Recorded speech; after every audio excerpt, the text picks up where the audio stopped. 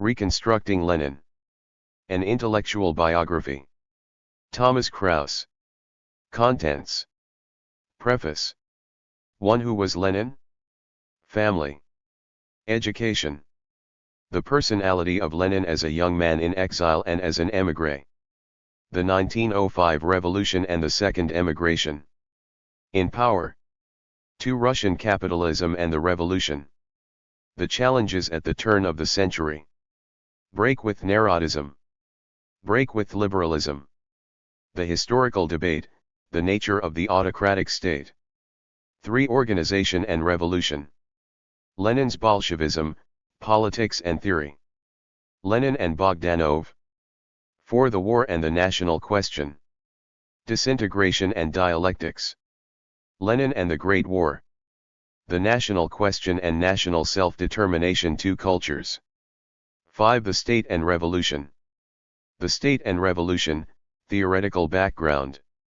The philosophy of the October Revolution, a critical appraisal of the modern state and parliamentarism. Revolution and state, the functional alternative. 6. Dictatorship and democracy in practice. The dissolution of the All-Russia Constituent Assembly. Violence and terror, causes and consequences. The 1922 wave of repression, ending the Civil War. Lenin and the pogroms. 7. World Revolution, method and myth. The origin of the problem. The Peace Treaty of Brest-Litovsk and patriotism. The Polish-Soviet War. Messianic leftism. 8. The theory of socialism, possibility or utopia. The conceptual origins of socialism. From market economy to war communism. NEP vs. War communism, irreconcilable contradictions. The nature of power and party dictatorship. The period of transition, state capitalism. Bureaucratic centralism and the Thermidorian alternative. The theory of socialism and its systemic coherencies. Summary comments in place of a postscript. Chronology of Russian history, 1917 to 1924. Biographical sketches. List of photographs and illustrations. Bibliography. Notes. Index. Preface. Marx's famous thesis, the knell of capitalist private property sounds. The expropriators are expropriated, one was derived from the contradictions of modern society. But it was Vladimir Ilyich Lenin who first gave this thesis the bearings of an applied program and objective. Even seen from a distance of decades, the first conscious historical experiment aimed at realizing a stateless society, the Russian Revolution, which eliminated the capitalist system of labor distribution, and social classes, is the lasting achievement of Lenin and his revolutionary associates.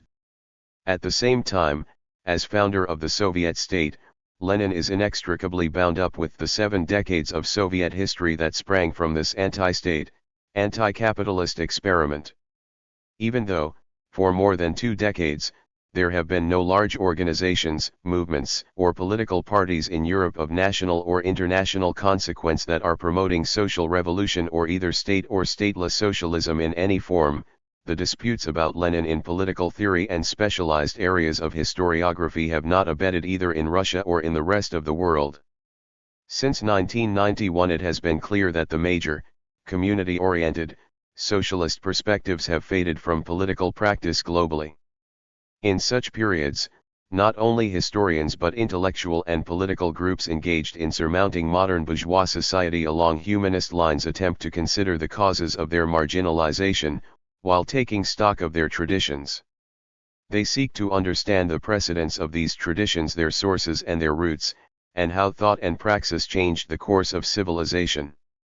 In this all-encompassing story, Lenin along with Plekhanov, Martov, Koskay, Rosa Luxemburg, George Lukács, Gramsci, a long list, certainly had a fundamental role that cannot be overlooked, even in the 21st century.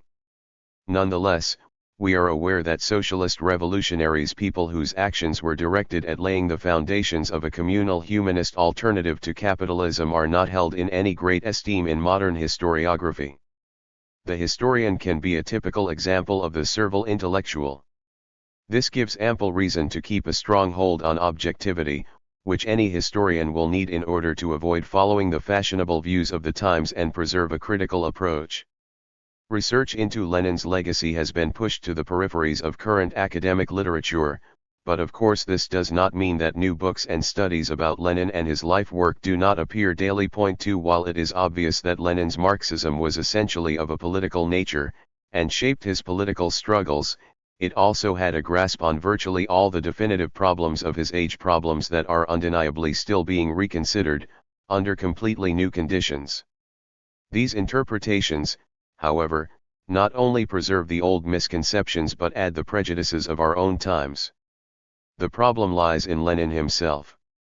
His legacy allows for a variety of interpretations because, in reality, a variety of Lenins existed, and in spite of the inner unity and coherence of his actions he waged a constant struggle upon and within himself.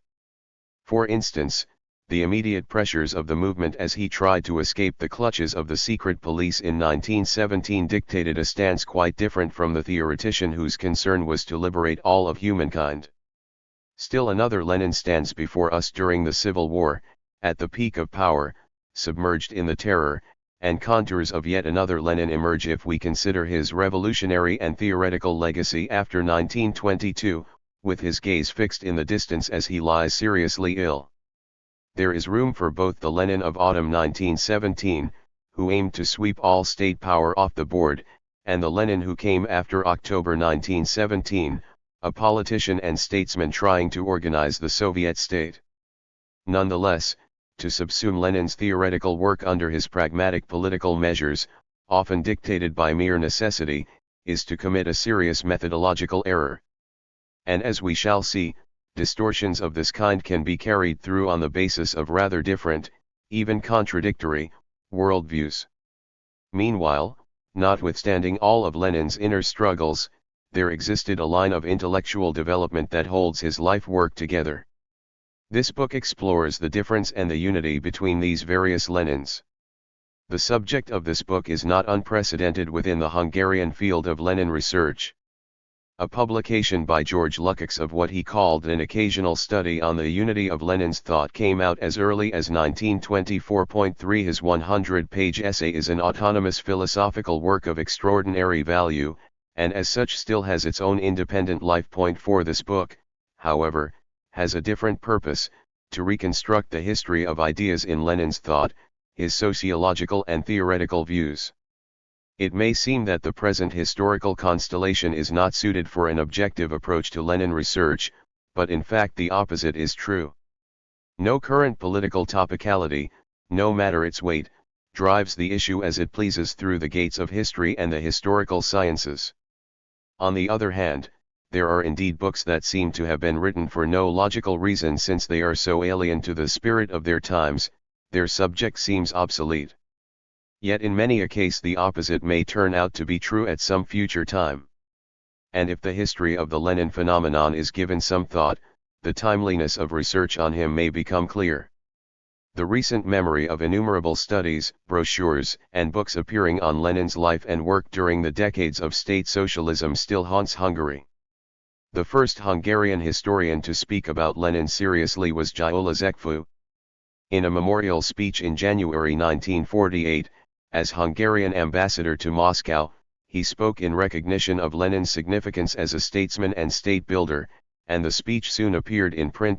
5 Lenin's works were published in an incredible variety of forms and in great volume in the years that followed. During the 1960s, a list of works by Lenin available in Hungarian filled a volume. 6 Of course, the universal, systematized interpretation of Lenin, the canonical text, was a Russian monopoly until 1989. This is an obvious explanation for why a single comprehensive Lenin interpretation was not published in Hungary, unless we count the official Soviet biographies, which were published in all East European languages. 7. The Lenin centenary was, in a sense, an event of great consequence. It seemed like a turn of some sort, even from a Hungarian vantage point. The time was, after all, the aftermath of 1968 and the rise of the New Left.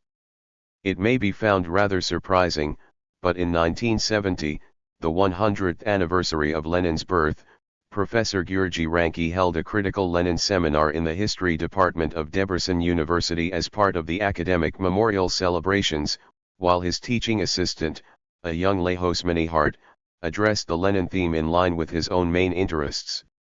At literary evenings, students from the Kossuth Lehos University of Sciences and Yevush Lorand University made declarations denouncing the social inequalities of the day with demonstrations of a leftist critique of the prevailing system. For the Hungarian intelligentsia, the literary Lenin of the Hungarian writer Laszlo Gyurcsány crowned the memorial celebrations. His Lenin, October elevated the leader of the revolution from the clichés of boring propaganda publications. In fact, a sort of re-evaluation had already begun in the 1960s. 8 The first widely influential and scientifically discriminating Lenin biography was written by a leftist American intellectual, Louis Fisher. 9 An excellent book even in comparison with the literature up to that time. It not only contested the official Soviet portrayal of Lenin hallmarked by P.N. Pospelov but presented the outlines of a new Lenin interpretation backed up by a wealth of serious literature on the subject. As well as taking up the usual historical themes, the book brought Lenin's role as a dictator and the relationship with his revolutionary associates into the foreground, topics still taboo in the Soviet Union of the 1960s. While a Russian translation of Fisher's book was published only in London, it did not remain without some influence within the world socialist system, though of course no serious effect upon the intellectual life of the Soviet Union can be attributed to it.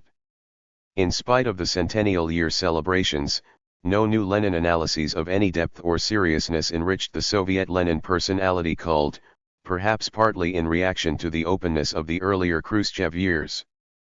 But details were addressed during the 1970s within the given limitations of an officially restricted pool of sources and following the required ideological line with at times highly valuable results, as individual events were processed with a positivist approach and in unbelievable minutiae. 11 In the 1980s, perestroika opened the floodgates, leading to well-known changes.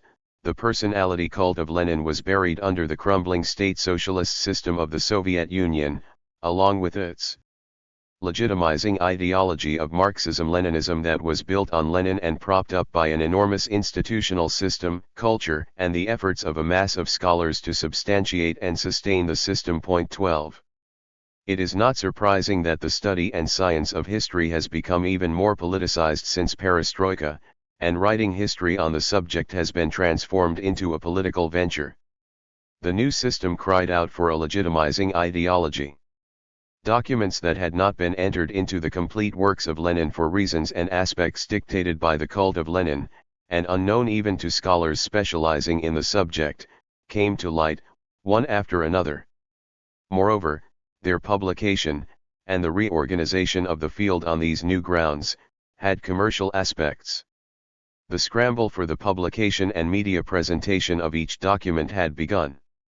The anti-cult of personality took the form of a media show. New swill filled the old flask. The features peculiar to this development in political commerce became increasingly apparent, with serious historians quickly taking due notice. The new trends were of course not difficult to make out, as the rhetoric, logic, and message of the 1950s returned in a new guise and with new functions. What had been dramatic then was rather slapstick now.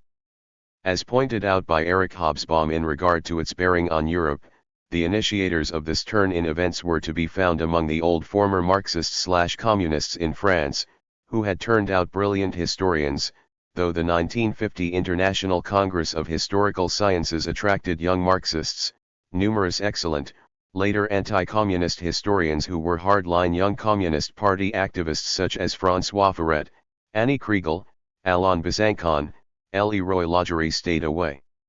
I only had the good fortune of getting to know them in their post-communist periods. 13 A similar turn in Hungarian philosopher Agnes Heller is also mentioned. 14 And one might append a whole list of Hungarian authors if their intellectual achievements on the subject of Lenin were not so embarrassingly poor.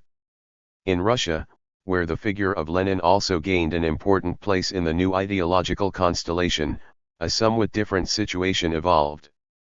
With little delay, the iconoclastic approach in the Western manner also took hold in Russia under the leadership of the suddenly righted, former Marxist-Leninist, exegetists. For a classic example, one need look no further than the 1994 book by D. Fokoganov, formerly the director of the Central Political Office of the Soviet military, titled Lenin 15, or A.G. Ladishev's less famous work, Lenin Revealed. 16. At the same time, a number of accomplished works grounded in new concepts and views on the history of the Russian Revolution and Bolshevism also appeared. 17. And were briefly outlined by O.V. Volubai. 18. The new conceptualization offers only a marginal account of Lenin the theorist, a sort of dogmatic Marxist, while casting him basically as a pragmatic politician. Fashionable postmodernism, with its own disappointed leftism and neoconservative traditional attitudes, situates Lenin in the narrative of terrorism and dictatorship.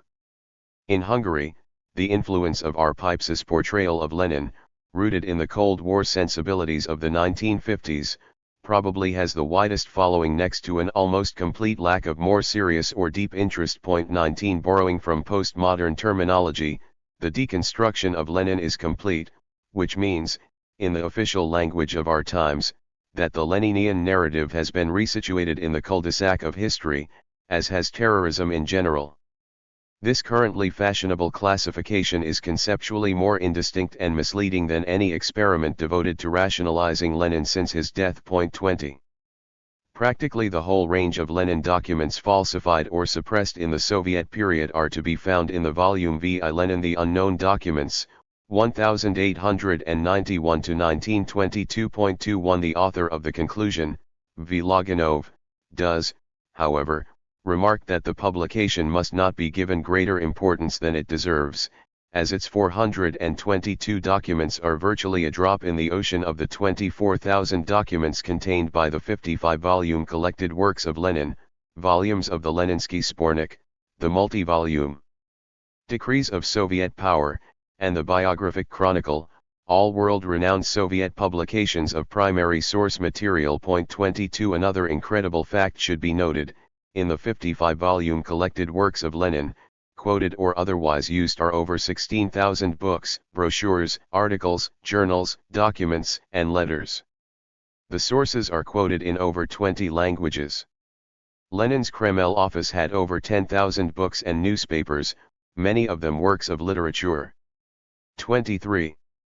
Undoubtedly some general social interest for objective approaches to studying Lenin has remained, though in Russia this usually stems only from a sort of defensive footing, the politico-historical and psychological causes of which need not be addressed here. 24. The anti-personality cult that came to the fore immediately after the change of regimes could not really come to grips with the phenomenon of Lenin's positive image surviving alongside a deep-rooted nationalism and traditional patriotic values in the wider population. In fact, according to a sociological survey in 1994, at the height of Lenin's unmasking, Lenin was the second most popular historical figure in the country, following Peter the Great. 25. A strange obscurity surrounds the fact that Lenin's personality cult was built independently of, and even against, his express wishes, which are hidden even today. The matter becomes highly distinct in light of documents that reflect the political and socio-psychological emotions and reactions following Lenin's death, especially the GPU's reports on the general mood. The attraction of Lenin's strong personality amid the fear of upheaval and sudden change is reflected in the various documents, not only where the workers caught up in the spirit of the revolution are concerned. 26. But also among the rural populace. This is how Lenin first emerged as protector of the Russian people against foreign aggressors. All of these feelings were also colored by strong religious sentiment. Those in power used the formula "Lenin is the party is Lenin" in their attempts to strengthen and conserve the revolutionary legitimacy of the new system. Meanwhile, in opposition to this personality cult, an antipathy for Lenin also took shape, fed likewise by social and religious roots. 27. In fact, the burial ceremony and the raising of the mausoleum, with the embalming and public display of the corpse, was also a show of devotion for the good father. That event has a literature all its own. 28. In the background, a kind of naive messianic hope, conviction, and belief animated the growing cult of Lenin. A multitude of workers and peasants associated their hopes for a better world with the leader of the revolution. They saw the realistic, material realization of a just society, and the ideals related to this, embodied in him. Everything added to this by the communist majority, their effort to nurture, teach and enlighten, and their will for power was its modern ideological cement. The slogan about devotion to the cause rang out even at Lenin's funeral.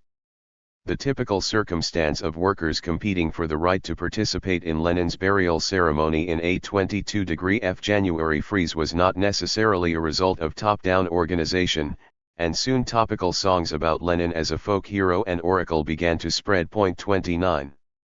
This belief in the future was incarnated in the way people related to Lenin, exemplified by the formative effect it had on the inner worlds of the young heroes at the time of his death, in Vera Panova's sentimental novel. They stood on the corner, while the icy wind whistled, chafed at them as they shuffled in their flimsy boots, teeth chattering as they talked. What was Ilyich like? Had they ever seen him though? Yuga had seen him at the Third Congress of the Komsomol. But Lenin meant so infinitely much in their lives. Not just in years past, but in the coming years, forever.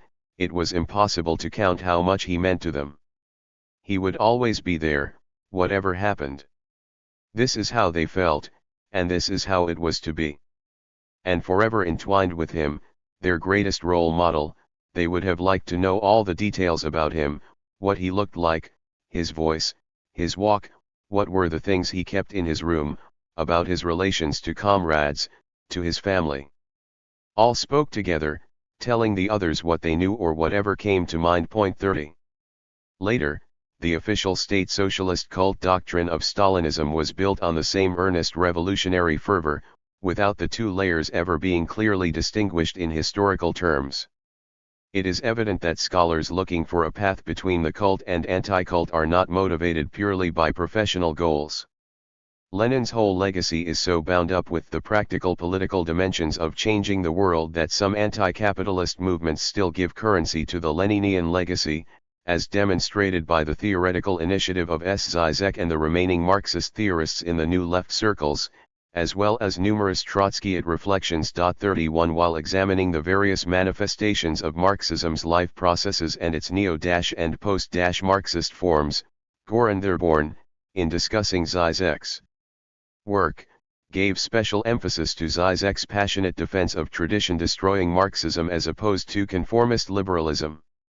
Zizek's exhortation to repeat Lenin posits an openness to the possibilities for radical social change in an apparently hopeless situation, following disastrous defeat in Lenin's case, World War I and the breakup of the Second International. 32 Today, in a completely different historical situation, the historical and scientific preconditions of such an initiative are worth a thought. This is one of the subjects to which this volume seeks to join its argument. From this standpoint, Lenin is once again part of an intellectual and political though seemingly peripheral search for the way ahead, whose trajectory, depth, potential, and perspective are still difficult to judge. It is nevertheless certain that where the history of socialism as an intellectual and socio-political movement of the 20th century is concerned, Lenin's work cannot be bypassed. Two extreme methodological approaches have also come to the fore in Lenin's studies. One of these approaches derives the historical progression of socialism from the views of Lenin, albeit history, as the later chapters of this book should hopefully make clear, was not the realization or embodiment of their views. Such approaches lead to the reproduction of Lenin interpretations in terms of salvation history, with a diametrically opposite prognosis. 33 A second approach, marked for example by a new trend in American historical literature that studies primarily the cultural foundations of the evolving Soviet system in contrast to adherents of the totalitarianism concept, emphasizes that the ideas and myths of Marxism, as well as Marxist ideologies and political goals, gained relevance as expressions of historical structures and mentalities. In other words, this approach does not extrapolate the significance of Marxism among historical processes from any kind of individual commitment, exceptional personality, or fall into damnation, but rather from, for example, the geopolitical ambitions of Russia, or the sense of special calling, the particular characteristics of everyday routine and style of command, and other factors of cultural history. 34 How could the Bolshevik Party have fought the Tsarist secret police had not its organization been somewhat similar to it? Then there is a third approach that is a twin to totalitarianism that stands out for its old-fashioned mechanistic determinism.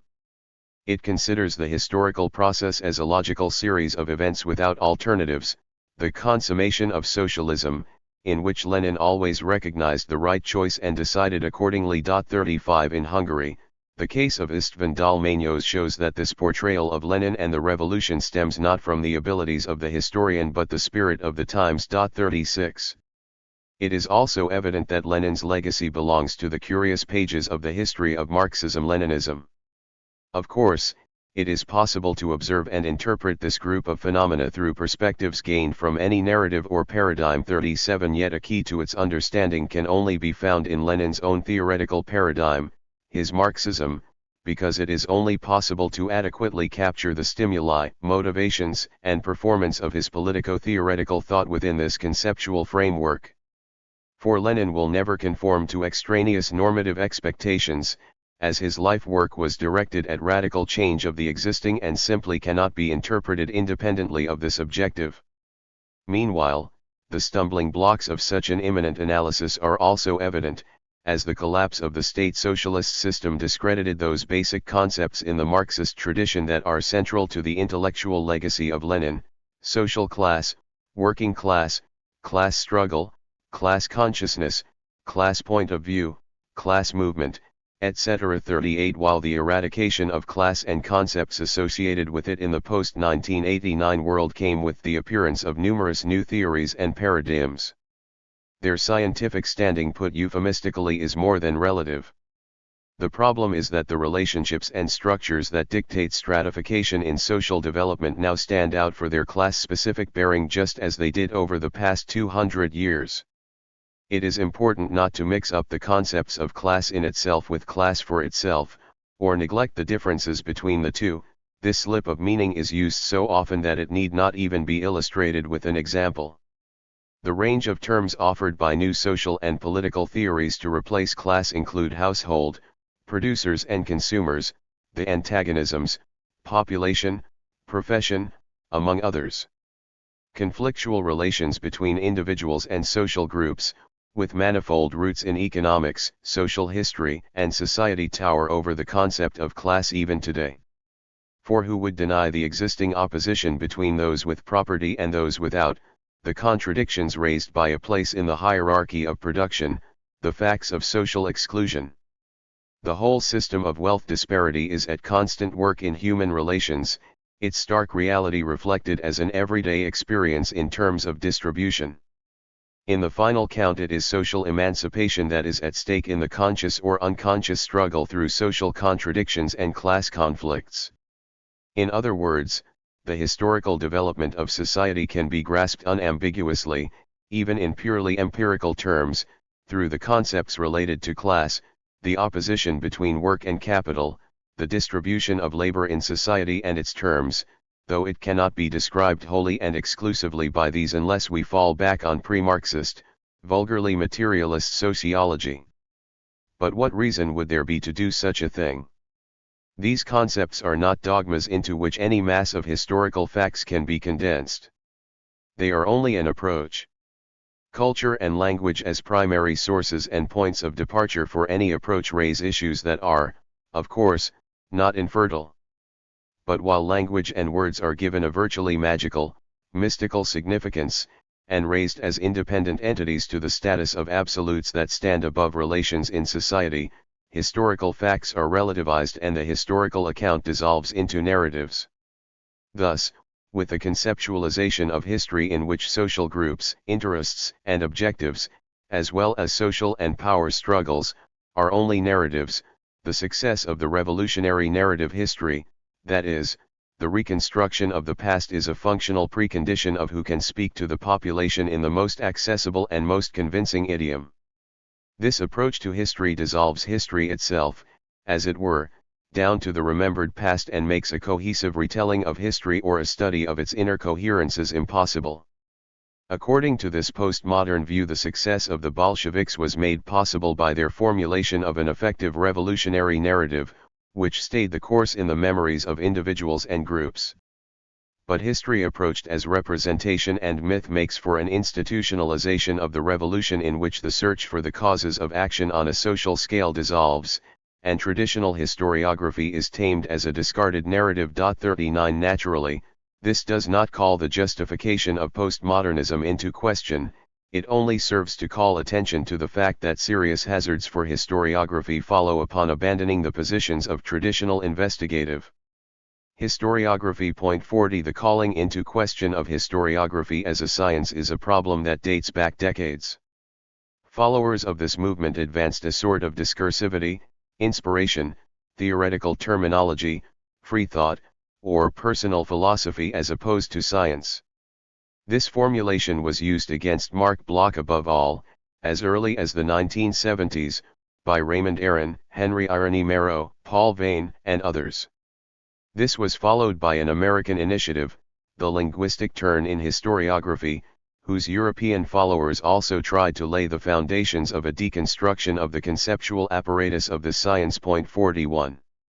Aware as we are of the linguistic problem, it, of course, cannot be solved by means of trashing the Marxist paradigm, which came about in a historical way, for the sake of the paradigm of modernization.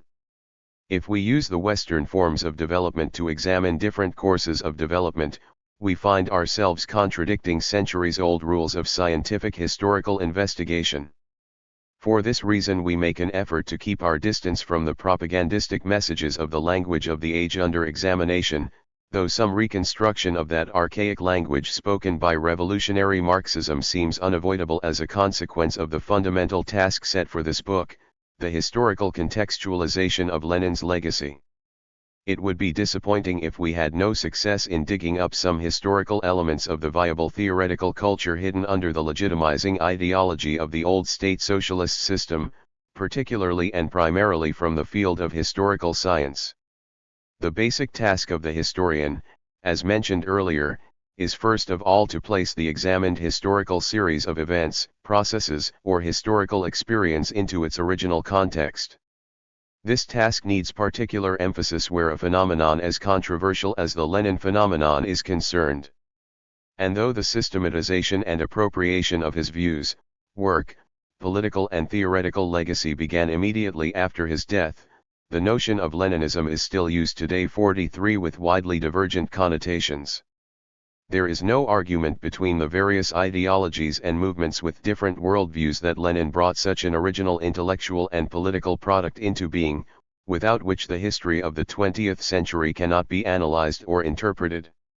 It is no coincidence that serious historians avoid all analogies when it comes to Lenin. In the balance, this is determinately not because Lenin's performance is held to be unique and unprecedented in world history, but because it is absurd to propose a Marxist Robespierre, or Marxist Ataturk, or any other even more absurd parallels. Let us hope this relatively extensive book explains why such analogies are pointless. Accordingly, a Lenin monograph that seeks to grasp in a predefined and comparative sense his work as a whole, or at least aims to discuss the complete work, will meet a variety of challenges beyond those already discussed. Above all, one must note that in the course of analysis, an event, a problematic issue, or a given work or line of thought by Lenin is bound to come up in different chapters, framed in different arguments. All works that are compelled to apply a chronological and thematic exposition to their subject simultaneously face this difficulty. This composite method is an added burden for an author in the development of the subject. However, if successful, it can strengthen the inner coherence of the work and elucidate deeper correspondences in the evolution of Lenin's thought. Such an attempt at a historical reconstruction of Lenin's views in the field of social theory must dispense with a variety of details. In the course of time, many questions that were thought of as fundamental are no longer of interest, and other questions that were earlier given virtually no significance have just recently gained importance in the light of the early 21st century. Not only has the Soviet state, which was celebrated by Soviet historians and politicians as Lenin's greatest historical achievement, itself since collapsed, but the realization has also dawned that what had been brought into being was wholly different from what was planned by the first Leninian generation of revolutionaries. Even the real content and compass of the plan have faded, with the latest, truly valuable, and perhaps most extensive survey of Lenin's legacy from our services pen completely unsettling the picture. It is interesting that the latest literature on the subject in a certain way returns the reception of Lenin to the level of the Stalin era, in that it takes Lenin's intellectual and theoretical legacy into account mechanically, purely as an ideology of legitimization. The basic methodological drawback of this approach is that it uncouples the theoretical and practical elements that belong together, Lenin's theoretical discoveries and definitive political decisions. At the same time, the substantial and insubstantial are mixed up, and in place of uncritical glorification we find Lenin's rectification. 70 to 80 years after the fact we learn at extraordinary length more about what a British professor would have done in Lenin's place and how Lenin should have conceived of the world in theoretical terms than what Lenin actually thought and did. 44 The author of this book would prefer to avoid these methodological pitfalls and do so, moreover, in hope of consigning all uncritical justifications to final eradication. Needless to say, determining the suitable proportions for the weight of each subject gave the author cause for much consideration.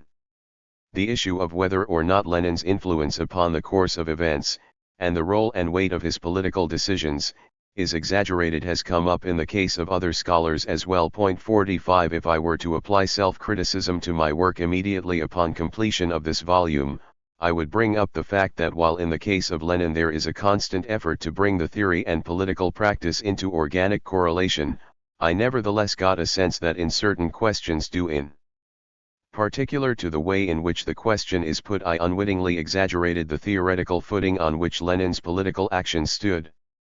At the same time, I do not think that this exaggeration leaves a mark on the inner proportions of the work as a whole, or the historical logic of its argument.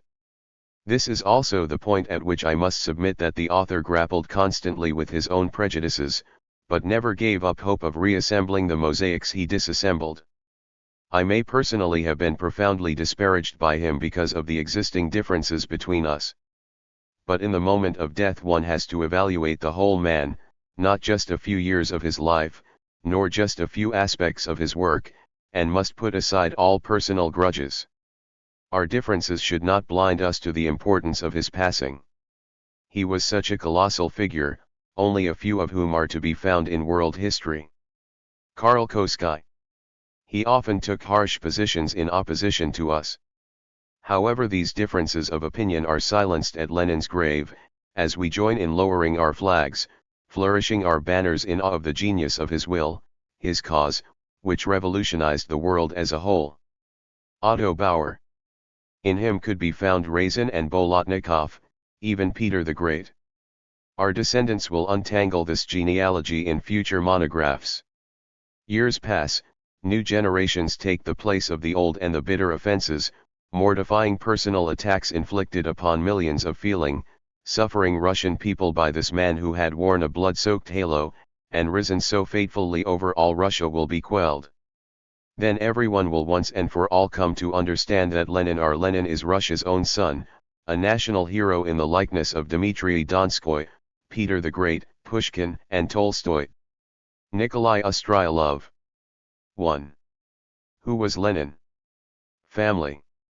Lenin did not concern himself a great deal with his family tree.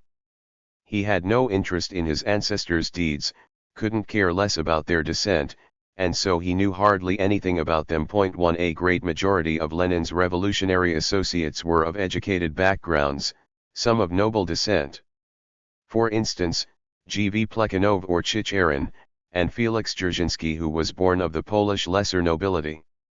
Others, such as Zinoviev and Kamina, were of middle-class backgrounds, or an expressly educated background, like Bukharin, 18 years Lenin's junior, to mention only a few of his most famous companions from various periods.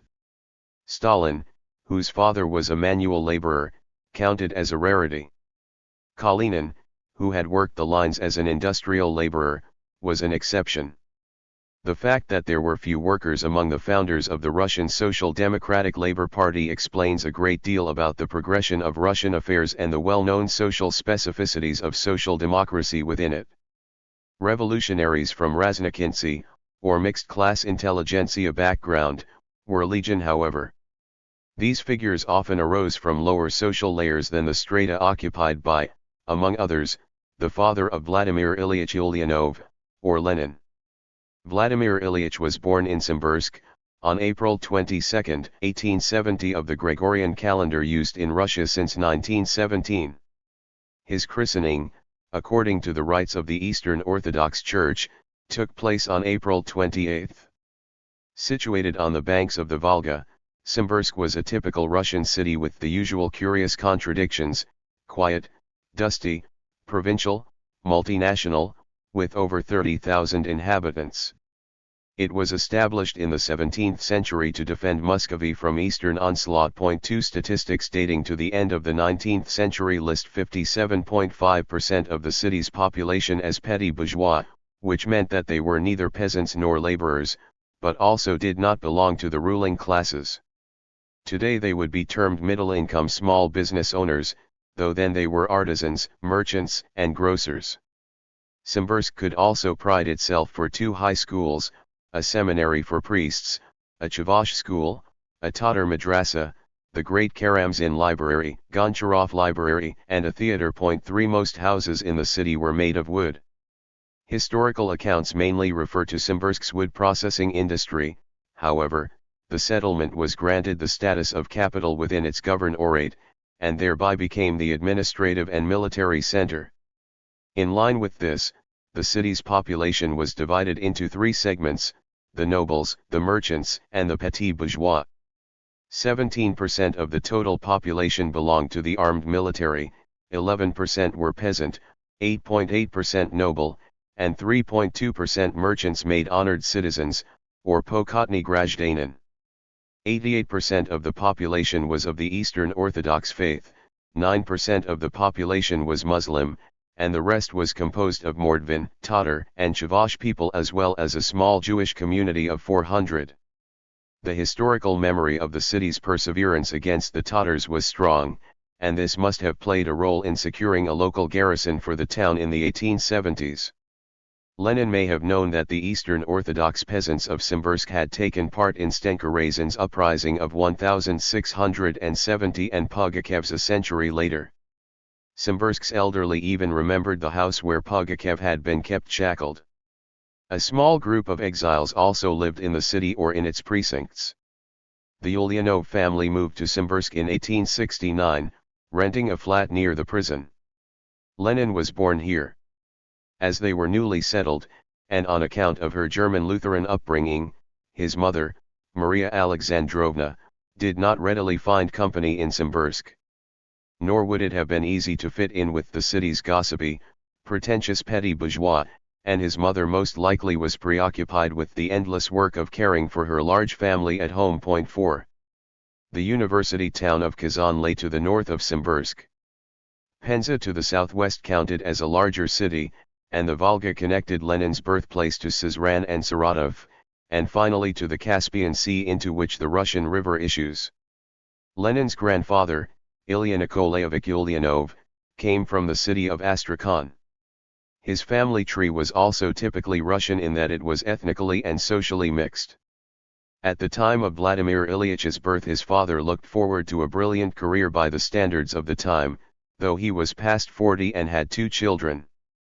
Ilya Nikolaevich was known to be an extremely hard-working, ambitious, and talented man. He first became a state school inspector at the Simbirsk Governorate, and later he was appointed director of the district's state schools. He was noted as a Simbirsk intellectual of some consequence. Ilya Nikolaevich was born into a poor urban middle-class family. 5 Lenin's paternal grandfather, Nikolai Vasilyevich Ulyanin, was a serf in the governorate of Nizhny Novgorod. When he was freed from serfdom to work in the city, he settled in Astrakhan, learned the tailor's trade, and was accepted into the order of middle-class citizen in 1808. Ilya had been a late arrival. At his birth, Nikolai was in his 60s and mother past 43. Anna Alexievna, Vladimir Ilyitch's paternal grandmother, was the daughter of a christened Kalmyk according to certain sources, but little is known about her. The fact that Ilya Nikolaevich, the son of a serf who became a tailor, attained the title of nobility counted as an extraordinary social elevation. This development undoubtedly had an effect on the life of Vladimir Ilyich Ulyanov Lenin, since he himself became a noble as a result. 6. Ilya Nikolaevich graduated with a silver medal from the Astrakhan High School in 1854. With the financial support of his childless elder brother, he went on to complete his education at the Faculty of Mathematics and Physics at Kazan University. He was offered a position on the faculty upon his graduation. He began his teaching career at the boarding school for nobility in Penza, where he received the title of honorary counselor in 1860. He was appointed inspector for state schools in 1869.7. The wife of one of his colleagues, Ivan Dmitrievich Veretennikov, introduced him to one of her relatives, the teacher Maria Alexandrovna Blank, to whom he got engaged in 1863, and married soon thereafter. They moved to Nizhny Novgorod on the banks of the Volga, already a city of significant historical tradition and commercial industrial importance. Ilya Nikolaevich was probably acquainted with the rebellious messages of the revolutionary generation of 1860, which included Herzen, Chernyshevsky, Dobrolyubov, and Pisarev, though he never lent himself to activities aimed at overturning the autocracy and would have been even less in favor of the principle of revolutionary terrorism that gained hold of his eldest son 2 decades later. He did, however, believe in constraining bureaucratic autocracy, the elevation of the poor, and, in general, Russian culture. The father's Raznoshinets, or mixed-class background, was important from this point of view, for many people of these origins became opponents of autocratic rule, members of the opposition, or revolutionaries as they rose to the upper levels of society. But Lenin's father was neither revolutionary nor part of the opposition, and as a teacher he was focused on making education available to children from the lower layers of society. Lenin's sister, Anna Ilyinichna, called her father a peaceful narodnik whose favorite poet was Nekrasov, reflecting his democratic mentality. 8 Being a religious person, he did not rebel against the Eastern Orthodox Church, and though he was by no means a bigoted or fanatical believer, he attended regularly. Religious festivals were observed by the family and the children were christened, though they were not forced to attend church. Lenin's father accepted Alexander II's reforms, and was sorry when the Tsar became the victim of assassination in 1881. The state schools and the so-called Sunday schools took up a great deal of Ilya Nikolaevich's energies. In order to check on hundreds of village schools spread over vast distances, he would be away from home for weeks. He often came into conflict with the prejudices, and at times opposition, of the conservative nobility in his travels. Alexander II decreed the closure of the Sunday schools 2 years later, saying that some of these schools spread harmful notions about property rights and impiety. 9. Ilya Nikolaevich was seriously engaged with pedagogy. He worked doggedly, and his untiring efforts were acknowledged by the authorities and highly respected by his colleagues. 10 In spite of his frequent absences, he remained in the thoughts of his children as a loving father. He embodied authority in the family, a circumstance related to the great changes the lives of his children underwent after his death. In brief, they all came to be revolutionaries. The eldest daughter, Anna, was born in 1864, followed by Alexander Ilyich, known as Sasha, then Vladimir Ilyich, called Volodya, then Olga, who passed away early, and Nikolai, born 1873, who lived only a few months. In 1874 came the younger brother Dmitry, who secured a diploma in medicine, and finally Maria in 1878. The siblings grew up in harmony, in a home that was comfortable and spacious. The older children lived in their own rooms and the younger ones shared a room. A sense of solidarity within the family came naturally, but thanks to their upbringing this was extended to life beyond the family as well, and the children turned out to be helpful young adults who were sensitive to others' difficulties. Ilya Nikolaevich took frequent walks in the forest with his children, where in Anna's description he often sang band student songs for his children 11. Valuable paintings did not adorn the walls of their house, but there was a piano and a large library of books. Anna Ilyinichna explained this peculiar simplicity as a continuation of Raznoshinets' cultural traditions. 12 This background was the source of a dedication to learning and social improvement, which came from both sides of Lenin's family. All of the children went to institutions of higher education. The children's mother played an exceptional role in all their achievements. By the values of the age, Maria Alexandrovna, née Blank, came from a better family than her husband. She was born the fifth child of a doctor, A.D. Blank, in 1835. She lost her mother at a young age, and traveled around the country with her father, as he had made a name in the medical use of baths and thermal water therapy, working as a pioneer of his field in the governorates of Smolensk, Perm, and Kazan. The question of grandfather Blank's ancestry has been an issue of fierce argument in historical circles, especially after the breakup of the Soviet Union. His possible Jewish extraction would mean that Lenin was one-quarter Jewish, which within the framework of current attitudes would explain in the view of present-day anti-Semitic trends a great deal. The notion takes us back to the well-known Black Hundreds tradition. Among historians the issue goes back a long way. Shub and Volsky locked horns over the issue decades earlier, and the second denied the Jewish descent of Lenin's grandfather. 13. The origins of the Blank family were the subject of serious study by Lenin's two sisters, and later by M.S. Shaginian, A.G. Petrov, M. Gstein, V.V. Tsaplin, and others. Anna Ilyinichna Ulyanova, for whom research into the origins of her family was a profession, documented clear evidence of the Jewish descent of her maternal grandfather in 1932. On December 28, 1932, Stalin heard her report on her discovery and ordered absolute silence on the matter, though Anna could not understand why the communists need to hide this fact. She turned to Stalin once more in 1934 for permission to publish the documents, but Stalin remained inflexible. 14 Lenin's sisters and wife thought that admitting the truth would be an argument against anti-Semitism, but Stalin was of the opposite opinion and feared an exacerbation of the negative tendencies in anti-Semitism. 15 The study of Lenin's family tree remained dangerous ground in the Soviet Union for decades. 16 Recent historiography has established that Lenin's great-grandfather, Moshe Itzkovich Blank, moved to Zhytomyr from Lubeck after coming into conflict with the local Jewish community at the beginning of the 19th century.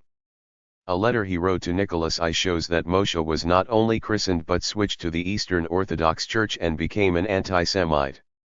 His recommendations to the Tsar that Jewish religious practices and codes of dress be restricted and that a prayer for the Tsar and his family be prescribed was heard in 1854, when the restrictions and modification to the prayers were introduced. Lenin's great-grandfather converted his son Israel to the Eastern Orthodox faith, christening him Alexander. This grandfather of Lenin died on his Kokoskino estate the same year Lenin was born. 17 Alexander Dmitrievich married the daughter of Baltic German and Swedish Lutheran parents, Anna Johanovna Groshopf, and their daughter Maria Alexandrovna was Lenin's mother. Maria's godparents were high-ranking personalities from court circles.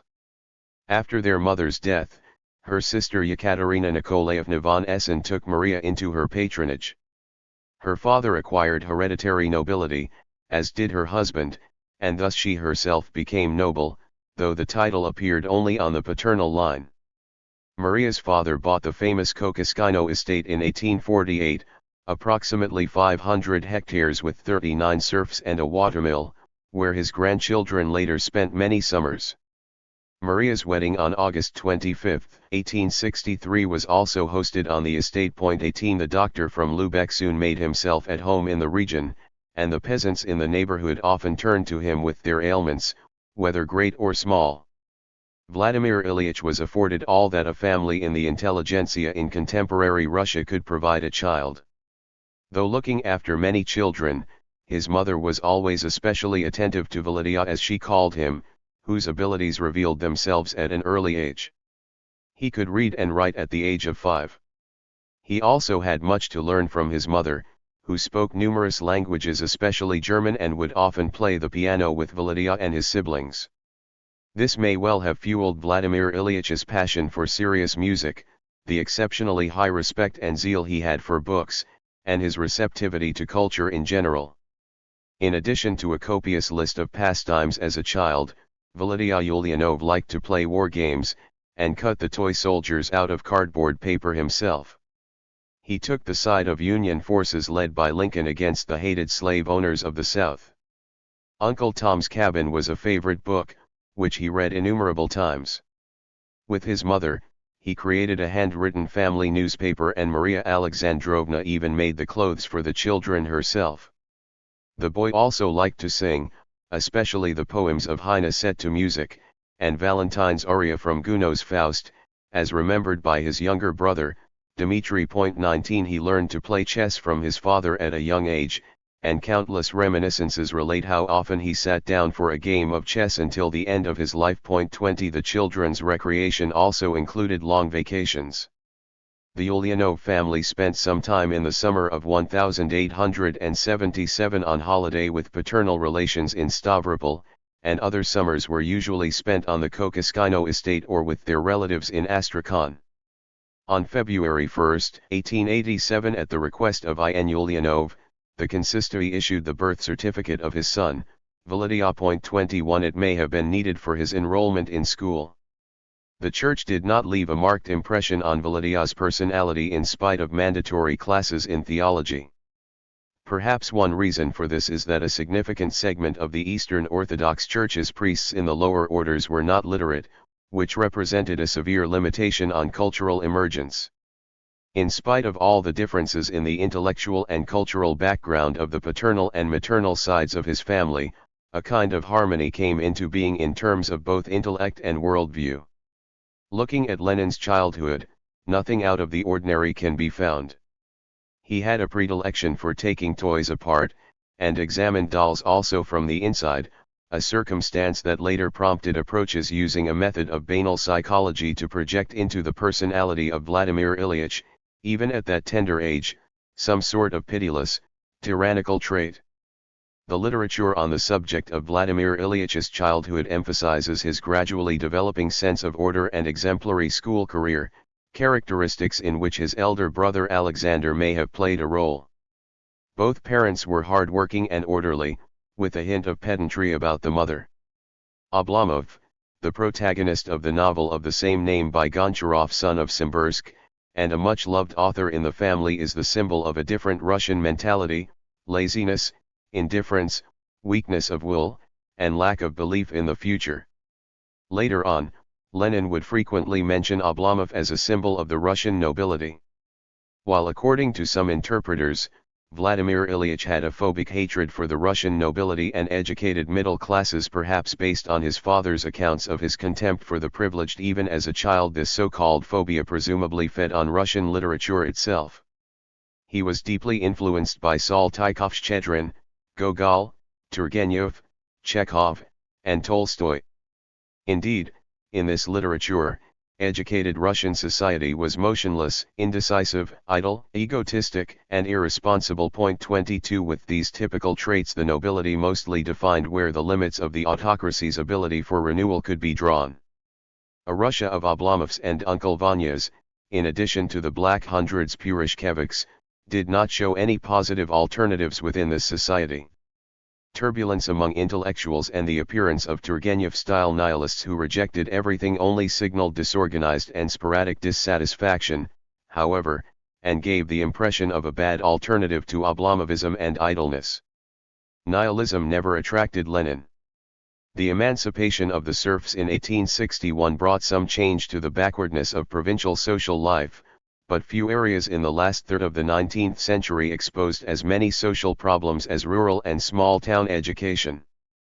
While the experiences gathered by Lenin's father obscured the alternative of adapting to the power structure of an autocratic regime, the Northern European cultural roots of the mother with a grandfather from Lubeck and a grandmother of Swedish-German Baltic descent made change even more remote. Many of Lenin's memoirists recount the feeling of warmth in the family, their sense of solidarity. The siblings helped each other devotedly, greatly encouraged by their mother, especially when their father was away. 23 Anna Ilyinichna described their mother as a strong-willed, energetic, and active woman with a strong preference for justice. These characteristics were inherited most of all by her eldest son, Alexander. 24 His mother was devoted to Volodya, and helped him in exile and emigration with enduring faith till her last days. As a teacher, Maria Alexandrovna was effectively the home tutor for each of her children. She did not teach professionally on account of the large family. From the age of 5, a governess also came to instruct Volodya, and for 4 years, until 1879, she practiced German and French with the children, in line with their mother's instructions. From 8 to August 14, 1879, Volodya took his entrance exams for Simbirsk's Classical Elementary School. The academic council of the school exempted the 9-year-old Volodya from all fees in view of his father's 10 years of employment with the Ministry of Public Education. He stood out among his classmates with his exceptional talent and diligence. 25 He received excellent marks in every subject in 2nd grade. According to all accounts, he read a great deal. He was a considerate child, but had only a few friends he met with after school. The principal of the school was Fyodor Kerensky, father of Alexander Kerensky, who would be the prime minister of the provisional government 38 years later, in 1917. Of his siblings, Alexander, whom he helped with his chemistry experiments, 26 had the greatest influence on him. 27 They often played in the garden, engaged in a game of chess, or enjoyed breaks on the banks of the Volga. Louis Fisher notes that although Volodya imitated his brother in many ways, as younger brothers often do, there were significant differences in matters of principle, behavior, and looks. The siblings paired off according to year of birth. Anna played most with Sasha, Volodya with Olga, and Dmitry with Maria, as mentioned by Anna Ilyinichna herself. 28. Education. Vladimir Ilyich did not develop his political views during his years at school, nor could he have heard much concrete detail about political developments in the country from his parents. He found Thiers' multi-volume work on the French Revolution incorporating the bourgeois concept of class struggle on his mother's shelf. It is frequently mentioned in the literature that the execution of his older brother Alexander had a significant effect on shaping the political perceptions, interests, and views of the 17-year-old Volodya. His sister Anna was also imprisoned, though not as a member of an underground organization. The voluntary martyrdom of their brother imposed a certain moral responsibility upon the siblings, along with their mother. The possibility of rebellious youth arriving at a compromise with the absolutist system vanished following the execution. Appeasement was ruled out by the traditional Russian critical approach to the system, Narodnik, and pro-Western intellectual trends, and the influence of the European social democratic and revolutionary movements. The critical point of departure and first stage of Lenin's political intellectual progress was not Marx. Contrary to legend, he only became acquainted with the first chapters of Marx's Capital at the age of 19. His desire to study the third volume of Capital as late as 1894 is documented. 29 And his study of Marx became a lifelong pursuit. When discussing Lenin's relationship to Marx, well after Lenin's death, Krupskaya mentions that at the most difficult moments, at the turning points of the revolution, he would take up the rereading of Marx. According to Krupskaya, this turn of phrase was characteristic of him. He always consulted Marx. 30. A literary encounter held responsible for Lenin becoming a revolutionary, elaborated upon numerous times in the course of his life, was the novel What Is to Be Done? By Nikolai Chernyshevsky, in which the protagonist, Rakhimitov, is a revolutionary. 31 During one summer he read the book 5 times. This would most likely have been the summer that followed his expulsion from Kazan University, when by his own admission he gorged himself on books. Other sources indicate Vladimir Ilyich read Chernyshevsky's book by the age of 14. According to the famous memoirs of Volsky, the defected Bolshevik of 1904, he spoke about it during his exile in Kokushkino. My favorite author was Chernyshevsky. I read everything that was published in the Sovremennik to the last line, and not only once. Thanks to Chernyshevsky I made my first acquaintance with philosophical materialism. He was the first to reveal Hegel's role in the development of philosophical thought, and the concept of dialectical method, which made it much easier to acquire Marx's dialectics, came from him. 32. Throughout his life, Lenin declared that next to Marx, Engels, and Plekhanov, Chernyshevsky had the greatest influence upon his thinking. He even sent him a letter in 1888, and was terribly disappointed he did not receive an answer. 33 Some writers argue the Rakhimitov model was decisive in encouraging the romantically inclined Volodya to become a revolutionary. Indeed, Lenin's physical and spiritual moral stamina are proof of the influence of the Rakhimitovian model. It is important to note that in contrast to Rakhimitov, Lenin was not an ascetic. He enjoyed exercise in the conscious development of his physical strength and was also a sportsman, with expertise in skating, hill climbing, and skiing. He was also a good swimmer, bicyclist, gymnast, marksman, and hunter. He experimented for a while with weightlifting. 34 At that time in Europe, physical training was at its zenith in Germany in particular, and attention was given to displays of strength by the new nation-states. Lenin's dedication to sport was an expression of his affinity with European modernity as opposed to the lethargy that characterized his own country. While still in school, Lenin read Pushkin, Lermontov, Gogol, Turgenev, Nekrasov, Saltykov-Shchedrin, Tolstoy, Belinsky, Herzen, Dobrolyubov, and Pisarev, and extensively in foreign classical literature. 35 He often returned to these books, even composing literary and political observations in relation to them in later periods of his life. 36 This literary tradition played a serious role in young Lenin's becoming a professed revolutionary, since he could recognize the Russia he knew and his own experiences in these readings. His first actual revolt against autocracy came at the age of 15 or 16 when he broke with the Eastern Orthodox Church, which was the strongest intellectual and organizational foundation of absolutism.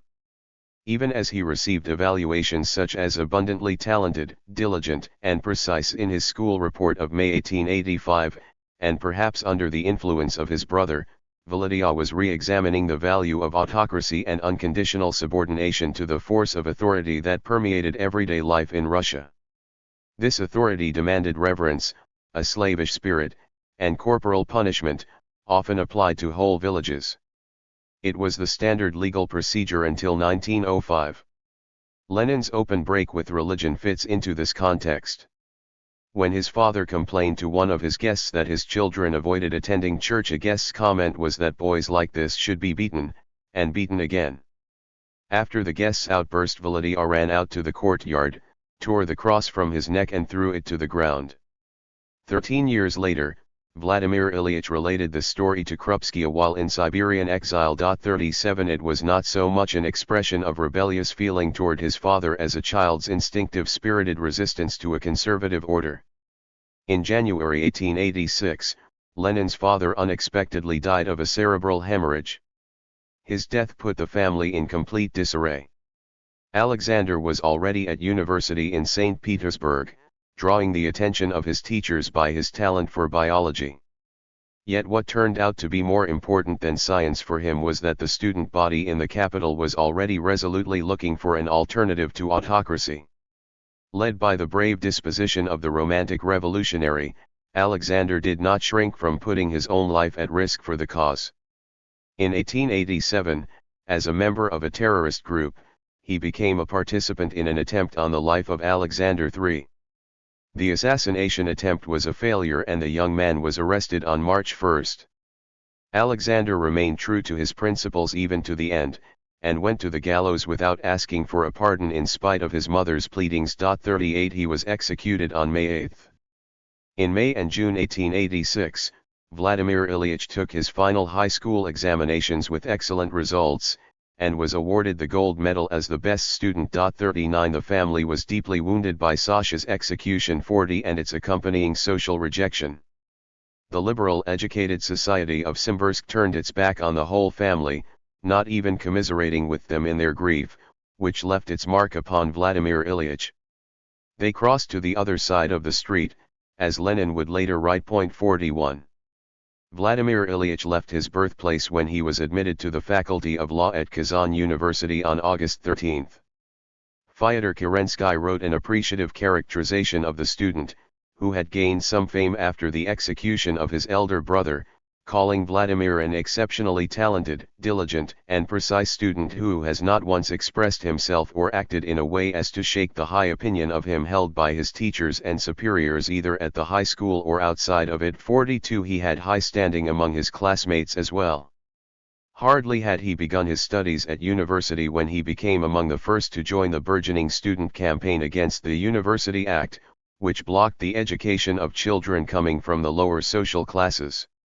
In September he joined the Simbirsk Samara Zemlyachistvo, a civil organization he could not in theory have been a member of because he had signed an oath upon enrollment at the university stating he would not join any society. Any sort of ethical commitment to autocratic rule was at this stage a matter of the past for Vladimir Ulyanov. 43. The formation of a new revolutionary ethic was now the issue, for which he would find an organizational framework in local revolutionary circles, illegal Marxist or Narodovolets activist groups. Vladimir Ilyich was arrested on December 4 for his participation in a day of demonstrations. He was immediately barred from university, and 3 days later the authorities assigned Kokoskino as his place of residence. 44. He read throughout the period he was under strict police surveillance. 45. Over the course of nearly a year, the old authors were followed by new ones, Dobro Lyubov, Uspensky, Narodnik economists such as V.P. Vorontsov, Mihailovsky, N.F. Danielson, who translated Capital into Russian in 1872.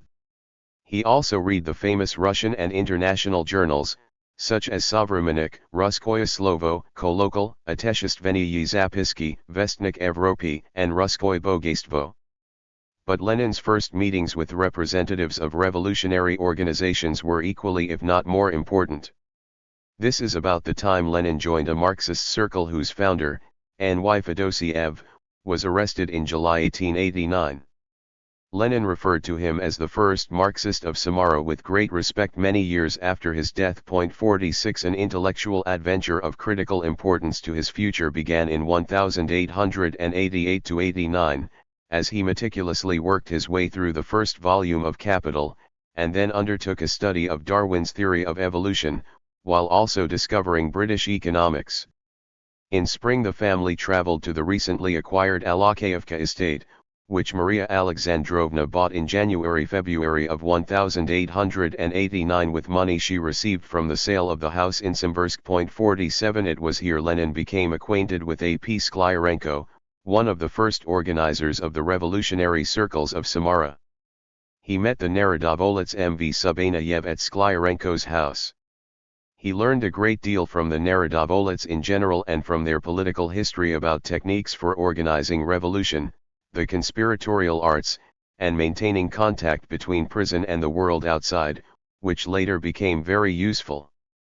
At the end of 1889, he continued his analysis of Capital at Sklyarenko's house. He took a trip to the Volga region with the Sklyarenko group in May 1890 and visited the house of A.P. Nechayev in Yekaterinovka. He had a conversation with Nechayev's father about the stratification of the Obshchina, the beginnings of agricultural capitalism, and its consequences. 48. Volodya would have heard a great deal about S.G. Nechayev, the inexhaustibly energetic revolutionary who even won over his prison guards. Volodya was 10 when Nechayev, the leading figure of the Narodnaya Rasprava movement, died in the Peter and Paul fortress. He came to represent a whole generation of late 19th century revolutionaries, even though Dostoevsky's novel Devils took a toll on Nechayev's reputation as being quite off the mark concerning the realistic possibilities of gratifying the people. To mention Nechayev, a figure of the revolutionary conspiracy and a brave member of the resistance, as one of the original sources for Lenin would be going too far, for at this point Lenin was not a conspiratorial revolutionary in the Nechayev or Tikashev vein.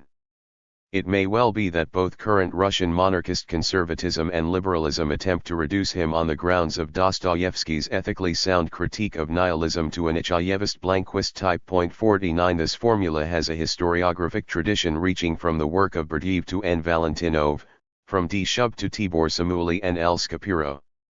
These form the conceptualization of the Leninian revolutionary who is not derived from the incorruptible revolutionary, Chernyshevsky's Rakhomitov, but Dostoevsky's unbridled and amoral Raskolnikov or his distorted Nechayev appearing as the devil. 50. Lenin's intellectual political moral outlook was shaped by numerous movements and traditions. Apart from Chernyshevsky and Marx, there were the Russian Narodovolets and the intellectual legacy of the so-called revolutionary Democrats, the French Enlightenment, French revolutionary Jacobinism, Russian Jacobinism, as well as Western European socialist social democratic economic and political thought. Lenin found his way to a new social democratic workers' movement through a critical appraisal of Russian nihilism and the rejection of terrorism as a form of resistance. He was no longer a rebel, but a revolutionary. Furthermore, he became the original model for a revolutionary, that is, in purely historiographical terms he was singular. His early interest in the sciences, aptitude for theoretical thought, and his instinctive conjoining of theory and revolutionary practice made him the perfect revolutionary. Deliberation and rational thought distinguished him even at 19, for he never gave in to any manner of sentimental, exhibitionist moralization, or sermonizing Christian humility. The older Marxist P. N. Skvortsov had some influence upon Lenin's thought at this time. In December 1892, a circle of illegal Marxists was formed under his leadership, with the participation of M. I. Semyonov, M. I. Lebedeva, and others. In Alexeyevka he also met Sklyarenko and I. H. Lala-Yance 51 who schooled him in the basics of theoretical and organizational activity. The first action of a political nature Lenin participated in was the civil initiative to alleviate the famine of 1891. It provides a perspective on later falsifications of incidents in Lenin's life.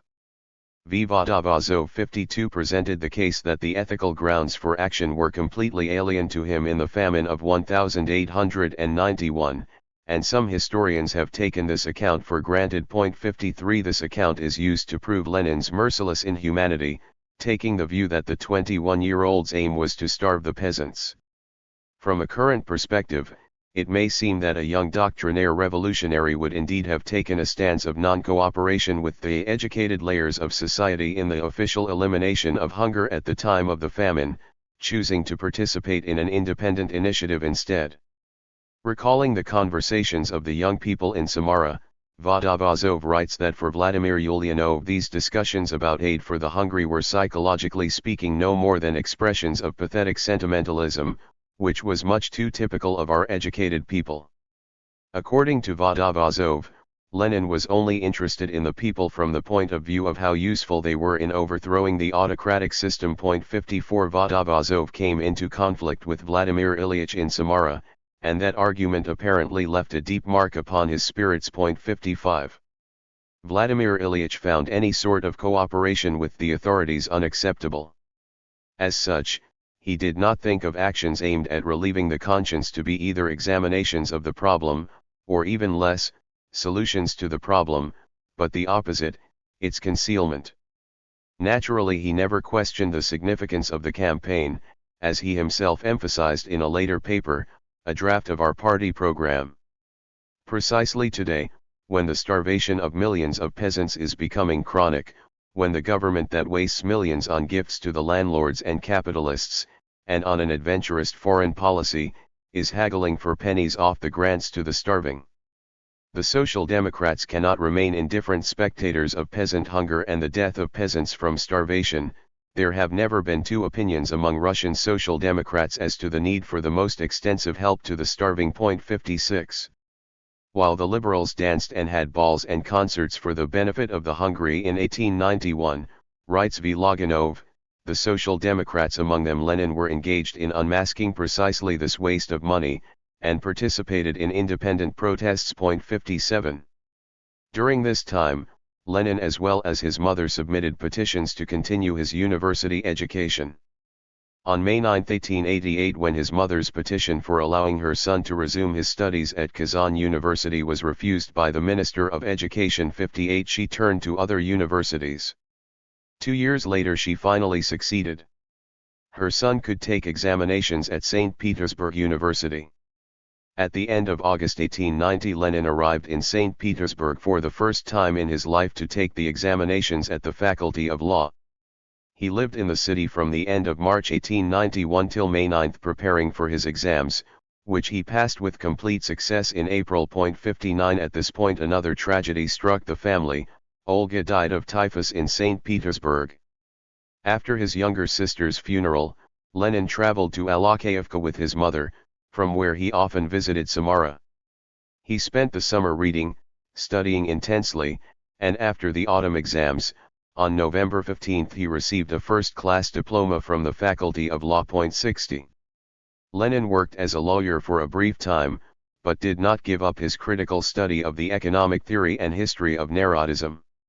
In 1892 he was granted permission to work independently, under continued police surveillance, at the court in Samara. 61 He had a legal practice from January 1892 to August 1893. 62 His cases, 24 in all, were mostly successful and he managed to lessen the sentence in every trial.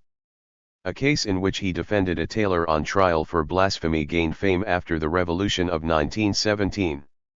Zinoviev later jocularly recounted the types of defensive tactics he employed. On one occasion he was not willing to defend a rich merchant even for a higher fee, though quite a few peasants accused of theft appeared among his defendants. At any rate, the trials enriched his knowledge of the real world. He defended merchants, and even a husband who tortured his wife, though in that case finally withdrew from calling for a lower sentence. He based his defenses on grounds of principle. He would not have become a good lawyer as his guiding principles were social, guided by ethical laws, and formed all of his decisions from the perspective of the economically downtrodden.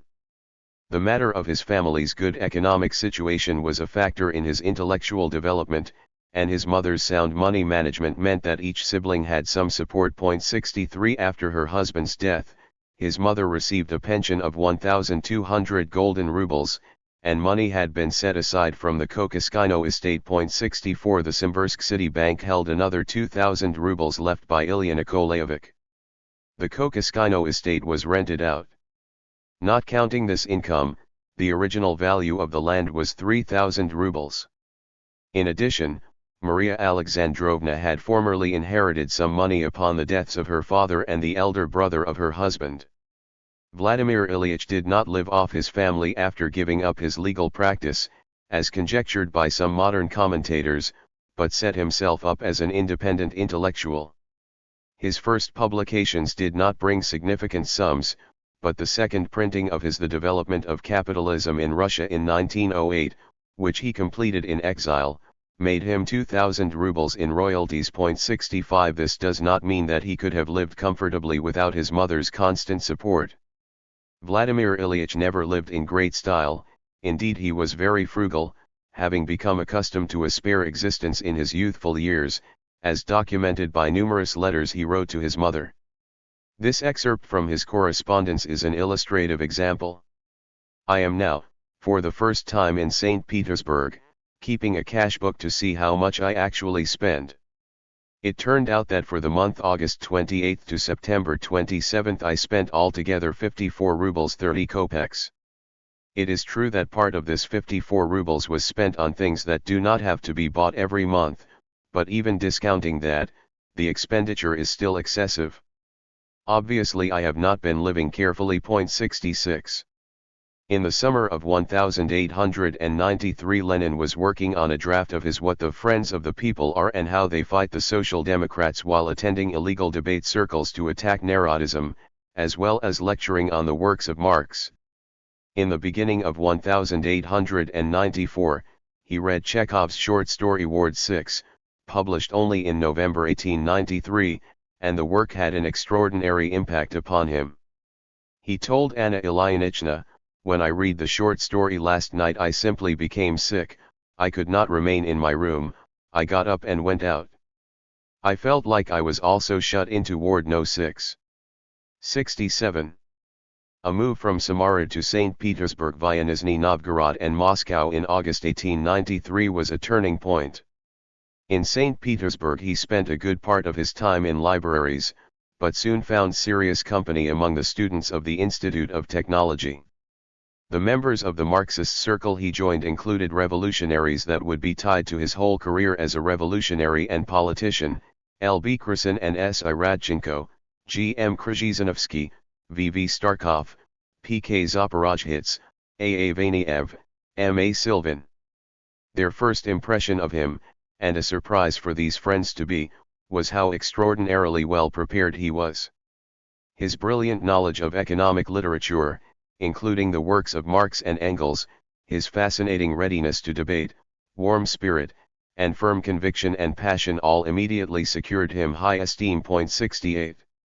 Lenin visited family in Moscow in January of 1894, where, as had become his custom, he looked up the illegal Marxist groups.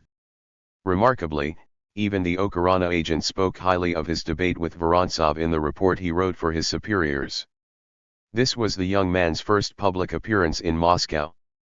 Upon his return to St. Petersburg, workers established contact with him.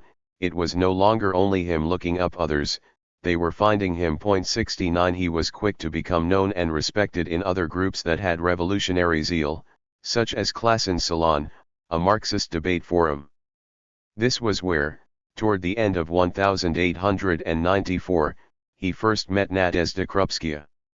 She was to become his wife in Siberian exile. 70. Visiting Krupskaya, who lived with her mother on the Nevsky Prospect, was among his weekend pastimes. He also met the so-called legal Marxists Petr Struve and M. Itigan Baranovsky at Klassen's Salon. After a few years of agreement with these well-known intellectuals, a lifelong political struggle set in. It literally became a battle of life and death with Struve, who ended up in the counter-revolutionary camp serving under Denikin and Rajul. The historical debate between Lenin and Struve 71 was loaded with psychological associations 72, but in the 1890s these seemed as if they could be kept under control. The fact that Lenin and Struve were once friends was generally denied or passed over in early Soviet historiography. 73. Lenin himself later related their first meeting when, in 1907, he republished his critique of Struve's book. This was originally a lecture titled The Reflection of Marxism in Bourgeois Literature, based on discussions held in Klassen's flat by the Neva. The group included those social democrats, especially the groups of Lenin and Martov, who would later form the Organization League of Struggle for the Emancipation of the Working Class. 74. The many evenings Struve and Ulyanov spent together in discussion of current economic and political issues in the company of friends in 1895-96 indicate a budding friendship. Struve's later statement about Lenin's early enmity is therefore unfounded. 75. Lenin appreciated Struve's widely acknowledged achievements, such as the party program he drafted for the first Congress of the Russian Social Democratic Labor Party held in Minsk in 1898.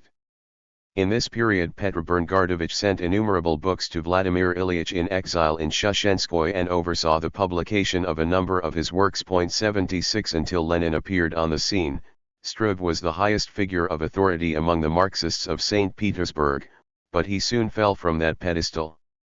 Since Vladimir Ilyich was the younger brother of the Ulyanov who had been executed for an assassination attempt upon the Tsar, he had the kind of recognition among young rebels that Struve could never achieve. Additionally, Lenin spoke more clearly and lectured better than Struve, who even as he matured remained a dull lecturer and even worse speaker. Nor could Struve match Lenin in organizational matters. In a nutshell, after his arrival on the scene, the students' idolatry of Struve was transferred to Lenin. 77. Along with the usual study of the works of Marx and Engels, Lenin worked on the second edition of his Who the Friends of the People Are in the summer of 1894. The work gained him national renown, especially in revolutionary youth circles. He followed student actions closely, asking Maria Ilyinichna, in a letter dated December 13, 1894, about the famous affair with Klyuchevsky, when he was whistled off the podium at the university. This incident ended with the arrest of 50 students, some of whom were banished from Moscow. 78. Two important events took place in 1895. The first was a trip Lenin made to Switzerland, Germany, and France, leaving Russia on May 1 and returning on September 9. In his extended travels he gained the acquaintance of Russian Social Democrats living in exile, among them foremost were G. V. Plekhanov and the Group for the Liberation of Labor. While in Berlin, he looked up Wilhelm Liebknecht, one of the leaders of German Social Democrats, with Plekhanov's recommendation letter, "I recommend to you one of our best Russian friends." He also spent time in the library. "I am so far pleased with Berlin," he wrote to his mother. "I am still working in the Königliche Bibliothek, and in the evenings I wander about studying the Berlin Mores and listening to German speech." 79. The Russian secret police kept a watch on Vladimir Ilyich, considered a number one target among the Social Democrats. But when he brought illegal literature through the border in a double-bottomed suitcase, the report from the Border Control Secret Police gave an account that nothing was found upon the closest possible examination of the baggage. 80. Not only did this trip widen the scope of the revolutionary Lenin's horizons, it also enabled him to acquire new organizational and literary contacts throughout Europe that he would later so desperately need. Lenin was arrested on the night of December 8, 1895 because of his work with the League of Struggle for the Emancipation of the Working Class. Along with his political comrades, he was taken to the house of preliminary arrest. With this, the years of Lenin's imprisonment and exile had begun. He was given 14 months of solitary confinement to be followed by 3 years of Siberian exile. 81. The personality of Lenin as a young man in exile and as an émigré. When Vladimir Ilyich was imprisoned, he was already a social democrat and Marxist. At the time, these terms were interchangeable, at least in Germany and Russia. He considered these positions to be a natural part of the path leading to revolution. Correspondence is a way of life in prison, exile, or emigration, and thus his letters to his family serve as primary sources for information about this period. In her foreword to the 1931 publication of Vladimir Ilyich's letters, his sister Anna Ilyinichna Ulyanova Yelizarova emphasized how little attention her brother gave his personal problems, being much more absorbed in the common cause he served. 82. Through necessity, Ulyanov Lenin became a great letter writer. His letters are mainly occupied with his theoretical and scientific work. 83. And his family members did everything in their power for Vladimir Ilyich to have access to all the literature prison regulations would allow. His letters are especially valuable in terms of understanding and mapping Lenin's personality. 84. His younger sister, Maria Ilyinichna, emphasized how important family was in Lenin's life. 85. Even his fabled punctuality, remarked upon in virtually every biography, was a family trait. One of Vladimir Ilyich's familiar traits was great precision and punctuality, as well as strict frugality in general, and especially where personal expenses were concerned. He probably inherited these traits from his mother, to whom he was similar in many aspects of his character. Our mother was German on the maternal line, and all of these attributes were amply present in her. 86. Molotov's opinion that few German traits could be found in Lenin, though he was precise, devilishly organized, reflects a later experience. This tradition of orderliness, stemming from the maternal side, was deeply rooted in Lenin's personality. He hated half-done jobs. 87. Perhaps it was this practical trait, this orderliness, that played a major role in his adapting to the most difficult circumstances and remaining productive. It was as if he raced against time throughout his life. In prison, Lenin adapted to the conditions of solitary confinement, isolation, and the cold with incredible speed. The young man of 25 consciously prepared himself both intellectually and physically for the circumstances of prison and exile. He conceived of prison as a place that provides relatively favorable conditions for academic and theoretical work.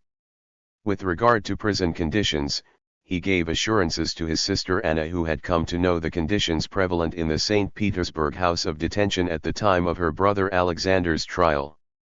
In a letter dated January 12, 1896, he stated, "I now have everything I need, and even more than I need." Continuing from this, he wrote, "My health is quite satisfactory. I even get my mineral water here. It is brought to me from the chemist's on the day I order it. I sleep about 9 hours a day and see various chapters of my future book in my sleep. 88. There was something grandiose in this self-confidence, which was combined with an ability to see the humorous side of his position. This humor never let him down. A knowledgeable writer in the field of Lenin studies is right to point out that a person without a sense of humor will not say, when leaving prison, that his departure is premature, as he has not collected enough material from the Metropolitan Municipal Library for his work on economic history, and he still has more to read. 89 The literature dealing with Lenin's personality describes his fundamental nature as high-spirited. He was very much a lover of life. He dealt with everything that was important to him with complete devotion. He was a passionate politician but also a sportsman who never gave up. Envalsky writes that Lenin did not like dispassionate, morose individuals, but favored keen, good-spirited revolutionaries. Socially he was usually at the center of attention, because he always spoke with great gusto and had a loud laugh, like a child. He preferred to converse with people who had already won recognition in the eyes of other social circles. It is interesting that in spite of his passionate convictions, he took defeat, when he had to, with generous composure, though naturally preferring not to lose. He had an aptitude for self-reflection because he was not vain. It was simply not one of his habits to speak about himself. 90. Angelika Balabanov's writing stands out among objective character portraits of Lenin. Before she broke with Bolshevism, she worked with Lenin in various periods, from the war years in Zimmerwald to the establishment of the Comintern. Regarding Lenin the man, she writes, primarily, Lenin was free of all egocentrism. He was absolutely indifferent to what was said or written about him. In contrasting him with Trotsky, she emphasized that Lenin explained and taught, Trotsky decreed and ordered. This difference revealed itself more clearly after their rise to power. Lenin remained the same, though millions of men followers and opponents were in his power. 91 Trotsky always watched himself in the mirror of history, whereas such self-advertisement was alien to Lenin. Lenin, unlike Lev Davidovich, incidentally not only understood humor but was also able to laugh at himself. 92. His confidence and self-assurance came partly from being always the best, or among the best, in his academic studies. His incredible talent for analysis and synthesis, and his excellent memory, predestined him to become an outstanding figure in a branch of the sciences or politics. Vladimir Ilyich was not the least bit inhibited and was able to relate to everyone in an unaffectedly natural way without bias. Nothing was more foreign to his nature than hypocrisy, posturing, and false modesty. Whether he was speaking to a minister or a laborer, it was all the same to him.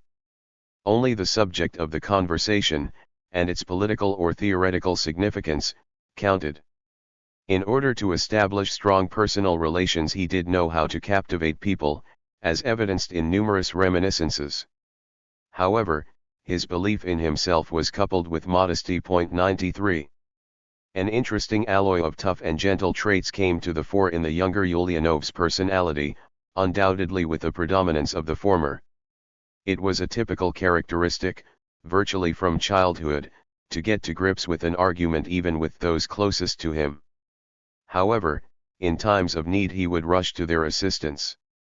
These characteristics were especially apparent during his periods in exile and emigration, between 1895 and 1917. As pointed out by his sister, a manifest attribute of Lenin's character is the permanence of his attachment, his enduring, unchanging attitude toward the same people in the course of many long years. The permanence of his affection, the steadiness and stability of his character are clearly delineated in his letters. 94 He did not have many friends with whom he used the informal manner of speech exhibited in letters to his family. However, Martov, Krzyzanowski, and Lepshinsky were such friends. His circle included a few women, including Inessa Armand, who he grew rather close to. Later, Kamina and Zinoviev became his closest political students. His relationship with Martov was a special one. Lenin was attracted by the colorful, vibrant personality and intelligence of Yuli Tsedorbaum, whom he frequently mentions in his letters of the exile years. 95 It is widely known that he inquired about Martov's health in a warm and concerned manner as late as 1922, though by then they had been unappeasable political opponents for nearly 2 decades. 96 The most accurate description of his disposition would be an amalgam of sanguine and choleric. According to Krupskia's memoir, Vladimir Ilyich became a reserved person as a consequence of his brother's execution. Even in childhood he had loved to be alone, reading by himself.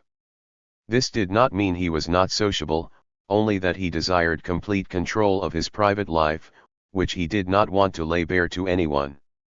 He despised nothing more than gossip and meddling in other people's private lives.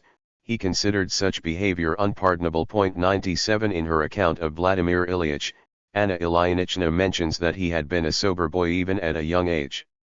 Lenin's rational means of looking at his prison experiences allowed him to write to his imprisoned brother, a doctor, and give him a lesson on how complete physical debilitation and sickness could be avoided through exercise. He relates some of his advice to Dmitry in a letter to his mother dated February 7, 1898. It's bad that in 2.5 months he has already begun to look puffy. First, does he stick to a diet in prison? I suppose not. In my opinion that is essential. Second, does he do physical jerks? Probably not, either. Also essential. I can at least say from my own experience that every day, with great pleasure and profit, I did my gymnastics before going to bed. You loosen up so well at times that it makes you warm even in the worst cold, when the cell is like an ice well, and after it you sleep better.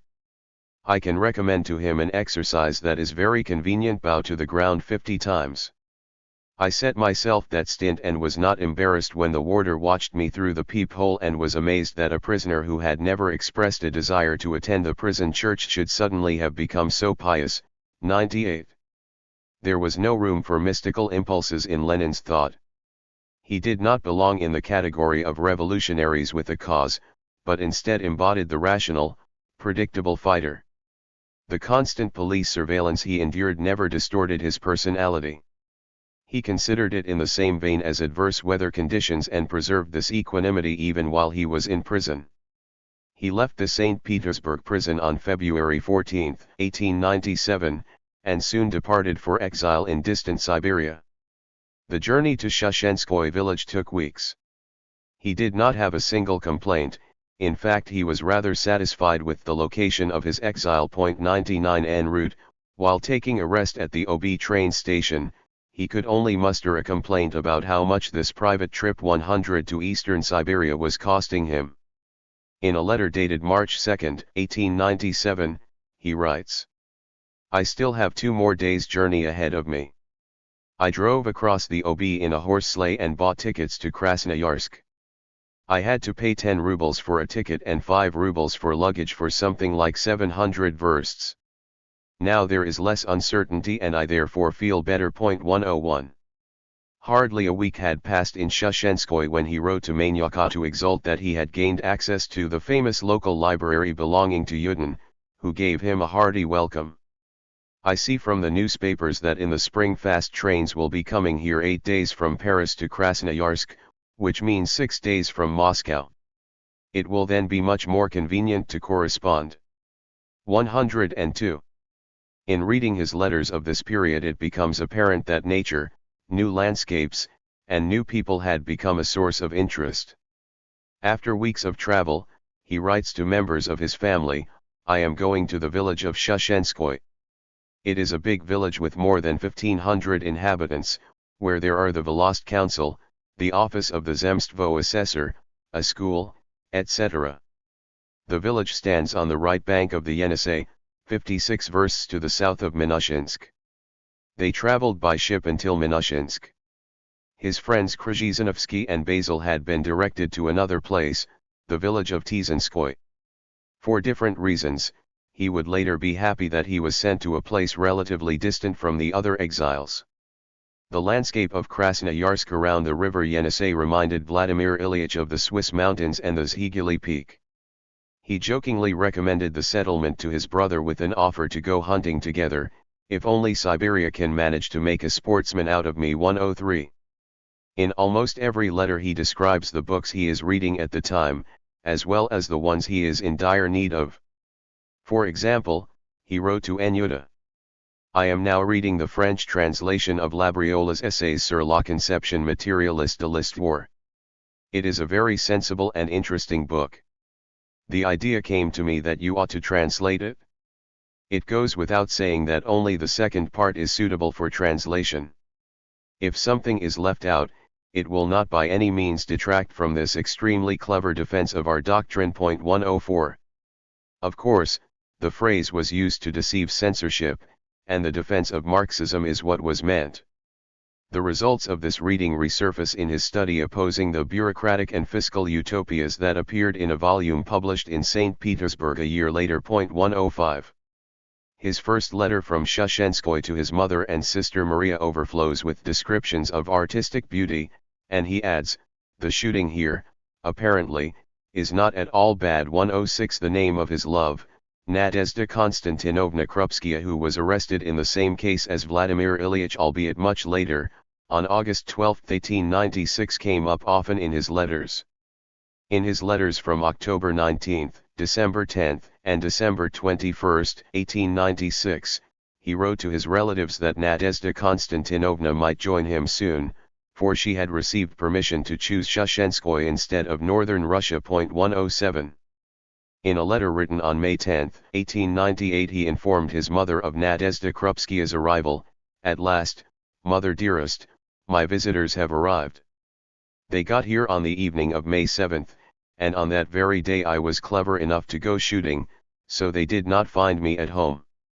As for me, Yelizaveta Vasilievna exclaimed, "Oh, how fat you're getting," and so, you see, you could not wish for a better report. They at once set about organizing the wedding, as the precondition of Nadezhda's moving to the place had been their immediate official joining in matrimony.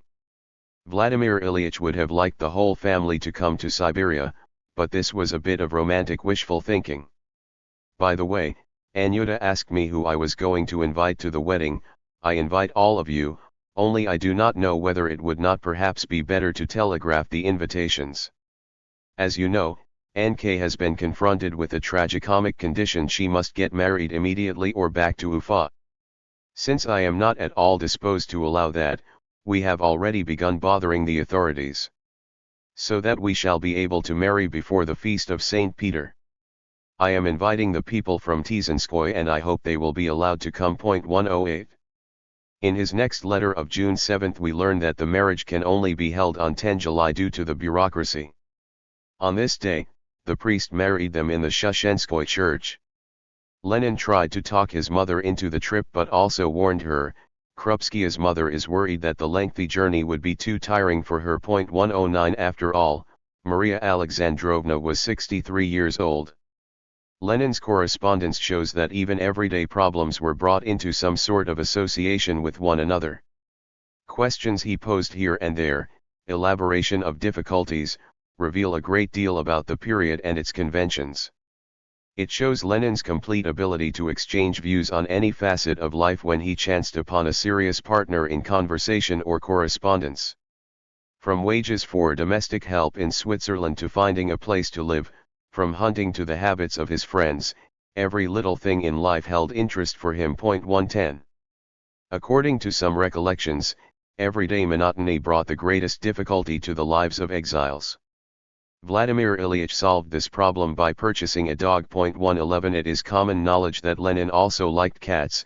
Evidence in photographic and even cartoon form can be found for this, and at any rate, a love for animals was part of his nature. His devotion to the game of chess may also have alleviated the monotony. He wrote about this favorite pastime almost ecstatically. In his letters written with Krupskaya, Sent from Shusha and Minushinsk to Podolsk in December 1898, they informed Maria Alexandrovna and the family about New Year's Eve celebrations in Minushinsk. 112 Lenin liked to sing, especially revolutionary songs, but he would also launch into an aria. Of course, sad events also come up in the letters. Certainly Fedosiev's case must have weighed most heavily upon Vladimir Ilyich, for it was not by chance that he remained in Shusha with his wife and mother-in-law, finding a long drawn-out close company of intellectuals difficult to bear. He was not prejudiced about this either, but did not like the constant soul-searching.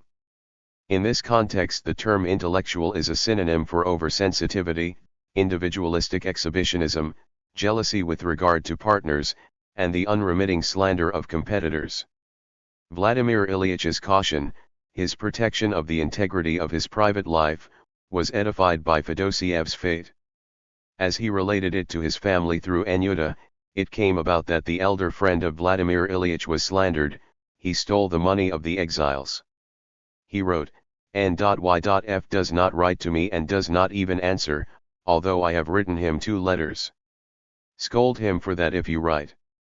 I have heard of the scandal in Verkholensk. Some disgusting scandalmonger has been attacking NY. No, don't wish me comrades from among the intellectuals in Shushenskoye. I'd rather not. When NK arrives there will be a whole colony anyway. 113. The details of Fedosiev's suicide emerge in Lenin's letter of July 15, 1898 to Anyuta.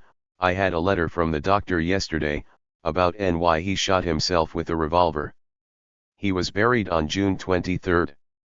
He left a letter for Gleb, and manuscripts, also for him. They say he asked me to be given a message to the effect that he died full of faith in life and not from disappointment. 114. In a letter dated from a few weeks later, Lenin returned to the matter. For people in exile, these exile scandals are the worst thing of all, but I would never have believed that they could assume such proportions. The slanderer was exposed a long time ago and condemned by all comrades, but I never thought that NY would take it so much to heart. He later also wrote to the family that the exiles had started a collection for a gravestone for Fedosiev. 115. While the private sphere was in some respect inviolable and sacrosanct for Lenin, he never really sympathized with those revolutionaries who were led to the movement by a desire for the unrestricted, unbridled freedom of the individual. He subordinated his private life to the political cause and expected others to do so. He conceived of the freedom of the individual only as a part of some collective. By the terms of his value system, discipline, solidarity with the community, belonged to the inner essence of the individual, or it should belong there, to be exact. As the end of his exile approached, the sad eventuality of the young couple's separation arose, as Nadezhda Konstantinovna's term of exile had not yet elapsed. They had lived happily, which was partly due to the many household burdens taken on by the mother-in-law. The literature usually emphasizes that Nadezhda Konstantinovna was an atrocious housewife. She did not like to cook or do household chores, and lived like a typical intellectual. Vladimir Ilyich would sew his own buttons unless Yelizaveta Vasilievna took care of these tasks. Nor did Krupskaya distinguish herself as an organizer of parties or socialite even later as an émigré. However, this is only half true, for in reality though she did not like housework she did take care of many things around the home, even when young. For example, on September 11, 1898 she wrote to Manyaka that Lenin had left for a week to go to Krasnoyarsk, and during Volodya's absence I intend, to carry out full repairs to his suits, learn to pronounce English. The truth is that Vladimir Ilyich did not expect her to excel in household matters. He was much more in need of a wife who was at home in intellectual and organizational issues. 116 They co-translated Sidney and Beatrice Webb's The History of Trade Unionism purely to boost their earnings. Vladimir Ilyich did not care to spend his time on such effort as it drew him away from his work on publications in the fields of economics and economic history and politics. They both were highly attentive to each other to the end of their lives, and this was true even of the period in which tender feelings bound Vladimir Ilyich to Inessa Armand. Apart from love, they had an enduring shared cause and shared interests, which shaped the exemplary solidarity between them. At times of illness this solidarity is especially well documented on both sides. In the beginning Vladimir Ilyich was hardly ever sick. He was fit and athletic as a young man. He had a strong, short, and stocky physique. Nadia was a very beautiful girl, but a thyroid issue soon led to Graves' disease, an autoimmune disorder that affected her eyes and remained a problem throughout her life. She dressed cleanly and simply, avoiding all conspicuousness. When the term of exile elapsed in February of 1900, Vladimir Ilyich petitioned and signed his petition as hereditary nobleman in vain for permission to have his wife travel with him to Pskov, so he would not have to spend the remainder of the exile in Ufa. 117 On his way to the newly appointed place of residence in Pskov as he returned from exile, Vladimir Ilyich could finally visit his family in Moscow. Frequent apprehension by the authorities gave the 30-year-old revolutionary the incentive to coalesce the social democratic movements from abroad around a journal to begin with under the theoretical leadership of Plekhanov, who was the head of the Liberation of Labor Group. On these grounds he left the country with Martov and Patrusov. The authorities were satisfied with this development, in the belief that the three would cause less trouble at home. However, they still took Lenin and Martov into custody for 3 weeks on the way from Pskov to St. Petersburg. Establishing the journal required a great deal of energy and detailed organizational work. Lenin's accounts of his first months in exile revolved around this. In the spring of 1901 he happily announced to his mother the imminent arrival of Nadia and his first impressions of culture in Munich. He also expressed interest in Moscow's cultural events. 118. The journal Iskra became influential and was taken seriously by Russian revolutionaries in spite of its intellectual idiom and played a vital role in the Second Congress of the Russian Social Democratic Labor Party. It also brought a decisive turn in Lenin's life. 119 A personal matter, the alteration of his name, also signaled the major change the Iskra period meant in his life. Between May 22 and June 1, 1901, a locally posted letter containing materials for the journal was received at Iskra's illegal printing house.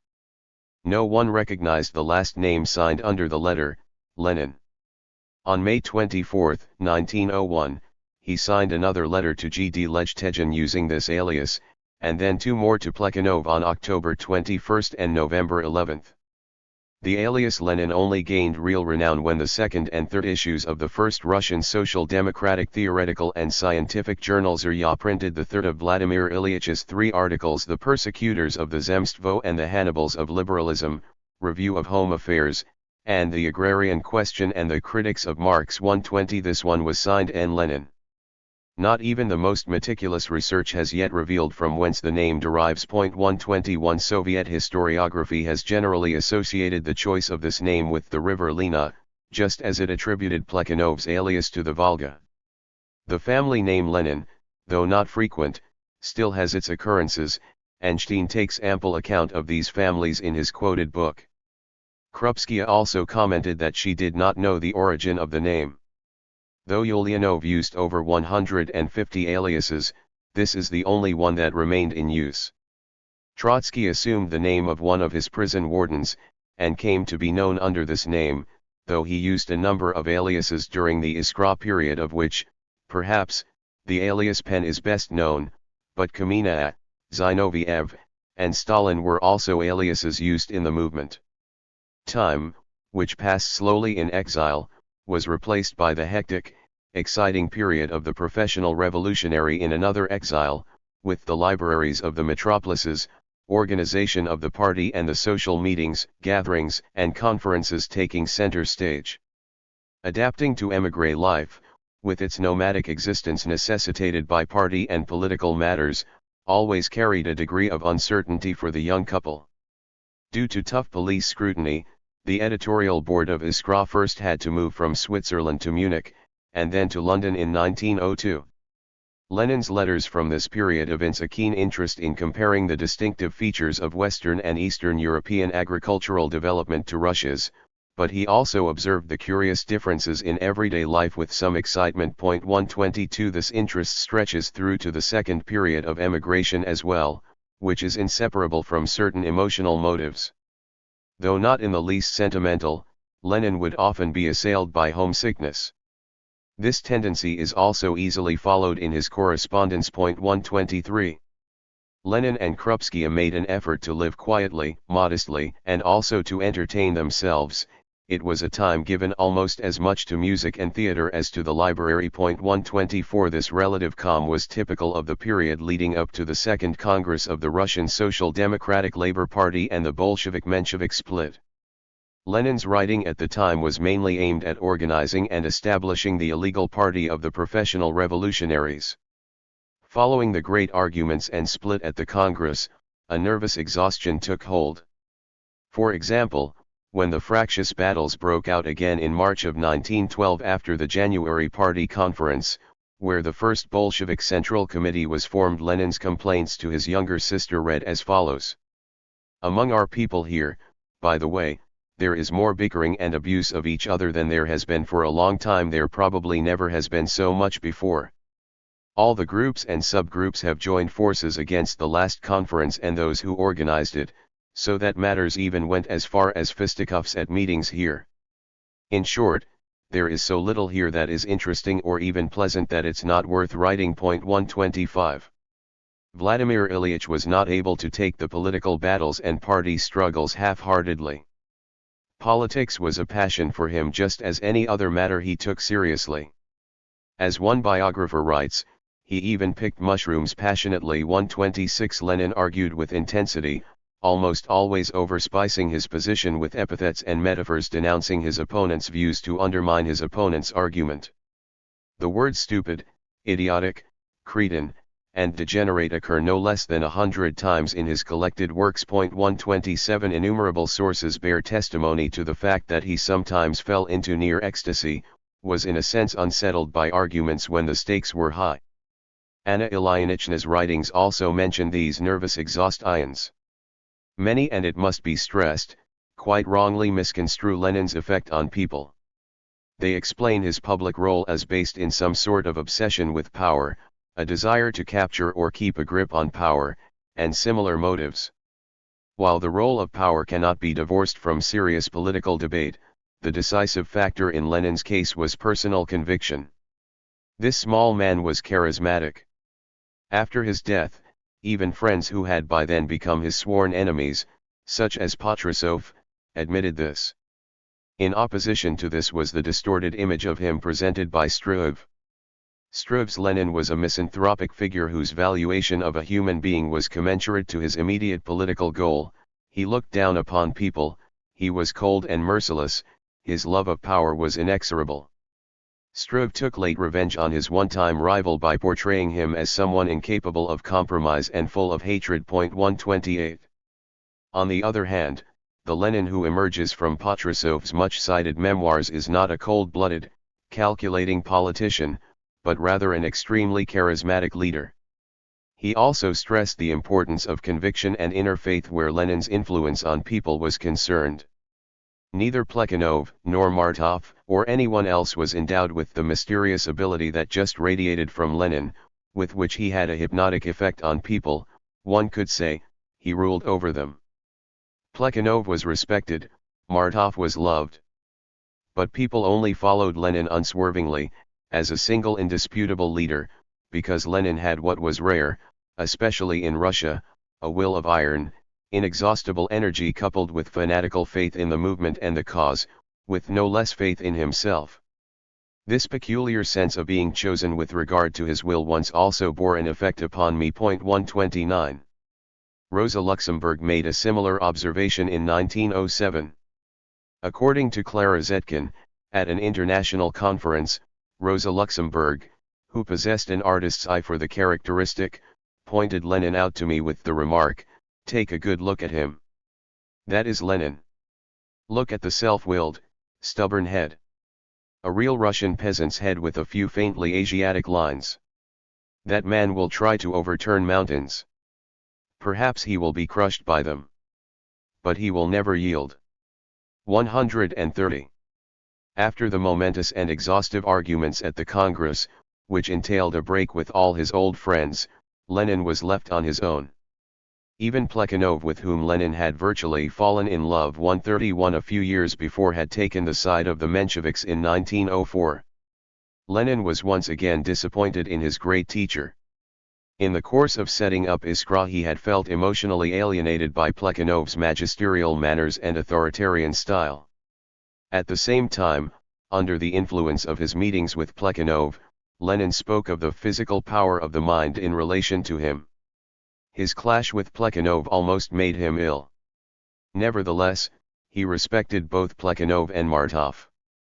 That Lenin could have been some sort of coldly calculating, manically Raskolnik figure goes against all historical information in this regard 132, but he was undoubtedly a man who did not stray from his convictions on the revolutionary path.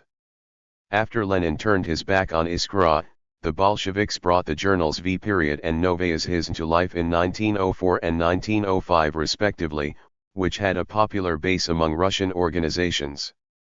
But 1904 was a dark year in terms of Lenin's family history, as his mother, who lived in Kiev, was left practically on her own after all three of her children who lived with her were put under arrest. The 1905 revolution and the second emigration. The revolution also turned a page in Vladimir Ilyitch's life. It became a test for him, just as he would later call 1905 a test for 1917. His circle of contacts widened. One example is his friendship with A. Bogdanov, who gained notice as a philosopher and economist a few years earlier and joined the Bolsheviks. But he also cultivated a deeper relationship with Gorky 133 and Lunacharsky, to mention a couple of the intellectuals who were to become the most famous, their names more lasting than those of workers such as Babushkin, who died young.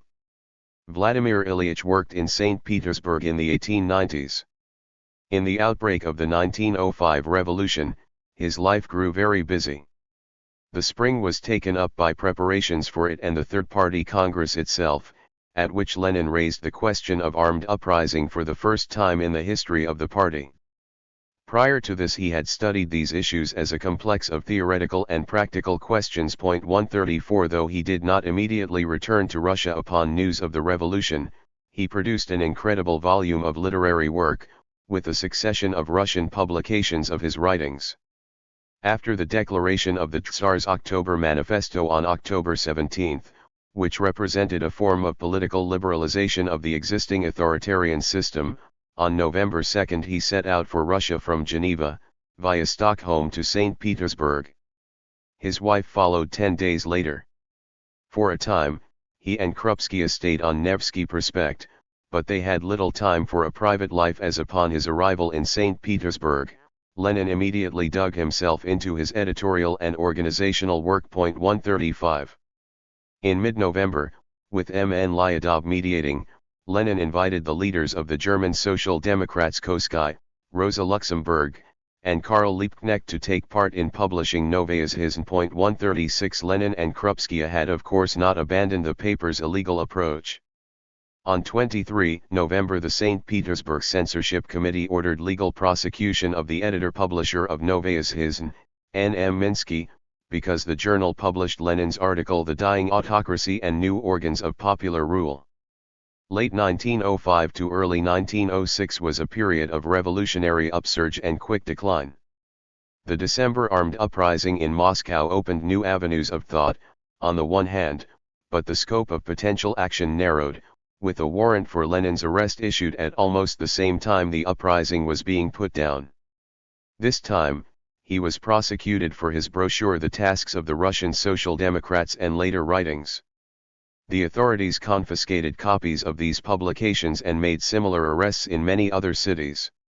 In the beginning of January, Vladimir Ilyich, arriving in Moscow from St. Petersburg hoping to more closely examine the consequences of the armed uprising, had consultations with representatives of numerous local Bolshevik organizations. On January 23, he met A. M. Gorky in Helsinki, in the home of V. M. Smirnov. This is a moment to note 137 because the author of the Workers had over the years become rather important in Lenin's life, being his most serious connection to revolutionary literature, the new Russian art. In February, the police confiscated practically all of his writings and went so far as to issue a warrant for his arrest in Finland. His organizational work for the party remained highly active in St. Petersburg, and he appeared as speaker at scores of party events. Lenin and Krupskaya moved to the Finnish town of Kaukola, from where he frequently commuted to St. Petersburg. In the first half of March he returned to Moscow and participated in the preparations for the Fourth Congress of the Russian Social Democratic Labour Party. He traveled to Stockholm in the beginning of April for the Congress of Unification, which rather than unifying the party drove it into a deeper schism.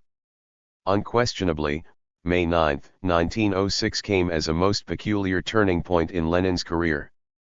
It was his first opportunity to speak in front of a real mass rally of 3,000 people, many of them workers, and moreover in St. Petersburg. The chair presiding over the meeting had doubts about giving a completely unknown person the chance to speak. However, when informed that the person in question was the leader of the Bolsheviks, he gave in. This was Lenin's only appearance at a mass meeting until 1917. Krupskaya worried throughout the debut along with him. 138. The unknown speaker ascended the podium under the alias of Karpov, with stage fright, an ashen face, and slightly bird speech. He gestured a lot but spoke very persuasively. In all, it was a successful first appearance. Lenin effectively revealed to his audience that the liberals, supposedly standing alone by the revolution, had in fact cooperated with the government, and he also condemned the Tsarist executioners of the counter-revolution. He spoke and gestured passionately, as if seeking with his whole body, a flow of words emanating. He believed what he said and lived the significance of his words as he spoke them. He liked it when he was heard through, and not interrupted with questions, and in fact he listened to his debate partners with great attention. He was ready with an immediate retort in the course of a speech or a discussion, himself in constant motion, stepping back and forward, at times coming really close to the conversation partner. If he spoke to a crowd, he looked slightly above the gathering, obviously in order to avoid being disturbed by single dissonant expressions or interlocutions. 139. These are all documented in original recordings on film. Lenin never became a great orator, but he could transplant his inner conviction to others. In July he met his mother in the St. Petersburg suburb of Sablino, but the visit was cut short by the dissolution of the First Duma. In the course of the summer he met many people whose importance would come to bear upon the future, among them Rosa Luxemburg, Felix Dzerzhinsky, and V. D. Bunkbruyevich. He was reading Bogdanov's book titled Empyreanism in his free time, having received it as a gift from the author he would soon be moving in with in Kaukola, on the way to a second period of emigration. 140. With a huge literary and organizational output, Lenin was not left much time to rest. At the end of April 1907 he escaped from the pressure in Russia. He was charged with party matters in connection with the Fifth Party Congress, among others, to travel to London, with a short stay in Berlin, where he again met with Luxemburg, Koskai, and Gorky. He was joined on his trip to London by Gorky, reading the writer's novel Mother on the way, which only served to deepen his feelings of friendship toward him. He took care of the writer's accommodations and, against the wishes of the Mensheviks, made him a fully participating delegate. 141. In June, the St. Petersburg police authorities pressed Finland for Lenin's extradition. After participating in the Stuttgart International Socialist Congress in July, August, while in conversation about prospects with Lunacharsky, Vladimir Ilyich plotted his personal course. This would involve further stay in Finland, close to St. Petersburg, because reactionary forces will rule for the coming 3 to 4 years. At the same time he invited Lunacharsky to become a permanent contributor to the central paper, the Proletary. 142. The financial and organizational concerns of the paper would be a heavy burden in the near future, but these issues were not apparent at the end of 1907, and all spare energy was directed at managing the next emigration. Under increasing persecution by the police authorities, Lenin left Russia. On December 8, together with A. A. Bogdanov and I. F. Dubrovinsky, the Bolshevik Central Committee gave them the task of traveling abroad and organizing the continued publication of the Proletary. 143 Vladimir Ilyich crossed to the island of Novo in an adventurous, or rather reckless, venture over the barely frozen ice of the Gulf of Finland, guided by Finnish peasants. He was fortunate on this occasion. He and Krupskia left Stockholm on January 3, 1908, arriving in Geneva on 7 January. 144. The second period of emigration, which proved far more oppressive than the first, now began. Much of this could be foretold from the way counter-revolutionary forces gained the upper hand in 1907. Vladimir Ilyich's sister conveyed a sense of this period in her biography of Lenin. After the freedom of the years 1905 and 1906, this second emigration proved more difficult than the first. The intellectuals and vast strata of youth, as well as many workers, were overtaken by feelings of fatigue and bitterness. The all-embracing approach to social problems was replaced by personal ones, with questions on sexual life and mysticism, a philosophy leaning toward religion. Yet disillusionment showed itself in much more grim guises as well. Among younger people who provide the most sensitive reading of social life, a veritable epidemic of suicide was rife. 145. A growing number of Vladimir Ilyich's party members turned away from politics, and the mad passion and intensity of the arguments he sustained with his best comrades drained his energy. At the same time, the philosophical and organizational debates, polemics of an economic and, after Tolstoy's death, of even a literary nature, honed his political skills and shaped his perceptions as a thinker. The period of the Great War was the most difficult they had ever faced. Serious financial hardships burdened their everyday lives. Yet Lenin also had some beautiful experiences during this time. His friendship, and even love, for Inessa Armand 146 proved an emotional gift of a lifetime. The relationship also had a positive bearing upon Lenin's political activity. In the summer of 1911, Lenin organized a party school for workers arriving from Russia, in Longjumeau, near Paris, while expending great efforts towards founding both the legal and illegal workers' press. In 1912 he was elected a member of the International Socialist Bureau. He launched the Bolshevik Pravda in May of this year, after the Independent Central Committee of the Bolsheviks was organizationally established in Prague in January. Lenin's name came to be known throughout Europe as one of the main organizers in the international anti-war movement. His studies hit the benchmark of international significance.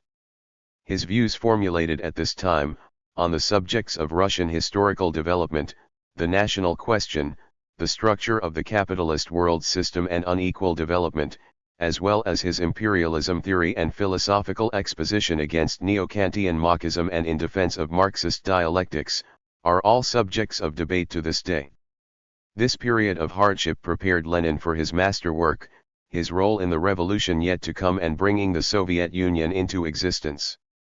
During this time, the general mood was mostly subject to the battles between the factions, which it must be stressed once more wore out Lenin's nerves.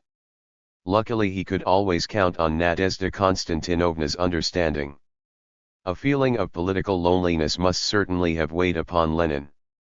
Dispute and contention had already become acute within his faction by 1908, and contrary to the assumption of some present-day authors, the stakes, politically, organizationally, and theoretically, were indeed very high. With little exaggeration, apart from Kamina and Zinoviev, he had little day-to-day contact with any Bolshevik revolutionaries. As before, Vladimir Ilyich felt attached to his old friends, even if not at all costs, as demonstrated by his quarrel with Bogdanov. He did all that he could, in the midst of the most heightened political arguments, to hold on to Gorky's sympathy.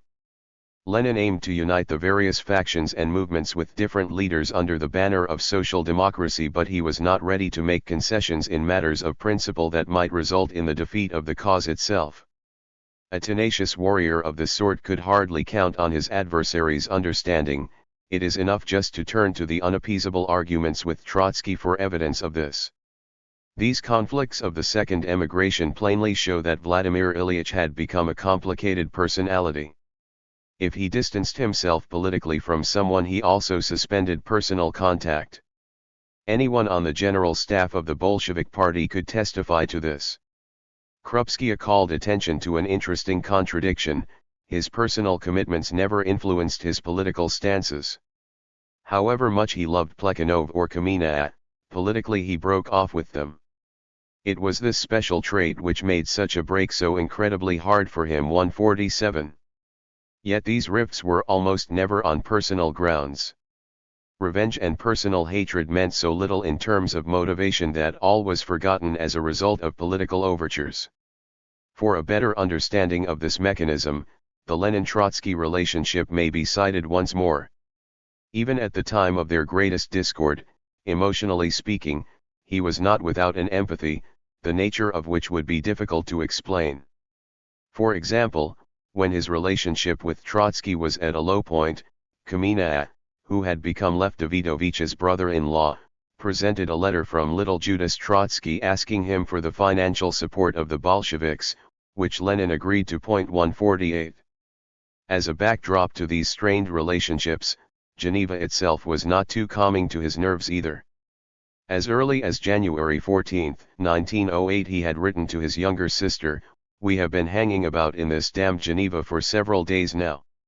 It is an awful hole, but there is nothing we can do. We shall get used to it."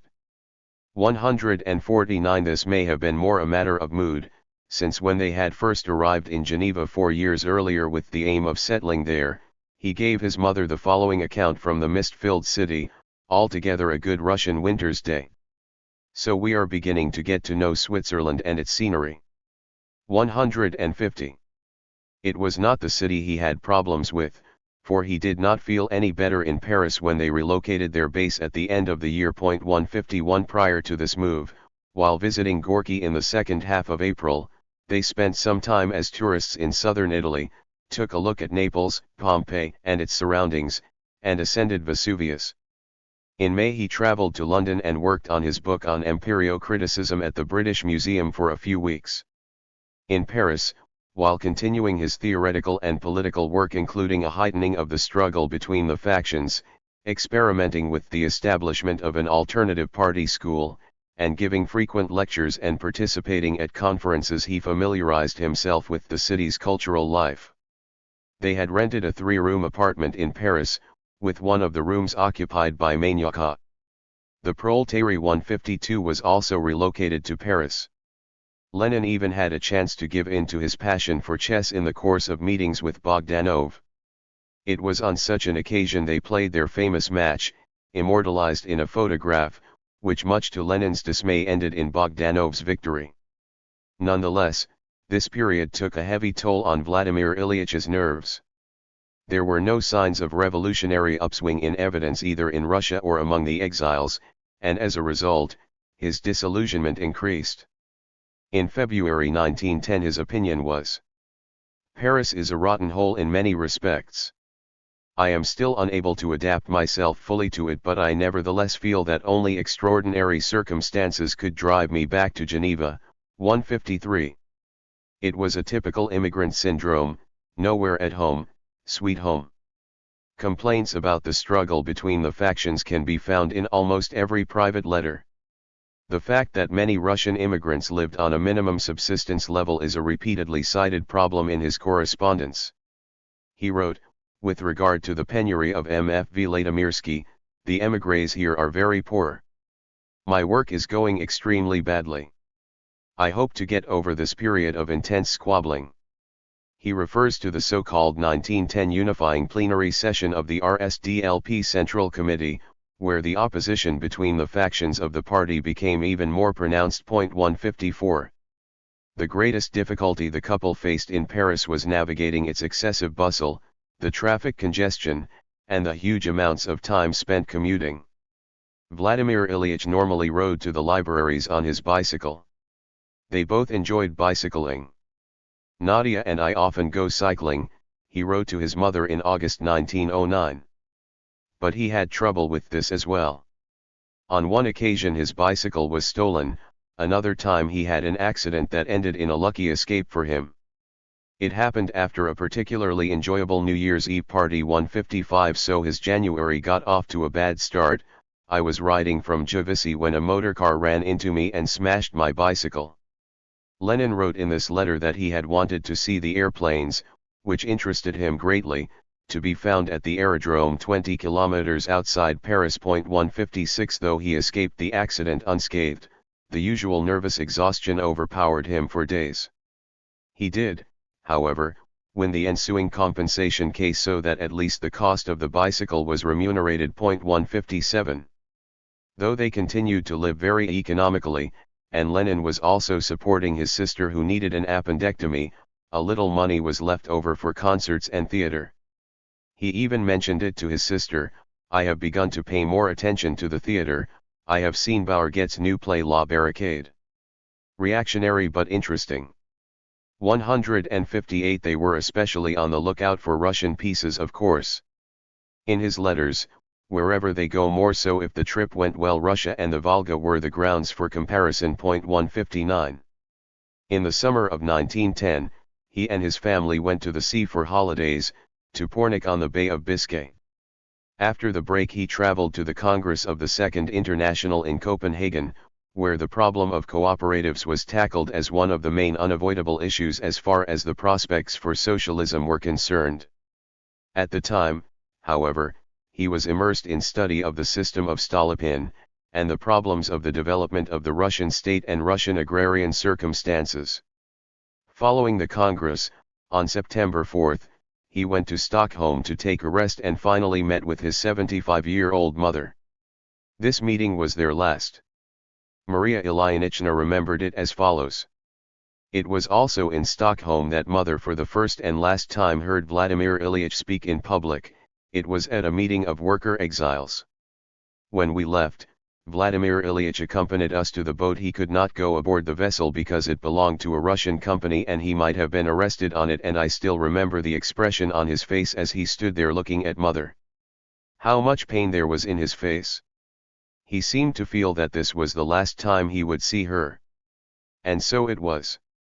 Vladimir Ilyich did not see any of his relatives again until he came to Russia after the February Revolution, and mother died shortly before it, in July 1916. 160 At the same time, many in Russia experienced Tolstoy's death as a great blow. In the autumn of 1910 all intellectual and political elements were engaged with the event. In Lenin's view, Tolstoy was without doubt the greatest genius among all the Russian writers he adored.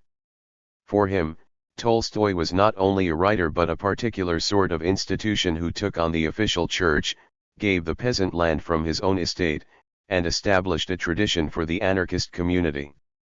His personal courage was undoubted. He defied all authority and had been excommunicated by the Russian Orthodox Church. Lenin's literary spheres of interest define the way he related to Tolstoy. The concerns that governed his judgment were not aesthetic. Nonetheless, the writers he liked were almost all artists of universal import.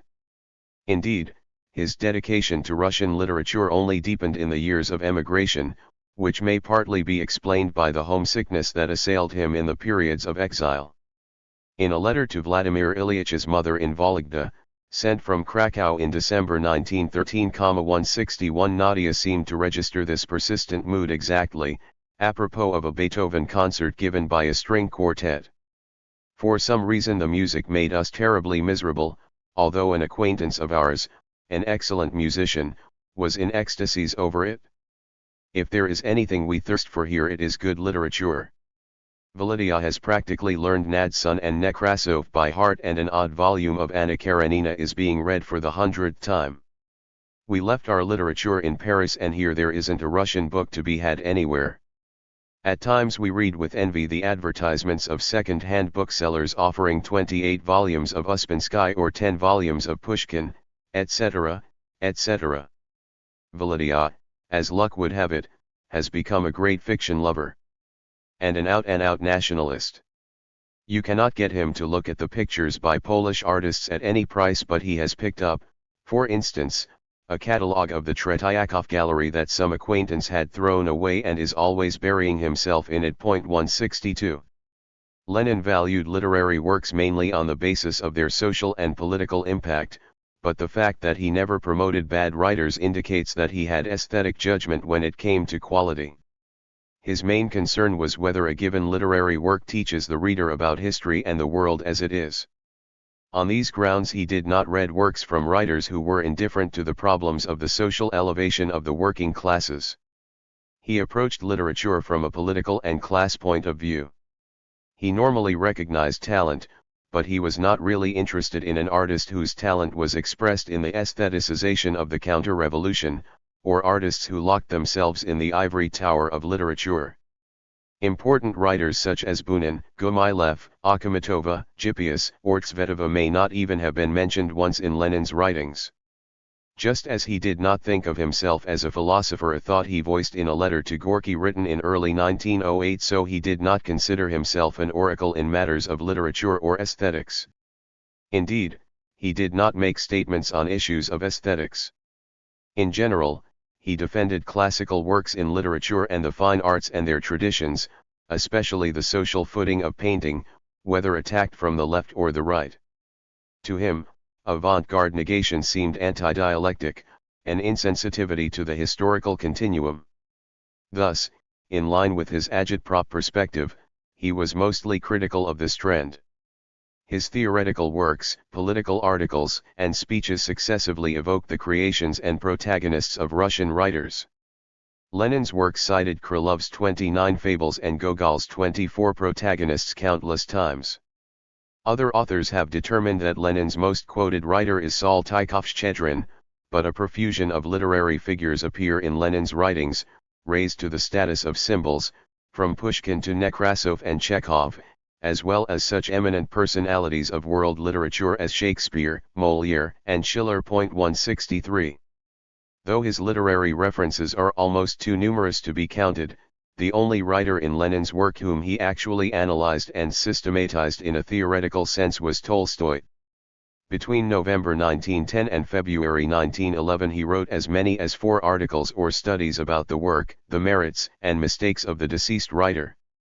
Of course he recognized the exceptional talent in Dostoevsky as well, but considered him a reactionary writer who had reconverted to Russian orthodoxy, embellished the Oriental streams of development, and, in the final analysis, applied his talent to the service of the monarchy. Whether this judgment is right or wrong, he always spoke with great admiration of Tolstoy as a writer in spite of the fact that he rejected his political philosophy. At the core of Lenin's criticism, an effect also of his experiences as a European émigré, is that as opposed to Occidentalism in a sense Tolstoyism is an ideology of an Oriental, an Asiatic order. Hence the asceticism, the non-resistance to evil, the profound notes of pessimism.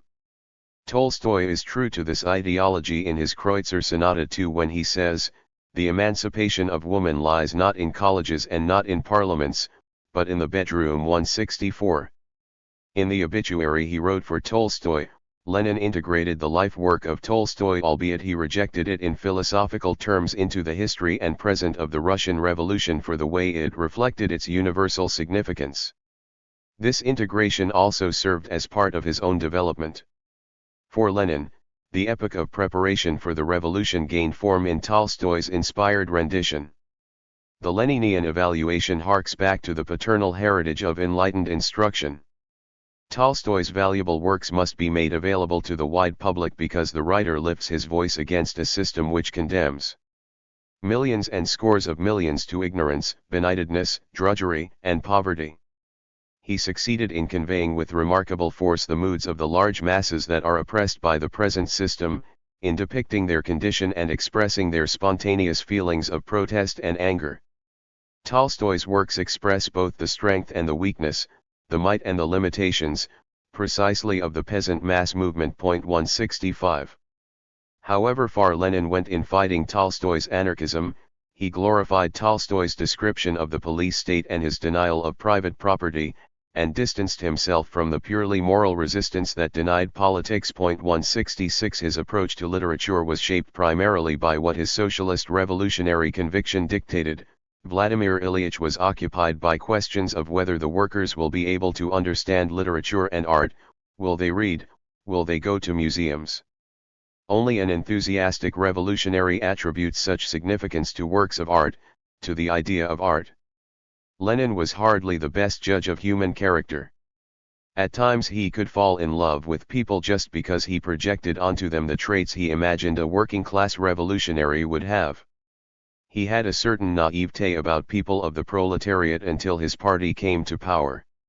This is how he committed the error of making the worker Armelinovsky a Central Committee member and Duma representative, while that individual had been one of the best informers of the Tsar's Okhrana. Naturally, not all of his human relations had to end in disappointment.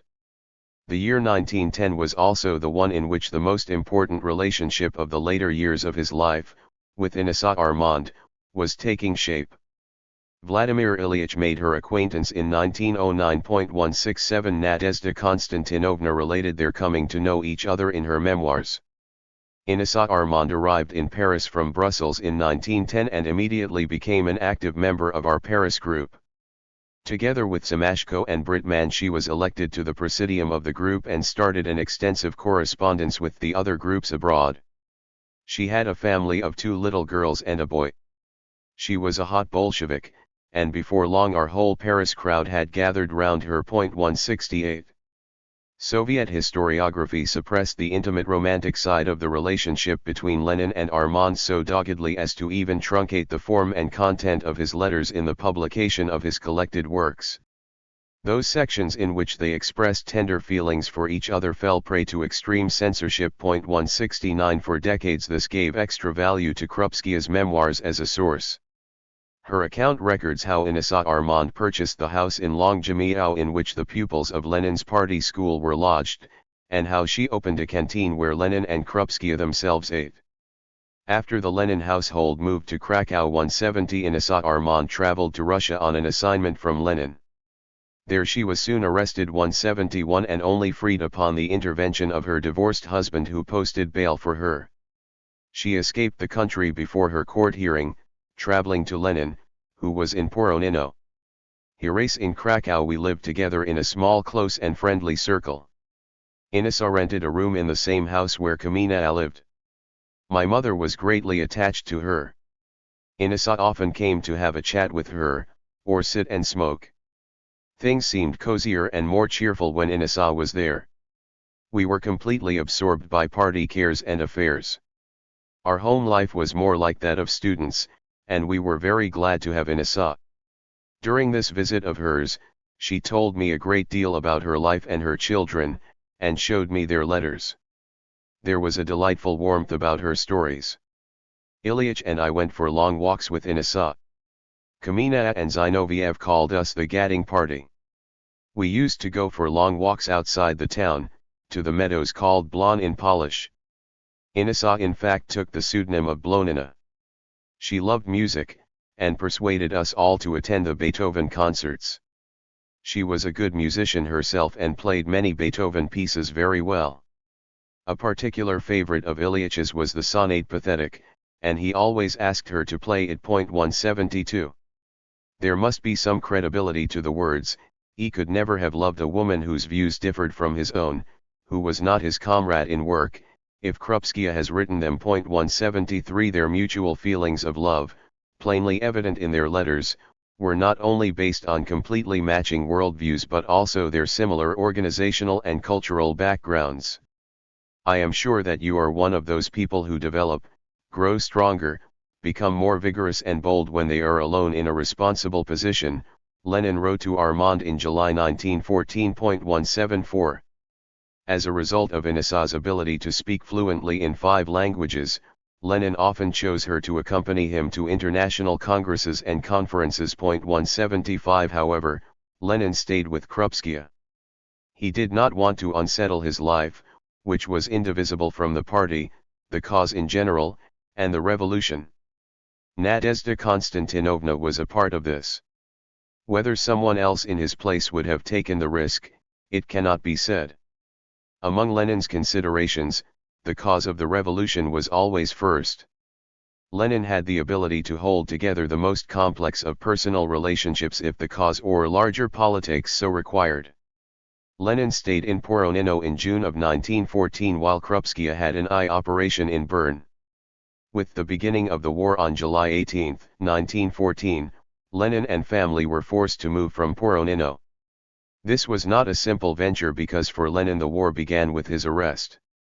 After all, he was residing within the borders of the Austro-Hungarian monarchy and a Browning handgun was found in his possession in the course of a house search on August 7, 1914. Victor Adler, the famous Austrian Social Democrat leader, interceded on his behalf with the Minister of Internal Affairs to have him freed, stressing that he was a sworn enemy of the Tsar's order. He was kept in prison for 12 days altogether. In the meantime, Vladimir Ilyich could not at first believe that on August 4 the German Social Democrats had voted in favor of war loans. On this day, Rosa Luxemburg pronounced her famous phrase, "German social democracy has become a stinking corpse." Lenin and Krupskaya relocated to Switzerland. Bern. In fact, on 5 September 176 the local Bolshevik group, however, was practically penniless. 160 francs remained in the party coffer by autumn of 1914. 177 At home, Bolshevik Duma representatives, who held out for Lenin's stance rejecting Russia's participation in the war, were arrested and then sent into exile. At this time Lenin undertook deep theoretical work mainly in the fields of economics and philosophy. At the secret conferences held in Zimmerwald and Kienthal by the international movement, Lenin and his circle were able to elaborate their principles and ideas regarding the war. Lenin and Inasa continued to correspond intensively during the war even after they split up at Lenin's behest. 178 The trio lived together for a few months in the autumn of 1915 in Sarenburg, in the sanatorium of a little mountain village not far from Bern. There had been an international conference on women in Bern the preceding spring. A theoretical debate about free love had arisen between them in this period, based on the draft brochure prepared by Inasa.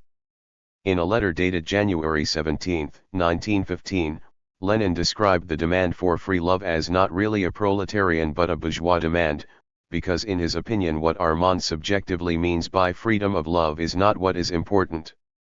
Lenin wrote about the prevalence of the objective logic of class relations in affairs of love. 179.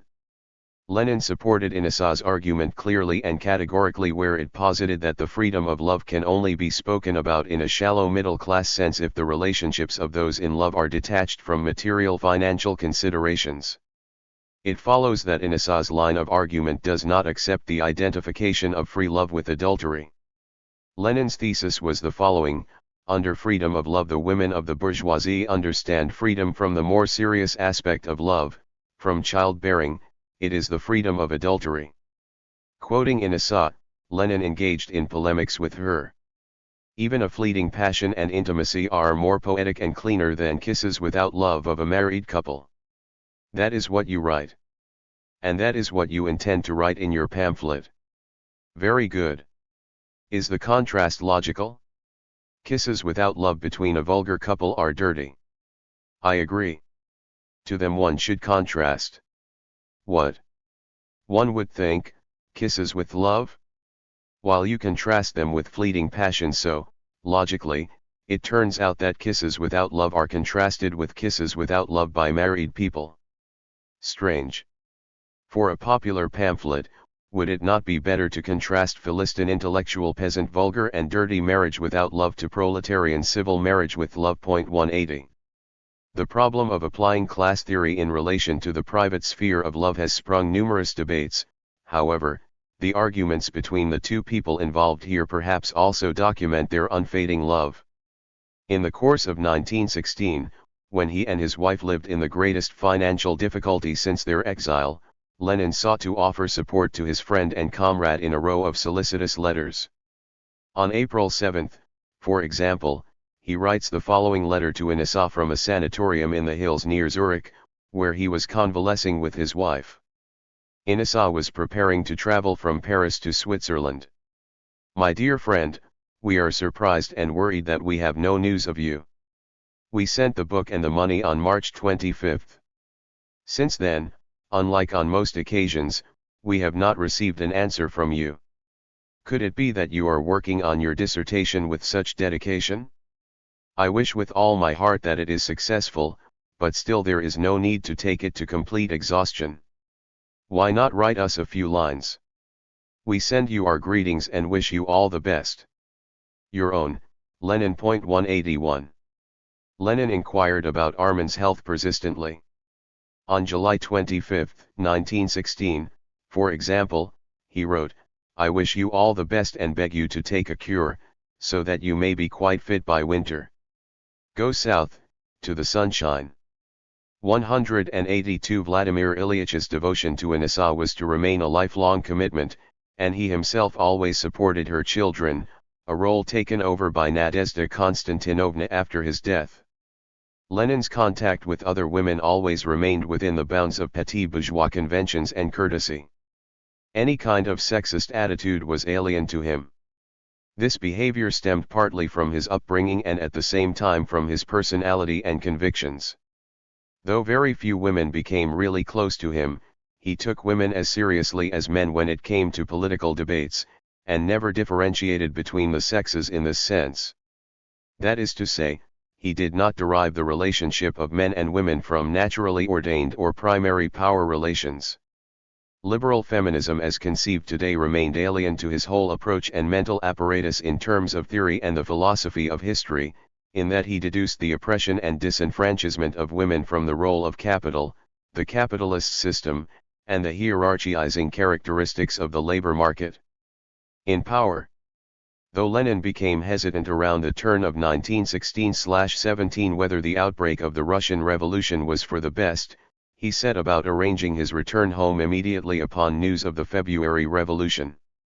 Finally, 32 Bolsheviks returned to St. Petersburg through Germany in the famous sealed train 183. As they departed from Zurich, a group of Mensheviks and SAers organized a small demonstration of protest against Lenin at the train station. 184. As it turned out, after their return, Anissa settled in Moscow while Lenin settled in St. Petersburg. The true story of 1917's significance in Lenin's life was not a fairy tale rise to the highest seat of power, but that of great ordeals, with his life often hanging by a thread. The events that felt most miraculous were his return to Russia and the victory of the October Revolution. 185. The districts of St. Petersburg where workers stayed. The St. Petersburg Soviet burst into terrific activity in anticipation of Vladimir Ilyitch's arrival home in the evening hours after 12 years in exile.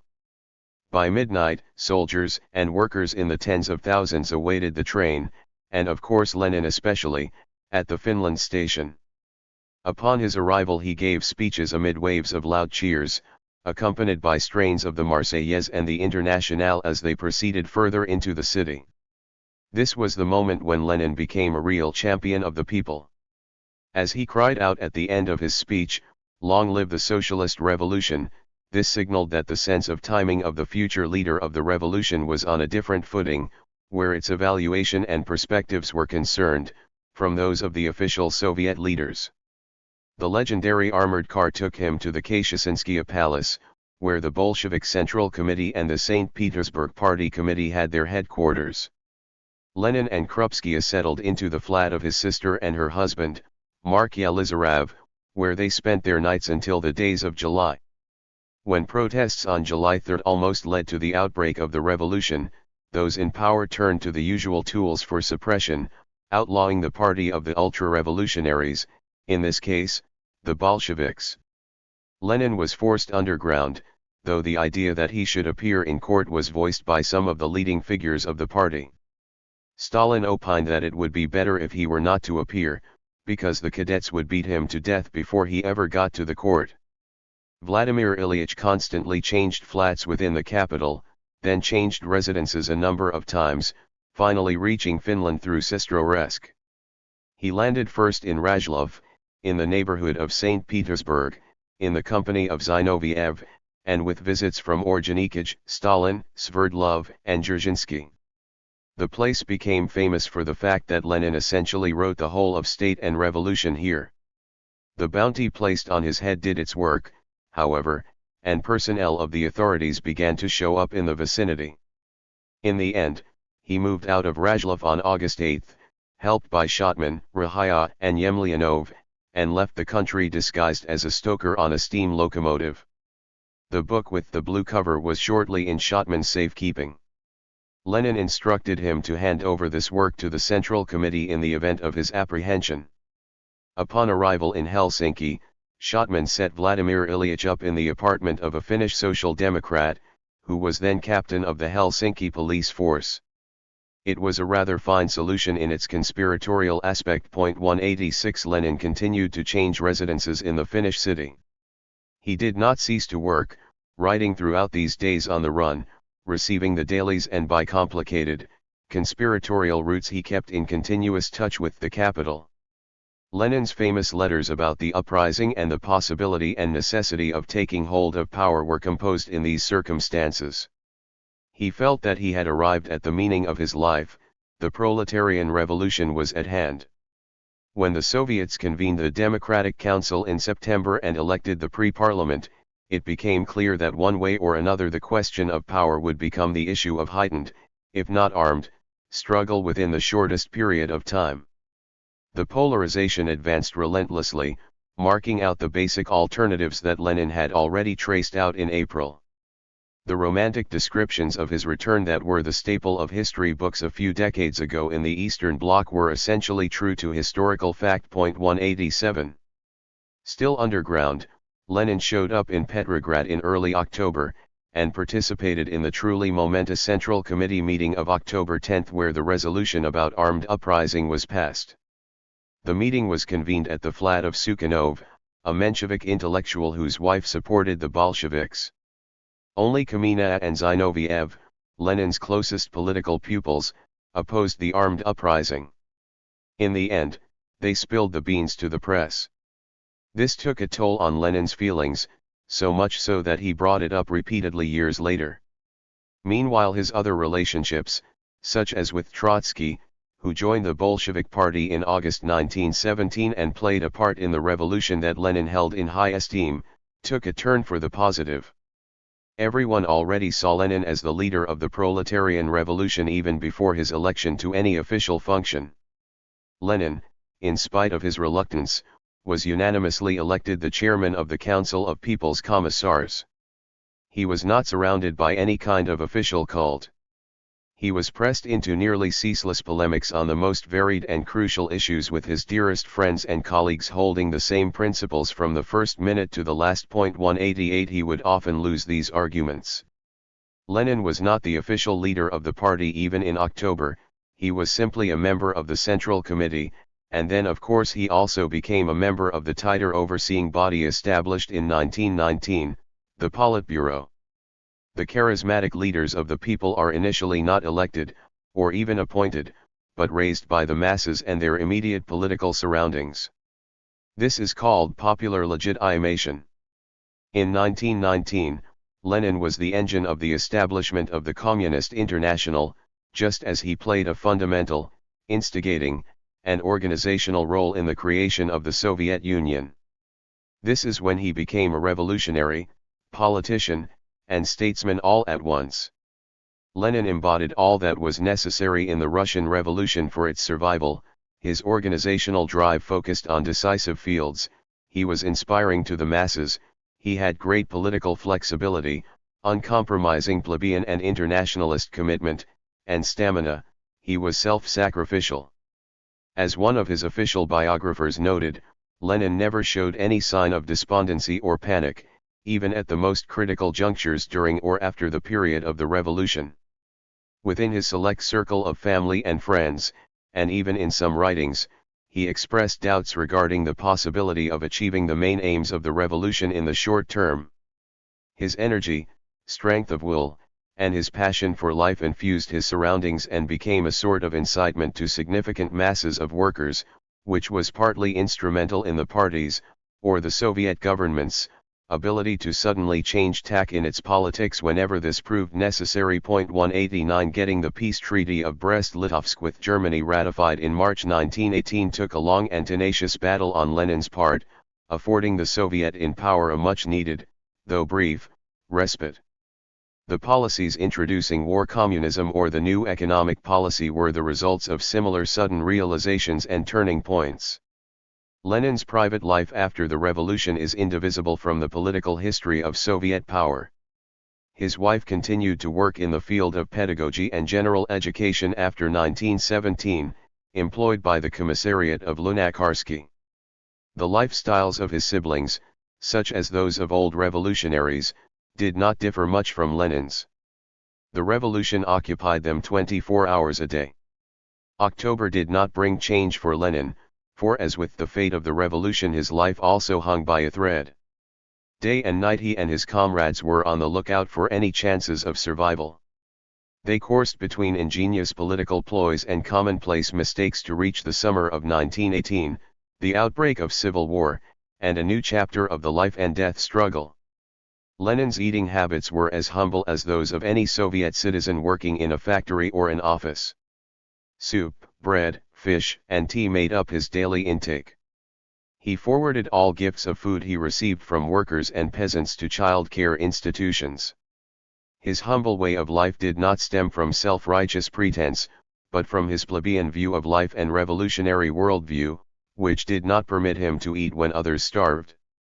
His dearest colleagues would sometimes smuggle a piece or two of bread into his drawer, which he would not have guessed was above the rationed amount. 190 Among many of his set approaches from before October, his idées fixes, foremost remain the desire to enlighten and educate the masses, and to establish libraries. 191 To begin with, he did not believe the revolution had a good chance of surviving under the conditions created by the world system of capitalism, so he sought to set up records of the Federation of Workers and Peasants Soviets and its cultural and political aims in as short a time as possible. The statues of Marx and Engels, the revolutionaries, the murderers of the Tsar, the great writers and artists erected at the time all had this purpose. And as he never raised his voice as an expert in matters of art, he also refused to officially formulate his antipathy toward the avant-gardists.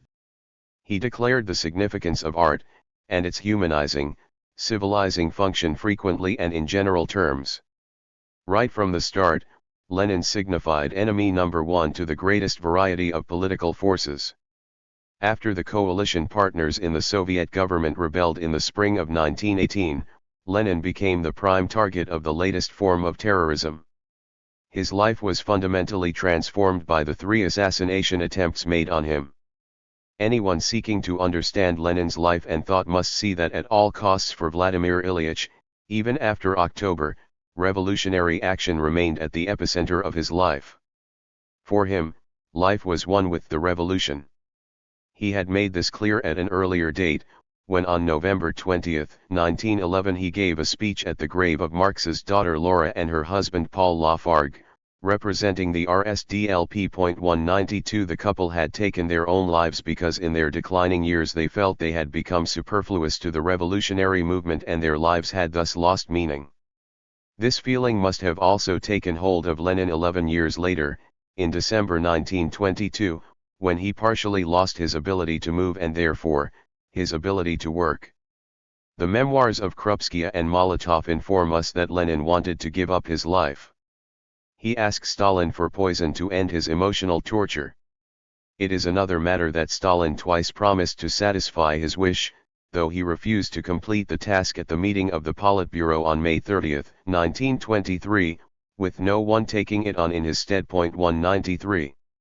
No special apparatus was established to protect Lenin's life. This may well not have been the result of any Russian slovenliness, even if it did factor into many things. The true cause of this can be assigned to the fact that Lenin, led by the military, social, and institutional spontaneity of the revolution, was not yet thinking of its bureaucratization. This would come up as the problem of a later period, but by then it would be without his leadership. In a collectivist spirit, Lenin thought in terms of class and class contradictions. Numerous assassination attempts were made on him. Even in the attempts on his life he saw the immediate results of class-typical actions, while appropriating no special significance to his own person. It was true, however, that individualist solutions, such as the institution of personal guards, were not at the time reconcilable with the revolution itself. In December 1917 a neurotic student strayed into Lenin's room in Smolny, but did not shoot him. Only after he had left and wanted to return did the gun go off in his pocket. Luck was on Lenin's side on more than one occasion. The first real attempt at an assassination occurred in Petrograd on January 1, 1918, when, as he returned from a meeting and turned off Simeonovsky Bridge onto the Fontanka, his car came under fire. Fortunately, the bullets skidded off or got lost in the armor plating of the Deluna Belleville, though some broke through the hood and the windshield. Lenin was saved from getting wounded by Fritz Platen, who shielded the president of the Russian government with his own body. Lenin did not even consider the event worthy of an investigation. As Platen later recounted, Lenin noted, "No Russian Bolshevik can avoid such peril today." 194. The most dangerous attempt on Lenin's life was made on August 30, 1918 by Dora Kaplan.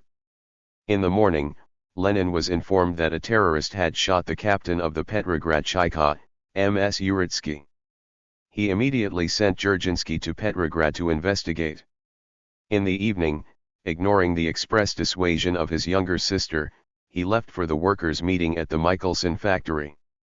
Thousands of workers were to assemble and he would draw their attention to the closing of the new front opened by the Czechoslovak army. Kaplan fired 3 shots from point-blank range. 1 bullet struck his neck. Though seriously wounded, Lenin appealed for calm and composure among the workers surrounding him. When they arrived at the Kremlin, his driver, S.K. Gill, wanted to have him taken up on a stretcher. Lenin demurred, asking only that his jacket and overcoat be brought by someone.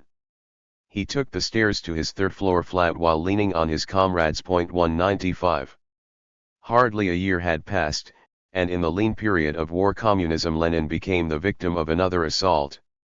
After he had given his famous speech from the balcony of the building housing the headquarters of the Moscow Soviet, in which he protested the murders of Rosa Luxemburg and Karl Liebknecht, on January 19, 1919, he departed for Sokhonik in the company of Maria Ilyinichna, where he was to take part in the Christmas festivities with the children of the Forest School. Lenin enjoyed the company of children, perhaps because he could have none himself due to his wife's autoimmune deficiency. A curious intermezzo interrupted the outing. The automobile was attacked by bandits typical, given the Civil War conditions of general insecurity, and the occupants were compelled at gunpoint to hand over the vehicle, their wallets, and their papers. 196 Lenin was ready with a compromise, and was even forced to give up his loaded handgun. After the robbery they found their way to the Soviet of Sokhonik by foot, and Lenin called Peters, one of the leaders of the Chaika, and informed him of the events. Fortunately for Lenin, the bandits did not realize who they had apprehended. However, the story found its way into Lenin's famous brochure, Left-Wing Communism, an Infantile Disorder, discussed in the chapter on compromise. What counts as a brave deed in a particular epoch? Is it worth sacrificing ourselves and others for aims that cannot be achieved? The personal drama passed into the field of politics and political ideology through such questions. Meanwhile, he was forced to give up most of his sports activities and was unable to play chess after 1917 because it required too much in the way of mental energy. Gorky, a town in the neighborhood of Moscow, became his place of respite, where he could hunt once in a while or take walks, but mountain climbing had to be relegated to the domain of beautiful memories. Lenin spent his spare time reading, but though he had a library of nearly 10,000 books in the Kremlin 197, he regularly borrowed books and journals from the libraries in Moscow, devouring the foreign arrivals with a special gusto. He received a significant volume of journals and books from Berlin in the first half of 1923, including various works of V. Shklovsky, I. Ehrenberg, S. Prokofiev, and G. Landau. He undertook a major work in theory and politics in February 1923 with a sudden and marked turn for better health, after his earlier paralysis. He had 3 volumes of Hegel and a work by Plekhanov brought from his library in the Kremlin to Gorky on October 19. This very same day he traveled to the Kremlin for the last time, to bid his office farewell. 198.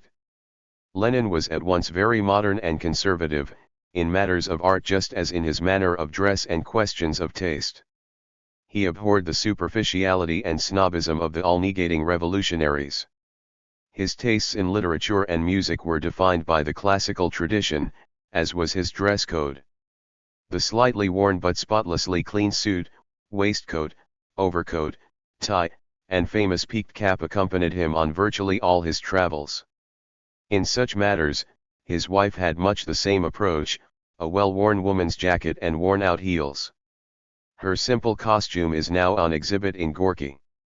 At the same time Lenin stood up for freedom of lifestyle, apparent from the fact that a decree signed by him in Soviet Russia was the first in the world to end the criminality of homosexuality.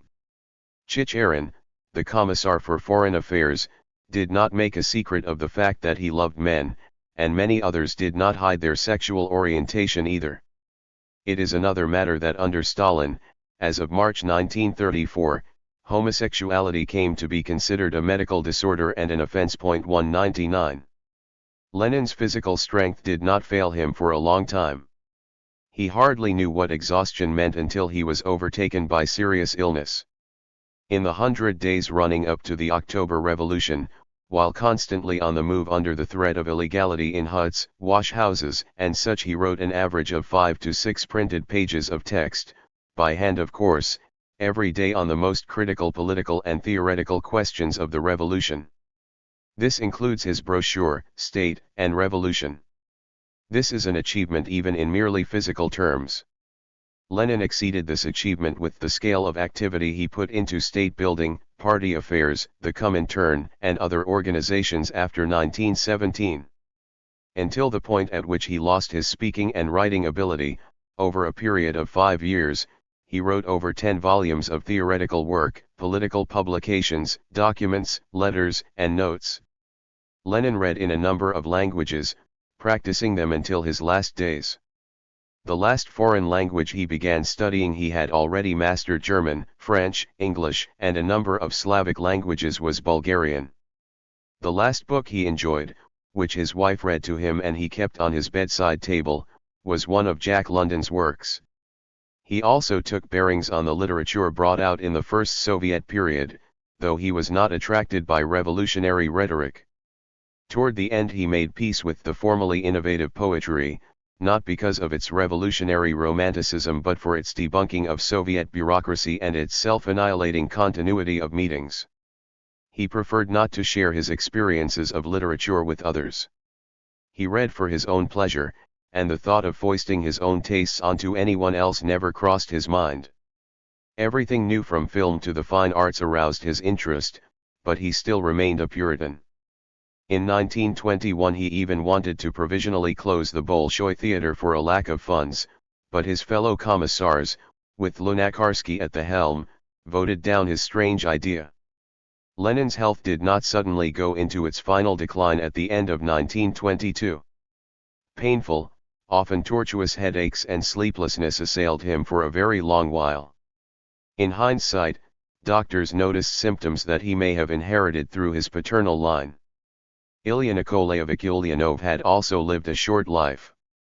He was just 4 months past 54 when he died. His son lived 9 months less. Vladimir Ilyich resembled his father in his physical makeup, emotional, energetic, early to mature.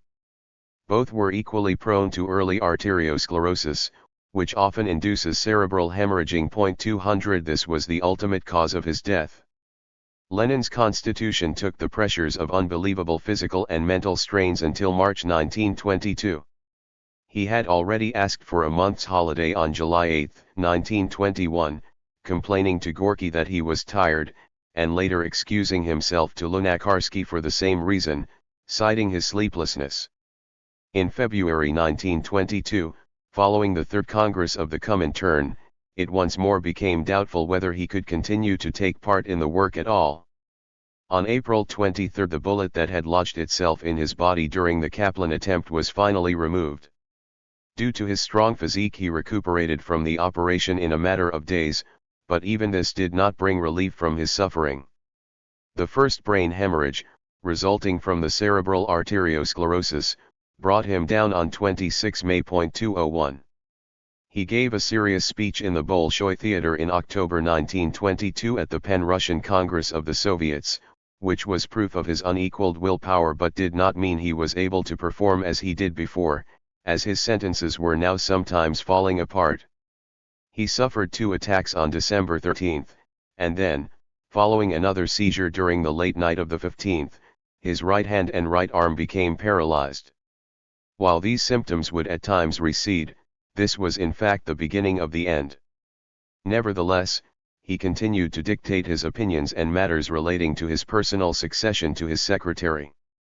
This was, as it were, a preparation for the party congress in which he was unable to participate. 202 As a consequence of Lenin's illness, Stalin's ambitions were reinforced, and as a result of a strange episode between them, their private relationship became strained.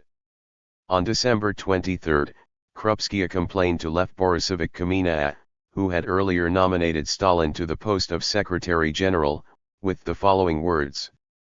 Dear Lev Borisovich, concerning the brief letter written by me at Vladimir Ilyitch's dictation with the doctor's permission, Stalin phoned me yesterday and addressed himself to me in the crudest fashion. I have not been in the party for just a day. In the whole 30 years I have never heard a single rude word from one comrade. The interests of the party and Ilyich are not less dear to me than to Stalin. She went on to ask Kamina to protect her from rude interference in my personal life, unworthy brawling and threats. I have no doubt about the unanimous decision the Control Commission Stalin threatens me with, but I have no strength and no time to waste on such stupid squabbles. 203. Nadezhda Konstantinovna only told Lenin about the incident at a much later date, upon which Lenin angrily wrote a top-secret letter to Stalin on March 5, 1923, with copies delivered to Kamina and Zinoviev. A number of researchers believe that the letter is a document of a break in their relationship, and in fact, already reflects Lenin's opinion that Stalin was a bad choice for General Secretary. In a much-cited note dated January 4, 1923, he gave a statement including a characterization of Stalin. 204 Though proposing a dismissal of Stalin, he did not name anyone in particular as his successor, even emphasizing the negative features of the revolutionaries characterized. 205 The fact that his earlier favorable opinion of Stalin had changed was also reflected in the March 5 letter described above, in which he calls on Stalin to ask for his wife's forgiveness post haste. In the event there is no such apology, he proposes an immediate breaking off of relations. 206. The last months of Lenin's life were passed under serious psychological trials, not to mention physical pains. The emotional problem for him was not caused by having to take leave of his life, but the circumstance by which he came to be isolated from the politics that meant life to him, his influence on public affairs, while continually becoming more aware of the difficulties stemming from the inner contradictions of the new system. The most important of these was perhaps the national question.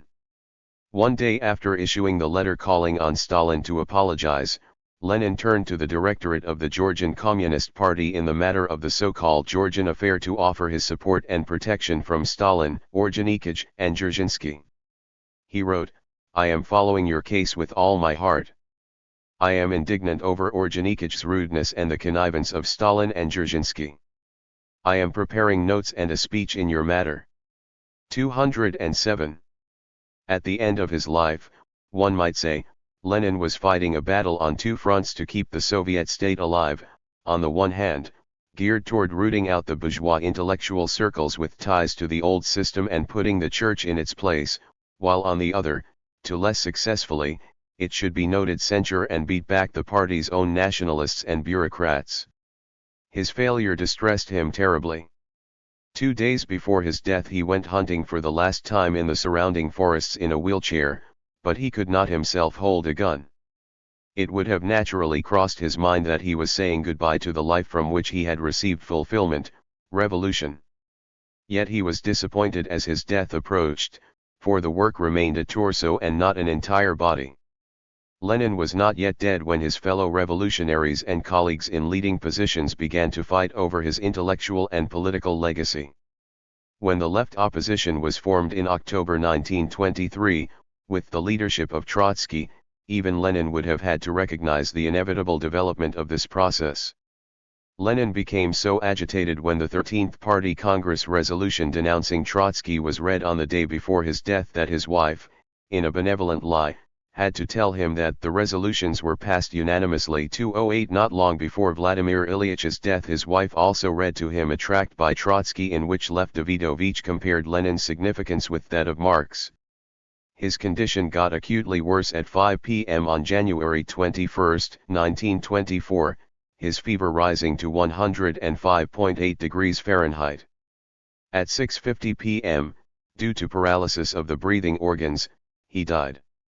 At 7 p.m., Maria Ilyinichna informed the members of the political committee in Moscow by phone of Lenin's passing. 209 On the day after his death, the Central Committee of the Bolshevik Party made the following proclamation addressed to the members of the party: Since Marx, there has not been as gigantic a figure in the history of the great movement for the liberation of the proletariat as our leader, teacher, and friend who has just passed away. 210.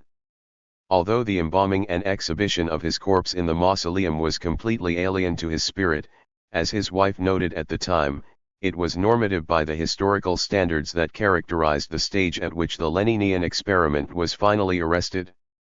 Not a single official document that shows any party or state leader opposing the exhibition of Lenin's embalmed body in the mausoleum has emerged.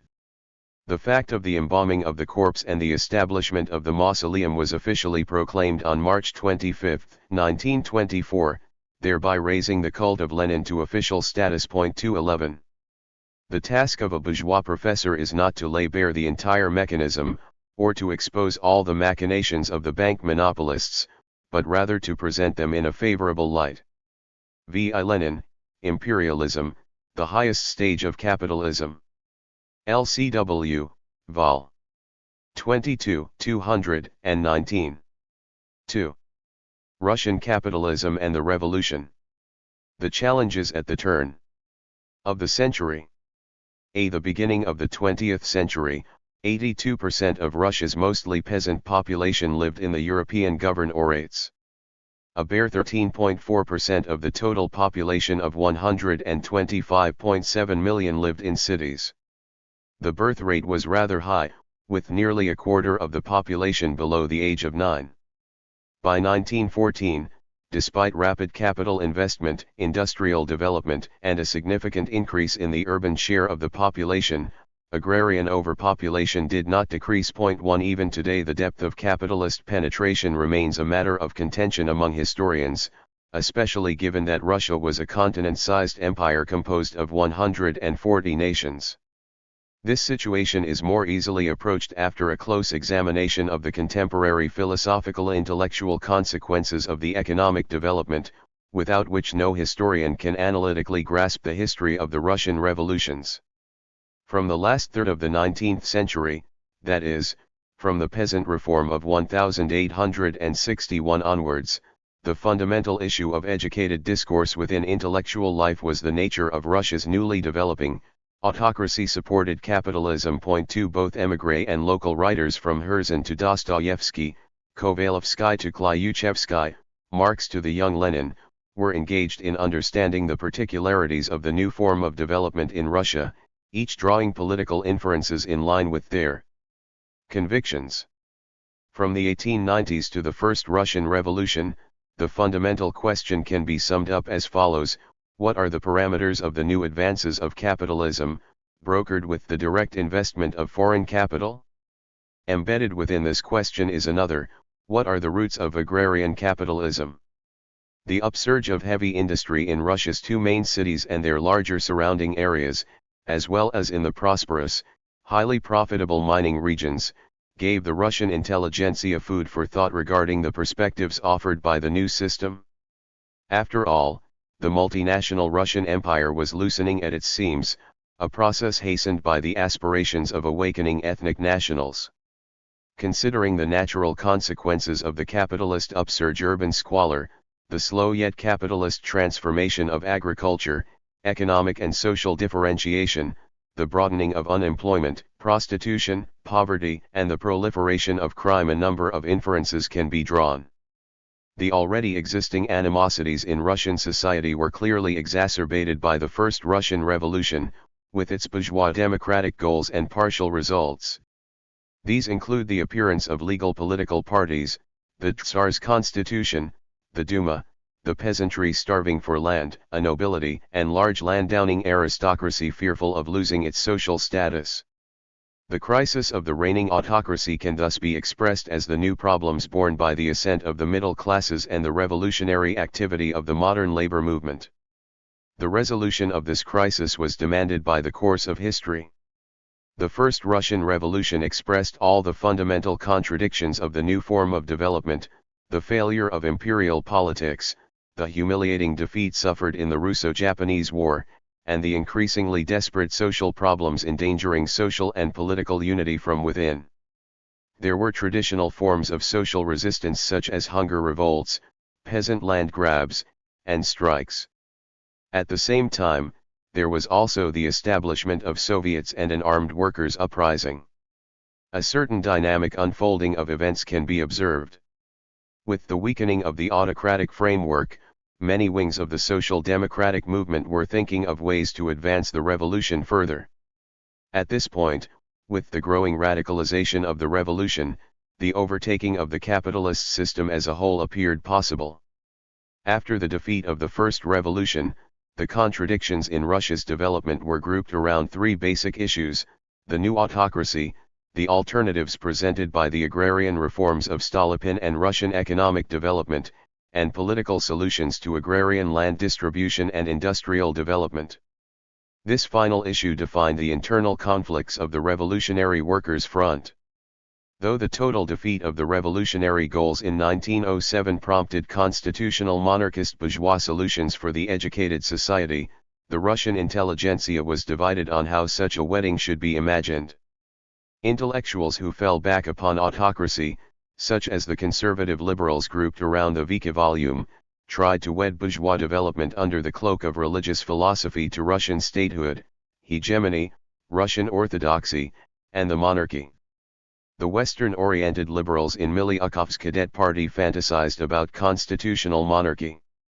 The extreme right Black Hundreds with their focus lost in a distant past wanted monarchist renewal propped up by terror and violence. That is, they wanted to mobilize the masses with organizational tools for mass movements that had not been seen before, and completely exterminate social democracy. The so-called Octoberist bourgeois and conservative right, in an expression of the essentially peculiar nature of the Russian bourgeoisie, were not willing to give up their close covenant with the Tsar and the large landowning aristocracy. Those in the peasant party, the SAers, were also divided between those who supported Russian bourgeois development and anti-monarchist terrorists. These developments, arguments, and struggles were also reflected in the ongoing conflict between the Social Democrats and the various movements. Vladimir Ilyich Lenin was a decisive figure in these struggles. At the center of this theoretical work stood his increasingly differentiated conclusion that Russia was unavoidably on the verge of revolutions that would shape the future of the world. Lenin's lines of thought, historical analysis, and theoretical arguments, along with numerous other writings and investigations about Russian capitalism, form a cohesive whole internally and in terms of methodology. This is in spite of the fact that political events and aims have considerable weight in his process of analysis. Immediate political concerns, however, did not negatively impact the quality of his thought and theory. At times, in fact, they served as inspiration. The theoretical and methodological coherence of his investigations is surprising, given that Lenin had not even finished his university education when he had already emerged from his first study of Marx. He undertook his systematic study of the Russian conquests of the capitalist system in parallel with these studies, around 1891 to 1892. What is capital? What does its essence consist of? Is there a reasonable alternative to it? Is a restoration of traditional society in any way possible?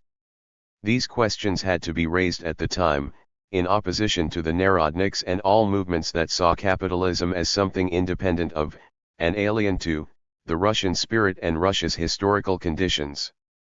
This is when Marxism made headway in Russia, triggering a Copernican turn in the history of Russian scientific thought, and especially the way the young generation of intellectuals in revolt against autocracy thought. Lenin's ideas in the fields of political theory and organization came to be formulated organically through the historical, economic, theoretical, and political study of Russian capitalism, and more broadly, the capitalist system. This analysis gave rise to the new mass movement of the proletarian type, and the mapping of a revolution to come. It was through analysis of the system that the recognition dawned that the enemy was not the person of the Tsar or the capitalist proprietor, but Tsarism, the system, and capitalism itself, with its impersonal social conditions, complex network of associations, and the totality of its differentiated social economic structures and relationships. Point 3. By extension, this realization led to an appreciation of the value of the workers' movement and a rejection of the tradition of terrorist actions in Russia. The question that the 20-year-old Lenin had already framed was, how is it possible to fight the system successfully if its characteristics and rules of existence are not revealed, understood, and debated in public? The young man accepted Hegel's maxim that slaves are no longer slaves when they come to a consciousness of their slavery. Break with narratism.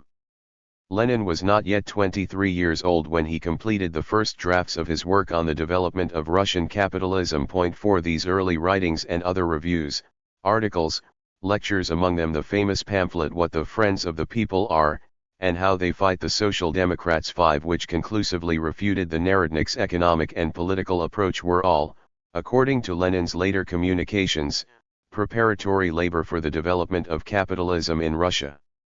This book, his main work in Russia's economic history, is the single historical text to have been developed with a truly specialized scientific approach. Point 6. These scientific investigations played an exceptionally important role in the crystallization of Lenin's political and theoretical thought. 7. It needs only to be remembered how thoroughly the writing of this work occupied him in prison, with chapters appearing to him there in full measure, and how he first requested the specialized books he used as source texts from his family when he was in exile. Point 8. Though Lenin had a diploma in law, as the years progressed, in addition to serious studies in the fields of agriculture and statistics, he acquired knowledge of economics, history, and scientific methodology. In his research, he consciously strove to link specialized scientific methodology and knowledge with the economic and historical theory and method applied by Marx. Lenin left the old, positivist, sociological approach to history and science behind.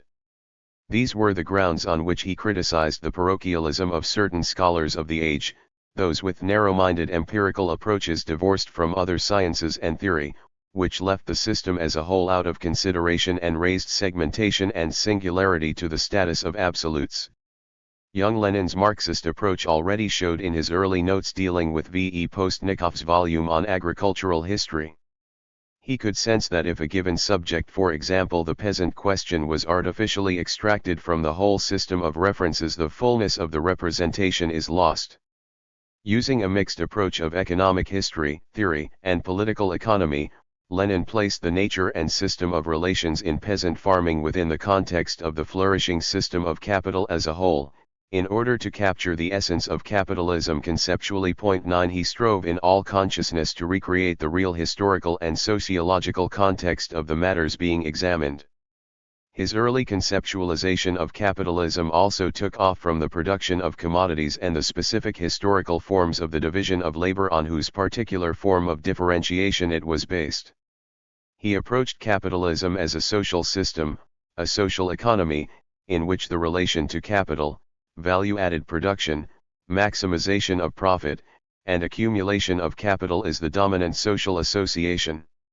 He saw the fact, a fundamental peculiarity of capitalism, that competition in the market transformed the human being himself, human labor, into a common commodity. He took account of this system, which he already had interpreted as a world system at a young age, in a great variety of historical forms. Point 10. Lenin discovered a general economic and social theory outlined in the Marxian legacy, and used its coherent system of concepts to capture the fundamental factors of modern bourgeois society and the tendencies of its universal development. 11 Various political streams could find at long last a link with Lenin's approach, unlike with the Narodnik worldview, which had dominated opposition thinking in Russia for decades. Of course, it was not just Lenin, but a number of other revolutionary writers who were speculating about these problems. For example, Martov, who was arrested alongside Lenin, set about a methodical critique of Narodism in 1896 when he was behind bars. The following year it was published in the first legal Marxist journal, Novoye Slovo. 12 Martov saw the difference between his and Lenin's approach as ideological, in that Lenin compared the declining Narodism of the 1890s to the revolutionary Narodism of the 1870s, while Martov himself attentively traced the whole evolution of legal Narodism and closely examined the basic contradiction in which the revolutionary/utopist movement rejecting every sort of bourgeoisie and the whole capitalist mode of production strained against the adaptive opportunism of its reformist tendencies. 13 However, the difference between them lies in the fact that Lenin was primarily occupied with the economic views of Narodism. What the Friends of the People are elicited a significant response, and not only on account of its political bite. In opposition to positivist sociology, it emphasized that the plain collection of material and the plain description of phenomena are among the worst legacies of the old approach to science. 14 In Lenin's interpretation, the question closest to the heart of the new conception of science was how the commodity system of the social economy develops, and how Russian agriculture becomes subjected to the capitalist market system. Even the lead into what the Friends of the People are is extremely interesting. What was the reason for Marx to speak about modern society when all economists before him had spoken about society in general? In what capacity does the concept of the modern come into play, and by what criteria does he differentiate this modern society from other societies? Here Lenin sketched the basic concepts of the Marxian theory of social form, emphasizing the economic predetermination of social structure. 15 Apart from the universal characteristics of capitalism, he was interested in the concrete transformation from traditional society to capitalism, and especially the commodity structure of the Russian capitalist economy. Contradicting the Narodniks, Lenin proved that Russia has entered the capitalist path. 16 While at the same time joining battle on the second front against the liberal approach, which then still made its case as Narodism, informing contemporary readers that in Russia there is no proletariat, but that a system of its own kind is about to be born. 17 Lenin saw the greatest economic and social problem from both a theoretical and scientific perspective in the social and economic differentiation of the peasantry, which could be directly associated with the spread of rural wage labor. His attention was drawn to the fact that the Russian peasant most often did not even use the land allotted to him in important agricultural areas. Due to the lack of tools needed to work the land, he rented it out or was alienated from it on some other account. Lenin looked for the causes of the wide differentiation of the peasantry in capitalist competition and production in general, as well as technological development. The appearance of a mass of non-farming households and the increase in their numbers, are determined by the struggle of economic interests among the peasantry. The main instrument in this battle is the limitation of the costs of production, which follows the growth of the size of the economy. 18 In the course of his studies of the causes of peasant differentiation, Lenin arrived at the question of market economy. The fundamental cause of the struggle of economic interests arising among the peasantry is the existence of a system under which the market is the regulator of social production. 19 He combined the problem of peasant differentiation and the formation of the market economy in his second work, on the so-called market question. 20 This is where Lenin first discussed the general aspects of capitalism and the particular aspects of Russian capitalism in the context of the dialectic of the particular and the general. The question was put as follows: is the development of capitalism in Russia necessary? Behind this question was a conviction that the historical ground had once and for all slipped from under the feet of Narodism, and that the Narodniks were incapable of understanding why, despite the destitution of their social strata, the Russian peasantry remained silent. That is, why it does not listen to the nation-saving ideals of the Narodnik preachers who thought they had a calling. From a political and scientific perspective, Lenin believed the most harmful and naive Narodnik prejudice was to oppose poverty to the way capitalism works. Point 21. The political significance of this scientific and theoretical problem is immediately clear, for if capitalism did not have roots in the empire of the Tsar, then Marxism, and social democracy were not applicable to Russia. Lenin's scholarly work was focused wholly on disproving this thesis. The Narodniks saw Russia as if the old, natural economic system would still have been a viable alternative in the face of capitalism. He considered the main mistake of the Narodniks and the first Marxists to be that they conceived of capitalism and its essential feature, exchange, as a matter of chance rather than a particular, defined system within the economy. 22. So in accordance with his approach, Lenin did not view poverty as an anomaly of the system, whereas the Narodniks saw it as some sort of remediable accident. The market economy, the accumulation of capital, concentration, and market competition that permeated everything, in addition to technological development, constantly renews whatever is outdated in capitalism's structure of labor distribution. In the process, as a consequence of crises, from time to time the system undercuts the subsistence of millions of people chained to this structure. When the Narodniks invested market issues with morals, they drew attention away from the real nature of the system. As opposed to this, Lenin focused on structural transformation and the proletarianization of broad masses within society. This process, the current term being restructuring, was conditional upon the dissolution of the united peasant class, the village community, the Obshchina. In his earliest writings he had already detected the presence of pre-capitalist economic components that did not belong there, which he later himself considered a basic problem. In What the Friends of the People Are, which was written with a primarily political objective, he addressed the historical peculiarities of Russian capitalism. In The Development of Capitalism in Russia, his analysis of the combination of the corvée and the capitalist economy after the reforms of 1861 represents a fully mature part of the work.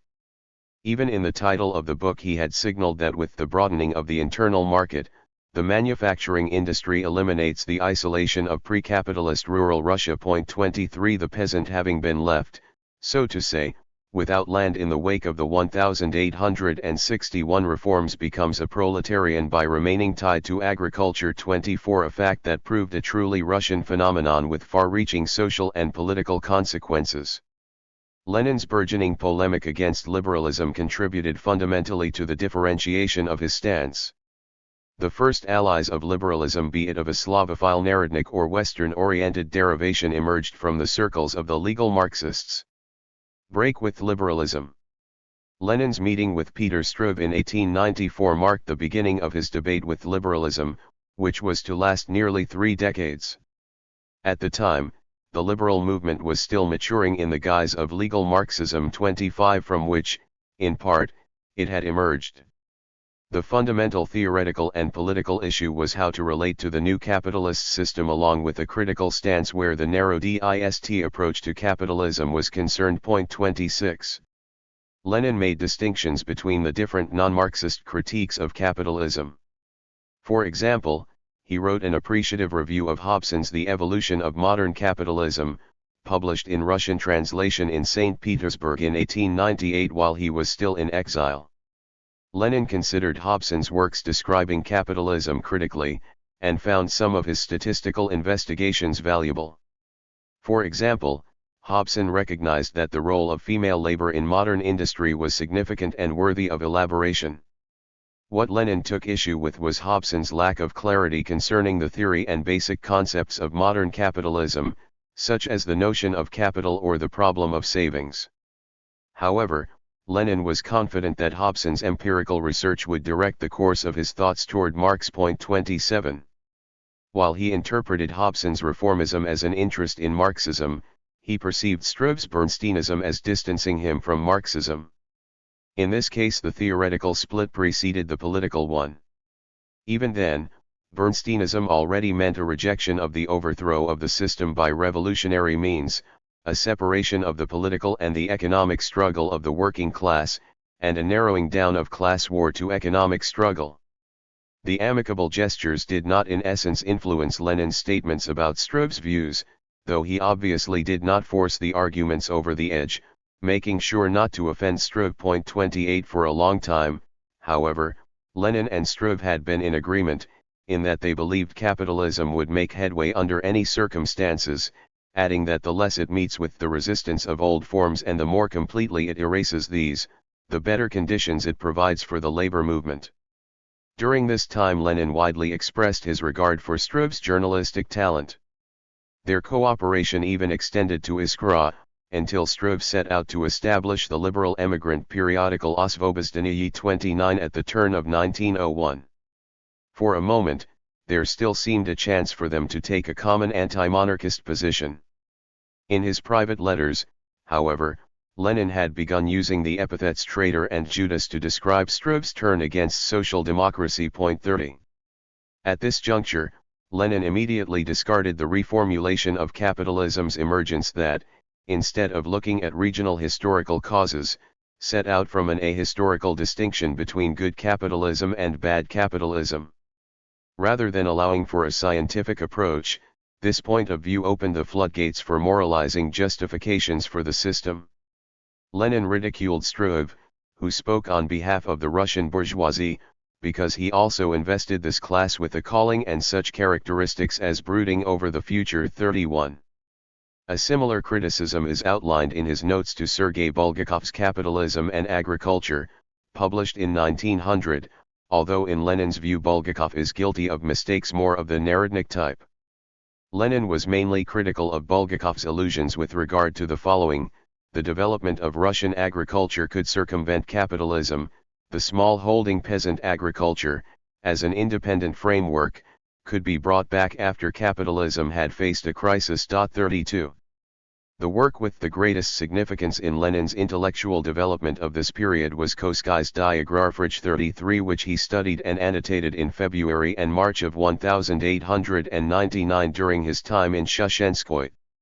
Marxist literature dealing with agriculture was certainly not plentiful at the time.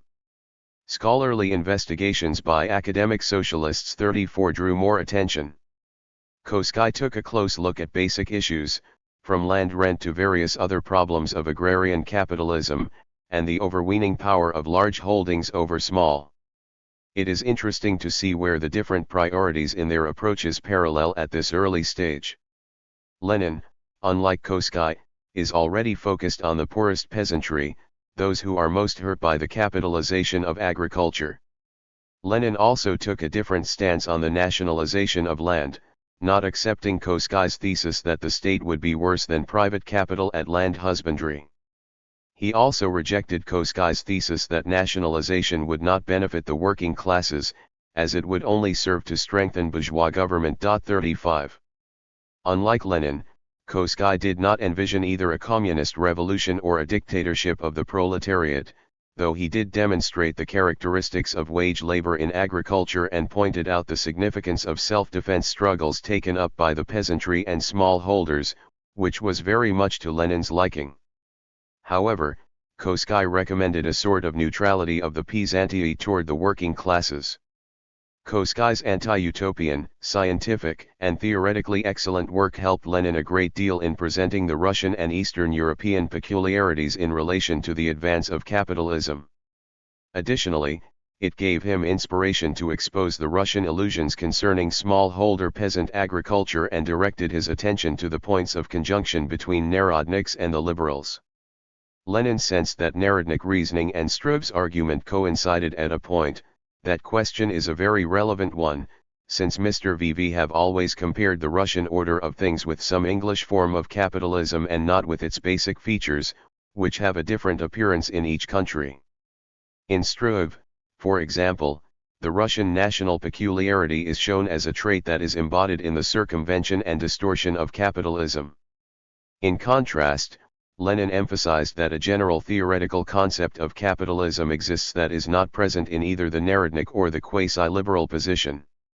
Struve also points to the domination of exchange economy, but does not take into account the other feature of capitalism, that surplus value is appropriated by the owner of the money, The Capital 36. This Narodnik liberal utopian vision carried such significance for Lenin because he believed that his opponent interpreted Russian capitalism as something taking place in the future instead of something existing in the present, that is, not as something already and definitely established, as if one of the features of capitalism were well-being. 37. These divergent theoretical approaches had vastly different political implications. 38.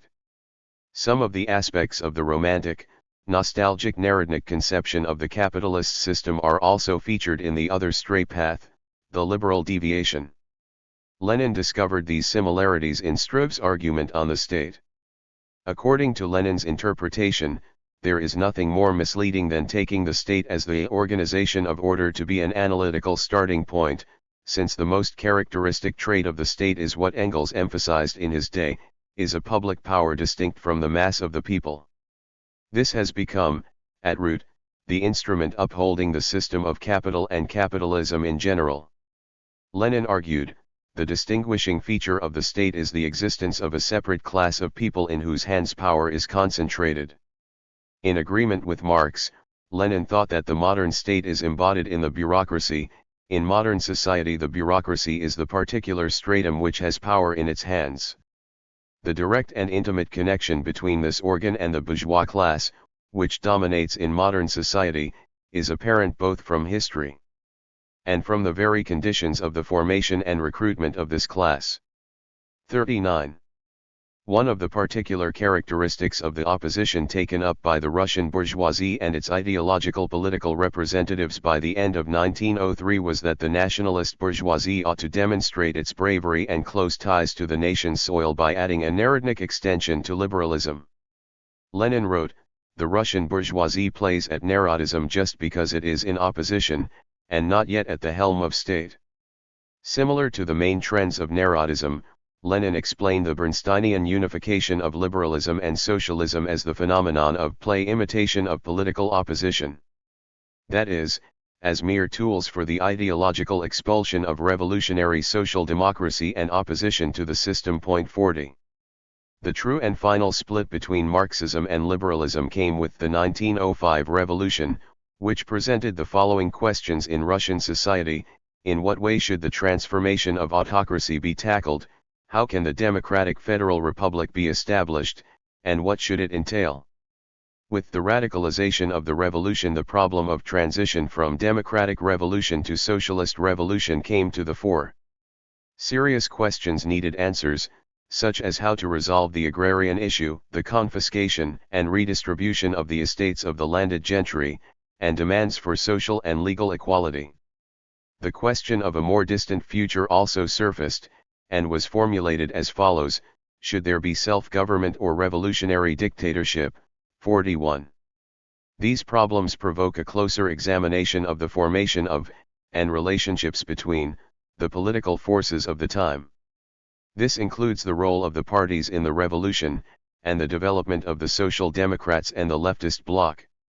The creation of the Worker-Peasant Union was questioned in the contemporary political language as follows: whose side does social democracy take in the struggle against autocracy, the bourgeoisie or the poor peasantry? This question already carried the seeds of the split within social democracy. The first split, at the turn of the century, took place between Lenin and Struve.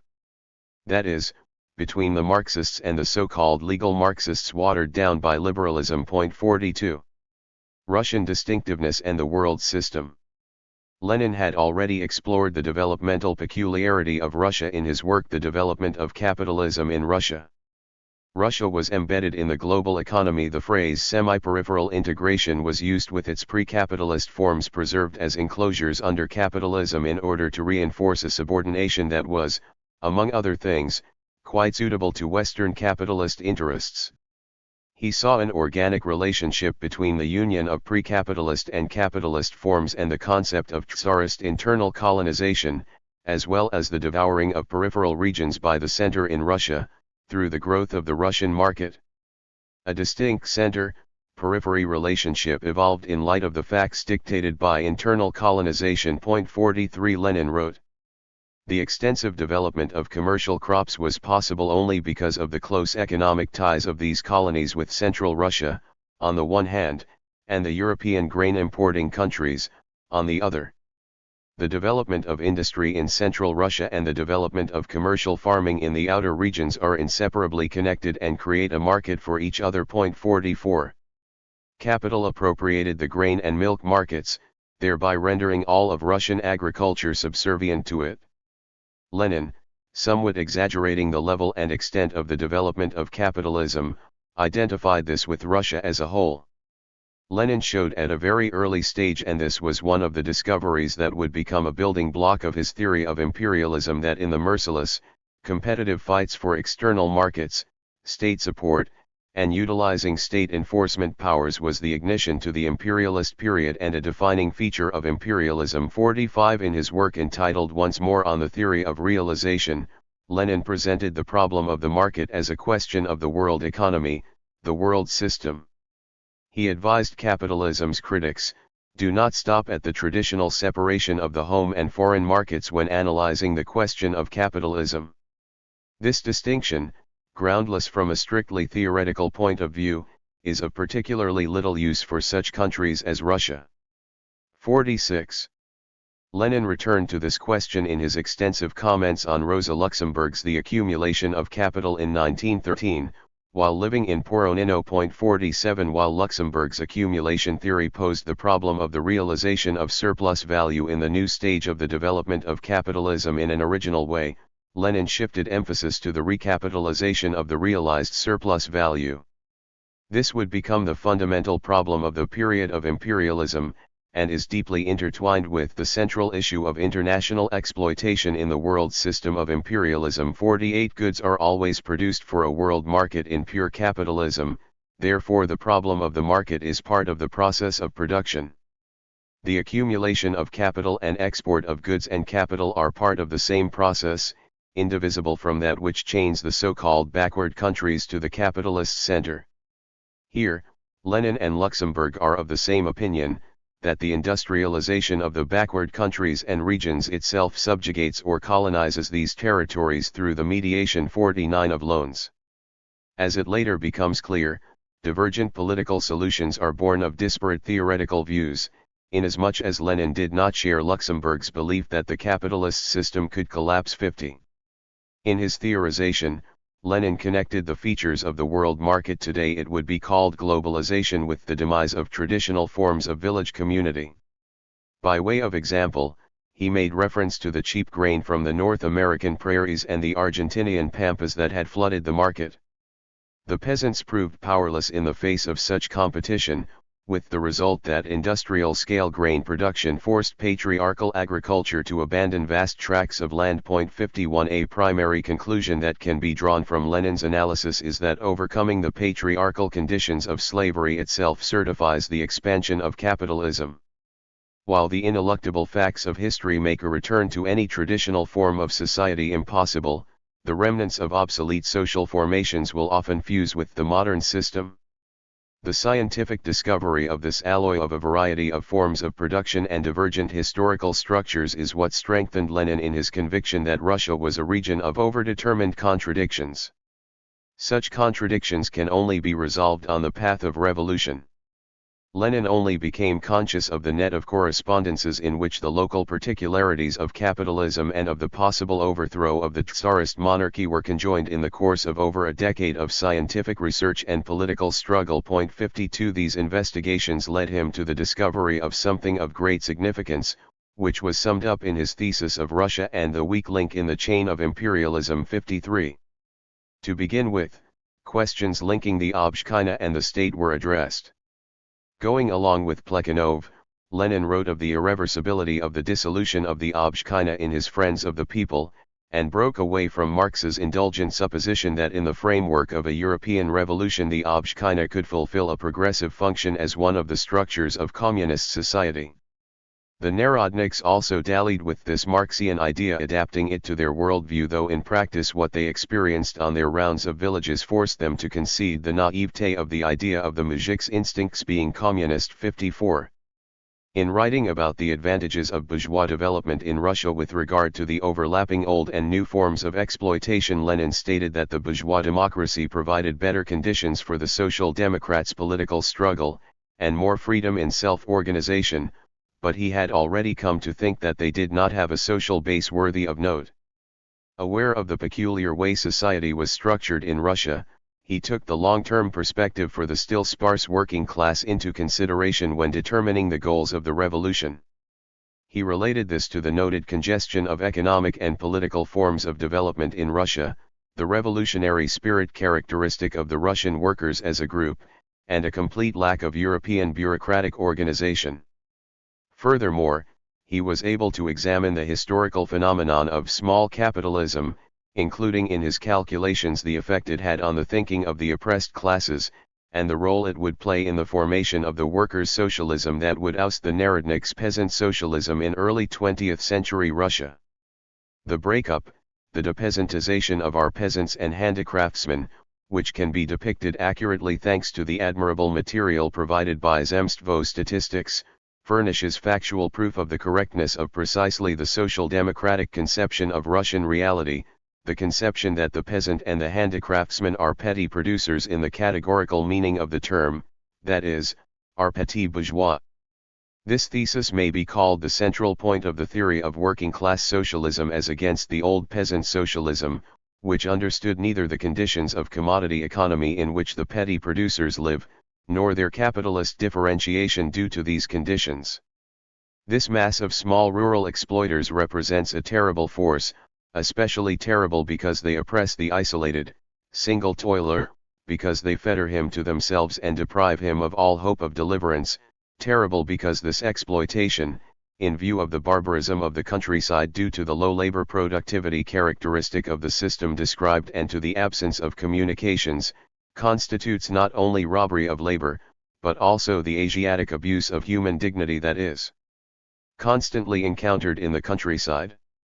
Now, if you compare this real countryside with our capitalism, you will understand why the Social Democrats regard the work of our capitalism as progressive when it draws these small, scattered markets together into one nationwide market, when, in place of the legion of small well-meaning bloodsuckers, it creates a handful of big pillars of the fatherland, when it socializes labor and raises its productivity, when it shatters the subordination of the working people to the local bloodsuckers, and subordinates them to large-scale capital.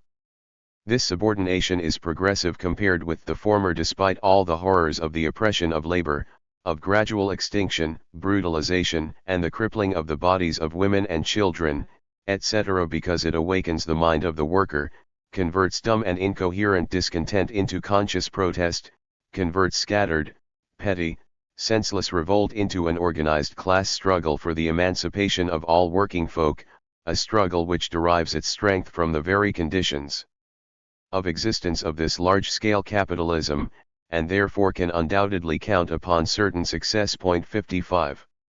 Even at this early stage, Lenin connected the inevitable unfolding of Russian socialism with Marx's idea of world revolution, though in his consideration, the Russian Revolution would be the first push for world revolution. 56. In theoretical and intellectual terms, Lenin prepared the ground for the new wave of revolutions beginning in 1905, but he overestimated the universality and depth of the revolutionary movement, the vulnerability of centralized capitalism, and the revolutionaries' ability to integrate antagonisms.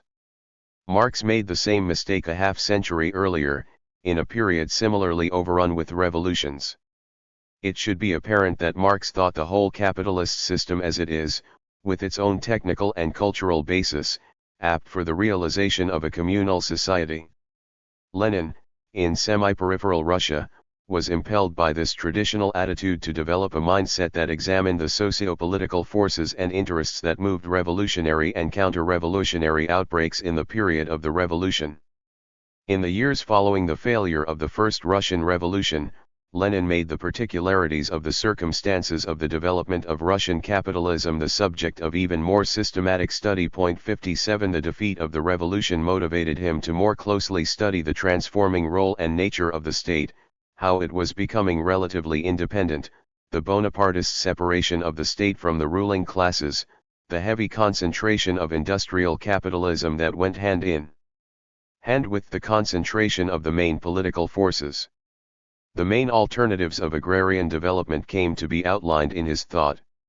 In debates with friends and comrades from 1901 to 1911, Lenin emphasized that the Tsar's monarchy had wrested some independence from the ruling classes, and that though in the aftermath of 1905 Tsarism took a few steps toward becoming a bourgeois monarchy, the bureaucratic machine preserved its relatively independent system of interests opposing the landed aristocracy on the one hand, but even more so, the bourgeoisie.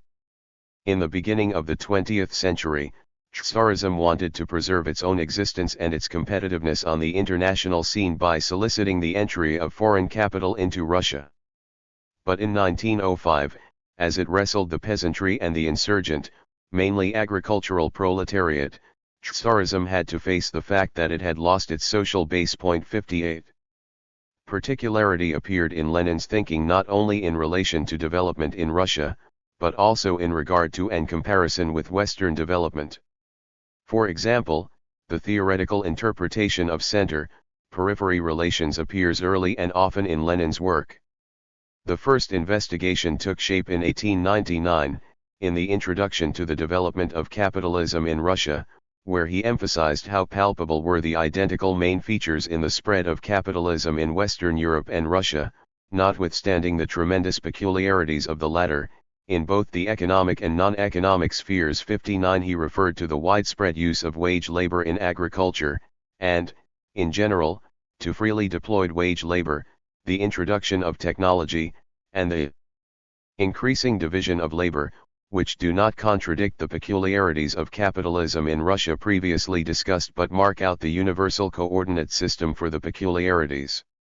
At the same time, the disconnection of social development from economic development in the literature of the day proved to be misleading, and from the point of view of those setting out a political strategy, absolutely disorienting. One need think only of the misunderstandings engendered in certain wings of the Mensheviks and among the liberals with regard to the nature of the revolutionary process. They erroneously interpreted economic development exclusively in terms of the Western European experience. 60. After the outbreak of the First World War, Lenin returned to his methodical investigation of the nature of the world system of capital in his book on imperialism. 61 Some aspects of which must be discussed here though out of sequence in terms of our timeline. Lenin had observed some of the impressive elements in the processes of new capitalism, or imperialism, which he discussed summarily in his article The Taylor System Man's Enslavement by the Machine. 62. During the First World War, when Lenin developed his theory of imperialism. 63 In certain ways he anticipated the modern line of inquiry about a hierarchical world system while focusing on its economic and political features. 64 In the age of collusion between industry and bank capital, he emphasized the trend of exporting capital rather than commodities, which makes the amassing of extra profit possible in Western countries due to unequal development.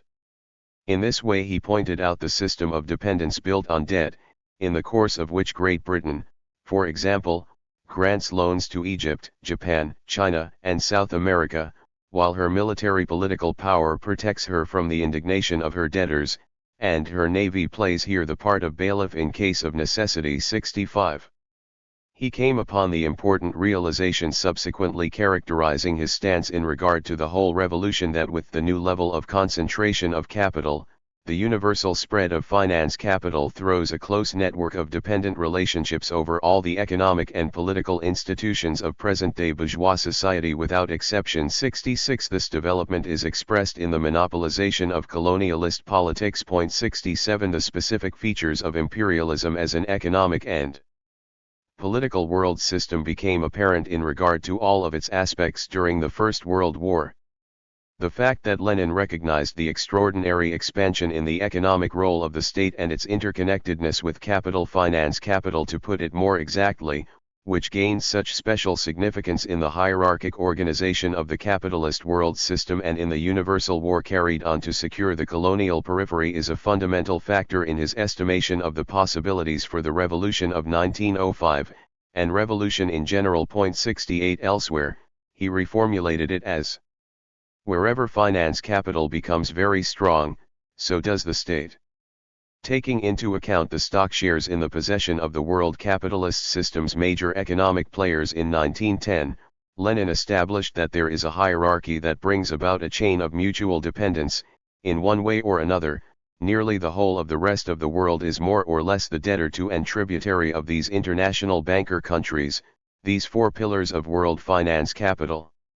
It is particularly important to examine the part which the export of capital plays in creating the international network of dependence on and connections of finance capital. 69 In an article of October 1913, Capitalism and Workers' Immigration, Lenin already noted the mass expatriation of people for the global immigration of labor, which he considered a new form of exploitation. He charted the development of rising expatriation and international migration based mainly on U.S. sources.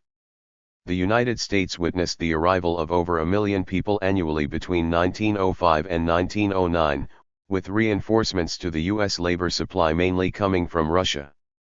A significant portion of these Russian immigrants had participated in various strikes in Russia, introduced into America the bolder and more aggressive spirit of the mass strike. Based on his observation of this emigration phenomenon, Lenin theorized that the basic aim of the rapidly developing industrial countries was to minimize the price of labor by luring immigrant laborers away from their home countries by the promise of higher wages. With this, the competition between wage workers is heightened in various regions of the world system. Capitalism has given rise to a special form of migration of nations. The rapidly developing industrial countries, introducing machinery on a large scale and ousting the backward countries from the world market, raise wages at home above the average rate and thus attract workers from the backward countries. With this, the competition between wage workers is heightened in various regions of the world system. Emancipation from the yoke of capital is impossible without the further development of capitalism, and without the class struggle that is based on it. And it is in this struggle that capitalism is drawing the masses of the working people of the whole world, breaking down the musty, fusty habits of local life, breaking down national barriers and prejudices, uniting workers from all countries in huge factories and mines in America, in Germany, and so forth. America heads the list of countries which imports workers. 70. Looking at it from a current perspective, this was a rather mechanical deduction of the international unification of labor from the globalization of capital. However, there was a surprising clarity of vision regarding the United States' potential for being the motor of global development in the 20th century. Lenin expanded this analysis in the brochure New Data on the Laws Governing the Development of Agriculture, originally written in 1915 and published in 1917. In this iteration he also offered a historical comparison with European and Russian development. The USA is unrivaled either in the rate of development of capitalism at the turn of the century, or in the record level of capitalist development already attained, nor has it any rival in the vastness of the territory developed with the use of the most up-to-date machinery, which is adapted to the remarkable variety of natural and historical conditions, or in the extent of the political liberty and the cultural level of the mass of the population. That country, indeed, is in many respects the model for our bourgeois civilization and is its ideal. 71. As Lenin realized, the integration of the colonies in world politics would recompose the very nature of the world system. In the modern age, the universal mechanism of capitalist production worked continuously in the background of these processes, inevitably integrating the subjected peoples.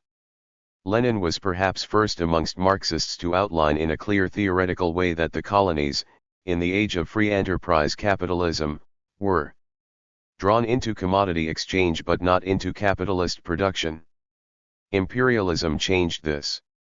Imperialism is, among other things, the export of capital. Capitalist production is being transplanted to the colonies at an ever-increasing rate. They cannot be extricated from dependence on European finance capital. From the military standpoint, as well as from the standpoint of expansion, the separation of the colonies is practicable, as a general rule, only under socialism. Under capitalism it is practicable only by way of exception or at the cost of a series of revolts and revolutions both in the colonies and the metropolitan countries. 72.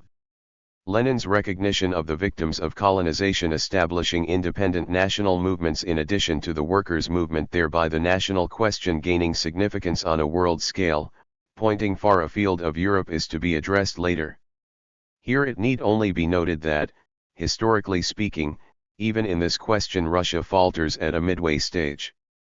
While Lenin attributes great importance to the hierarchic structure of the world system elsewhere, he nonetheless underestimated, when considering the unification of the workers of the world by capital, the strength of factionalism, the cultural and linguistic obstacles, the psychological and political barriers, and the economic and social potency of central capitalism.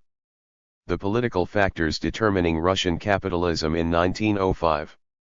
By 1901 Lenin suspected, or was quite aware, that the ruling class in the Russian bourgeois democratic revolution would be the proletariat. 73 The foremost reason for this was the political insignificance of the bourgeoisie at the time.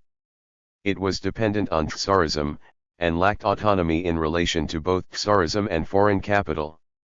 As a result, those members of the peasantry who lost their livelihoods because of capitalist development would come forward to join the working class alliance. 74 Displacing the bourgeoisie and the large land-holding gentry. At the time, these realizations were considered by many to be some sort of Leninist heresy, even in Western Marxist circles, as if the Russian peasantry was still a sort of reactionary pulp. Lenin considered the agrarian interests of the peasantry part and parcel of the question of power and economy in Russia. He rejected the Menshevik's suggestion that the agrarian question could be resolved through municipalization, with land as the property of local governments. Lenin and the Bolsheviks thought in terms of the nationalization of the large land holdings because this was to their thinking the best means to expropriate the estates and unseat the monarchy. 75 The direct political content of the debates addressed the question of who would receive the land rent, the local governments controlled by the nobility or the state. After the defeat of the 1905 revolution, Lenin struck this note with regard to the agrarian program. Theoretically, nationalization is the ideally pure development of capitalism in agriculture. The question whether such a combination of conditions and such a relation of forces as would permit of nationalization in capitalist society often occur in history is another matter. 76. The rejection of small private holdings was not merely the effect of some social democratic doctrinaire attitude, but was based on the historical grounds that the Prussian form of agrarian development, with its specific internal features, did not pertain to Russia's situation. That the Social Democrats stood for an agriculture based on collectives and voluntary cooperation, which was viewed as the only alternative to capitalist agricultural development, was an entirely different matter. The experiences of 1905 helped to clarify the whole picture. The peasantry, to put it euphemistically, stood for agrarian land distribution. In reaction to the peasant uprisings of 1902 to 1903 and the revolutionary agrarian movements of 1905 to 1907, the Tsar's government strove to quicken the demise of the village community by encouraging a well-to-do peasant layer secured by private land holdings. On Stolypin's initiative, the Tsar soon issued a decree, on November 9, 1906, giving every head of household who owned land the right to take his farmstead into private ownership and out of the land commune. He could also demand that the plot be sliced out in one piece as opposed to several smaller and non-contiguous parcels. Barely 2 million peasants left the village community in the almost 9 years preceding the First World War. After the failure of the revolution, Lenin wrote the agrarian program of social democracy in the First Russian Revolution, 1905 to 1907, in which he took positions on basic political questions concerning Russia's agricultural conditions with the expertise of a scholar. 77 Again, it is the group of issues Lenin chose as central that would be very important for the future. The decisive link in the chain was the peasants' struggle for land in determining Russian village life. 10 million peasant households own 73 million desiatins of land, whereas 28,000 noble and upstart landlords own 62 million desiatins. Such is the main background of the arena on which the peasants' struggle for the land is developing. On such a main background, amazing technical backwardness, the neglected state of agriculture, an oppressed and downtrodden state of the mass of peasantry and an endless variety of forms of feudal, corvée exploitation are inevitable. The size of the land holdings outlined by us in no way corresponds to the scale of farming. In the purely Russian gubernias, large-scale capitalist farming definitely drops into the background. Small-scale farming preponderates on large latifundia, comprising various forms of tenant farming. The mass of the peasants, crushed by feudal exploitation, are being ruined, and some of them let their allotments to thrifty farmers. 78. In accordance with these circumstances of medieval likeness, Lenin established, in contradiction to all other trends, that the basic political conflict of the Russian village was between the great masses of peasantry and the owners of large estates supported by Tsarism. This conflict could only be resolved when at last the peasantry appropriated the land possessed by the landowners. Lenin was accused of taking an agrarian position, which prompted the following reply to his critics: "My picture does not deal at all with the terms of the transfer of the land to the peasants. I have taken only the transfer of the land in general to the small peasants, and there can be no doubt whatever that this is the trend of our agrarian struggle." 79. Elsewhere he argued against his agrarian comrades. He said that agrarian reform was not on the historical agenda for the moment, as its formulation would create misunderstandings. Specifically, it might seem to represent the interests of the wealthy, who were the capitalists in the eyes of the poor peasant. The suitable political and class power relations did not yet exist. 80. Later, he explored in extensive detail the conditions under which nationalization might lead to land division, and to what degree it might whet the appetite for the socialization of the whole of social production. 81. Lenin had already grasped that land division was unavoidable in the future, perhaps not as private property, but for economic use. 82. This foreshadowed the Land Decree of October 1917 that implemented agrarian land division through nationalization. Lenin considered two possible trends: the bourgeois, capitalist transformation of latifundia, which would substitute bourgeois for feudal methods of exploitation, and the more radical, truly revolutionary transformation, which would open the gates to small-holding peasant agriculture and lead to its free development along the path of capitalist economy. 83. The latter case would mean the transformation of the patriarchal peasant into the bourgeois farmer. Lenin considered Stolypin's reforms progressive for their destruction of the feudal chains and their acceleration of the evolution of capitalism. In contradiction to Plekhanov and the Mensheviks, he refused any and all forms of political support for these reforms and excluded any possibility of cooperation with the bourgeoisie. Beside this, he considered the bloodthirsty Stolypin a modernizer and a market economy guardian of the autocracy, rather than its opponent. Lenin had seen these political, tactical, and strategic debates through with the Mensheviks, when Russia was still moving toward the revolution, as evidenced by his two tactics of social democracy in the democratic revolution. The Bolsheviks emphasized the worker side of a revolution that is bourgeois democratic in its aims, and the participation of the social democrats in the powers of government, while the Mensheviks relegated to the working class the role of extreme left.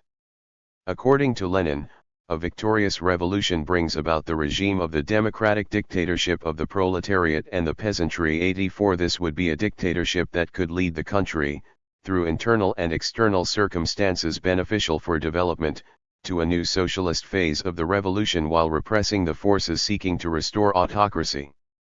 Even at this stage, Lenin considered the relatedness of these two phases of the revolution. We all contrapose bourgeois revolution and socialist revolution. We all insist on the absolute necessity of strictly distinguishing between them. However, can it be denied that in the course of history individual, particular elements of the two revolutions become interwoven? 85.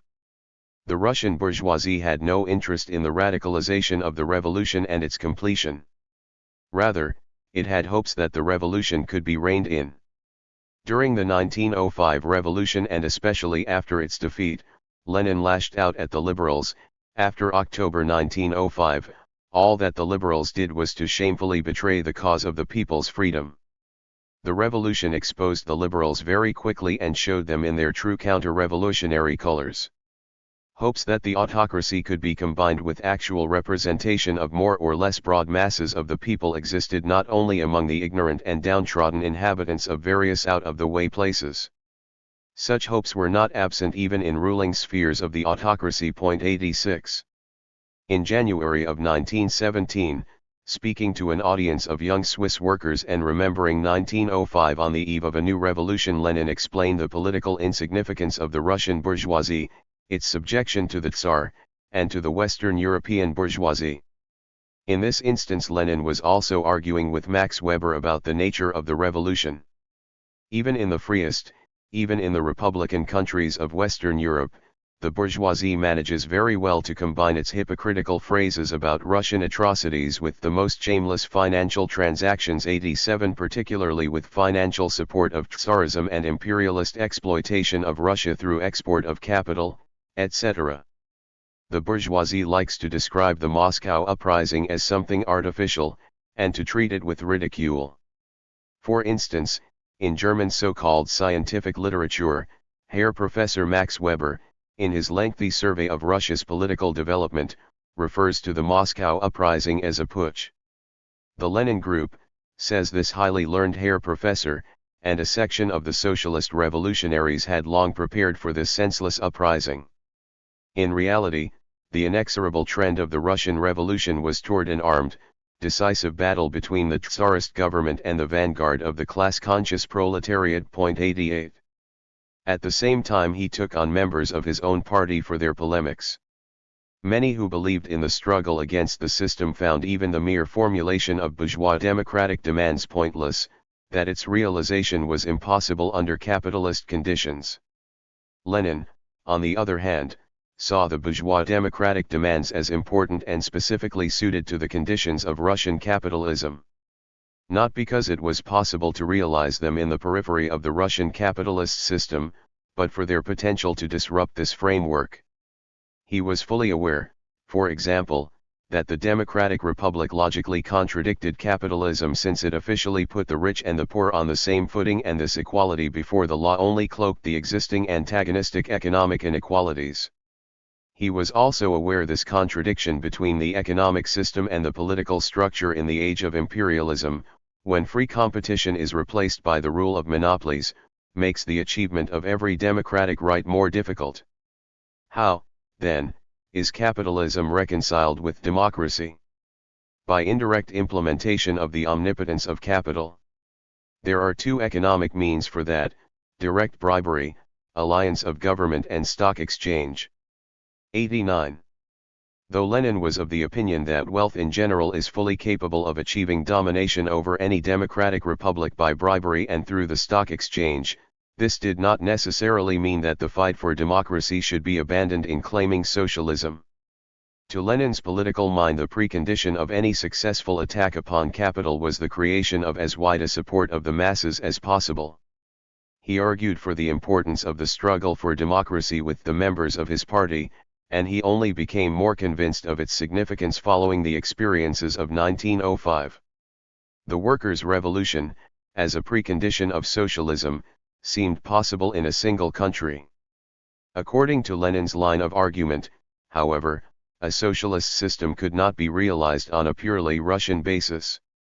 His argument about permanent revolution with Parvus and Trotsky also concerned this matter in major part, in that they judged the problem of transition between the two revolutions differently. 90.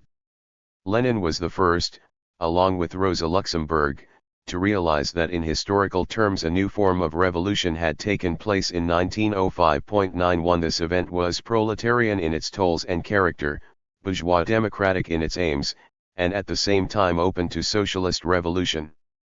Lenin saw precisely the limitations of the revolution, most clearly apparent in the weakness of its social carriers, loyal God-fearing subjects led by the priest Gapon, streamed from all parts of the capital to the Tsar. While the naive, illiterate Russian masses learned from the unfolding events with tumultuous speed, the uneducated workers in pre-revolutionary Russia proved by their deeds that they were straightforward people awakened to political consciousness for the first time. 92. Yet the Russian workers' and peasants' radical revolutionary action was not enough to ensure that the structures of self-government would remain standing. As a new type of revolution, this event finally lifted Russia onto the stage of modern history. In Lenin's words, dormant Russia was transformed into a Russia of a revolutionary proletariat and a revolutionary people.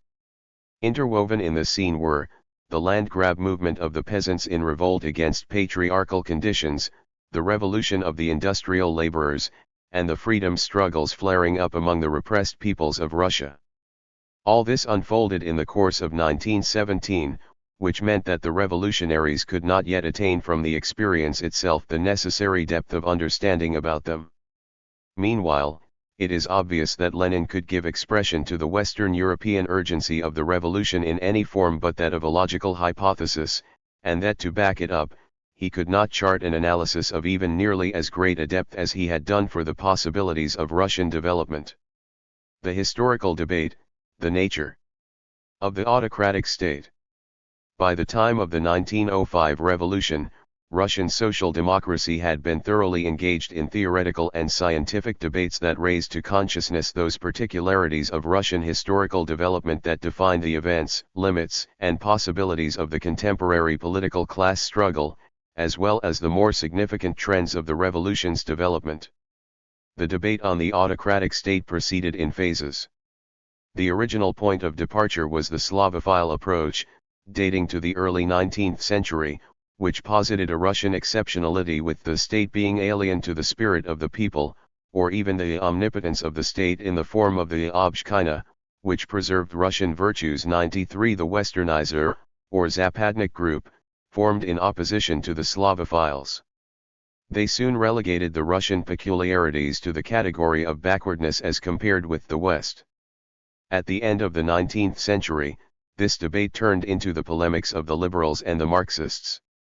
In the early 20th century, following the First Russian Revolution, the treatment of autocracy became the grounds of fractious contention even among the various wings of the social democratic movement. The political stakes of historical analysis were so high that arguments arose even among the Bolsheviks with regard to the nature of the autocratic state and the right theoretical political conclusions to draw from it. By the time Lenin joined the fray, Plekhanov had drawn up on the basis of Hegel, Marx, and Engels 94 as well as Russian historians M. Kovalevsky and V. Oklyuchevsky a Marxist position with a liberal approach to history in relation to the Russian autocratic state and on the issue of the Obshchina. This was opposed to Miliukov and the so-called state schools position, where the main influences were Comte and Spencer. 95 The set of issues became a serious matter of discussion in social democratic circles during the First Russian Revolution, when they had to clarify their relationship with the bourgeoisie and peasantry. In April 1905, the Bolsheviks convened the Third Party Congress in London with the purpose of taking a stance on these issues. The Mensheviks clarified their point of view at a rival conference in Geneva, and then debated the Bolsheviks at the Fourth and Fifth Congresses of 1907 in London. In tandem with these debates, the subject was addressed in numerous political works. Engrossed in the polemics of the agrarian debate with Lenin, Plekhanov once again highlighted that Asian stagnation, the Kitay's China, played a defining role in the development of Russian peasantry. He insisted that Lenin did not understand his historical analogy of 20th century Russia to 11th century China. He argued, the history of Russian agriculture is similar more to that of the world of Eastern despotism, such as India, Egypt, or China, than that of Western Europe. 96 In a certain sense, Plekhanov retreated from his earlier position, as presented in his Our Differences, that the question of the taxed village community which descended directly from Peter the Great should be examined in the comparative context of Russia and the East, but also pinpointed a determinative characteristic in Russia's peculiar oscillating line of development between the East and the West. In particular, it stressed the destructive force of Western development where it concerned Russian serfdom. 97. At the conference, Lenin reminded Plekhanov that if land was nationalized in Muscovite Russia, it was done in a period when Asian modes of production were dominant in the economy. However, at the beginning of the 20th century, when the dominance of capitalist modes of production in agriculture needed to be addressed, not much was left of Plekhanov's argument. Plekhanov mixed up the two types of nationalization which Lenin, not without cause, called a mistake worthy of a popular comedy 98 and considered the Asiatic aspect of the capitalist mode of production an ancillary phenomenon. The political stake in this theoretical debate about economic formations was the choice between the Bolshevik concept of the nationalization of land and the Menshevik idea of municipalization. The historical evaluation of the Russian state came to maturity within the framework of political debates born from the 1905 revolution and its downfall. The agricultural reforms of Stolypin that served to make the rural regions available to the spread of capitalist private property signaled change both in the policy of the autocracy and in its very nature. Lenin interpreted this as resolute steps on the autocracy's path toward becoming a bourgeois monarchy. Three contentious questions were raised in the process. The first is represented by the neo-Slavophile and statist worldview of the Vika Circle, which defended the autocracy under the mantle of religious philosophy. The main ideological objective of the essays that comprised Vika was to save the Russian state at all costs against renegade intellectualism. 99 In Struve's formulation, state socialism provided justification for both the foreign policy ambitions of the autocracy and the patriotic mobilization of the intelligentsia to defend the autocratic state. 100 Thus, it became the forerunner of the edict that intellectuals accept Russia's commitment to the war as a matter of their own responsibility. The Miliukavist wing of liberals opposed the diffusion of Vikist religious philosophy in scientific questions, but did not side with the conclusions of the revolutionaries and the overthrow of the autocracy either. Russian Marxists saw the advance of the Russian Bismarck in Vikism 101 while a sort of westernized evolution of autocracy seemed to have been envisioned in Vikism. The analyses of the Russian Marxists were differentiated from the liberal approaches by two main features. The first was the extension of the theory of class struggle to the historical analysis of the Russian state, in that they did not speak about the Russian state in general but examined the various forms in which it had existed and its class character. Second, they brought the development of the Russian state into correlation with the given economic factors, especially the specificities of the development of capitalism in Russia. Both the Bolsheviks and the Mensheviks strove to interpret the Russian historical process independently, in line with their own political schemes. 102. Trotsky's analysis came to the conclusion that, unlike in the West, where an equilibrium of the economically dominant classes had been achieved, in Russia the social weakness and political insignificance of the ruling classes made bureaucratic autocracy a self-contained organization. In this sense Trotsky placed Russian Tsarism after 1907 somewhere between European absolutism and Asiatic despotism. Inasmuch as he emphasized the demiurgic role of the autocratic state in economic life, Trotsky discovered a key to understanding the evolution of the Tsar's autocratic state. 103 P.P. Maslov, the leading Menshevik economist, saw the main obstacle to modernization as the landed aristocracy's blocking of the Stolypin reforms, and the fact that most of the foreign capital entering the country in the form of government bonds was not directed at the modernization of production. 104 Lenin was in agreement with this analysis. The Mensheviks had not grasped the fact that the economic role of the Russian state began to grow when capitalist development took off precipitously. This peculiar contradiction of the archaic and modern within the autocratic state was reflected in a paradigmatic way. It gained expression in the high level of independence of the state, and the political weakness and shapelessness of the social groups upon which it was built. Bolshevik historian M. Alexandrov Almansky 105, a close colleague of Lenin in publishing Pravda and other Bolshevik journals, together with famous Bolshevik historian M. N. Pokrovsky, collaborated on an analysis of the historical role and function of the Russian state that contained a vulgarized account of the class struggle. 106 For Almansky, the prime enemy was the historical science's liberal conception of the state. He strove to prove that with the Russian state, absolutism signifies the political power of the nobility, and the autocratic state is directly at the service of the economic interests of the land-holding nobility. In consequence, all views discussing an opposition of the state and the nobility are merely expressions of the liberal Miliukavist 107 doctrine that the state is above class. He even attacked Krausz, the driving forces and prospects of the Russian Revolution, because the author underestimated the power of the popular masses. Krausz conceived of history not as the history of the masses, but as the history of monarchs. 108 Almansky treated a variety of historical forms of the state as absolutism, the constitutional monarchy and the democratic republic at the same level, on the grounds that all were the political organization of one or more classes. The problem with such a vulgarized approach to the state and class struggle is not that it is simplified and unscientific, but that no acceptably articulate revolutionary politics could be built upon such a notion. Lenin had to take an opposite position to this view and the political deductions that followed from it. He did this with some reluctance, since Almansky was a valued member of the Bolshevik Party. To gain some understanding of the historical circumstances of this approach, it is necessary to see that polemics against a liberal approach to history were practiced by certain historians who wanted to prove at any cost that for centuries capitalism had been progressing in Russia contiguously with developments in the West. They found Marx at fault for his alleged liberal leanings. David Ryazanov published an abridged translation of Marx's famous work, Revelations of the Diplomatic History of the 18th Century, and a critical examination at the end of 1908 in German.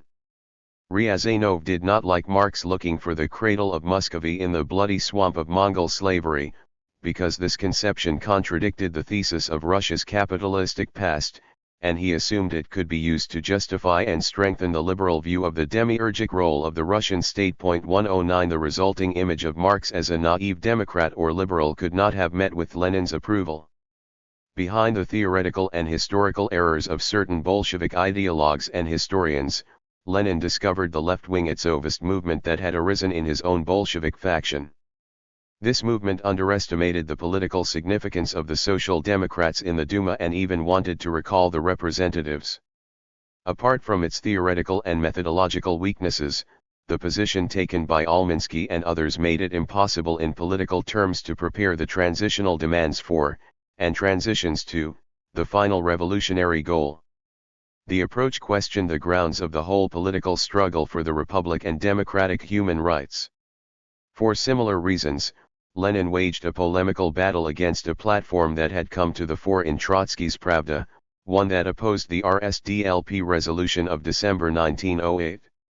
Taking a position similar to Almansky's, the first thesis of this platform stated that the regime established on June 3, 1907, represents, in fact, the unrestricted domination of the feudal-type landed nobility. It goes on to point out that they are disguising the autocratic and bureaucratic nature of their domination with the pseudo-constitutional mask of a state Duma that actually possesses no rights. If the landowners' Duma actually possesses no rights, and that is true, how, then, can the domination of the landowners be unrestricted?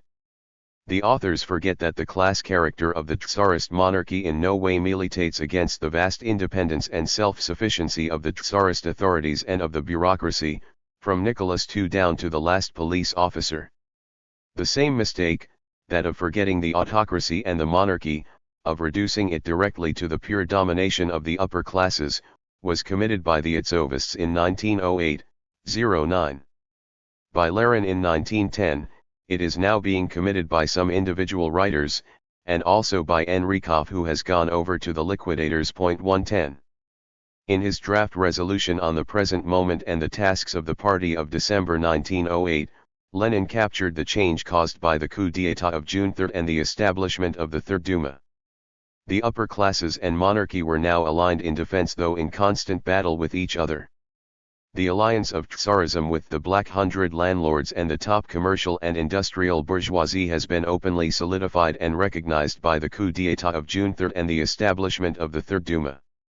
Having of necessity finally taken the path of the capitalist development of Russia, and striving to keep to a path which would preserve the power and the revenues of the feudalist landlords, the autocracy is maneuvering between that class and the representatives of capital. Their petty disputes are made use of for the maintenance of absolutism. 111. As early as November 1908, Lenin described the Bonapartist traits of the new system in formation. In his article The Assessment of the Present Situation, he projected the inevitability of the confiscation of all landed estates if the established system and the reforms of Stolypin, with their shared aim of transforming land owned by village communities into capitalist private property, came up against opposition. Both the peasantry and the landed aristocracy were unhappy with their end of the deal, and the interests of the latter allowed for the assassination that ended Stolypin's life in 1911. The Bonapartist mechanism of power settled upon these social and political conflicts. 112. Lenin estimated the maximum success rate of Stolypin's reforms in the emergence of a stratum of consciously counter-revolutionary Octoberist peasants, while the decisive majority of peasants remained in the revolutionary camp. This balance of forces could not find expression in the Duma, but the faked majority of Black Hundred representatives plus the Octoberists, as determined by the existing electoral law and in line with the Bonapartist tendencies, could not hide the increasingly obvious contradiction between the Black Hundred autocracy, which virtually reigned supreme, and the window dressing of a bourgeois constitution. 113. Lenin projected his argument with his opponents in two directions: to the matter of the transformation of the social character of the monarchy and about Bonapartism on the one hand, and the question of determining the stream of Russian agrarian development on the other. In an article written at the end of 1911, Lenin marked out the new socio-political arrangement after the revolution. He highlighted interrelations between old and new motifs of development. For the evolution of the monarchy he referred to the Stolypin reforms, and proposed connections between the leading circles of the autocratic bureaucracy and the merchant and industrial bourgeoisie would be an important factor. Only people who have never given a thought to the new brought by the first decade of the 20th century, who understand nothing about the interdependence between the economic and the political relations in Russia and about the significance of the Third Duma, can deny that this connection exists, deny that the present agrarian policy is bourgeois in character, deny in general that a step has been taken toward the transformation into a bourgeois monarchy.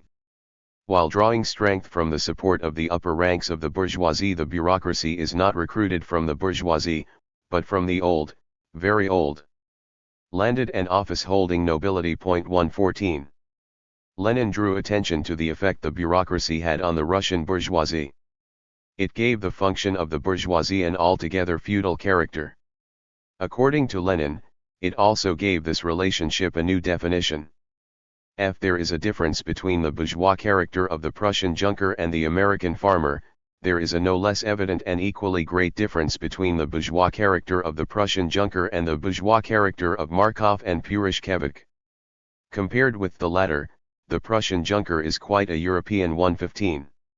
Lenin's differentiated views applied to the development of the monarchy are surprising mainly to those who treat the historical references and groundwork of his political writings as subsidiary, and who deliberately or unwittingly overlook the coherence of Lenin's political and historical theoretical analyses. Yet, by 1902 Lenin had whittled down the peculiar development of autocracy as a relatively independently organized force to the special interests of the plenipotentiary powers of the chinovniks. This trend has centuries-long roots which, by the early 20th century, included certain traits of not only Asiatic despotism but the latest in terms of European civilization. In thinking about the development of Russian capitalism, in addition to its being multi-sectored, the stratified existence and build-up of a variety of forms of production and society, Lenin gave consideration to the preponderance of Octoberist Purishevist, Asiatic, trade usurer exploitation. 116. He interpreted the agricultural conditions as another form of mixed development, characterized by the new American way in combination with the Asiatic or Turkish traits that had survived the Stolypin reforms. Lenin approached the development of modern Russian capitalism as a medieval phenomenon. He referred to this form of imperialism as military bureaucratic. He located its basic contradiction along the fault lines of progressive industrial finance capitalism and the most savage village. 117. During this period, Lenin also addressed the political struggle against the so-called liquidators. In a somewhat simplified form, the Menshevik liquidators had the most to gain from the political exaggeration of the European lines of development, insofar as they counted upon the delayed repetition of Western development in Russia. Although he rejected liquidatorism and was opposed to the liberal conception of history, Plekhanov nevertheless adopted Miliukov's account of the historical evolution of the Russian state. His argument adhered to the Menshevik conviction that Russian capitalism was capable of following the European model, though he contradicted it by emphasizing the survival of Asiatic modes of production in the case of development. Antithetically to Lenin, he overestimated by far the role of non-capitalist forms in Russian development. 118. Even during the debates of the First Party program in 1902, Lenin had held its author responsible for the same striking contradiction. Plekhanov only spoke about capitalism in general terms and left the question of a specifically Russian form of capitalism in the dark, for this kind of analysis must serve as a lead for agitation against Russian capitalism. As Lenin put it, the declaration of war has to be addressed directly to Russian capitalism in order to solder together theory and practice. 119. As discussed earlier, these methodological theoretical differences between Lenin and Plekhanov were reflected in their assessment of Asiatic modes of production. Plekhanov did not relinquish his earlier position, which perceived the struggle between Asianness and Europeanness in Russian history, even fitting February and October 1917 into the scheme. Unlike Lenin or Trotsky, Plekhanov did not base his approach on a combination or accumulation of the two trends of development, but chose to starkly contrast them, making absolutes of the historical categories in their pure form.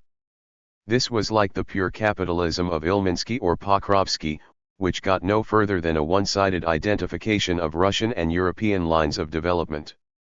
In fact, the idea that the February Revolution fit into the political Europeanization of Russia, while October, indeed quite to the contrary, reinstated the Eastern, Asiatic, or peculiarly Russian, has once again become fashionable since the collapse of the Soviet Union. 120. Based on his early historical studies, Lenin clarified that opposed interests and political conflicts within the ruling classes, and certain groups they include, must not be underestimated, because as demonstrated by the events of 1905 and 1917, the road to revolution was in part paved by these conflicts.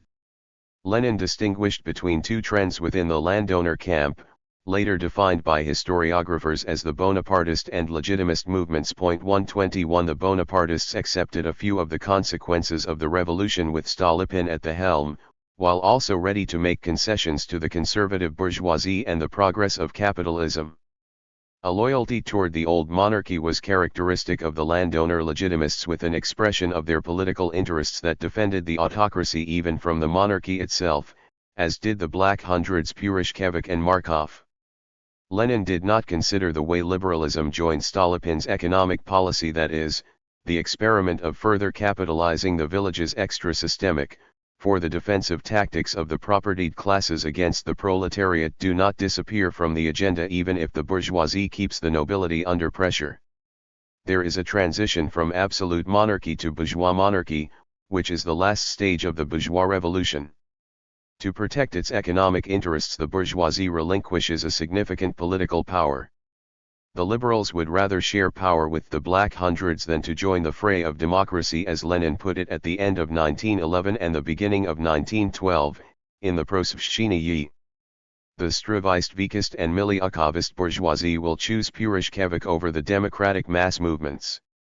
The liberals' job is to threaten Purishkevich so as to get him to move over a bit, to make more room for the liberals, but making sure at the same time that this does not obliterate from the face of the earth all the economic and political foundations of Purishkevichism. 122.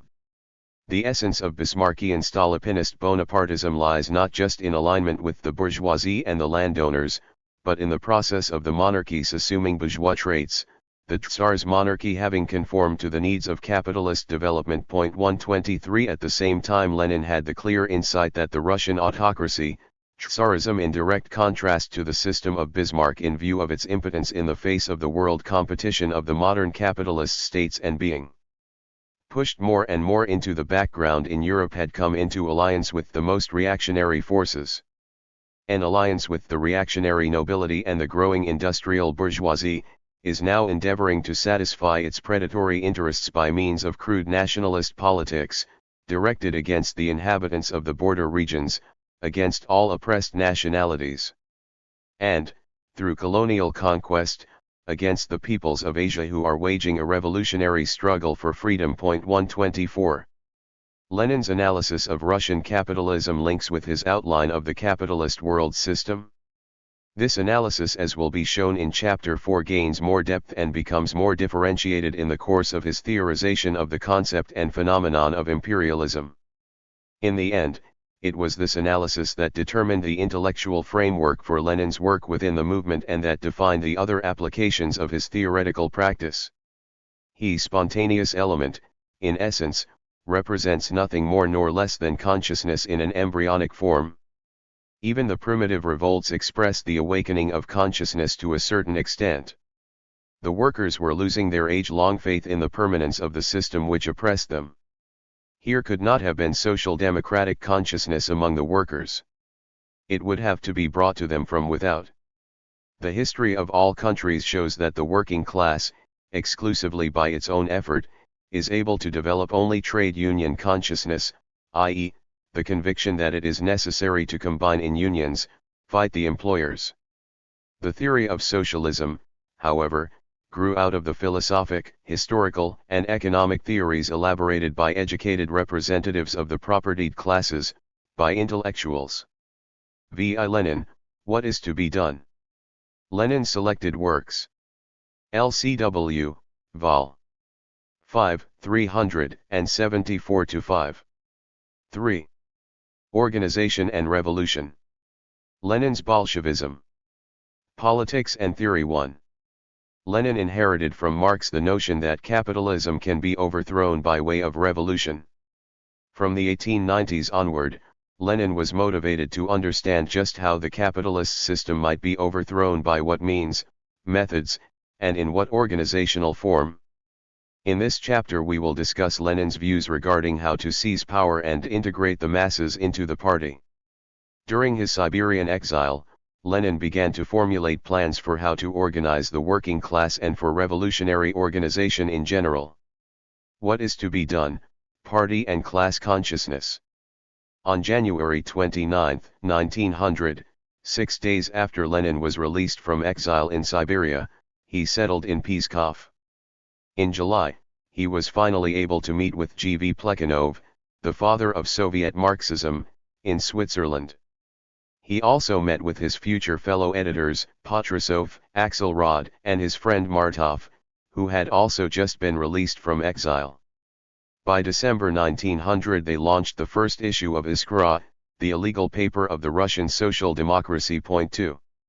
As the Russian representatives of Marxism, all of them considered the paper a potentially revolutionary, underground intellectual source of social democracy as well as its official publication. 3. Although the party had been inaugurated during the first Congress held in Minsk in 1898, its actual incorporation did not occur until the Second Congress in Brussels in 1903, and continued in London when the party program and the bylaws were adopted. 4. By the mid-1890s Lenin recognized that under capitalist conditions, intellectual circles and revolutionary cells, in other words, the small organizations that utilized the methods of workshops, tended to dry up and become absorbed, like a pond in the desert. They became defenseless prey of the Okhrana and certainly did not present a serious challenge to the regime.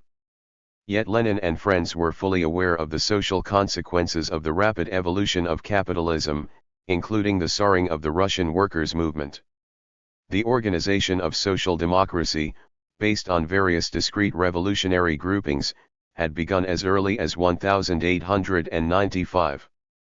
This trend assumed a more concrete form in the underground Militant Association for the Liberation of the Working Class in December of that year. The young Marxists were cautious in their approach to the old traditions of the Narodniks and of the Narodovolets, and avoided any direct ideological confrontation. In turn, the Narodovolets abstained from any acts of terrorism and propaganda about their views of Russian economic development. 5. Even before his 3 years of exile, a sentence he received precisely for his role in forming the association, Lenin enjoyed great public support. From Zurich, Plekhanov and Axelrod had expressed their esteem for Lenin and his efforts on behalf of the workers' movement in Petrograd. It is clear from his responses that Lenin was already aware that social democracy could find roots in Russia only if the Marxist intellectuals developed organic contacts with the spontaneous and promising workers' movement, the representatives of which were actively seeking contacts with these young revolutionary intellectuals. 6 Lenin had been studying Russian economic history in exile. In the aftermath of his release, he functioned primarily as a party militant, as the organizer, editor, and author of Iskra. Once Lenin settled abroad, he immediately proceeded to sketch the factors and processes that would lead to a centralized organization based on conspiratorial principles, the creation of a truly social democratic party under the prevailing autocracy. In What is to be Done? Lenin confronted the Russian version of Bernstein's reformism, or more precisely, the economist movement congregated around the Rabochai Dialog. This pamphlet, regarded for decades as the basic document of the Communist Party, failed to include a systematic party philosophy, yet it served as the ideological foundation of a hitherto non-existent social democratic party. 7 The title itself indicated both a continuation and a break with Narodnik revolutionary traditions. 8 What is to be done? Elicited intense debates among Marxists. The editors of Iskra on the whole accepted the theses of this work, which outline the framework and structure of the party's operation. Lenin cannot be blamed that during the Stalinist period the work was essentially canonized for the sake of ensuring the leading role of the party and consolidating party discipline. Taken out of historical context, however, its intent and purpose were generally falsified. The debates on this pamphlet continue to this day because every workers' movement runs into it as a tradition in its own right. One of the most insightful students of this problematic, Lars Tlich, was able to identify the basic reasons for this development. 9 Lenin appears as a modern-day missionary, as a preacher, as the man of the great resurrection, of enlightenment, who has faith in the power of the word and is able to transmit his faith to the workers across national boundaries, and is capable of converting them. This interpretation, however, according to which this modern proselytizer is nothing but an elitist and a megalomaniac intellectual, is not based on historical analysis, and does not place Lenin in historical context, whereas Lih begins with an account of the historical circumstances, how the working class resurrects and, because of its activism as Lenin recognized, may achieve hegemony among wage workers around the world. 10 The principal premise in What is to be Done? Is quite specific and historical. A revolutionary party capable of overthrowing the autocracy requires an underground organization built on volunteer activity. This can only be a party of professional revolutionaries who are familiar with the rules of conspiracy, the revolutionary consequences of Marxist theory, the history and logic of political and armed struggle, and are aware of the means at the party's disposal. The objective of the party's organization is socialism, but only in the long run. Its immediate political and economic goal is social revolution. The historical stage preceding socialism, to use Marx's term, is the dictatorship of the proletariat. According to Lenin, the historical role of the party is to function as the leader and the catalyst of a movement already in existence, the embodiment of a trend shaping the Russian revolutionary workers' movement. What is to be done? Is a byproduct of the debate within social democratic circles at the time. The theoretical starting point was first and most succinctly identified in Credo, the pamphlet co-written by Yekaterina Kuskova and Sergei Prokopovich in 1899.11. By Lenin's estimation, Credo stressed the economic struggles of the working class and diminished its daily political struggles, thus importing the debate into Bernstein's revisionism. Almost as a matter of course, the argument led to the issue of the revolutionary nature of the working class. From 1902 onward, Lenin's basic goal was to define the role of social democracy with regard to spontaneous mass movements. 12 In other words, how do the working masses become mature enough to be able to overthrow Tsarist autocracy? Similar views had emerged among the social democratic economists, but Lenin focused his arguments against the vulgar economic arguments that distinguished the economic and wage struggles of the working class from their political demands. These economists cited Eduard Bernstein's direction of German social democracy to substantiate their arguments. In the name of spontaneity and self-education, they saw the workers merely in the guise of trade resistance and labor union consciousness. Lenin, for whom social democracy was the party of social revolution, viewed the essence of Bernstein's reformism in the precept that social democracy must be transformed from the party of social revolution into a democratic party of social reforms. Bernstein denied that socialism can be scientifically justified, hence he removed the prospect of socialist revolution from the agenda. As we know, this thesis remains the ideological starting point of modern social democracy and its successors. In What is to be Done? We find an acute awareness that behind this confrontation between the Revolutionary Party and the Party of Reforms lies further conflict between their relationship to the state and revolution, and to bourgeoisie and capitalism. Marx had already rejected the Vollmer concept of state socialism. 13 The state socialism of Bernstein posits the possibility of the parliamentary triumph of social democracy as the ultimate goal instead of socialism or the socialist revolution. Likewise, the camp of Russian economists tried to excise the revolutionary transition leading to socialism. Underlying the political conflict, therefore, we find conflict over the views of Bernstein, who denied the theoretically antithetical nature of liberalism and socialism, denied the theory of class struggle. 14.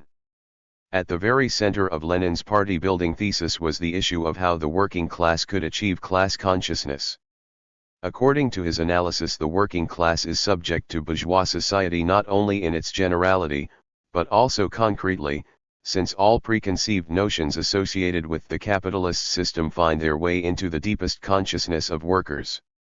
The working class is unable to spontaneously rid itself of these preconceived notions. During the first years of his exile in Western Europe, Lenin found that the regime thrusts notions sustaining capitalism into the workers' consciousness, for example, by means of propaganda or the media. From this he came to the conclusion that there cannot be a revolutionary movement without a revolutionary philosophy. This would apply to everyday propaganda efforts and the theories underlying agitation, with local and national conditions taken into consideration.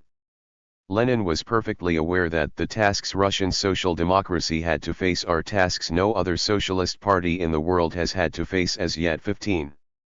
Regarding connections to be made between the spontaneity of the masses and the consciousness of social democracy, Lenin and Bolshevik philosopher Bogdanovich recognized, in his own way, that the periods of preparation for revolution, some shorter, some longer, are most essential when the working class is enabled. But learning the logic of political struggle, the nature of the forces participating in it, cannot occur spontaneously.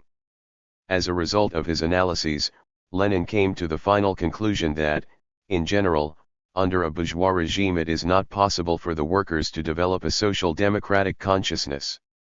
Later, in 1907, in the aftermath of the revolutionary experience, he gave up this thesis. In fact, he admitted that under the changed circumstances, the proletarian masses might enter the party alongside the professional revolutionaries. To what extent Iskra and Lenin's concept of the Russian Social Democratic Party was tailored to the labor movement can be discerned unequivocally in his pamphlet One Step Forward, Two Steps Back, published in 1904. Here he rejects the charge that he identified social democracy as a secret conspiratorial organization. This quotation shows how out of place it was for Comrade Martov to remind me that the organization of revolutionaries should be enveloped by broad organizations of workers. I had already pointed this out in What is to be Done, and in a letter to a comrade I developed this idea more concretely. Every factory must be our fortress. 16. Of course, Lenin argued that conspiracy is but one special tool to be used under a certain set of circumstances rather than the foundation of a party. 17 In One Step Forward, Two Steps Back, Lenin sketches out a network of legal and underground organizations dedicated to enlisting workers in a social democratic movement.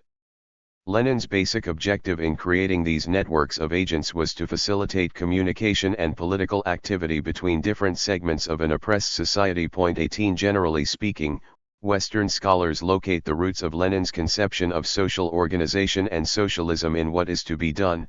19. Lenin maintained his views on the significance of enlightenment and education and never denied that day-to-day struggle serves at least as much of a self-educating purpose as teaching and learning.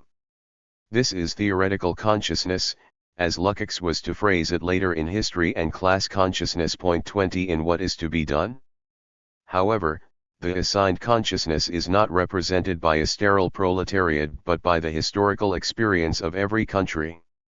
Since this consciousness had to be injected from the outside, as the working class could only achieve a unionist consciousness on its own, it should come as no surprise that Lenin ascribed an enormous role to the revolutionary vanguard. This is not so much the consequence of the Narodnik influence but rather the specific and contradictory nature of Russian capitalism, for example, the youth of the working class, its spontaneous radicalism, and its cultural backwardness. What appeared as a virtue in the eyes of Lukács was a problem for Lenin. He knew very well that in Russia, the theoretical doctrine of social democracy arose completely independently of the spontaneous growth of the working class movement. It arose as a natural and inevitable outcome of the development of thought among the revolutionary socialist intelligentsia. 21. This evolution also reflects that in building up the party, Lenin started out from the experiences of the Russian workers' movement, and the direct logical outcome was centralization and conspiracy. He was aware of the negative impact of this situation, of its Asiatic features. 22 When in arguments against sectarian attitudes he urged the inclusion of the masses in politics. Lenin viewed the issue of the relationship between the professional revolutionaries and the purely workers' movement, the general strike being the meeting point between party and movement, as one of the most important achievements of the movement. He did not conceive of a general strike as a secret action, even though he felt that a small number of professional organizers would be required to technically prepare the participation of thousands. Yet anyone with revolution as their calling would have to organize the struggle to be launched, taking into consideration the rules of the art. Thus Lenin combined or connected several relationships simultaneously: the trade or occupation to which the worker belonged, professional organization and conspiracy, ideological and political farsightedness within the sphere of the new political theory, and Marxism. Point 23. From the point of view of professional preparedness, Lenin politically and ideologically assessed the two old revolutionary tendencies, Narodism and anarchism. As early as 1901, he argued that these approaches could not provide answers to the challenges posed by the new bourgeois society. His main objection was that Narodism did not understand the features of the new Russian capitalism and hence resorted to old, reactionary romantic utopias to attempt to transform the existing regime. As for anarchism, which rejected politics altogether, Lenin contended its adherents did not understand the historical evolution that could lead to socialism and did not perceive the causes of exploitation, nor did it have an understanding of the class struggle as the creative force for the realization of socialism. He referred to anarchism as the absurd negation of politics in bourgeois society, which would, in the long run, end in the subordination of the working class to bourgeois politics in the guise of negation of politics. 24. Lenin felt that neither approach, nowadays we would refer to them as pre-modern solutions, would lead to any positive outcome in the organization of the workers. As for the question, what is there in common between economism and terrorism, his answer was their similarities were rooted in subservience to spontaneity. He wrote, "Those who are not, and cannot be, roused to excitement even by Russian tyranny will stand by twiddling their thumbs and watch a handful of terrorists engaged in single combat with the government." 25. There is even a detailed discussion of the consciousness of class struggle in What is to be Done? The participation of workers in everyday politics depends primarily on understanding the development of political forces at work in class relations, without which the proletariat remains a mere tool of capital. 26. Lenin undoubtedly exaggerated the role of understanding theories of knowledge and of scientific truth in history and politics, and paid less attention to resolving the complicated connections of various interests. The reason for this was that to be submerged in the details could become an obstacle to revolutionary organizing and lead to the death of action. His views regarding revolutionary organizing also reflect that the revolutionary nucleus must first of all be clear about this fact. At the same time, he was also aware that the workers were not preoccupied with theoretical issues, because existential difficulties would spur them to revolutionary action. As we shall see, Lenin remained very critical of anarchist movements even later on, not because of the competition but rather as a matter of principle and tactics. Lenin conceived of the underground organization of the revolutionaries as composed of people who make revolutionary activity their profession. 27 This is not surprising, since under an autocratic regime, laurels can accrue only to professionals and even then not very often. Consider, for instance, the regrettably well-oiled machine of the Okarana, or Bulat Okujavas The Adventures of Shipov, which revealed the operation of the secret police from the inside.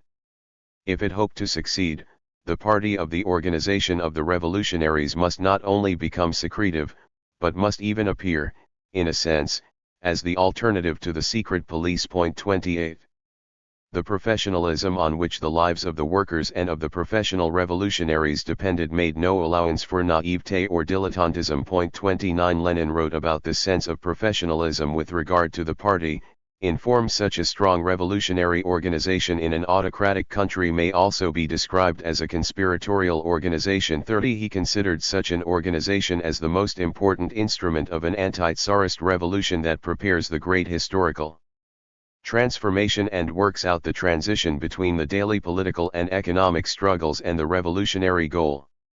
In this mindset, he wrote of rejecting an immediate call for assault. 31 Thus the party itself becomes the most important organization in the hands of the working class during the transition. As already mentioned, Lenin conceived of the organizational conditions for the party's foundation, and the achievement of its goals, in terms of a network of agents that provided connections among various types of workers' movements. He believed that without such a network the uprising was not possible. 32 Only these forms of contact would have the result of creating real party unity, for without such contacts it will be impossible collectively to discuss the plan for the uprising and to take the necessary preparatory measures on the eve, measures that must be kept in the strictest secrecy.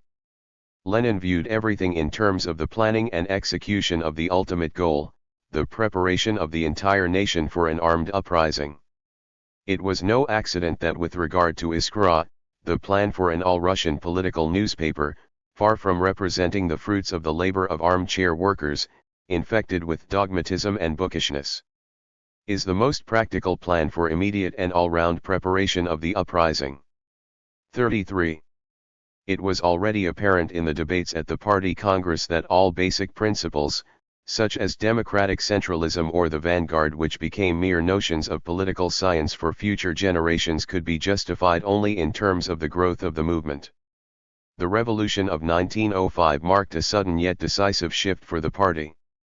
It transformed from a party built on conspiracy into a true mass movement, with a membership of over 160,000. The concept of democratic centralism as the law of party bureaucracy was a product of a later historical period, the combination of power, pragmatism, and a messianic future expectation. It is easy enough to define the basic concept of democratic centralism, democracy in reaching decisions and unity in implementing them. The difficulty resides only in how to apply this basic principle to small propaganda groups that do not have an organic relationship with the working class. That is, groups whose constituencies are not created from among the most class-conscious members of this class through a hard-fought process of selection. 34 The Russian Social Democratic Party, and later the Bolshevik Party, benefited from real feedback thanks to its close relations to its social base. The Social Democratic Party, at least potentially, was a real mass party from the beginning. It had an ideology and an organization chart, for example, that were recognized by politically conscious members of the working class in 1905 and 1917 as valid expressions of their politics. This consciousness, however, was soon in conflict with the official position of the party in view of the truly impossible demands of self-liberation. There was no guidance offered in what is to be done, since its author could not have been thinking from the perspective of a future party state. The party as vanguard meant simply that the organization must find roots as part of the social class and incorporate all progressive and revolutionary elements as mentioned in the Communist Manifesto. This description of vanguard, of course, has no real kinship with the structure that came about in a later period, the bureaucratic embodiment of the Stalinist state party, in spite of the fact that the latter kept referring to Lenin and its so-called origins in 1903. Regarding its own ideology and politics, it considered Bolshevism as originating in that year. Those attending the Second Congress of the Russian Social Democratic Labour Party were driven by the shared conviction that the principal task of this Congress was to elaborate a platform and an organization for the direction of the workers' movement, a party that would deal with tactical issues in a united manner. In view of this shared intention, the Congress's organizing committee elaborated ground rules. The 18th point of these rules was formulated as follows. Decisions of the Congress and all the elections it carries out are decisions of the party and binding on all party organizations. They cannot be challenged by anyone on any pretext whatever and can be rescinded or amended only by the next party Congress. This provision in fact expressed the free will of all the revolutionaries. It was equivalent to a word of honor mutually pledged by all the Russian Social Democrats. 35. The party's handling of tactical issues in a united manner proved more complicated than that. The personality and power struggles among individuals, even revolutionaries, since we are not speaking of saints, often overrode the covenant of the word of honor. The 1903 party split. In the debates held at the Second Congress, it was consistently argued that the party of the proletariat could only stand on the basis of common interests. Just as the general capitalist state expresses the general interests of the capitalist class at the expense of special interests, for the sake of eliminating all inequities resulting from class, the mission of the Revolutionary Party must be the embodiment of the totality in the interest of the movement as a whole. For the first time in the course of the debate over organization, in 1903 the delegates took a stand on the final goal on the basis of class consciousness. This goal was included in the party program as a joint resolution by Plekhanov and Lenin. Parvus represented a dissenting voice.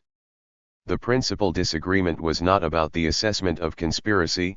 Nevertheless, Parvus, who was on the periphery of the Mensheviks, placed this issue at the heart of his later disagreements with Lenin. 36 Even though every tendency at the Second Congress argued in favor of an underground party, Parvus described Lenin as a one-sided author who does not admit nuances, who evolved into a political anti-Struve and who recognized only one style of movement, namely forward. 37 Yet Parvus himself came up with just such an abstract template to explain everything regarding permanent revolution, and this abstraction marks history's view of him even to this day. It was the Western European model that Parvus seemed to have in mind, as he tried to apply the formula he superficially borrowed from Marx regarding permanent revolution to the Russian case. This idea, which reached maturity during the revolution of 1905, proved irrelevant to Russian reality because it underestimated those tactical considerations without which the connections between theory and practice cannot be clearly understood. Parvus wrote, indeed, Lenin looks at tactics from the point of view of toppling autocracy and the immediate victory of the revolution, whereas I look at it from the point of view of the organization of the army of social revolution which would render revolution uninterrupted. 38. The abstract character of Parvus's thought becomes even more obvious from an open letter he addressed to Lenin on December 2, 1904. He chides Lenin, on the one hand, because the latter felt a political compromise with the liberals was permissible for the sake of overthrowing autocracy. Parvus, however, feared that the revolutionary masses might fall under the influence of the liberals and become disabled, unable to pursue the goal of permanent revolution. On the other hand, he criticized Lenin for breaking with the Mensheviks. 39. Lenin's extreme vehemence in every party debate exacerbated and polarized the stands taken, with all the ensuing negative consequences. He dismissed all stands that were inconsistent, vague, unclear, ambiguous, or poorly thought out, as politically and structurally unacceptable. He tried to set all the important issues simultaneously within the network of theory, organization, and politics. Parvus, however, was not the most typical challenger of Lenin, and for a while he influenced the ideas of Trotsky. 1 year after the fateful Second Congress, Lenin's One Step Forward, Two Steps Back, which reflected on this Congress, was published in Geneva. 40 With this relation acknowledged, the old notion that the Bolshevik-Menshevik split occurred in 1903 must finally be discarded. In that year there was merely the first stage of a schism that underwent a lengthy process. Indeed, Lenin proposed the party split itself was only one of the political processes that shaped increasingly divergent political tendencies. When Lenin spoke of the origins of Bolshevism as a political stream of ideas, he deliberately avoided use of the term organizational 41. The debate between Martov and Lenin that became so famous regarding ground rule number 1 at the Second Congress, namely who could or could not qualify as a member of the party, never really became an issue. We know that Lenin felt the requirements for membership should be stricter than those advocated by Martov, and should entail active participation in carrying out the program. Even today not everyone knows whether the break occurred at the time of the nomination of the Central Committee, the decision over offices 42, when Lenin's followers, namely Krzyzanowski, Lenyuk, and Noskov, made it into the Central Committee by majority vote. That is, the Bolsheviks versus the Mensheviks. 43 Consequently, Martov lost his equilibrium to such an extent that he gave his mandate as one of the elected editors of Iskra. There were sociological and psychological reasons for the breakup of the organization. However, in one step forward, 2 steps back, Lenin entertained a digression about the significance of the mentality of the intelligentsia. According to him, differences in mentality were bound to hamper consolidation, at least until the time the workers took control of the party. He explained that it was not only due to psychological factors that the minority at the Congress was unable to accept the outcome of the balloting. The minority was formed of those elements in the party who are least stable in theory, least steadfast in matters of principle. It was from the right wing of the party that the minority was formed. The division into majority and minority is a direct and inevitable continuation of that division of the Social Democrats into a revolutionary and an opportunist wing, which did not appear only yesterday, nor in the Russian Workers' Party alone, and which no doubt will not disappear tomorrow. Comrade Martov's mistake was a minor one, but this minor mistake could cause a lot of harm because Comrade Martov was pulled over to the side of delegates who had made a whole series of mistakes, had manifested an inclination towards opportunism. 44. Among those who attended the Congress there were many who disagreed with the tendency represented by Iskra. Their principal spokespersons, including VP Akamov, Ryazanov, those of the Bund, could not possibly be the allies of Martov, as a matter of principle. 45 Akamov, who tended to be a reformist, was the one who pointed out that the views of Lenin and Plekhanov diverged on the point of organization. The one who says that social democracy accelerates the development of the consciousness of the proletariat is obviously expressing an idea that is diametrically opposed to the notion of the one who argues that creating a socialist consciousness among the proletariat has to come from the outside, since he feels that the working class cannot get beyond the doctrine of unionism, from its own resources. 46. Among other factors, Martov's personal reaction prompted Lenin to muse about spineless intellectuals and vituperation within the party.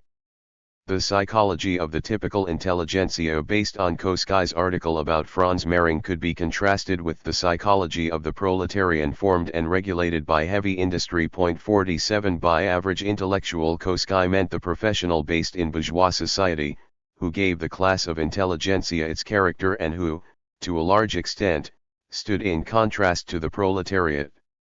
This contrast is of a different kind than the contrast between work and capital. It is not economic, but social. It is a matter of sensibility and thought process deriving from the fact that the two social groups work under different divisions of labor.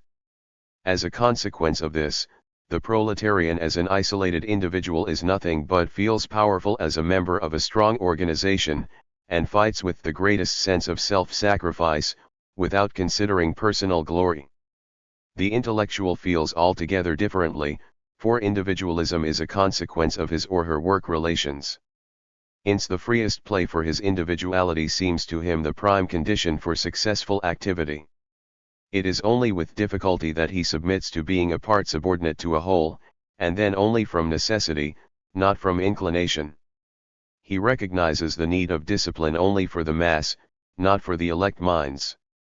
And of course he counts himself among the latter. Nietzsche's philosophy, with its cult of the Superman, for whom the fulfillment of his own individuality is everything and any subordination of that individuality to a great social aim is vulgar and despicable, is the real philosophy of the intellectual, and it renders him totally unfit to take part in the class struggle of the proletariat. An ideal example of the kind of intellectual the socialist movement needs was Liebknecht. Point 48. Lenin's one step forward, two steps back prompted Trotsky to prepare an essay cited in anti-Leninist literature even today, where he described Lenin's concept in this work as a collection of organizational, bureaucratic, and Jacobinist prejudices. 49. In the evolving conflict of tendencies, a third stream was making its appearance between economism and the tradition of the old Iskra. He saw the party's function as representing the will of the class and providing an organized form for its consciousness.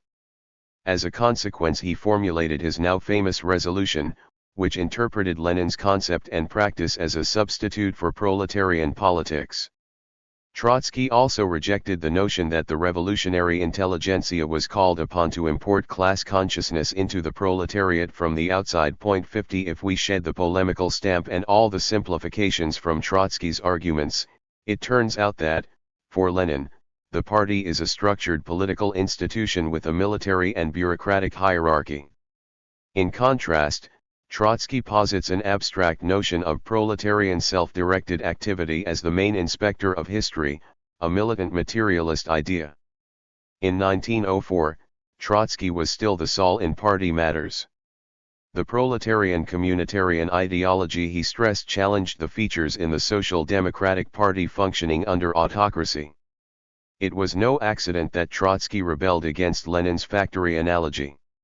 Trotsky integrated the party individual into the proletarian community by reducing it entirely to the general existential needs of the proletariat. 51. Yet to untie the Workers' Party from the structure of the specific mode of production ultimately leads the party and its very organization to the collapse of organization, to individualist perceptions. Lenin seldom returned to the experiences of the Congress from a psychological point of view, which may be due to the fact that the political contradictions could be perceived ever more clearly during the revolution and through the experience of the failure of the revolution. An assessment of political tendencies from September 190,752 explains how the Mensheviks became an organized political faction. During the first period of the Russian Revolution pursued its own distinct policy, a policy which in practice subordinated the proletariat to bourgeois liberalism. 53. It was precisely in order to place the workers' movement on its own footing during the revolution that he rejected collaboration with bourgeois liberalism, because the latter tried to reach a compromise with the Tsarist regime. 54.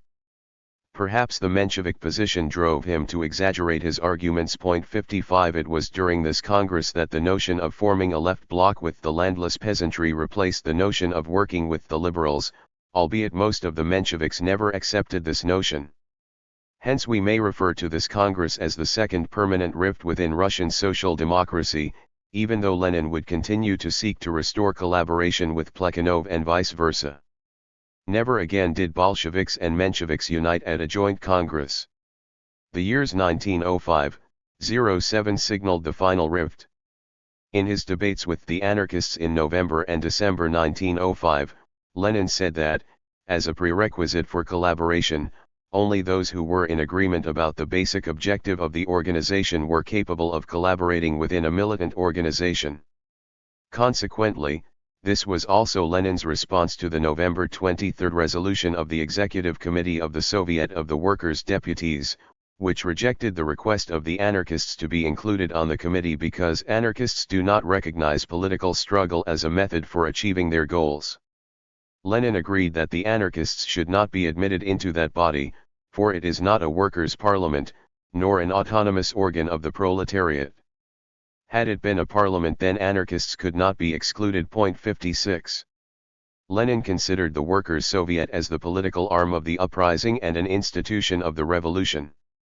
The Soviets and similar popular organizations were the product of the Workers' Autonomous Agency.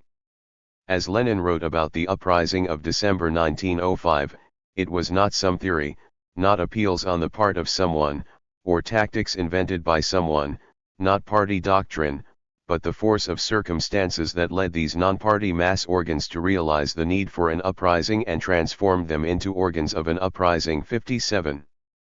The dissension within the Social Democrats around Lenin's thesis led to the split and ultimate dissolution of the Russian Social Democratic Party, because within a militant association there is room only for those who fight for the objectives of the association. The issue of organization could never be dissociated from political issues nor from the attitudes and positions associated with these issues, not even after the collapse of the revolution. When the Social Democratic Party broke up, it seemed it would drown in the struggle of the factions. Indeed, the history of the party between 1907 and 1917 is one of failed attempts at reunification and further splits. Already in 1906, at the Congress in Stockholm, delegates debated the desired reunification. This was followed by the second break at the Congress in London. The collapse involved the further split of the Mensheviks into the absolutist so-called liquidators and the group of party builders led by Plekhanov. 58 The Bolsheviks, too, broke into splinter groups. The so-called Itzovists turned against Lenin. They were the ones who, under the leadership of Bogdanov, demanded the recall of the Social Democratic delegates from the Duma and insisted on the tactic of boycotting elections. Indeed, there were further attempts at reunification and further splits. 59 This kind of sectarianism, of organizational ostracism, smacked of the intolerance of religious denominations. It was a kind of defense mechanism against the impact of counter-revolution. It is not a Russian peculiarity. Early in 1908, in his work entitled Marx's Historical Significance, Krausz raised the issue of combining socialism and the workers' movement, in accordance with Marxist traditions, as the unity of theory and praxis. 60 Not only did this greatly impress Lenin, this was a necessity if the proletariat was ever to overthrow capitalism and liquidate itself as a social class. Here Krausz becomes key to an understanding of Lenin. In this text Krausz points out that socialist objectives were voiced before Marx, yet they were only able to establish sects. The proletariat was disjointed because every one of the socialists stressed his or her own particular manner of resolving social issues. There are as many sects as there are solutions. 61 A similar phenomenon could be observed after 1907. The disorganization of social democracy did have a positive byproduct, however. The party base began to spread in the direction of organization by occupation, which, after the counter-revolutionary dismantling of the Soviets, remained the sole route of social democracy among the proletarian masses. According to Krausz, it was not the theoretical discussions that led to splitism within Russian social democracy, even if the ideological background of the final split became clear and evident later on. Never has there been a Marxist or a Marxist group which initiated a split simply for the sake of theoretical divergence. Where there has been division, it was always both practical and theoretical, it was always tactical or organizational conflict, and the theoretical aspect was merely the scapegoat on which to heap all the sins. 62. One of the most interesting and least known episodes of the split among the Bolsheviks was the debate between Lenin and Bogdanov. 63 The issue was what should happen to the party if the movement experiences a low tide. Lenin and Bogdanov. The political organizational conflict. The treason of the intellectuals following the defeat of the 1905 revolution involved the switching of sides, drifting over to the ranks of the new counter-revolutionary regime, and acquiescence. The mere existence of the Vikists, ex-leftist legal Marxist intellectuals, was a manifestation of this phenomenon.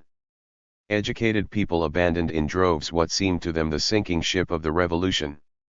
They were going under into a private sphere, retreating into small circles and societies, turning away from politics, and adapting their philosophy to the opportunities offered by the counter-revolution. This state of affairs was clearly expressed in Marxism and empirio-criticism becoming fashionable philosophies, in the molding together of Marxism and idealism, in God-searching and God-building, with many of Lenin's comrades from his own political faction in the lead. In the process of the disintegration of social democracy, the split within the Bolshevik bloc came from the left. Interpreted differently, it could be said that Lenin broke with the group or groups to his left, the Itzovists and the Ultimatists, who came under the influence of new fashions in philosophy. While it became typical of other social democratic circles to give up every revolutionary end goal in favor of certain possibilities that legality offered, in one group of Bolsheviks the dedication to end goals grew even stronger.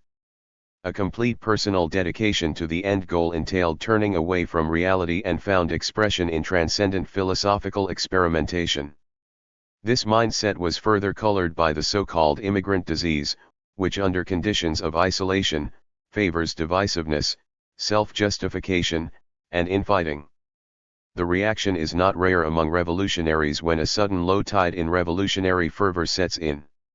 In response to all of this, Lenin began reorienting himself toward political realities. He converted accepting the facts of the new situation to the world of parliamentary struggles. He dedicated himself to the purpose of making the social democratic representatives in the Duma propagate revolutionary tactics and strategies until the coming of the new revolutionary surge. The other wing of the Bolsheviks, represented by Bogdanov, rejected the dissolution of revolutionary politics in parliamentary politics. It was not as if, in the manner of the politically understood extreme left, they had the socialist revolution on their immediate agenda. They aimed rather to preserve the pure socialist image of the future in the given political historical conditions, not letting it be contaminated by disgraceful realpolitik. 64 For them, the contemptibly trivial arguments between various social democratic groups about the Duma and their own organizational disintegration seemed to be merely the pitiful, disillusioned reflexes of the counter-revolutionary period, which should be understood as transitory. In the present, to remain pure meant almost exclusively to prepare for the future. These two differing attitudes within Bolshevism had become apparent even before the revolution. Around Lenin and Bogdanov, the internal split of the Bolsheviks into the Leninists and the V-period group formed by Bogdanov and his followers was, in a certain sense, already conditionally outlined in organizational terms at the so-called Conference of the 22 Bolsheviks. 65 Within the Bolshevik faction, the V-period of August 1904 did not seem like a force that would determine the way forward in this period of the revolution, when the unity of the movement needed to be grounded. If the events of the split are to be recapitulated, indeed the point of departure must be 1904, signifying that seemingly even then the Bolsheviks were at odds among themselves in their approach to politics. Nearly a decade later Lenin summed up the organizational evolution of Russian social democracy, Menshevism, and Bolshevism in a short essay. He outlined the history of Bolshevism in the following way. The main practical divergences between the two trends in the autumn of 1905 were over the fact that the Bolsheviks stood for boycotting the Bulygin Duma while the Mensheviks favored participation. In the spring of 1906, the same thing happened with regard to the Wit Duma. First Duma, the Mensheviks stood for the slogan of a Duma ministry, the Bolsheviks, for the slogan of a left executive committee that would organize the actual struggle of the masses, etc. At the Stockholm Congress the Mensheviks won the upper hand, and at the London Congress, the Bolsheviks. In 1908-09 the V-period group broke away from the Bolsheviks. In 1909-11, in fighting against them 66 as well as against the liquidators, Bolshevism came close to the pro-party Mensheviks, who had declared a resolute war on liquidationism. 67. The split between the two trends of Bolshevism issued from questions of a very practical nature. Bogdanov and his group condemned participation in parliamentary, bourgeois politics. Lenin, on the other hand, set the struggle for political power as the main task of the party.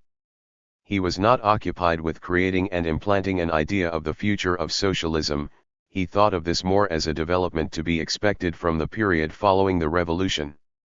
Instead he was preparing the organizational and political intellectual grounds for a revolution that would be capable of overthrowing Tsarism. This divergence in approach came to the fore in numerous differences in questions of tactics as well. The historical framework Lenin provided was not unequivocal on whether it was Bogdanov or himself who broke with old Bolshevism and its boycott tactics. Lenin's anti-boycott turn came during the April 1906 Unification Congress in Stockholm, at which 16 Bolshevik representatives voted for participation in elections to the Duma. This was the first appearance of in the Bogdanovists' usage Bolshevik centrism. The Leninist Bolsheviks had voted against participation in the elections at the December 1905 conference in Tammerfors, upholding the boycott policy.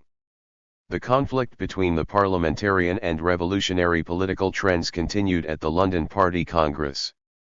The dissolution of the Second Duma in June 1907, the arrest of the 16 Social Democrat representatives, and the legal restrictions placed on participation in the elections exacerbated the conflict. When the party re-examined its Duma policy at the All-Russian Party Congress of 21–23 July 1907 in Kotka, Lenin and Bogdanov stood for quite opposite tactical approaches. Lenin thought of the boycott tactic as politics suited to revolutionary upswing. 68 In a situation that did not verge on revolution, a different politics was demanded. According to Bogdanov's interpretation of the time, Lenin was culpable of the same class cooperation as Plekhanov and Axelrod, which follows automatically from parliamentary politics.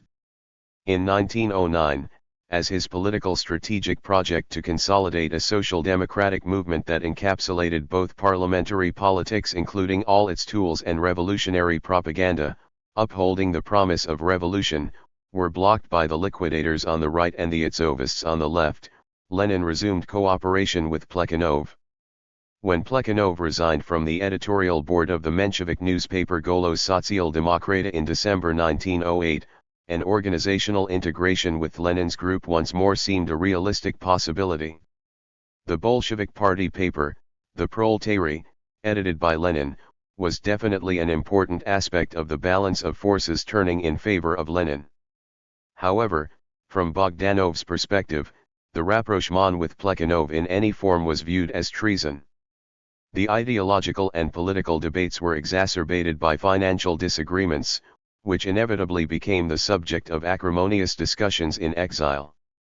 While it may be true that the two factions of the Bolsheviks were competing for control of the Proletary paper and its financial resources, 69 we must not exaggerate its impact on the Bolshevik split.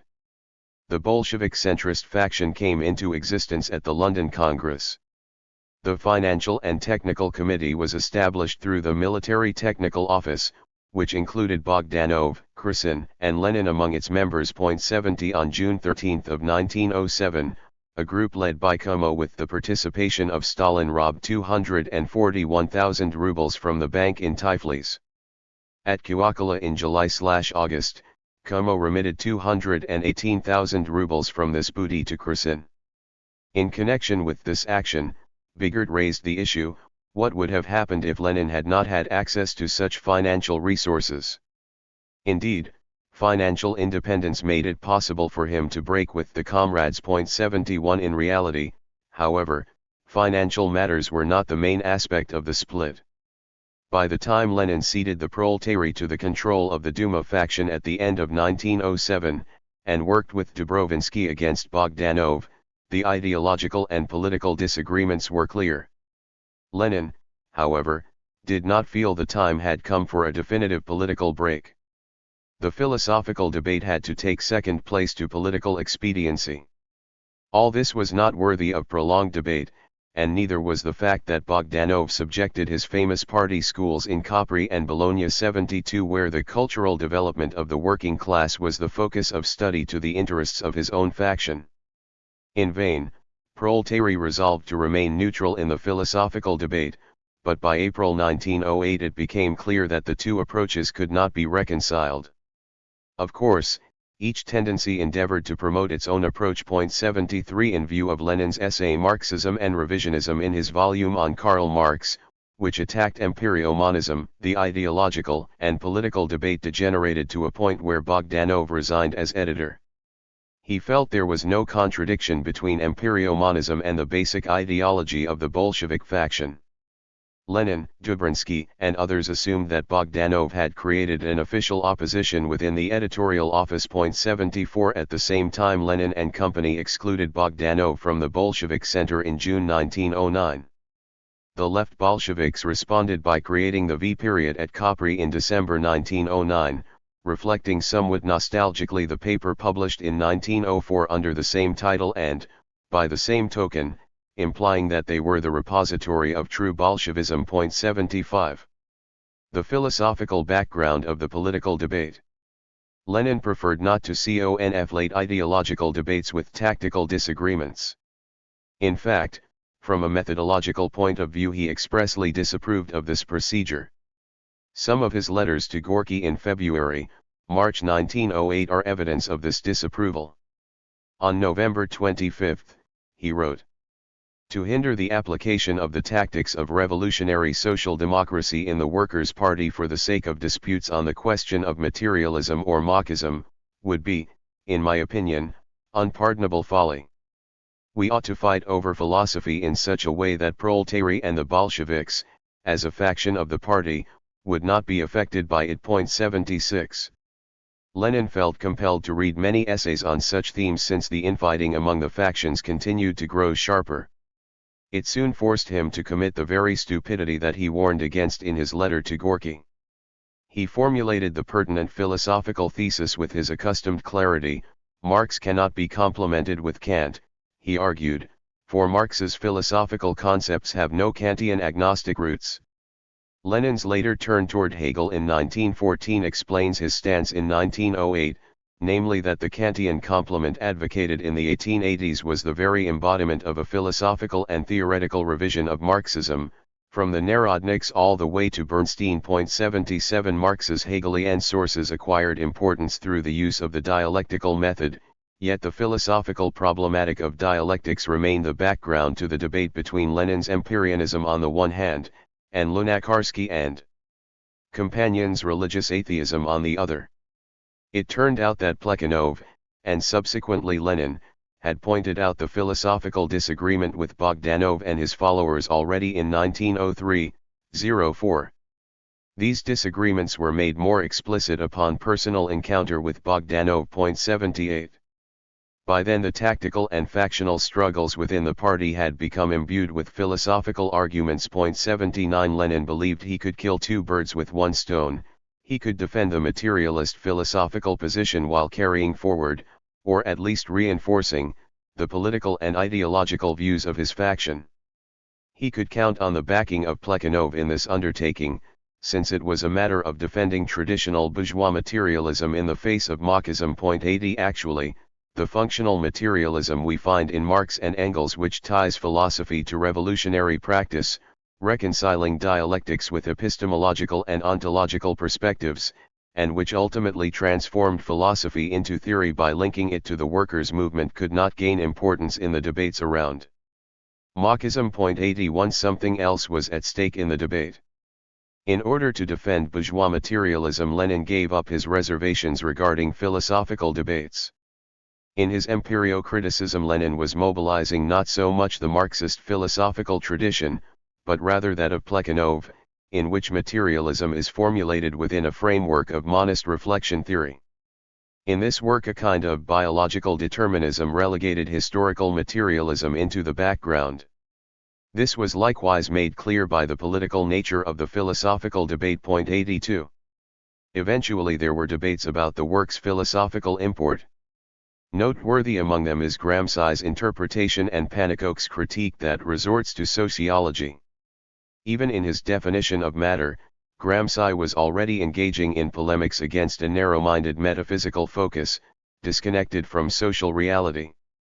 Clearly, for the philosophy of praxis, matter should be understood neither in the meaning that it has acquired in natural science, nor in any of the meanings that one finds in the various materialistic metaphysics.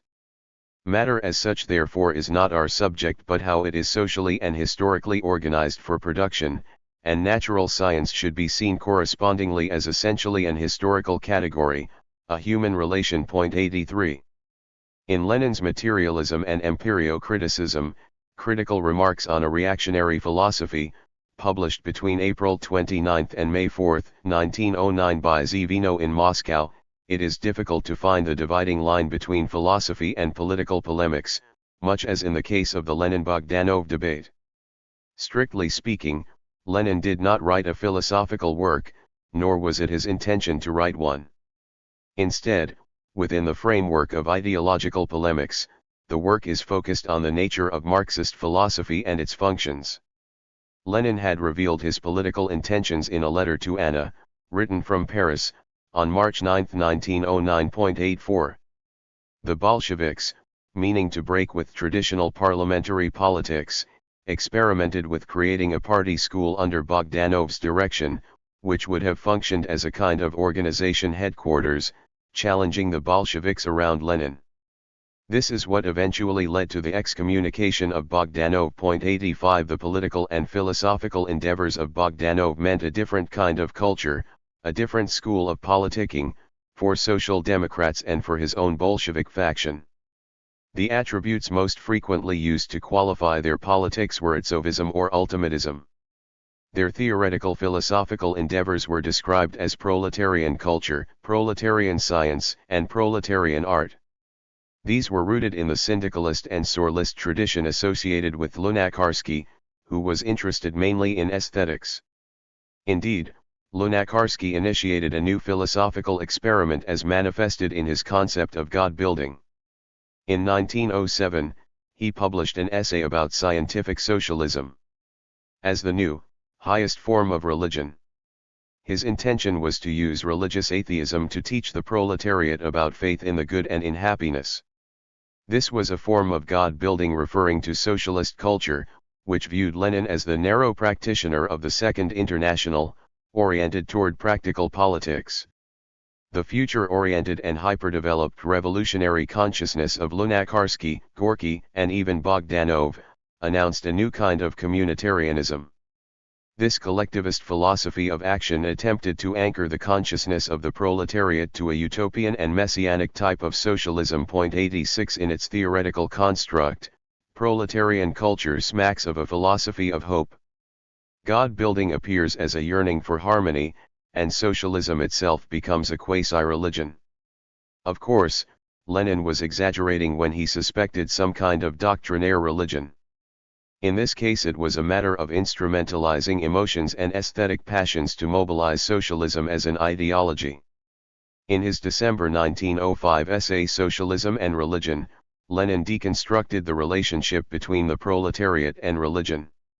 He examined the origins of religion in general, its social functions, and the issue of working along with religion. He advocated collaboration with priests who did not attack the objectives of the workers' movement on Christian grounds. He argued impotence of the exploited classes in their struggle against the exploiters just as inevitably gives rise to the belief in a better life after death as impotence of the savage in his battle with nature gives rise to belief in gods, devils, miracles, and the like. Religion is opium for the people. 87. For Lenin, separation of church and state signified that the state abstains from any kind of support for the church and ceases to keep track of the religion of its citizens. Social democracy fights against the religious dumbing down of the people on the basis of its atheism. Beyond the scientific enlightenment of the workers, he made two important observations that the literature on Lenin forgets to reveal. One of these was that he felt it was prejudicial for anyone to try to dispel religious biases purely on the basis of enlightenment. These can only be dispelled once the oppressive regime itself is overcome. Even the official program of the party opposed any declaration of atheism. Moreover, the practical unity of the political struggle of the workers transcended all ideology, including all atheistic pronouncements. Unity in this really revolutionary struggle of the oppressed class for the creation of a paradise on earth is more important to us than unity of proletarian opinion on paradise in heaven. That is the reason why we do not and should not set forth our atheism in our program. That is why we do not and should not prohibit proletarians who still retain vestiges of their old prejudices from associating themselves with our party. Everywhere the reactionary bourgeoisie has concerned itself, and is now beginning to concern itself in Russia, with the fomenting of religious strife in order thereby to divert the attention of the masses from the really important and fundamental economic and political problems. 88. At the same time, Lenin continued the debate against God-building, and not just as a matter of organization or for factional reasons. In the personal letters he wrote to Gorky in November 1913 we find the framework of an analysis replete with passionate arguments regarding the ontological, epistemological, power psychology, and political propaganda aspects of religion. He scolded Gorky and the God builders because they were integrating, or absorbing, the most potent, hence the most damaging, rival ideology to social democracy. This ideology was none other than religion and the concept of God. These have proved themselves as important and effective tools for keeping the population in ignorance, even in bourgeois democratic countries like Switzerland and the United States. In the freest countries, particular zeal is applied to render the people and the workers obtuse with just this very idea of a clean, spiritual, built-up God. Just because any religious idea, any idea of any God at all, any flirtation even with a God, is the most inexpressible foulness, particularly tolerantly accepted by the democratic bourgeoisie. For that very reason it is the most dangerous foulness, the most shameful infection. 89. Lenin assessed the impact of religion on the consciousness of the workers primarily from the viewpoint of socialist propaganda and universal enlightenment. He saw this impact as the most important ideological tool of autocracy and of the ruling class. 90. Sociologically speaking, God-building could be ascribed primarily to the existential circumstances of the petite bourgeoisie, from the point of view not of the individual, but of society. The essence of all God-building is that the vacuous petite bourgeoisie gazes at the mirror enamored of itself. This stratum is everywhere alike, it is not specific to Russians. As Lenin wrote to Gorky, the Jewish, Italian, English spirit are all the same, the awful spirit of the petit bourgeois is equally repulsive everywhere. Lenin underlined the word several times to encourage Gorky not to sugarcoat and decorate this nauseating state of the spirit by means of his own writing, On the Path to God Building. 91. In another letter written in November 1913 he gave it even harder to Gorky, revealing his own perceptions of religion still more clearly. He was reacting to Gorky's concept of God, according to which God is the complex of ideas formed by tribe, nation, humanity which awaken and organize social feelings in such a way as to tie the individual to society, to bridle animal individualism.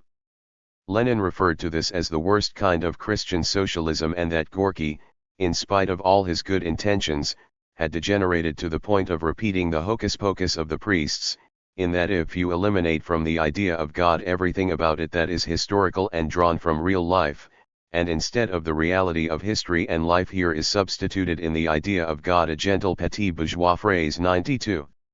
Lenin objected that it was the dumb impotence of man intimidated by class oppression that was responsible for the reproduction of the concept of God from one day to the next, and that his friends were thus rendering this impotent fear permanent, putting class struggle to sleep. For Lenin, one could imagine no greater crime than this on the part of Marxists. Moreover, the idea of God did not tie the individual to society but, on the contrary, tied up the oppressed classes by means of their faith in the divine nature of the oppressors. Lenin placed any popular understanding or religion within the framework of stupidity, ignorance, awkwardness, class oppression, and manipulation. 93. Philosophically speaking, he rejected Gorky's notion that philosophical idealism always has in view only the interests of the individual. Did Descartes have the interests of the individual more in mind than Gassendi? Or Fichte and Hegel as compared with Feuerbach? He even went so far as to tell Gorky that his investigations did not satisfy basic methodological requirements. Your definition is bourgeois because it operates with sweeping, general, Robinson Crusoe conceptions in general, not with definite classes in a definite historical epoch. Gorky's sociology and theology upset Lenin greatly, and not simply because of its factionalism. On the contrary, he felt it was evidence of a degeneration of class consciousness in his own milieu. 94. If the task of the party is to uphold class consciousness, then perhaps we can understand Lenin's edginess. He felt the theoretical and ideological issue had a very practical aspect. This pure, sterile, almost aestheticized, consciousness seeking a path to the people, to the workers, also permeated Gorky's ideal of God. It reached its highest conceptual level in the case of Bogdanov. Reading his Techtology, or his recently discovered The Decade of My Excommunication from Marxism, written in 1914, becomes noteworthy on account of its dilettante solutions and the problematic theoretical underpinnings of its proletarian science. 95. Empirio-monism elicited Lenin's ire mainly because it discarded the issue mandatory for Marxists, namely, the need to choose between materialism and idealism. Bogdanov offered his own science of organization by way of a solution, but it did not fit well into the history of Marxist philosophy. Much of Bogdanov's correspondence reveals that he understood the philosophical attacks directed against him primarily as political attacks. 96. In a letter written from the editorial offices of Proletary in early April 1909, he protests with indignation that the office, which has ample financial means at its disposal, does not tolerate nuances of ideas that are not in complete agreement with the official line. Bogdanov accused Lenin and company not without grounds that they were preventing, by bureaucratic means, the launching of the party schools because they saw it as a competitive venture. 97. The party schools in Capri and Bologna were in operation between August and December 1909, and again from November 1910 to March 1911. They were a partly successful experiment in that Bogdanov and his followers delivered their ideas regarding the chances of the workers' movement in Russia to activists from the working class. Yet in January 1910, when Bogdanov lost his position on the Central Committee, the V-Period group was recognized within the party as a literary publishing venture. In a letter addressed to Rykov at the time, Lenin acknowledged not without a note of envy that Bogdanov and company were a powerful force. In 1910, Bogdanov's earlier followers Alex Ksinsky, Pokrovsky, and V. Menzinsky united in their opposition to the cultural Marxism of Bogdanov and Lunacharsky, and published an article in V-Period that labeled the theory of proletarian culture and science as revisionist. Pokrovsky, tired of the continuous useless debates, left the V-Period group. In January 1911, Bogdanov himself took the same step. Ideological and organizational disagreements dispersed the entire Bogdanov faction. 98. The organizational struggles cannot cover up the deeper causes of the division within the ranks of the Bolshevik faction. No matter how hard Lenin and Bogdanov fought against each other, Bogdanov gave up the struggle on his own accord by admitting that he was unable to adjust to the daily struggles in party politics, or to the realization of his philosophical ideas in action. In vain, the circle in Geneva appealed to him to return to V-Period in March of 1912. He replied, "Lately it has become increasingly clear to me, reinforced directly by my work experience, that the revolutionary cultural task has enormous significance. I decided to dedicate myself to it. When the moment is ripe, when there will be persons and means, I will devote all my strength to create the alliance of socialist culture which, I assume, will not turn into a party faction, and will not compete with political organizations." 99. On January 17, 1914, in a letter to the editors at Novaya Rabochaya Gazeta, Bogdanov wrote that he would no longer write on matters of party politics. He would deal only with tasks of scientific dissemination. Bogdanov's extensive publications about Marx and techtology turned out to be ideological experiments with no practical applications. It is not surprising, therefore, that he never returned to party politics. In summarizing his views on the issue of the cultural hegemony of the working class, Bogdanov believed that the immediate task facing the Bolsheviks, even in the period of autocracy, was to create a proletarian culture that would be freer and more creative than bourgeois culture. He could not conceive of socialism without such cultural emancipation. Bogdanov opposed Lenin's rapprochement to Plekhanov even from this angle, fearing that this would amount to Menshevik opportunism. Presumably, the V-Period group was created explicitly to prevent such a rapprochement. 100. In spite of their ideological and political differences, both Lenin and Bogdanov believed in the prospect of an armed revolutionary uprising. Bogdanov ascribed a greater role to a purely socialist class consciousness, whereas Lenin was more prone to emphasize the practical and technical implications of anti-capitalist and anti-autocratic ideas. Where Bogdanov stressed the significance of a pure socialist prospect centered on proletarian culture, Lenin rejected the possibility of an independent proletarian culture. He argued even after October 1917 that the primary task was the appropriation of the proper achievements of bourgeois civilization. The objective being the elimination of class society. By the time the proletariat might conceivably develop its authentic class culture, it might not even exist as a class. This is why for Lenin, Bogdanov's anti-political arguments appeared useless under the circumstances, regardless of their apposite theoretical considerations. In July 1909, Bogdanov delivered an address to his Bolshevik comrades in the name of those comrades who had been removed from Proletary's expanded editorial board. He expressed his regret that a sufficiently strong and influential nucleus has not evolved within the proletariat, one capable of completely assimilating socialist education, and capable of transmitting the greatest consciousness into every action experienced by the masses of workers. 101 This thesis was at the root of Bogdanov's organizational conclusion, where he said, "We must elaborate a new kind of party school capable of providing party education for the workers, and contributing reliable and conscious leaders for all aspects of the proletarian struggle."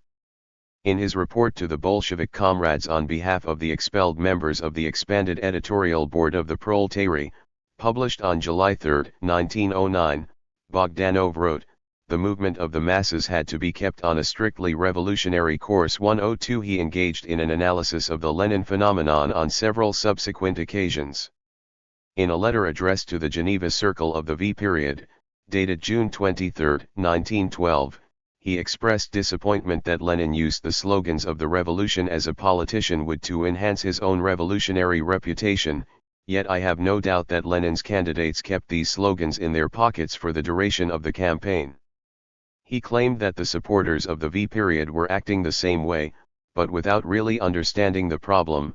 Everywhere the election campaign is conducted in a purely Menshevik fashion.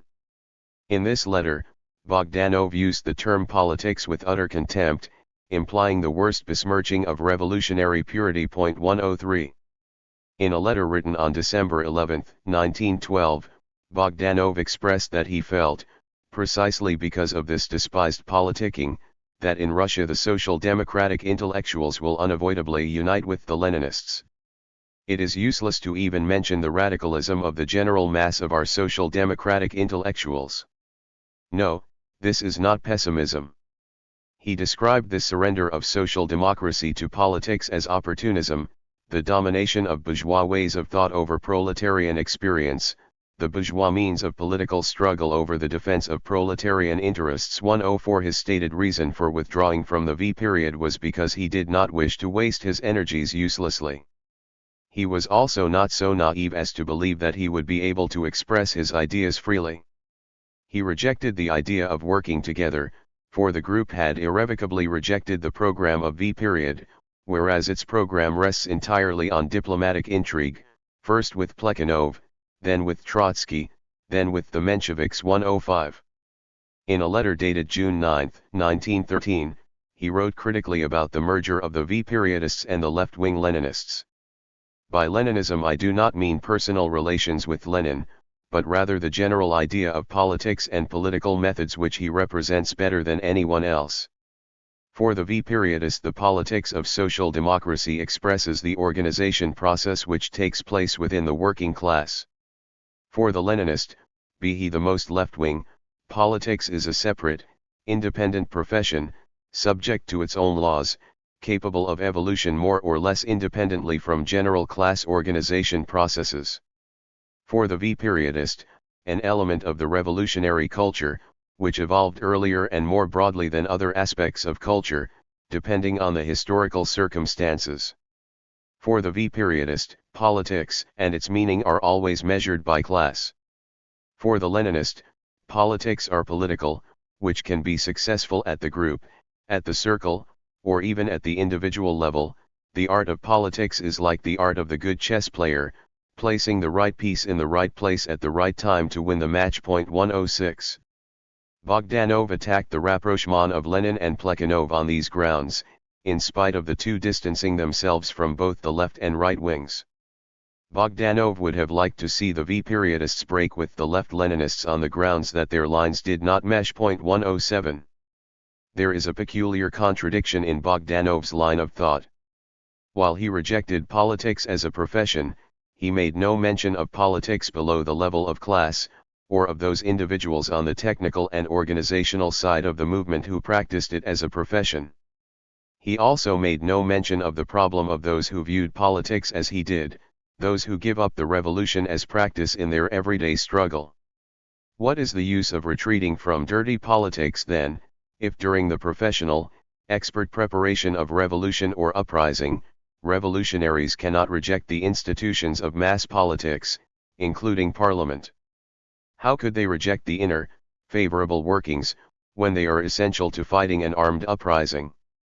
As the founder of organizational science, it seems odd that Bogdanov did not ask himself, how can Bolshevism succeed in present-day Russia, if the workers cannot make everyday connections with reality, transitions between the instinct, interests, and long-term socialist goals, except at the party schools or at meetings? It was precisely the organizational achievement of the Leninists that drew attention to the unavoidable problems. Bogdanov's conceptualization of the relationship between theory and practice reminds us necessarily of Lukács's identity of object and subject, or the mandated class consciousness which occurs historically only at specific moments, during the brief periods of revolution. Lukács consciously accepted one-sided interpretations for the sake of action. This derived from the view that the vanguard has the right, in bourgeois politics, to act on behalf of the proletariat. After that, the revolution would eventually take care of things. In other words, the real problem was not the acceptance of expertise or participation in bourgeois politics, but rather the contradiction outlined almost inadvertently, which was to prove almost insoluble, domination by experts over the apparatus of the movement as a whole. In light of this, neither Lenin's empirio-criticism nor Bogdanov's philosophy contributed anything to the development of Marxist theory and politics. In 1912 the Mensheviks raised the issue as to why the political organization of Lenin, and of the Bolsheviks who sided with him, prevailed in Petrograd, Russia's capital. It was only later that Martov understood why Lenin and his followers were able to control many of social democracy's structures and organizations. 108 In 1912, the worker voters of the Duma elected 6 Bolsheviks and not a single Menshevik. Later, Martov noted, in a letter to Patrusov, that the defeat of the Mensheviks in the elections to the workers' courts demonstrates once again that the Mensheviks became aware of the growing threat of the Leninists late, and overestimated its temporary decline. 109 In addition to Pravda, in April 1912 the Bolshevik newspaper Zvezda was printed in 29,000 copies. The Mensheviks only able to manage the weekly paper Zivojalo, although in May they published Nevsky Golos as a daily. Pravda sold twice as many copies in 1913 to 1914 as the Menshevik paper.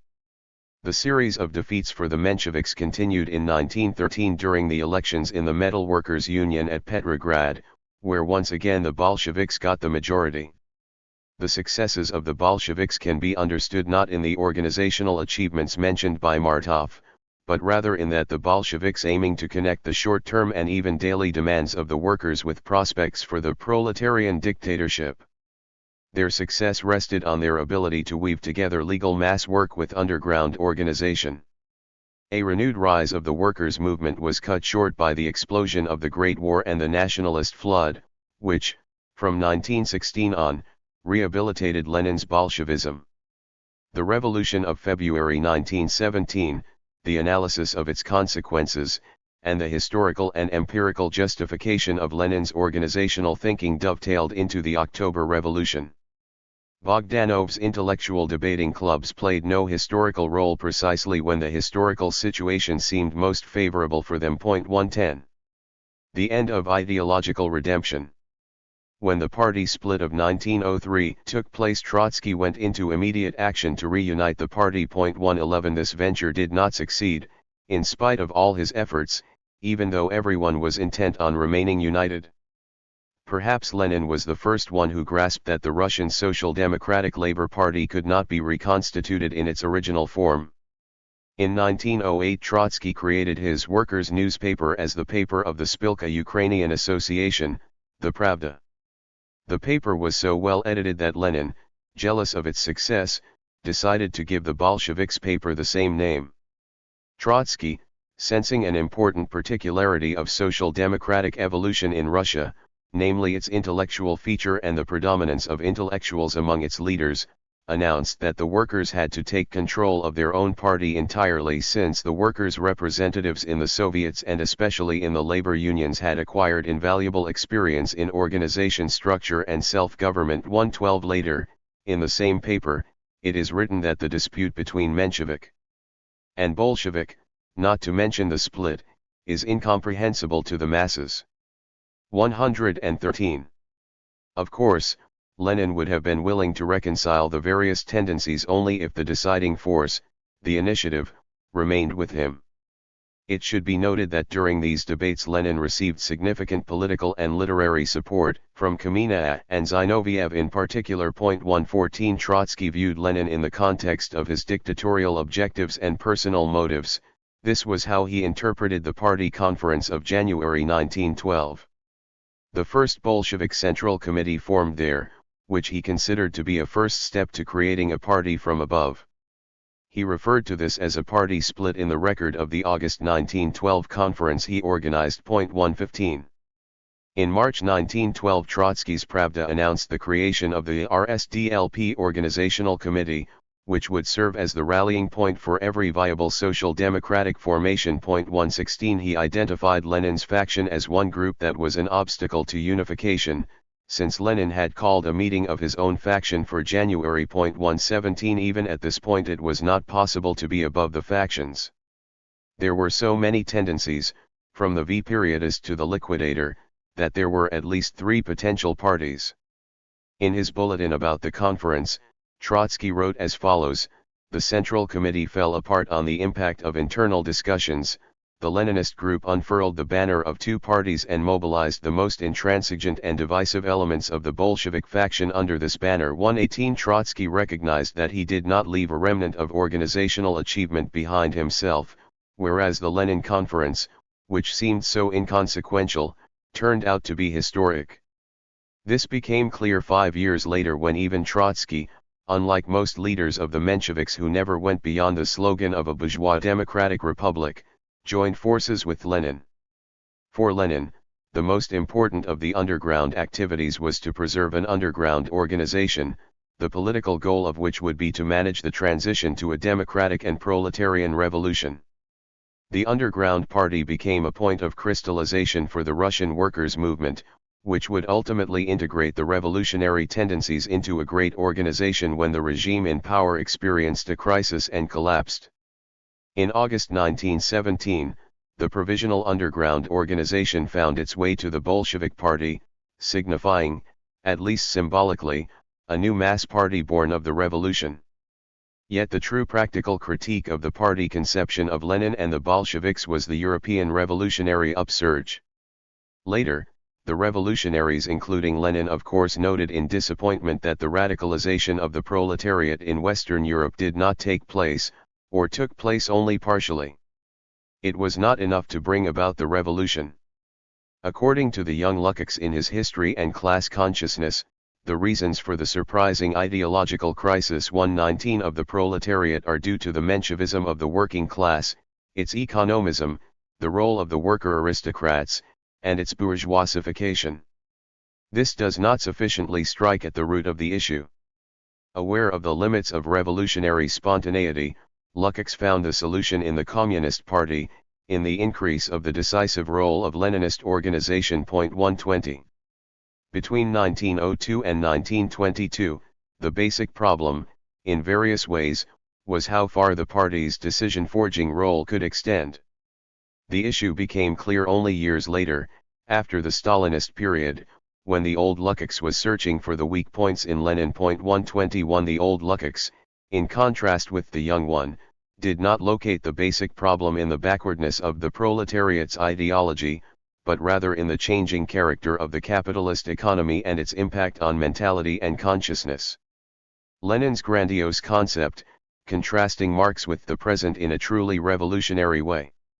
Concentrates too exclusively upon revolutionizing the ideology and as a result does not direct the ideology sufficiently toward the object to be revolutionized. Change in the capitalist economy. 122. We have not yet uncovered the economic origins of labor union consciousness or the revolutionary political class consciousness of the proletariat.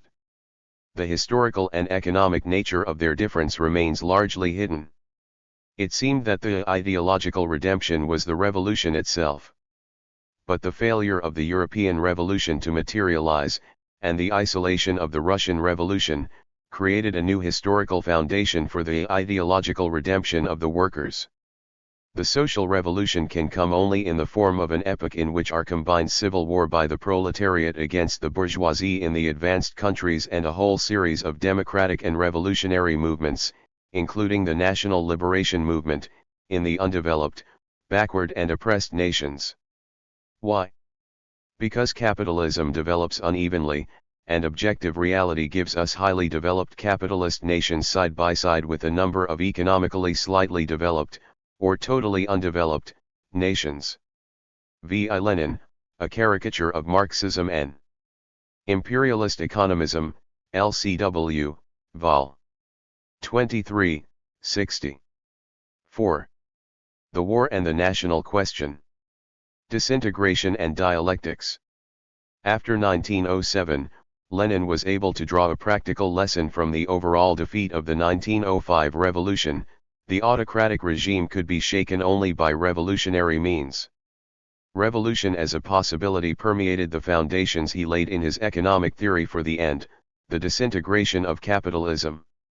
However, this theory, which appears rather deterministic at first glance, was formulated at the highest possible scientific level in Rosa Luxemburg's famous book, The Accumulation of Capital.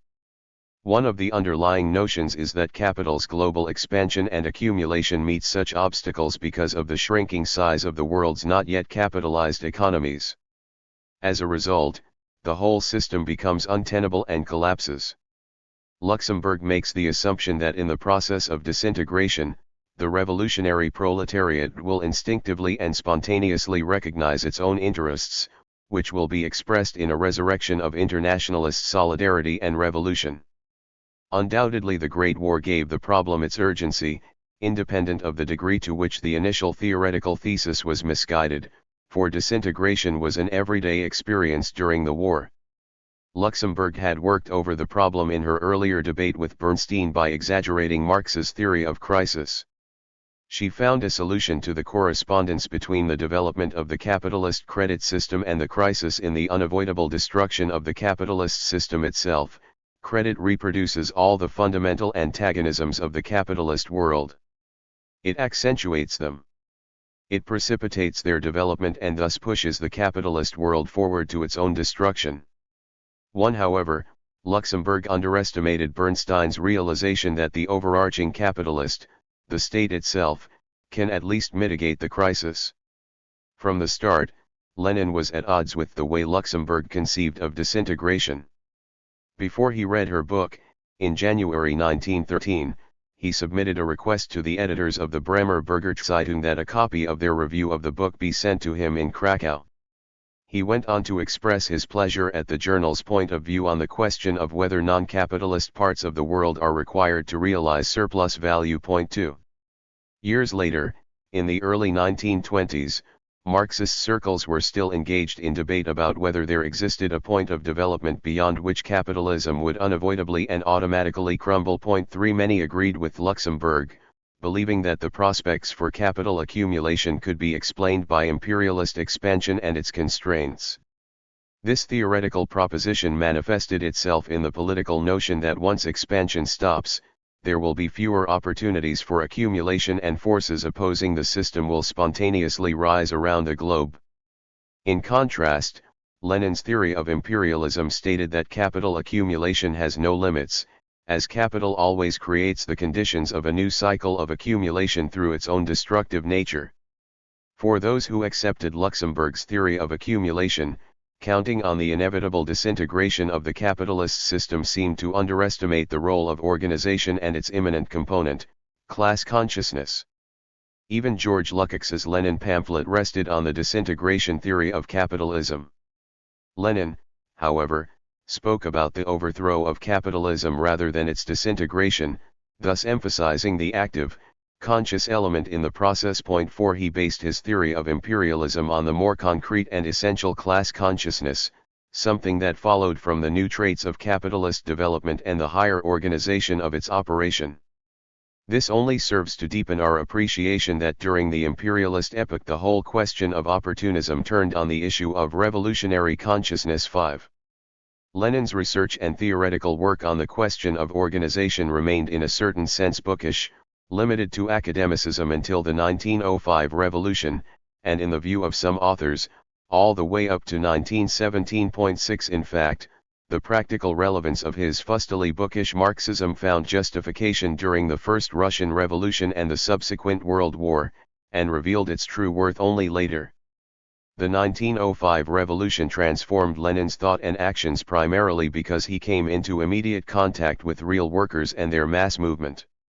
Though his writings from the period still show some theoretical hair-splitting while discussing matter-of-fact processes, for example, his construct based on the worker-peasant democratic dictatorship of the proletariat, he was nevertheless first to react to the outbreak of war in 1914.7. Thus his antiquarian Marxism would serve as a theoretical and practical prerequisite for the Bolsheviks' rise to leadership during the Second Russian Revolution in 1917 to 1918. In the years preceding and following the war, Lenin wrote excellent analyses of the new traits of capitalist development. After his death, Lenin's estate worked for decades to categorize his papers by fields of specialization and to systematize an archive of his writings according to ever-changing political trends, 8 including those years left unmarked by his Hegelian turn. This period began with the notes he took while reading Hegel's Science of Logic in 1914 to 15.9. Whatever significance we attach to this turn, its quality, depth, indeed its very existence, are still matters of debate among Marxists and non-Marxists. It can be said that it matured over a number of years in global political developments as well as in the development of social democracy, inclusive of Lenin's career as a politician and thinker, and found expression in concentrated form during the First World War.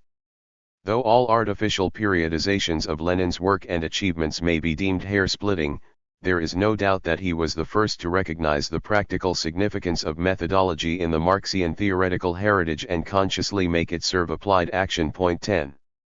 From the point of view that the outbreak of the Great War brought to the surface the widely accepted and un-Marxian Bernsteinism and its spread within the International, a shift in social democracy certainly did take place.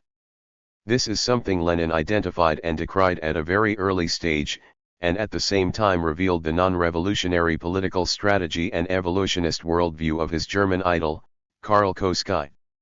In the case of Kautsky, Lenin was mostly willing to turn a blind eye. First, he did not wish to engage in political battles on an international scale, since on a number of issues Kautsky's authority could be advantageous to the Bolsheviks.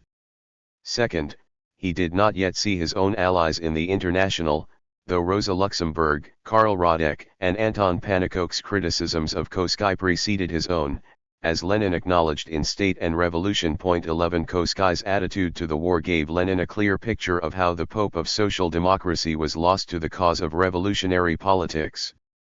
This made a showdown with Kautsky unavoidable. The showdown with Bernsteinism, as well as the opportunistic decay of the International, was inspired by Lenin's rediscovery of Hegel. 12 His notes show that this turn away from Marxism in the form of Bernsteinism was philosophically interlocked with a Kantian/neo-Kantian change of direction at the end of the century. 13 His rehabilitation of Hegel, however, was part of a redirection away from the Second International toward a course of revolutionary momentum. Lenin's reading of Hegel in line with the new situation moved Marx into a theoretically and politically more dynamic mode. Lenin's debate with Plekhanov was part of the same process. The influence of Plekhanov's critique of Hegel's idealism drew a devaluation of the significance of dialectics that was a bourgeois materialism, which may have been a philosophical link between Bernstein and Plekhanov. Though much of the above was scarcely discussed in the Soviet Union, for decades Lenin was portrayed as a constantly evolving thinker who, being at one with history and vice versa, was never surprised by it. Only in the aftermath of 1968 did a more nuanced image of Lenin emerge, mainly in Western Europe, though it was contradictorily framed in a new reductionist approach to Lenin's figure. 14 Much later, pre- and post-regime change in Eastern Europe, one of the interpretative frameworks of Lenin's theoretical achievement was determined by his de-Hegelianization vs. Hegelianization.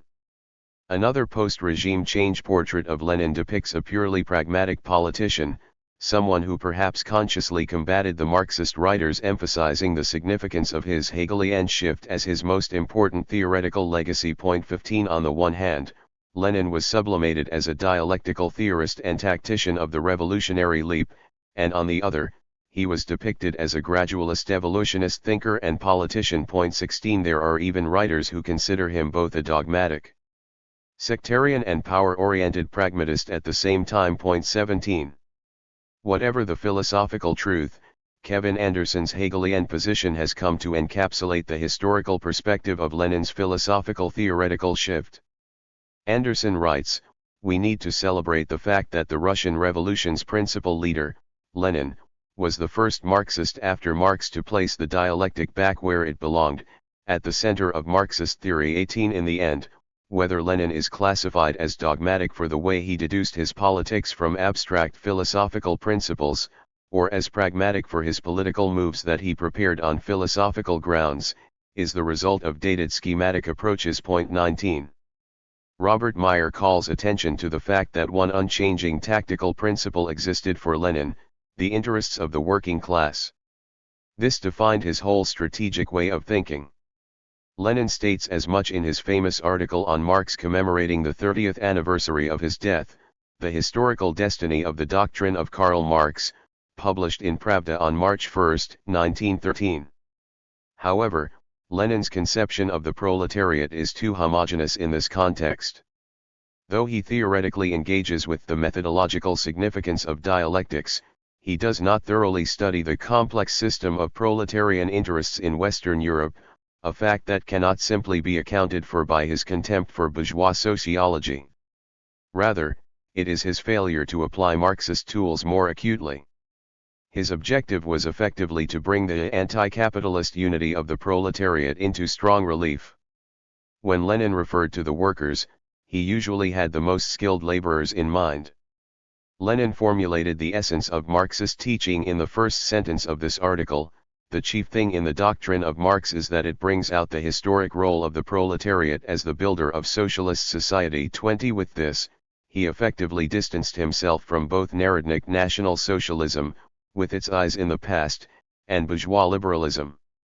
Adherents of the Narodnik school of thought did not comprehend the materialist basis of historical movement, inability to single out the role and significance of each class in capitalist society, concealment of the bourgeois nature of democratic reforms under diverse, quasi-socialist phrases about the people, justice, right, and so on.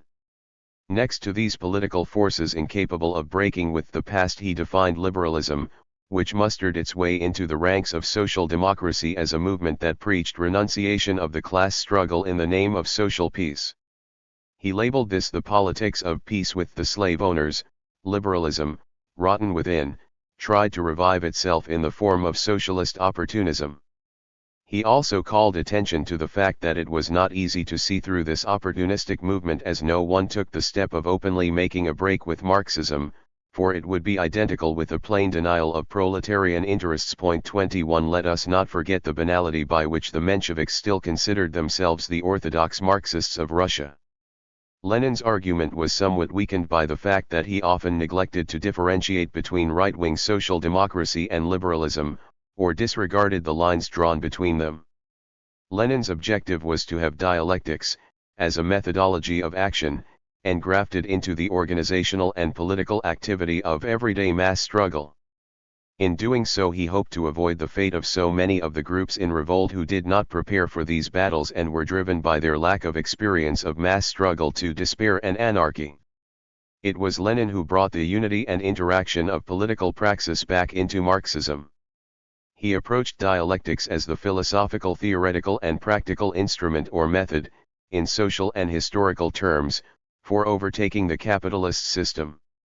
A more extensive study, The Three Sources and Three Component Parts of Marxism, 22, was published in the Bolshevik journal Prosveshchenie in March 1913. In early 1914, Lenin also published it as an entry, under Marx, in the Granite Encyclopedia. Here dialectics was discussed not so much for its practical political significance but mainly in its scientific capacity. Citing Hegelian sources, he saw Marx's place in the history of philosophy based in his development of materialist dialectics, which is the doctrine of development in its fullest, deepest, and most comprehensive form, the doctrine of the relativity of the human knowledge that provides us with a reflection of eternally developing matter. He considered historical materialism Marx's other great accomplishment in this field. The chaos and arbitrariness that had previously reigned in views on history and politics were replaced by a strikingly integral and harmonious scientific theory, which shows how, in consequence of the growth of productive forces, out of one system of social life another and higher system develops. 23. In these writings, Lenin encapsulated the socio-philosophical and political economic essence of Marxism in a clear and popular form, along with the consequences of the theory about surplus value for practical politics and the doctrine of class war. For example, he affirmed, Marx's philosophical materialism alone has shown the proletariat the way out of the spiritual slavery in which all oppressed classes have hitherto languished. Marx's economic theory alone has explained the true position of the proletariat in the general system of capitalism. 24. Lenin approached Marxism as a historical formation, which he evaluated as an actual revolution in the history of 19th-century thought, comprising all its significant achievements: German philosophy, the English school of political economy, and French socialism. He considered Marxism the apex of civilization and was among the first to realize that Marxism would be one of the mainstreams of scientific thought in the 20th century.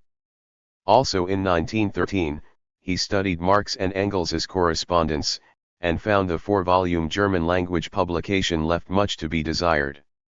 Its editors, Eduard Bernstein foremost among them, followed their own current political objectives rather than those of their subjects. The 1,386 letters contained in the volumes were often abridged and lacked scholarly annotation. Lenin made notes of approximately 100 letters. He summarized his findings in an extensive article published in November 1920 in Pravda. Once again, he drew attention to dialectics. If one were to attempt to define in a single word the focus, so to speak, of the whole correspondence, the central point at which the whole body of ideas expressed and discussed converges, that word would be dialectics. The application of materialist dialectics to the reshaping of all political economy from its foundations up, its application to history, natural science, philosophy, and to the policy and tactics of the working class, that was what interested Marx and Engels most of all, that was where they contributed what was most essential and new, and that was what constituted the masterly advance they made in the history of revolutionary thought. 25. In accord with the considerations dictated by the work, Lenin, unlike in empirio-criticism, highlighted the superiority of dialectic materialism over the mechanistic, evolutionistic approach. This piece is a de facto intellectual precursor to his study of Hegel's dialectic. While continuity is to be seen as the definitive tendency for his interest in dialectics, there are clear shifts of emphasis where some problems are clearly given more prominence, and the significance of this must not be underestimated. These points are fundamental to understanding Lenin's theoretical political accomplishment during the war. Lenin's endeavors to acquire the dialectical approach from 1890 onward are thoroughly documented in the Soviet historical and theoretical literature. The curiosity of the matter lies in a repeat of the debate in the 1990s. The debate concerns the relationship of Lenin and Hegel, just as it did a century earlier. Lenin did not acquire and interpret dialectics through Marx alone. He was also educated in the harsh school of Russian circumstances, in a sense through Chernyshevsky and even more so through Plekhanov, who had their own way of interpreting the question of dialectics, though they never attributed it with the theoretical and practical significance Lenin did. He conceived of dialectics not only as an instrument of scientific contemplation but also an organic component in transforming the world. Commenting on Plekhanov's philosophical legacy in the Philosophical Notebooks, and his critique of Kant specifically, he branded everything that followed more along Feuerbach's line of interpretation of materialism than the Marxist, dialectical materialist line, as vulgar materialism. One Plekhanov criticizes Kantianism more from a vulgar materialistic standpoint than from a dialectical materialistic standpoint, insofar as he merely rejects their views elimine, but does not correct them, deepening, generalizing and extending them, showing the connection and transitions of each and every concept. 2. Marxists criticized the Kantians and Humists more in the manner of Feuerbach than of Hegel. 26. Needless to say, the Russian revolutionary tradition was led by explicitly pragmatic organizational motives. It could be said that, discounting Plekhanov, Russia had no great Marxist thinker or philosopher at the turn of 19th century, which followed with some simplification from the particularities of the historical region. Lenin's early interest in dialectics was at once theoretical and activist. Even then, however, Lenin categorically rejected the dominance of philosophy and morality over practice. His attitude to philosophy was best expressed by Marx's thesis on Feuerbach: the philosophers have only interpreted the world, in various ways, the point is to change it. For Lenin, dialectics was a contribution to the issue of change. Every time these theoretical methodological questions came to the fore in Lenin's work, some great historical turn was underway. This made him look for the practical steps, mediations, and transitions that would lead towards socialist revolution. He considered politics, for example, those based on the theory of permanent revolution developed by Parvus and Trotsky, or the unbounded dedication of the anarchists to extreme finalities, to have been deduced from abstract principles. He took a critical stance against all theories that placed limitations on, or blocked the revolutionary movement's sphere of activity, or added to the isolation of the workers' movement by way of hazardous lone wolf actions. In the same spirit he rejected terrorism, the abstract form of being a revolutionary independent of any given situation, which acted upon the speculative creed of always and everywhere be more revolutionary than anyone else. Lenin did not pick up Hegel's The Science of Logic all of a sudden, out of nowhere, in September 1914-27 on his return from Poronino to Bern. He read the book through in the university's municipal library, finishing on December 17, 1914. In these 4 months, Lenin took extensive notes. There was no other book notated by him so exhaustively, numbered continuously, page by page, from 1 to 115.28. There was a great deal to think through theoretically, for as we have seen, the First World War proved to be a catastrophic turn of events for much of the 20th century. 29 Lenin's Hegelian digression can therefore be considered as preparation for this turn of events and the practical political tasks that would stem from it. Hegel's logic unmistakably provided Lenin with a stimulus so far as his notes testify to analyze and conceptually capture the new historical situation and to adapt politically to the new set of conditions. A quintessential turn in his thinking took place and found expression primarily in the epistemological approach being supplemented, and to a degree contradicted, by a historical, ontological, and functional examination of problems of importance in relation to politics and the movement. 30. As opposed to most of his interpreters later, Lenin never understood dialectics as a collection of eternally valid, abstract laws and principles. For him, dialectics was actually a critique of abstract reason that helped him draw practical wisdom from the field of political relations. This was also the spirit in which he earlier turned to Aristotle, who perhaps had even greater influence on his thinking than Hegel. 31. Lenin's study of the dialectic of the objective and the subjective made a more exact analysis of political relations possible, and this allowed his epistemological approach to be supplemented with an ontological perspective. 32 In his famous article on Karl Marx, written in 1914, Lenin reveals that apart from Labriola, among his sources, the book of an Hegelian idealist, Giovanni Gentile, La Filosofia de Marx, is noteworthy. The author deals with some important aspects of Marx's materialist dialectics which usually escape the attention of the Kantians, positivists. 33. Antonio Gramsci interpreted Lenin's dialectical reconstruction of the correlation between theory and praxis as the theoretical practical principle of hegemony, which was Ilyich's greatest theoretical contribution to the philosophy of praxis in that it advanced the realization of a hegemonic apparatus, insofar as it creates a new ideological terrain. 34. The quiet differentiation and crystallization of this new revolutionary worldview was carried on through the war years. Lenin's practical tactical flexibility became manifest in the famous arguments that he took up with Luxemburg, Bukharin, and Pyatakov, mainly on the national question, the revolutionary strategy, and the social democratic politics of alliance. If Lenin's theoretical legacy is seen in the context of 20th century history, it may be said that every critical turn that followed in the history of state socialism returned to him, and not just because those in power and those seeking change were using Lenin to legitimize what they wanted to do. Indeed, at the end of the 1960s, in antinomic relation to May 1968, the Soviet invasion of Prague, Hungarian economic reforms, and the 100th anniversary of Lenin's birth, the contemplative methodological questions of revolutionary transformation in Lenin's oeuvre became a focal point for Marxist theorists. Additionally, George Lukács's theoretical philosophical work of the 1920s and 1960s had some influence on the experimental reconstructions of Leninian dialectics, especially by making the concept of totality, reflection on the whole, a central question. In 1971, the year of Lukács's death, Istvan Hermann endeavored an anti-Stalinist reading of Lenin on the basis of instructions from Lukács. He did so without maintaining the boring justifications of the system typical of the period, though he positioned himself in opposition to his teacher's denouncement of Soviet intervention. It is no accident that Lukács's by now well-known Demokratisierung und Morgen could not be published in Hungary until 1988. Hermann had a genuine grasp of certain links between the thought of Hegel and Lenin.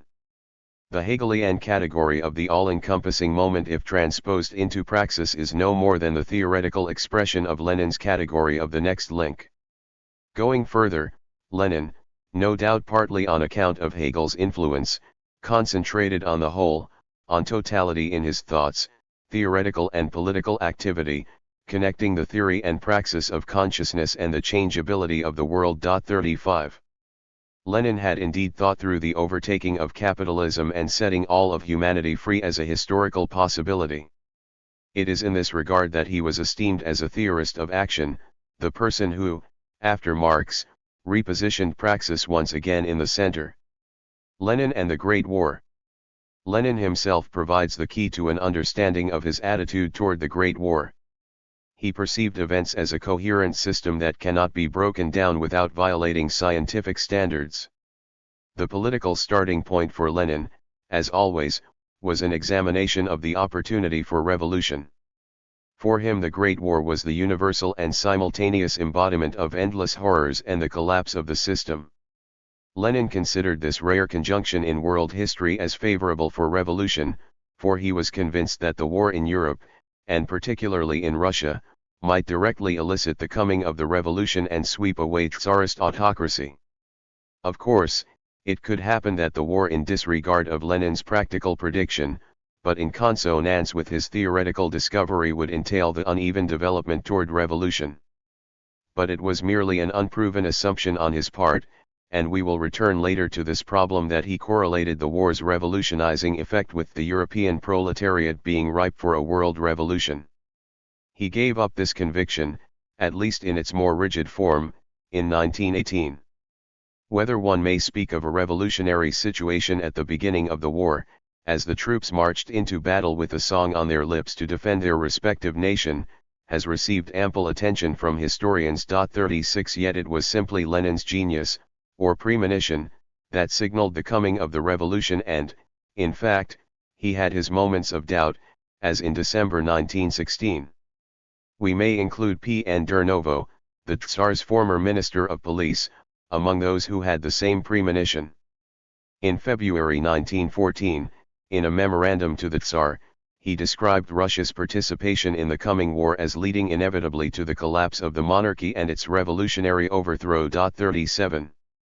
The principal point of attack against Lenin, from any political direction, is that the Bolshevik leaders tended to relate the coming of the revolution in Russia to the military victory of Wilhelmian Germany. 38. Although Lenin ultimately proved correct, placing revolutionary politics and the collapse of the Tsarist regime on the agenda at that time was not realistic from the standpoint of traditional realpolitik. It was precisely in opposition against such a standpoint that Lenin elaborated his stand on theory and organization. He devised specific slogans often quoted and just as often distorted at the start of the war and during its first phases that he was to repeat until the victory of the October Revolution. Namely, he urged that soldiers, workers, and peasants should seize weapons not against their own brothers, the wage slaves of other nations, but rather turn them against the reactionary and bourgeois governments and parties of the world. 39. In regard to Russia, Lenin felt his organizational base in the Bolshevik Party was solid, although he admitted there were honest socialists elsewhere in Europe. For instance, the Serbian socialists who never gave up their anti-war line. Of course, there were anti-war groups in many socialist or social democratic parties, but the most influential group was to be found in the Russian Duma, formed by the Bolshevik faction. Their very first statements referred to a war of depredation, insisting that it would dovetail into a revolution. By the time Lenin extricated himself from Poland to go to Switzerland at the beginning of September 1914, he was advocating a return to a revolutionary plan, in opposition to social chauvinism. He wrote, "The conversion of the present imperialist war into a civil war is the only correct proletarian slogan." 40. Lenin was bent on demonstrating two things, day in and day out. First, that the contradictions of the Tsarist monarchy would lead to revolution as a consequence of military defeat. Lenin argued that the Russian Revolution could be the prerequisite for a European revolutionary surge. In an unpublished essay dating from early September 1915, titled Russia's Defeat and the Revolutionary Crisis, he wrote, "The situation is almost like that in the summer of 1905, prior to the Bulgarian Duma, or in the summer of 1906, after the dissolution of the First Duma. There is, however, actually a vast difference, viz., that this war has involved all Europe, all the most advanced countries with mass and powerful socialist movements. The imperialist war has linked up the Russian revolutionary crisis, which stems from a bourgeois democratic revolution, with the growing crisis of the proletarian socialist revolution in the West. The Russian bourgeois democratic revolution is now not only a prologue to, but an indivisible and integral part of, the socialist revolution in the West. 41. The second was that the military blocs confronting each other were not carrying on a defensive war. The pretense of defending the homeland was nothing more than justification for an imperialist war. 42. In his article on the two lines in the revolution, published in the November 20, 1915 issue of the Social Democrat, he traced the evolution of Menshevik and Bolshevik concepts since 1905. Here he noted the decisive liberation of the overwhelming masses of peasants from the dominant influence of the spirit of the monarchy. He also found that the conditions for the acceleration of the revolutionary trend depended on whether social democracy was successful in neutralizing the psychological and political impact of wartime chauvinism. 43. After the parliaments approved the wartime budgets, but still during the first weeks of the war, Lenin formally broke with the social chauvinist and centrist tendencies within social democracy. He formulated a completely coherent position in this regard, explaining both theoretically and politically the reasons for his break with social democracy. It was his solid conviction that there could be no compromise with the management of the war. As we have seen on other occasions, from the beginning of the war, Lenin's revolutionary strategy allowed for no compromise with the pro-war factions or with pacifist half-solutions. He was convinced that the social democratic workers' movement around Europe had to be placed on a new footing. Since official social democracy proved deaf to this proposal, Lenin addressed his words directly to the masses of soldiers who were treated as cannon fodder in an attempt to voice their concerns. Lenin conceived of these writings, which came close to the genre of manifesto, as part of the revolutionary development in the subjective sense. The organizational break with the centrists and his call for the creation of a new international may be considered new and important elements in this political line.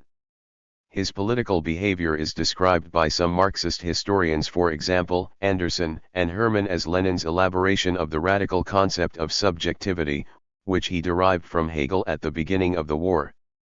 With the outbreak of the war, Lenin became aware of the historical conditions conducive to the awakening of the consciousness of the individual and of the masses that would form the basis for a sudden turn in revolutionary politics.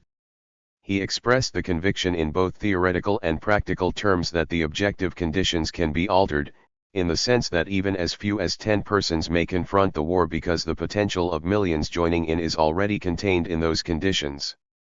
It was this turn that led in September 1915 to the Zimmerwald Conference of Anti-War Socialists. That is, to the intimation of the idea of a Third International.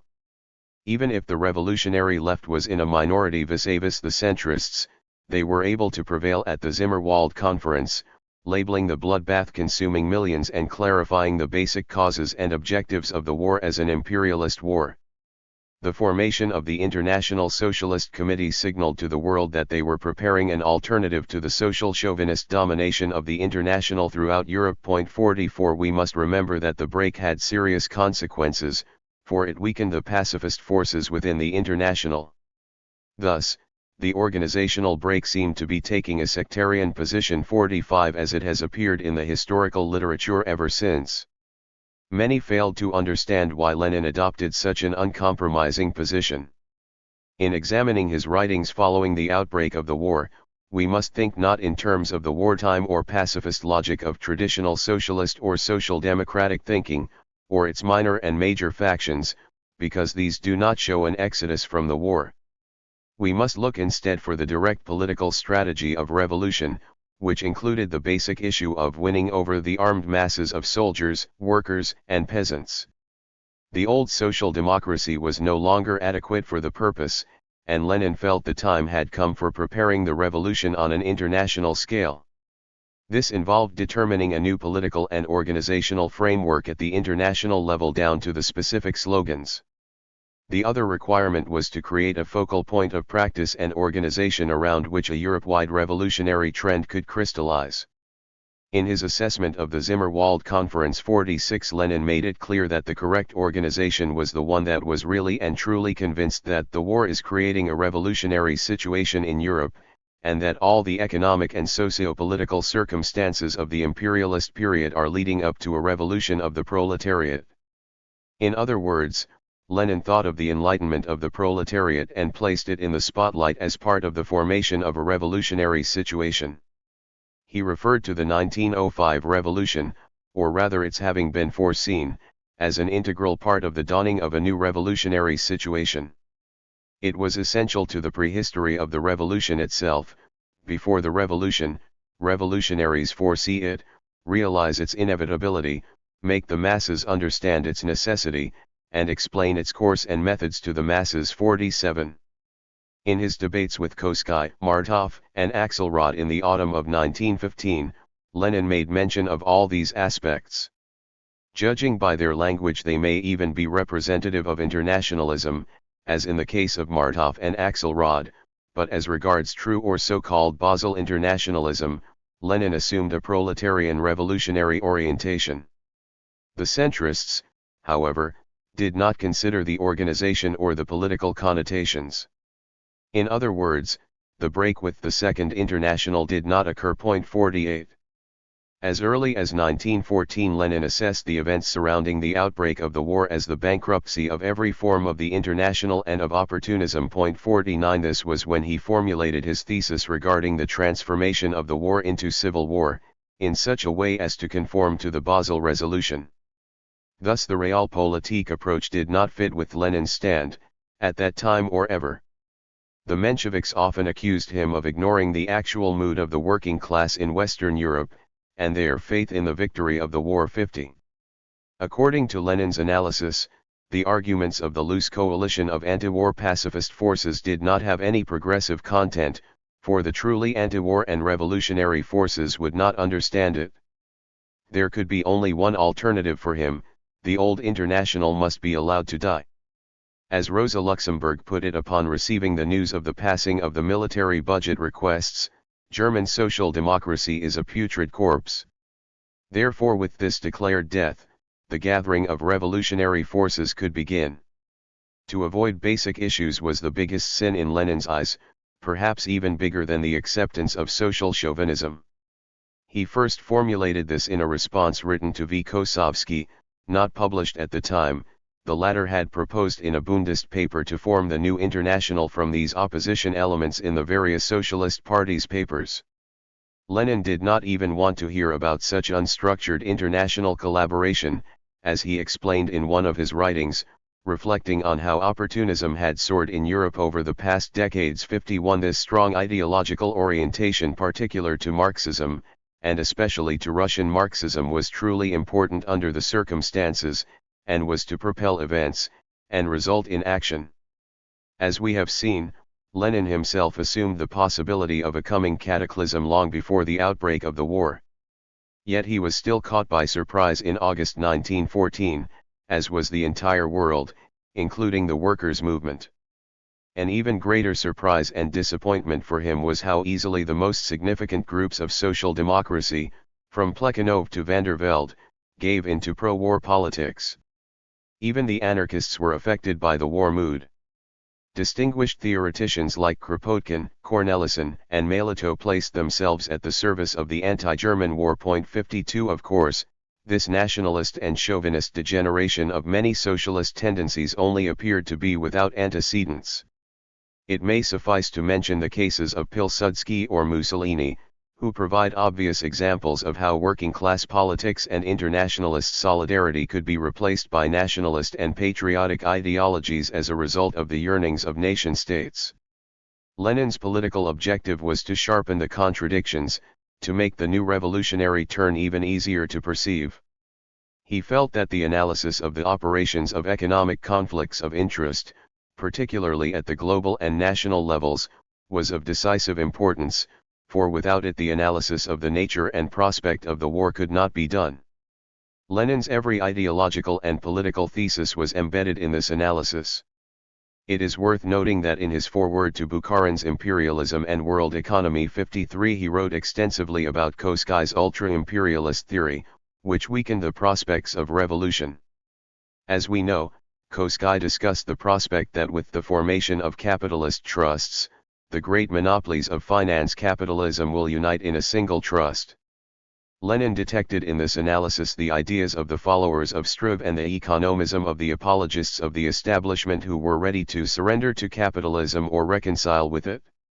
Lenin classified Koskai's ultra-imperialism the international union of imperialisms, distinct by nation, which would practically eliminate war and sharp political conflicts among the naive utopias, which not even Koskai could actually believe in, especially since the Great War was already underway. Under the circumstances, this theory meant nothing more than to offer comfort to those who believed in the possibility of peaceful capitalism.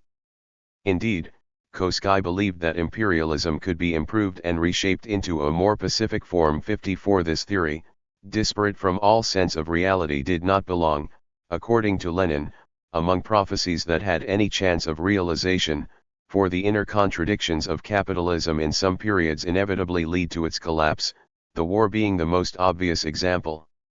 Lenin harshly criticized Koskai's concept of imperialism, describing it as some kind of expansionism. Lenin considered imperialism to be a structural transformation of society and politics. Koskai's vision, according to Lenin, is just a petit bourgeois exhortation to the financiers that they should refrain from doing evil. 55 Thus the war appeared to him as an important stage in that collapse. 56 On the basis of similar methodological reasoning, Lenin viewed the slogan of a European United States propounded by Trotsky and others with grave misgivings. Particularly if such a new federal structure was not based on socialist and communitarian principles but on the subjection of the weak by the strong, as a new form of concentration of capital. The new imperialist and destructive evolution of the capitalist system is incapable of liberating itself from the contradictions, and these would negate any union of states resulting from overcoming the nation-states, the unequal development of economy and politics being an immutable law of capitalism. 57. It should be noted that at the time, the Bolsheviks were engaged in fierce debates about the nature of imperialism, as can be seen in a letter from Bukharin to Lenin in the summer of 1915. Bukharin objected strongly to the publication of an article by Pokrovsky in the Communist where, by his estimation, the historian did not understand the innovation imperialism represented in the historical development of capitalism. He also criticized Zinoviev's argument because the latter seemed unaware of the new historic direction in the politics of colonialism. 58. Lenin scored decisive political points in his debate with Pyatakov, a close associate of Bukharin. He rejected discussing the foreign policy aspect of imperialism, in that it placed too much emphasis on expansion. Instead, he derived the new stage of development from monopoly capitalism replacing competition. According to his formulation, democracy corresponds to free competition. Political reaction corresponds to monopoly. Finance capital strives for domination, not freedom, Rudolf Hilferding rightly remarks in his Finance Capital. 59. He argues politics cannot be dissociated from economics. Even if the two areas are governed by the same set of laws, it is necessary to make distinctions, otherwise it is not possible to wage a political struggle. According to Hilferding and Lenin's assessment, after the imperialist turn, the direction of development is from democracy to political reaction. In fact, Lenin even talks of it as the bid to replace democracy generally by oligarchy. 60. The radical elimination of liberal self-regulation for the sake of increasing profit rates can be guaranteed with difficulty, or not at all. The assumption of identity between economics and politics, the sin often committed by abstract internationalists, becomes an unacceptable methodological shortcoming. Lenin emphasized that complete economic annexation may take place even without political annexation, and there were many examples of such an occurrence in world economic development. It often happened, even in that period, that an independent nation-state became the economic vassal of a stronger state. Thus it was obvious to Lenin that the finance capital of a strong power may buy out the competition even in politically independent countries. 61. Equally significant from the point of view of methodology was Lenin's understanding of the national aspect of war. This is a war between two groups of predatory great powers, and it is being fought for the partitioning of colonies, the enslavement of other nations, and advantages and privileges of the world market. Whether Germany or Russia wins, or whether there is a draw, the war will bring humanity fresh oppression of hundreds and hundreds of millions of people in the colonies, in Persia, Turkey, and China, a fresh enslavement of nations, and new chains for the working class of all countries.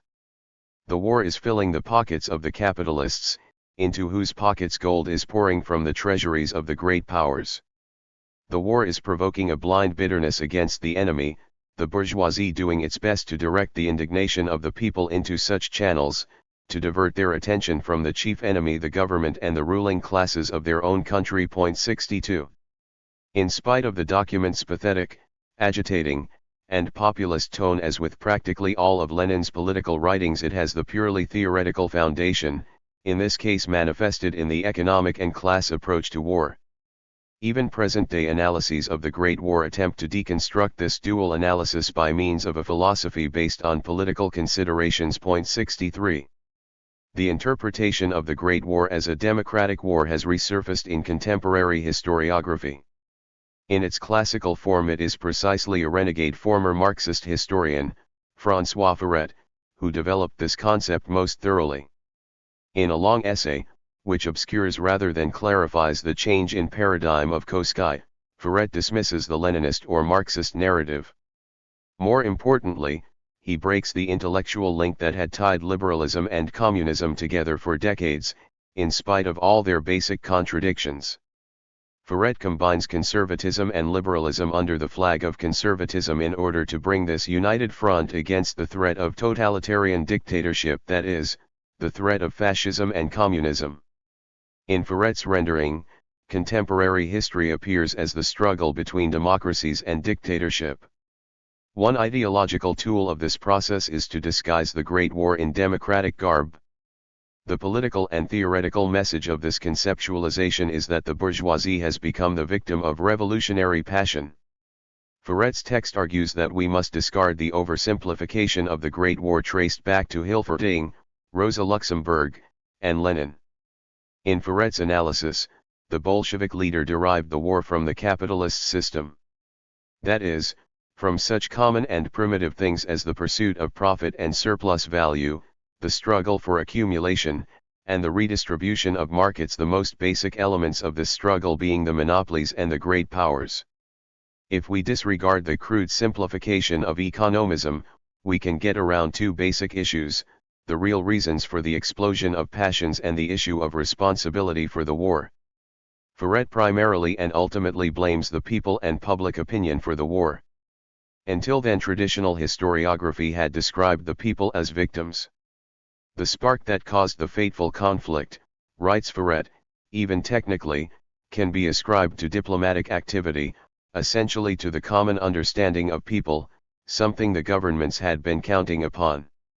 The social consensus on which the governments were depending came about almost automatically. 64. Of course, the discovery of the democratic nature of the war cannot be claimed by Ferret, but rather, as Lenin already pointed out, by Krausz. In a work dating from 1910, Lenin had warned about the possible bourgeois interpretation of the war, consisting of its democratization. The slogan of defense of the fatherland and the myth of a democratic war are complementary. According to Lenin, these slogans serve only to justify robbery. In a war between Germany and England, the issue is not democracy, but world domination, i.e., exploitation of the world. That is not an issue on which social democrats can side with the exploiters of their nation. Presenting it as a democratic war is to deceive the workers and side with the reactionary bourgeoisie. 65. Written toward the end of 1915, Lenin's essay Opportunism and the Bankruptcy of the Second International contains his fully developed theoretical analysis of the defense of the fatherland. It is an important contribution to methodology, since Lenin rejected the subjective explanations of the betrayal by the International. He felt it would be impossible, ridiculous and unscientific to blame the collapse of the International on the personal policies advocated by Krausz, Geste, or Plekhanov. Rather, the event warrants the study of the economic significance of the given policy. 66. According to Lenin, the social background of the ideology of defense of the fatherland also derives from economic facts. What is the economic implication of defense of the fatherland in the 1914-15 war? The answer to this question has been given in the Basel Manifesto. The war is being fought by all the great powers for the purpose of plunder, carving up the world, acquiring markets, and enslaving nations. To the bourgeoisie it brings higher profits, to a thin crust of the labor bureaucracy and aristocracy, and also to the petite bourgeoisie which travels with the working class movement, it promises morsels of those profits. The economic basis of social chauvinism and of opportunism is the same, namely, an alliance between an insignificant section at the top of the labor movement, and its own national bourgeoisie, directed against the masses of the proletariat. 67. In addition to the economic factors, Lenin ascribes the mass impact of patriotic ideology to wartime delusions, enthrallment, and intimidation. He also referred to Krausz's earlier and, at that point, still Marxist view in The Road to Power. This text became the foundation of the anti-war and internationalist resolution of Basel, according to which the era of peaceful capitalism had passed, and that the epoch of wars and revolutions was at hand. 68. When the war broke out, Marxist analysis and theory were set aside and replaced with the ideology of defense of the fatherland, attempting to prostitute the working class.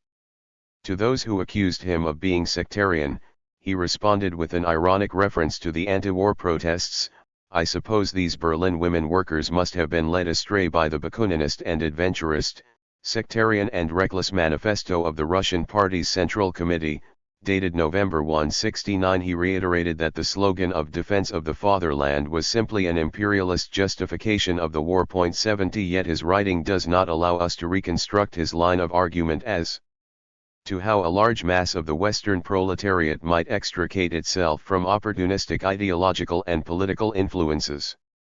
It is a peculiar contradiction in Lenin's case that his political arguments, and his economic and sociological observations regarding revolutionizing the working class, failed to reinforce one another but rather weakened them instead. Unfortunately, he never brought this contradiction into light. By the fall of 1916, Lenin's theoretical arguments regarding the nature of the war, its causes, motivations, and consequences were enunciated in complete form. There had been debates with the official position taken by the International, with nationalists of various hues, including Russian nationalists, and with his own abstract internationalist comrades. On the basis of his critique of the national and the global views, he tried to demonstrate to Bukharin, Pyatakov, and Luxemburg that the defense of the fatherland 71 argument should not be attacked in general but that the focus should be on how the slogan is used as cosmetics to beautify the present imperialist war. 72. In the case of anti-imperialist national uprisings, the slogan defense of the fatherland is appropriate, revealing wartime relations between the oppressor and the oppressed nations from the point of view of the latter. As Lenin himself wrote, P. Kievsky never noticed that a national uprising is also the defense of the fatherland. Every nation that rises up is defending itself against the oppressing nation, is defending its language, its homeland, its fatherland. He outlined the class content of the slogan, that in cases where the bourgeoisie of the oppressed nations enters into reactionary compacts with the bourgeoisie of the oppressor nation behind the backs of, and against, its own people. The criticism of revolutionary Marxists should be directed not against the national movement, but against its degradation, vulgarization, against the tendency to reduce it to a petty squabble. 73 In his debates with the Polish internationalist socialists he formulated a similar stance, a war between imperialist powers or groups of powers, when both belligerents not only oppress foreign peoples but are fighting a war to decide who shall have a greater share in oppressing foreign peoples. 74. The concept that the creation and destruction of nation-states was a matter of specific economic and political power relations, of wars and struggles involving many political and economic factors, derived from his social analysis. And this is true even though, in the age of imperialism, the fights and schisms of the great powers and the corporations are a determining factor in the formation, and ultimately, the fate, of smaller nation-states. The demand for the right of self-determination of nations as a basic political doctrine derives, almost automatically, from this anti-imperialist theory. The national question and national self-determination, two cultures. The more democratic the system of government, the clearer will the workers see that the root evil is capitalism, not lack of rights. The fuller national equality, the clearer will the workers of the oppressed nations see that the cause of their oppression is capitalism, not lack of rights, etc. V. I. Lenin, A Caricature of Marxism and Imperialist Economism. 75. There is no basis for which it could be said that Lenin's interest in the national question was rooted in any form of personal obligation. Private experiences cannot be ruled out. It would be hard to find a single revolutionary reminiscence or significant literary work from the beginning of the century that doesn't mention the various manifestations of contempt for other peoples, national absolutism, and chauvinist oppression that marked the Tsar's empire, whether in everyday life or the clouded strata of politics. Lenin was naturally also aware of the repressive character of autocracy where the national minorities were concerned. Russia was in such a state that an intellectual of the period simply could not skirt the national question. Russian literature as a whole stands witness to this, from Dostoevsky to Tolstoy, Saltykov-Shchedrin to Korolenko, and later, Babel to Sholokhov. The multinational empires, be it the Russian Empire, the Austro-Hungarian Empire, or the Turkish Empire, each came up against the varied and increasingly resolved endeavors of the revived national movements. 76. According to the 1897 census, At the turn of the century, the incomparably multinational Russian Empire was home to 128,924,289 persons. The people living in the Asian regions made up approximately 10% of the total population of the empire.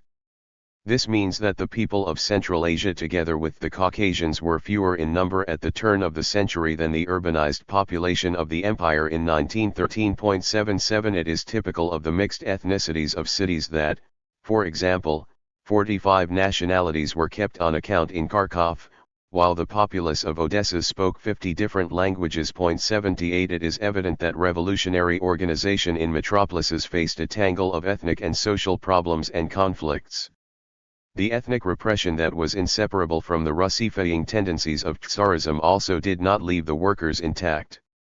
Meanwhile, Lenin would have seen on an international level that social democracy found the national issue of some interest at the start of the century, inasmuch as the International was aware that the national movements and nationalism exerted pressure in the formation and fortification of nation-states.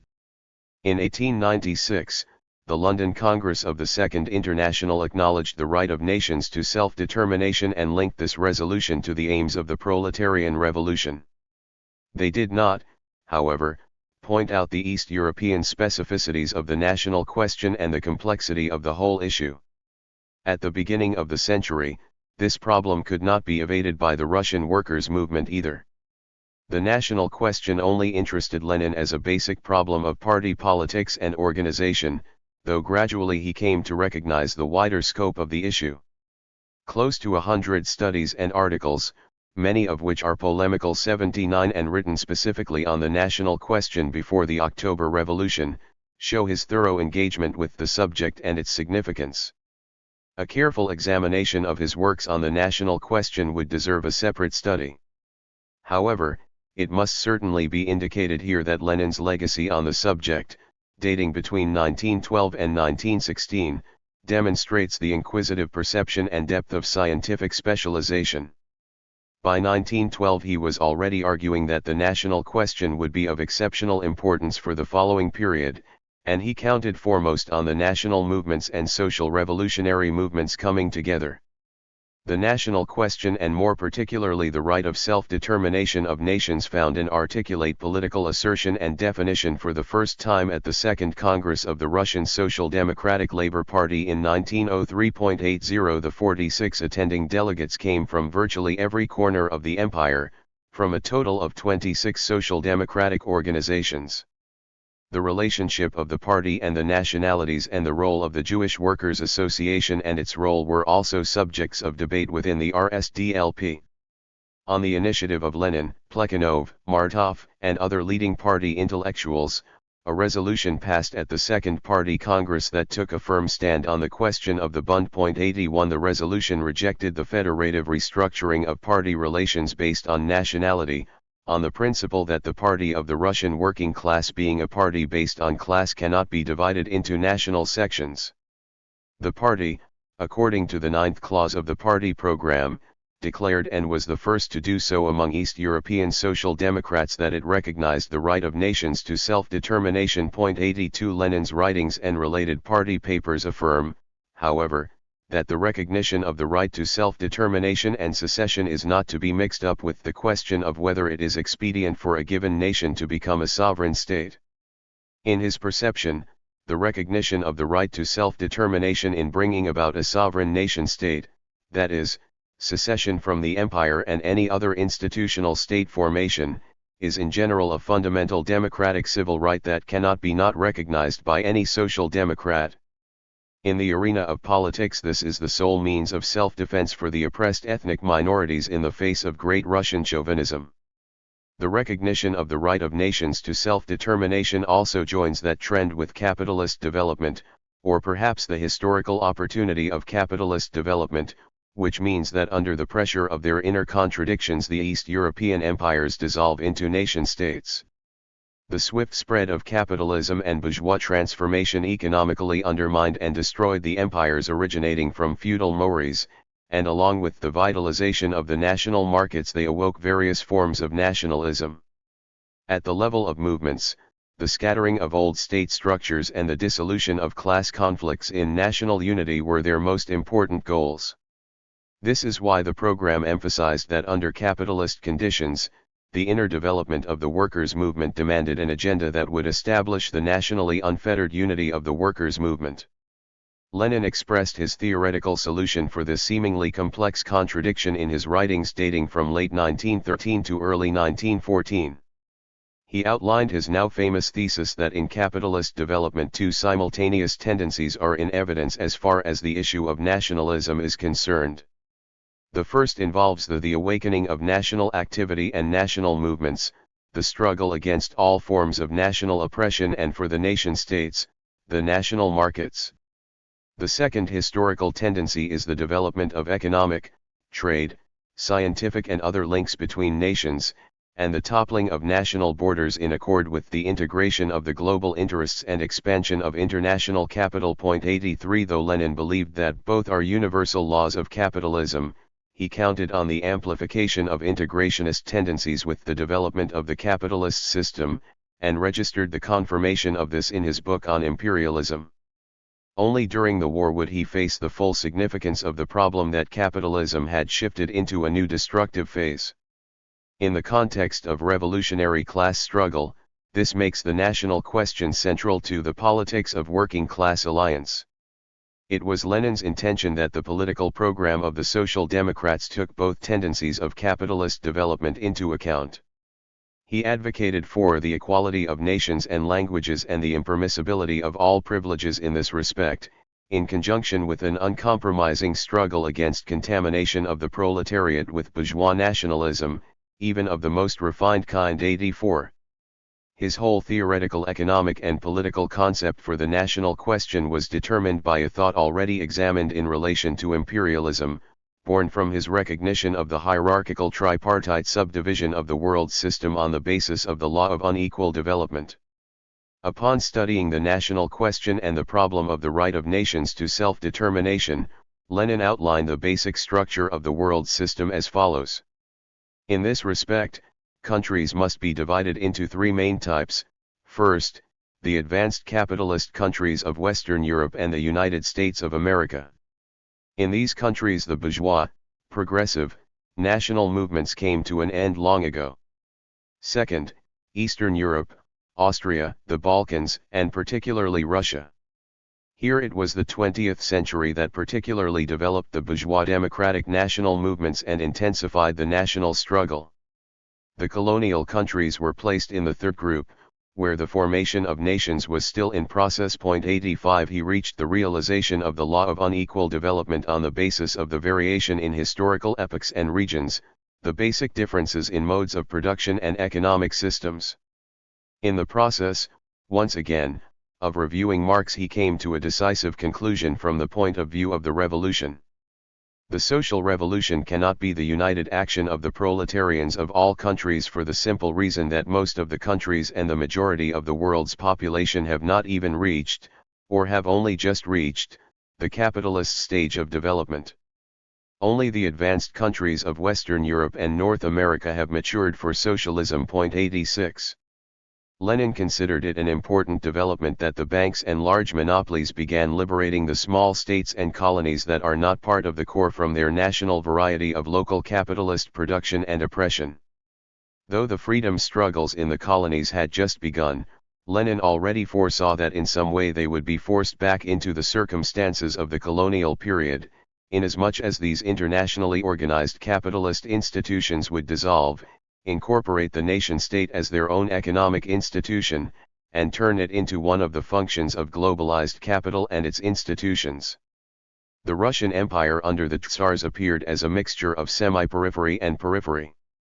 Autocratic Russia was in a subsidiary position vis-a-vis the capitalist core, but it was also a colonialist power with its colonies integrated in terms of state organization. The centrifugal energy of the national movements unfolding at the end of the 19th century in the Russian Empire moved the Social Democrats, virtually from the beginning, to seek the unification of the workers' movement unhampered by questions of national origin. This was the highest objective as revolutionary goals were concerned.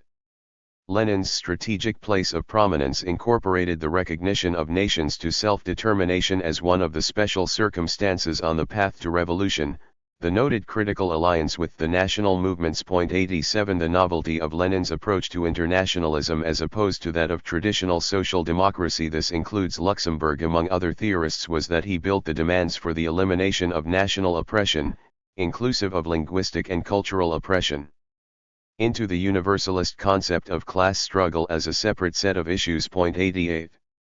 In his study about the right of nations to self-determination written in the spring of 1914, once again polemical with regard to Luxemburg's position, 89, Lenin castigated the political considerations rejecting national self-determination that had been derived from abstract principles.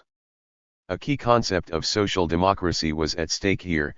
Virtually all opponents of Tsarism, from the local national minorities to participants of the colonial movements in the midst of their national struggles, would benefit from it. 90.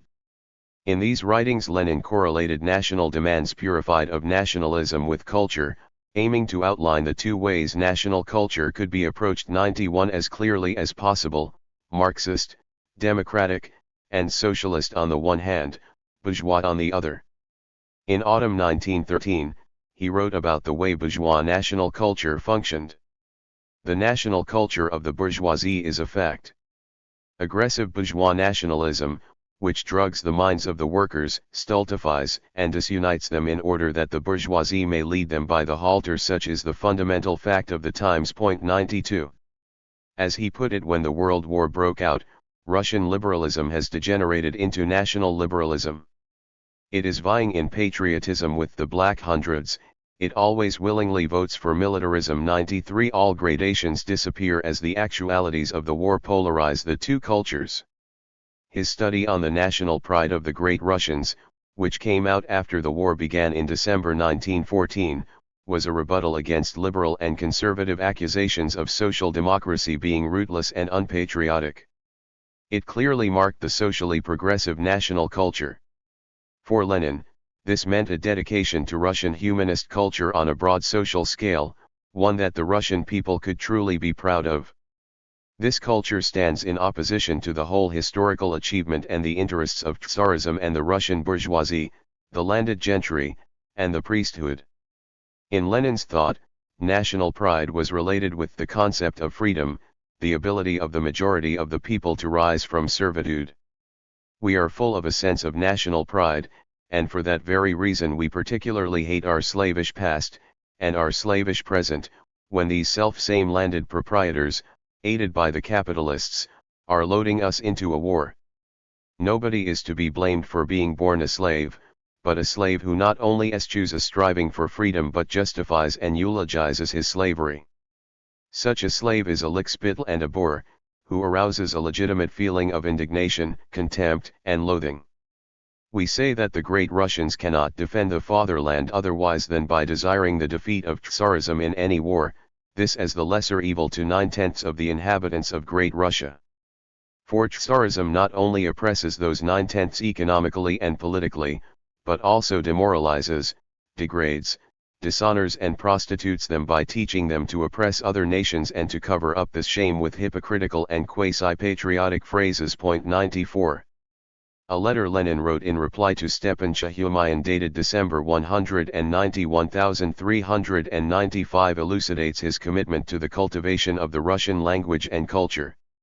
He stands by the idea of the centralized state, not least on account of the need to hold the workers' movement together. However, on the matter of the national question, he turns to Switzerland as the sole felicitous, democratic example of decentralization under capitalist conditions. He addresses the following question to Shahyumayan: we are evolving a national program from the proletarian standpoint, since when has it been recommended that the worst examples, rather than the best, be taken as a model? 96.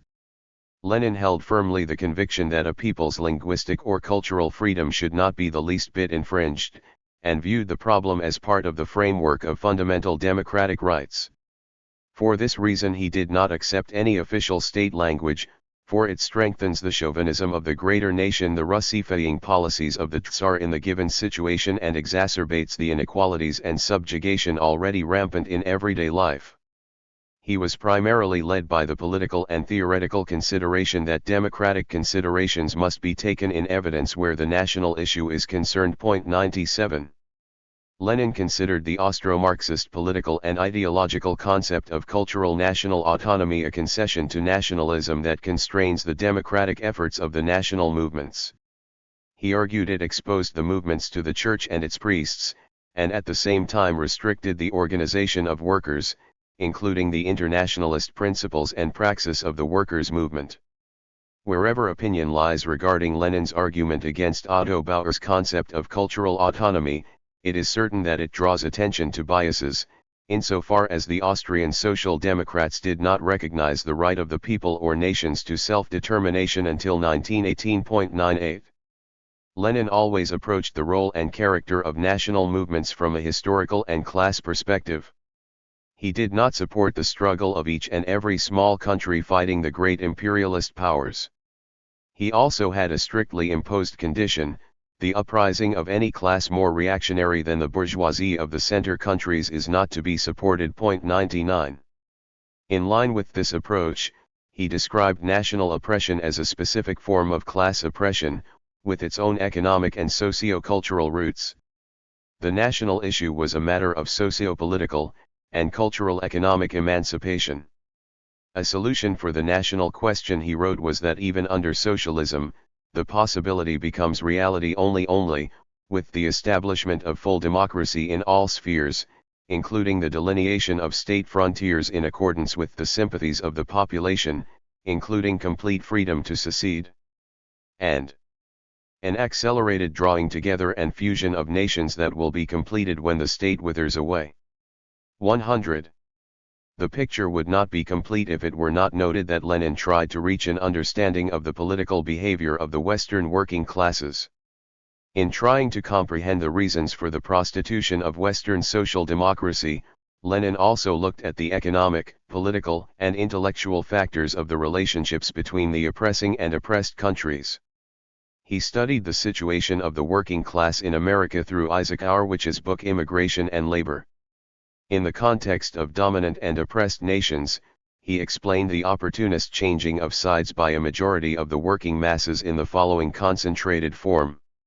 Economically, the difference is that sections of the working class in the oppressor nations receive crumbs from the super profits the bourgeoisie of these nations obtains by extra exploitation of the workers of the oppressed nations. Besides, economic statistics show that here a larger percentage of the workers become straw bosses than is the case in the oppressed nations, a larger percentage rise to the labor aristocracy. That is a fact. To a certain degree, the workers of the oppressor nations are partners of their own bourgeoisie in plundering the workers of the oppressed nations. Politically, the difference is that, compared with the workers of the oppressed nations, they occupy a privileged position in many spheres of political life. Ideologically, or spiritually, the difference is that they are taught, at school and in life, disdain and contempt for the workers of the oppressed nations. This has been experienced, for example, by every great Russian who has been brought up or who has lived among great Russians. 101. Lenin was among the first of the Marxists and Social Democrats to come to an understanding of the real historical significance of the colonial question. His most important political conclusion was that colonial and national movements inevitably become intertwined with each other, and the European labor movement, if imperialist oppression creates common interests in the world system. In the process of this realization, Lenin seems to have underestimated his earlier observation about how the labor aristocracy, and the labor movement of the European center countries in general, had come to a relatively privileged position as the result of the exploitation of the colonies. This privilege ensured their support for the conservation of the capitalist system. He also determined that the great imperialist powers recruit groups adherent to the system from the leading circles of the national colonial movements and prostitute them. 102. With reference to the blurred boundaries between the colonial and national movements in Russia, Lenin denounced Russia's internal colonialism. But what of Russia? Its peculiarity lies precisely in the fact that the difference between our colonies and our oppressed nations is not clear, not concrete, and not vitally felt. The sheer absurdity of trying to discover some serious difference between oppressed nations and colonies in the case of Russia should be especially clear to a Russian socialist who wants not simply to repeat, but to think. 103. Among the allies of revolutionary social democracy, the role of national self-determination as both a political principle and ideology had grown. This question set off major disputes among those closest to Lenin. He argued with Bolshevik friends who shared his principles, for they underestimated the required research and exploration of mediations and transitions to the revolutionary end goal and the possibilities of the moment.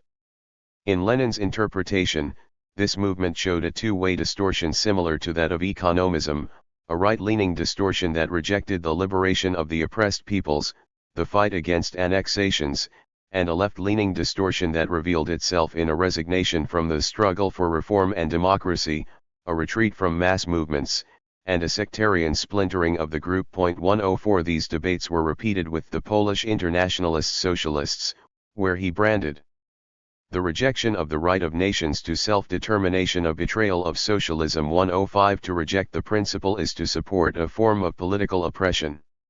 Lenin considered national self-determination a fundamental issue of democracy that the revolutionaries may not undercut. He believed that going against the politics of imperial realignment of borders by force, a socialism that would later come to power should return to the democratic traditions of establishing borders.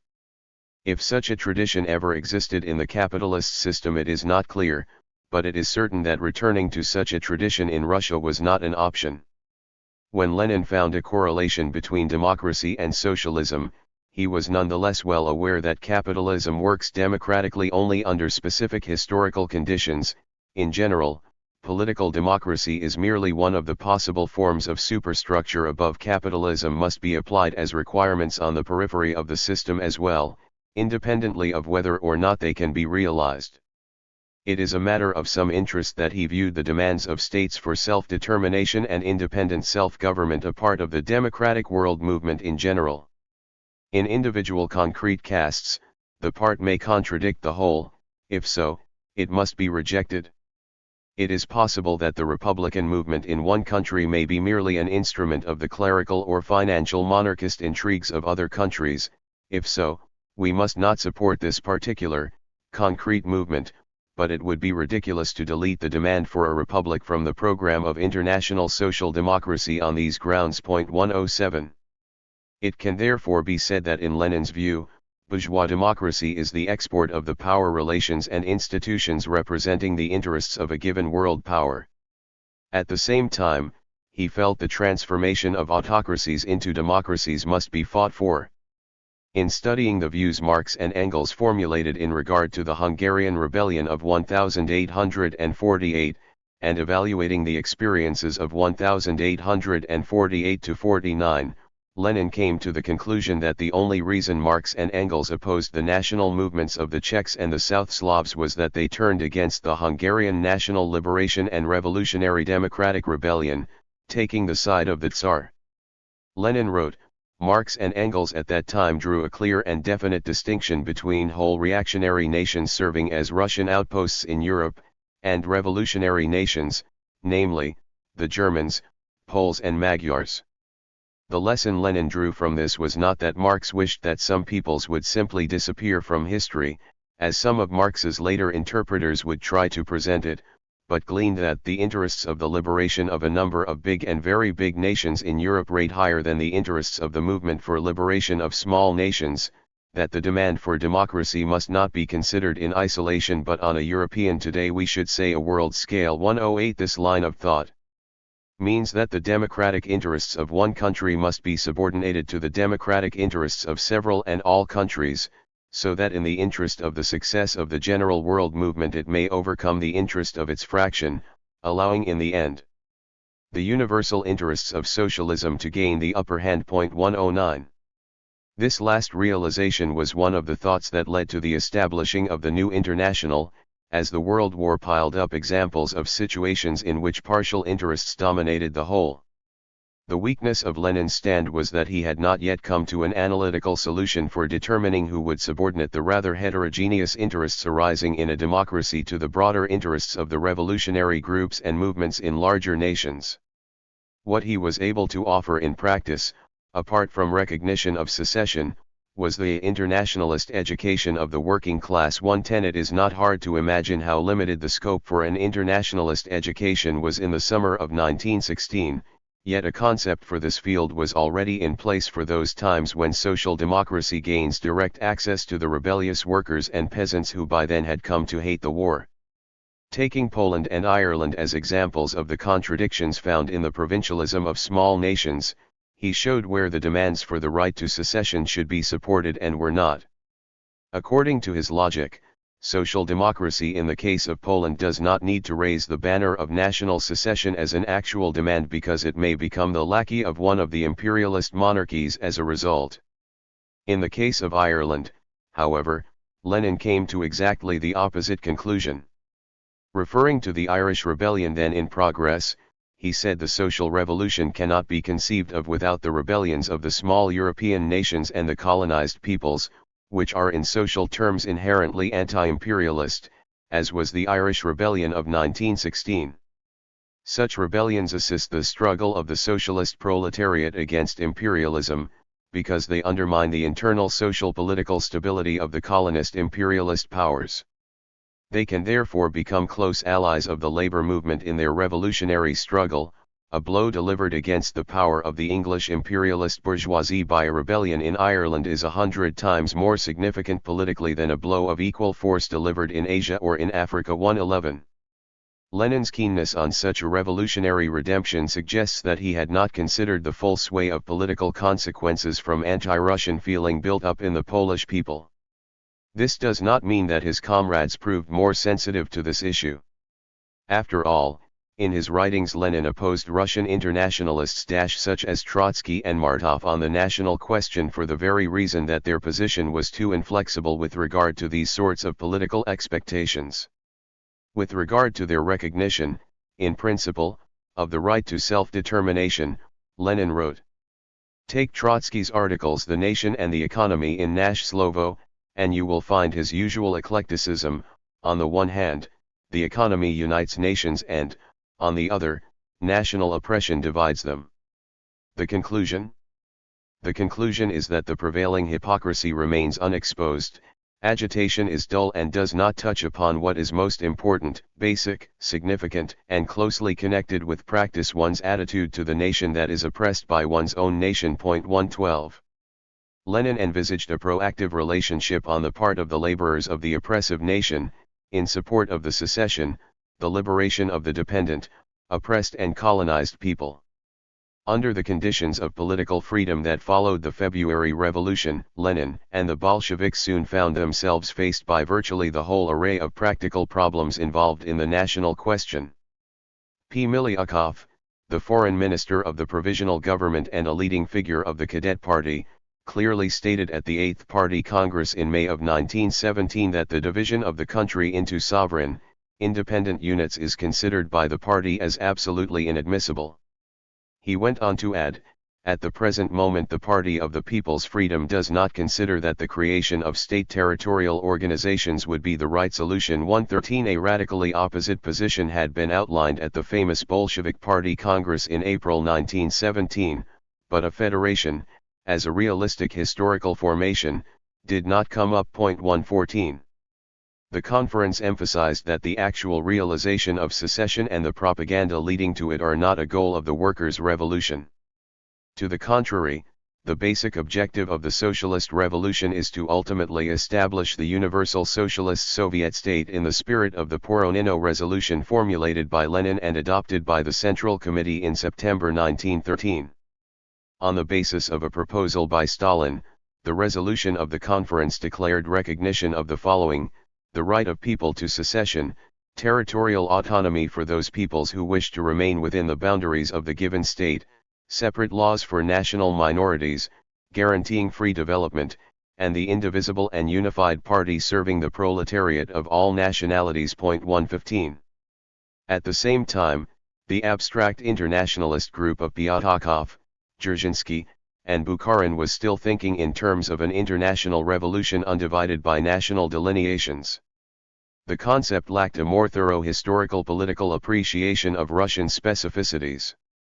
Pyatakov accounted for this universalism as follows: drawing upon the analysis of the new period of imperialism, we can say that there is no struggle for socialism other than the struggle under the banner that declares, "Down with all borders, all struggle to eliminate borders, even the thought of any other struggle cannot even be entertained." 116.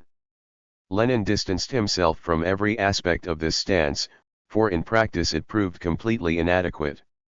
By his estimation, it lacked transitional demands and showed disregard for the ethnic and peasant movements of Russia. Comrade Pyatakov simply rejects our slogan, saying that it means giving no slogan for the socialist revolution, but he himself gives no appropriate slogan. The method of socialist revolution under the slogan "Down with Frontiers" is all muddled up. We have not succeeded in publishing the article in which I called this view imperialist economism. What does the method of socialist revolution under the slogan "Down with Frontiers" mean? We maintain that the state is necessary, and a state presupposes frontiers. The state, of course, may hold a bourgeois government, but we need the Soviets. But even Soviets are confronted with the question of frontiers. What does "down with frontiers" mean? It is the beginning of anarchy. The method of socialist revolution under the slogan "Down with Frontiers" is simply a mess. If Finland, Poland, or Ukraine secede from Russia, there is nothing bad in that. What is wrong with it? Anyone who says that is a chauvinist. One must be mad to continue Tsar Nicholas's policy. 117. In the fourth article of their platform, the abstract internationalists stated the following: the slogan of national self-determination is most of all utopist and damaging, in that it inculcates illusions. The neutral stance as a general rule with regard to national movements indicated here was still formulated on a purely theoretical basis by Pyatakov, Bukharin, and Bosch. The outcome, as a result, was truly sectarian. Social democracy cannot establish minimal demands in the field of current foreign policy. 118. This debate was no obstacle, however, for close cooperation between Bukharin and Lenin at the end of 1916 and even the beginning of 1917, when Bukharin organized the internationalist group of Russian emigrants in America. 119. One of Lenin's political pupils, Lev Borisovich Kamina, emphasized that in speaking about the right to self-determination, there can be no socialist or democratic party without recognition of the right of nations to self-determination. Any other stance serves only to sanctify the imperialist divisions actuated before and during the war. Kamina noted, history has taken such a turn that for any democratic party to reject the slogan would be suicide. 120. The Mensheviks took a relatively positive position. In an article written by Plekhanov for the June 16, 1917 issue of Yedinstvo, he criticized the provisional government and incited the recognition of Ukraine's right to autonomy by all means. In his case, the recognition of the right of nations to self-determination in principle, and the offer of autonomy in practice, served the purpose of Russia building the strongest possible unity with Ukraine in the face of German militarism, by leading the Ukrainian Rada to relinquish their aim of secession from the Russian state. 121. Finally, the resolution accepted at the Congress of the Unified RSDLP in August 1917 stated at variance with Plekhanov's position that the party takes a stand on the side of the principle of cultural national autonomy and rejects a federation. The platform accepted at the May-June 1917 Council of the so-called National Socialist Parties still held this position. 122. Apparently the dissolution of the traditional framework on which Russia was built was highly unpopular, independent of national belonging among the Mensheviks as well. The goal of preserving the bourgeois republic, preventing the further radicalization of the revolution, isolating the proletarian revolutionary trend inspired by the Bolsheviks, and arresting the collapse of imperial structures brought almost every group within the Menshevik camp on board. The dissolution of the empire strengthened the natural aims of the revolution for the Bolsheviks. They rejected the preservation of the old structures, considering them incapable of being reformed. After October, Lenin arrived from a support for centralization to an agreement with the creation of a federative state structure on the ruins of the old empire through these arguments. 123. The degree to which the abstract theoretical point of view penetrated the mindset of many leaders of the party is clearly shown by the fact that 7 out of 9 members of the section taking a position on the national issue were in support of Pyatakhov's proposal for the resolution, though they ultimately voted against it at the conference. 124. After October, the national ethnic issue, burdened with new conflicts, played a central role in Lenin's work in building the state, with the creation of the Soviet federative state becoming his principal and all-consuming mission. The reason why the omnipotence of wealth is more certain in a democratic republic is that it does not depend on defects in the political machinery or on the faulty political shell of capitalism. A democratic republic is the best possible political shell for capitalism, and, therefore, once capital has gained possession of this very best shell, it establishes its power so securely, so firmly, that no change of persons, institutions, or parties in the bourgeois democratic republic can shake it. V. I. Lenin, The State and Revolution. LCW, Vol. 25, 393. 5. The State and Revolution. The impact of Lenin's The State and Revolution and its historical context. Lenin's The State and Revolution, The Marxist Theory of the State and the Tasks of the Proletariat in the Revolution, was written in September 1917 and first published in the following year. It is perhaps the most influential, most read, and most highly valued work written by Lenin. 1. The significance of this short book is unquestioned even by those biographers and analysts of his legacy who look upon it, from a theoretical point of view, as an insignificant hack job. 2. Not even those critics who give it an ahistorical examination, marking it off as some sort of specialized work, or one that had not been validated by history, and therefore held no interest, can bypass it. The fundamental subject of the work and its field of interest cover the intersection of state and class relations in Marxist theory. Back in 1970, Tibor Hajdu pointed out that the significance of the state and revolution could not be disputed. Its author had unearthed, partly on his own and partly in the footsteps of other Marxist scholars, forgotten ideas of Marx in order to theoretically better capture the outlooks of the socialist revolution. 3. Virtually the same finding was made by Bukharin, who was earlier criticized in this very field by Lenin, in a lecture he gave on communism at the beginning of the 1920s. 4. The 20th century saw political movements built worldwide. 5. Upon this unfinished work by Lenin, not only communists read the volume like a Bible until Stalin slapped it out of their hands on the grounds of his statist conviction, but anti-statist, anti-capitalist parties and movements at large thought it merited in-depth study. This is primarily on account that it sketched an attractive socialist future, which brought high social communal values into the sphere of politics. Obviously there must be a secret to the little book's success if its historical influence goes far beyond any other work of the same field, though the others may have been better worked out. The book is easy to read, with a clear exposition of its logic, and it covers the requirements of a scientific theoretical exposition just as well as that of a political pamphlet. It is a passionate work fully in the spirit of the struggle that is both a call for the implementation of the proletarian revolution and a classical summation of the fundamental aims of the revolution.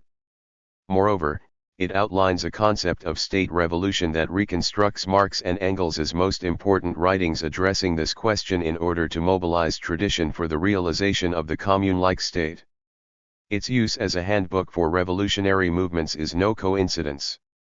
After all, the subtitle of the book bears the practical intention of becoming the handbook of the revolutionary workers, the Marxist theory of the state and the tasks of the proletariat in the revolution. The significance of the book in world history is that in more senses than one it became the philosophy of the October Revolution. The revolution is presented through its immediate objective and end goal at once, with political revolution shown as the initial momentum in social revolution. Although it predates the revolution, its perspective became an integral part of the critical theory with which later developments were approached, even later becoming vulgarized in the utopist fashion, especially in the Marxist-Leninist propaganda during the period of state socialism. Decades later still, in the dominant ideological narrative of the anti-utopist world of regime change, this work of Lenin's came to be sublimated in the guise of the pipe smoke, clouded dreams of a doctrinaire fantast, which all serious intellectual trends were expected to ridicule. Two main tendencies can be observed among the more notable analyses. One approach understood it as an intrinsically coherent and consistent theoretical work, grounded in libertarian ideals and principles. The other approach takes in the historical circumstances and consequences following from the revolution and historicizes these as if the state and revolution had been the intellectual inspiration behind, and expressions of, an authoritarian turn and development. 6. Of all Lenin's works, the state and revolution has had the most interesting afterlife. The Marxist flank, and actually almost every system-critical and anti-capitalist movement, has used it as its own. The text can be applied in opposition to both capitalist and Stalinist conceptualizations of the state, inasmuch as the Marxist end goal of the state's demise was a stated aim of the Russian Revolution and the Universal Socialist Revolution. The idea of transposing the state and revolution into different historical contexts surfaced in the last phase of state socialism, especially in the Weberian, liberal analysis, with the aim of setting up the book as the historical precursor to the Stalinist period and the Stalinist interpretation. The conclusion to this line of thought was that the Soviet state and its institutions were crystallized in this work by Lenin as the ideological underpinning of the communist monopoly on power. This is how Lenin's text became an active agent and component in the realization of the coming future. A causal relationship between Lenin's work and the development that followed the revolution came to be posited. That is, between the state and revolution and Stalin's Gulag. This position sets out to eliminate the difference between the autocratic Lenin of what is to be done and the libertarian Lenin of the state and revolution, with proof to the effect that the same authoritarian philosophy and politics are at the heart of both texts. 7. Later Marxist criticism showed the ahistorical and presentist ideological traits that characterize the approach A. J. Palin subscribes to. It also demonstrated that the Weberian analysis accounts for the unification of the executive powers and legislative powers in labor associations as an authoritarian concept, because it paves the way for theoretical and political critiques of bourgeois democracy. This thesis is where any liquidation of independent bureaucratic structures begins and ends if it seeks to transcend the confines of bourgeois democracy, or any kind of dictatorial power. 8. The state and revolution speaks plainly.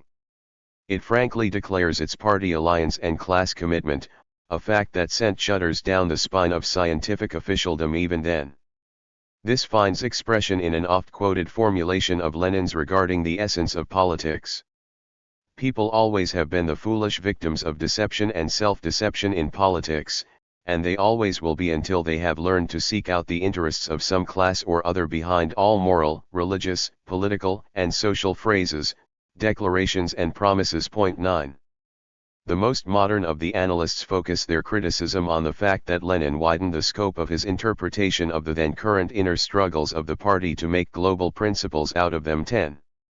The usual question of value neutrality in the social sciences originating in Weberian thought comes up as a problem here.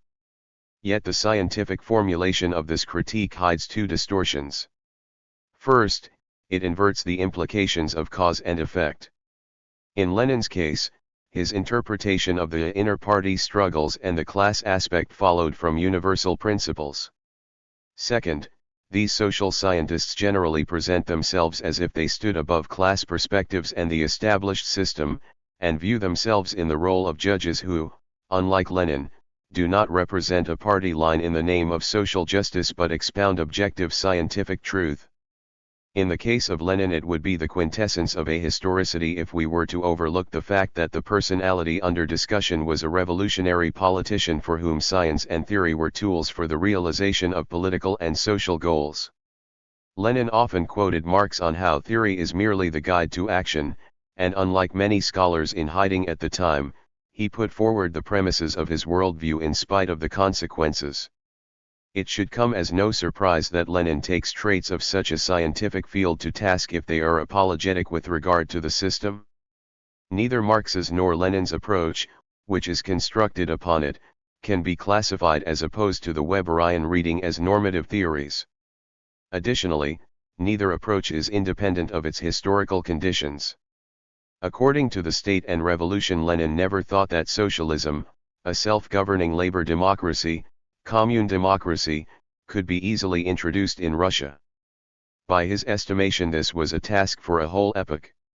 In purely philosophical terms, this work was not about the subordination of society to the state. To the contrary, it subordinates the state to society. This is in no way altered either by what happened in Russia after October 1917 or how it is evaluated. The following observation by Jules Townsend is correct. Clearly, Lenin did not fully address the issue of the state-civil society relation. Both Lukács and Gramsci were inspired by the idea of Soviets as overcoming the state-civil society distinction, inscribed in liberal democracy, which separated the public from the private realm, the political from the economic. 11. The doubling of private and political is natural to bourgeois thinking. After all, its source and grounds are the market, the relations of capital. This is the problem Lenin raised in theoretical and practical terms. The demise of the state as a political and theoretical problem always came up in the tradition of Marxist thought as the process of eliminating class.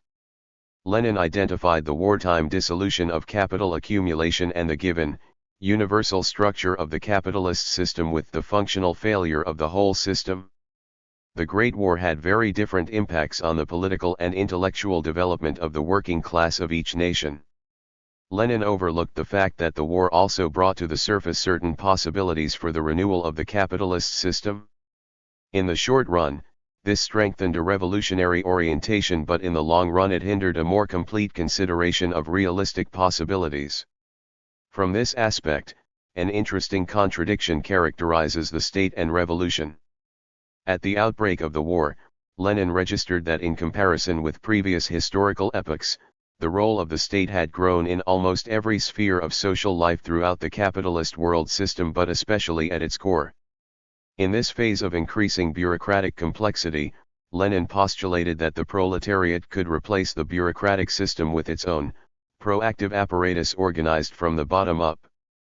However, his image of the replacement of this monster, this colossus of a state, with the workers' state had such facility and ease that it must have been presumed that the crisis of power in the Russian system was typical of the whole world. Lenin seems to have put the issue of uneven development that he himself had discovered in parentheses. The way he imagined the replacement of the old state apparatus with a new one, however liberatory, was too mechanistic. This becomes apparent in the article he wrote shortly before the October Revolution, "Can the Bolsheviks retain state power?" Setting aside the simple language demanded by the use of the material as political propaganda, the idea itself is problematic when compared with the state and revolution, for there the direction of the state was defined as a task for the entire population, and here it is proposed as fundamentally a political task. In Can the Bolsheviks Retain State Power? Lenin states, "We are not utopians. We know that an unskilled laborer or a cook cannot immediately get on with the job of state administration. In this we agree with the cadets. We differ, however, from these citizens in that we demand an immediate break with the prejudiced view that only the rich, or officials chosen from rich families, are capable of administering the state." 12. He was absolutely clear that a cook, as mentioned in the State and Revolution, cannot get on right away with the complex work of leading the state, but may nevertheless get on with its preparation. For many decades, nevertheless, critics of Lenin's book showed an attitude of derision to his proposal that cooks have a role in political matters. The essence of the book is certainly not encompassed by this symbolic formulation, however, which he himself rescinded in the light of post-October experiences in Russia. Anti-utopist utopia? It has largely been forgotten that the state and revolution came into being not only in the struggle against so-called realpolitik but also against utopia. It was common knowledge among Lenin's associates that during 1915-16 he had conflicting opinions with some of his comrades, among them Bukharin 13 on the abstract denial of state and democracy. 14 In the autumn of 1915, Bukharin proposed a question to Lenin: if our prospects lie in transforming the bourgeois democratic revolution into the socialist revolution, how will they ever reach a declaration of the proletarian dictatorship? 15. In late 1916 or early 1917, in a lengthy letter addressed to Lenin, Bukharin explained his ideological stance on the structure of the coming revolution. In order to avoid accusations of any manner of anarchism, he accepted the two forward-looking slogans of revolutionary development in Russia, the convocation of the Constituent Assembly and establishment of the Provisional Government of the Revolution.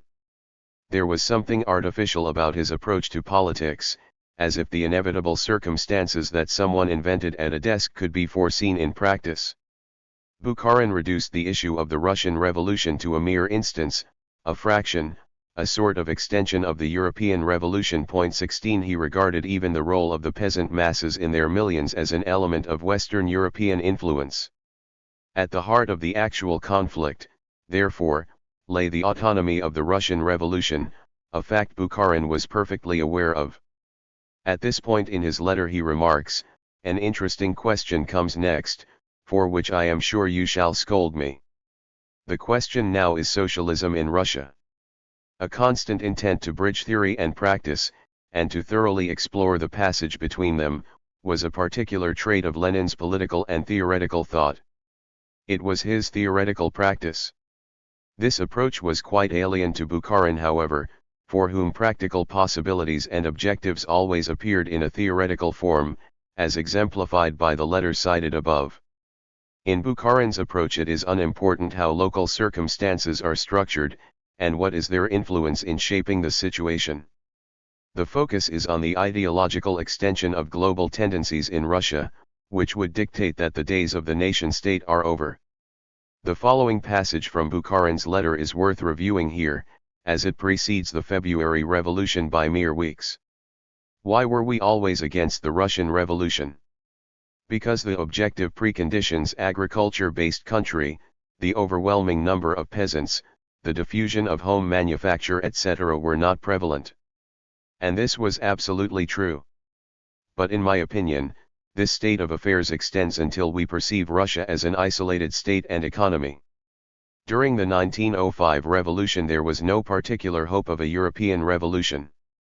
The situation now is completely different. This time, if not today, then tomorrow, a pan-European, if not world-size flame is to erupt. But the social revolution, the revolution of the West, will tear down all boundaries between nation-states. And in this context we must support this.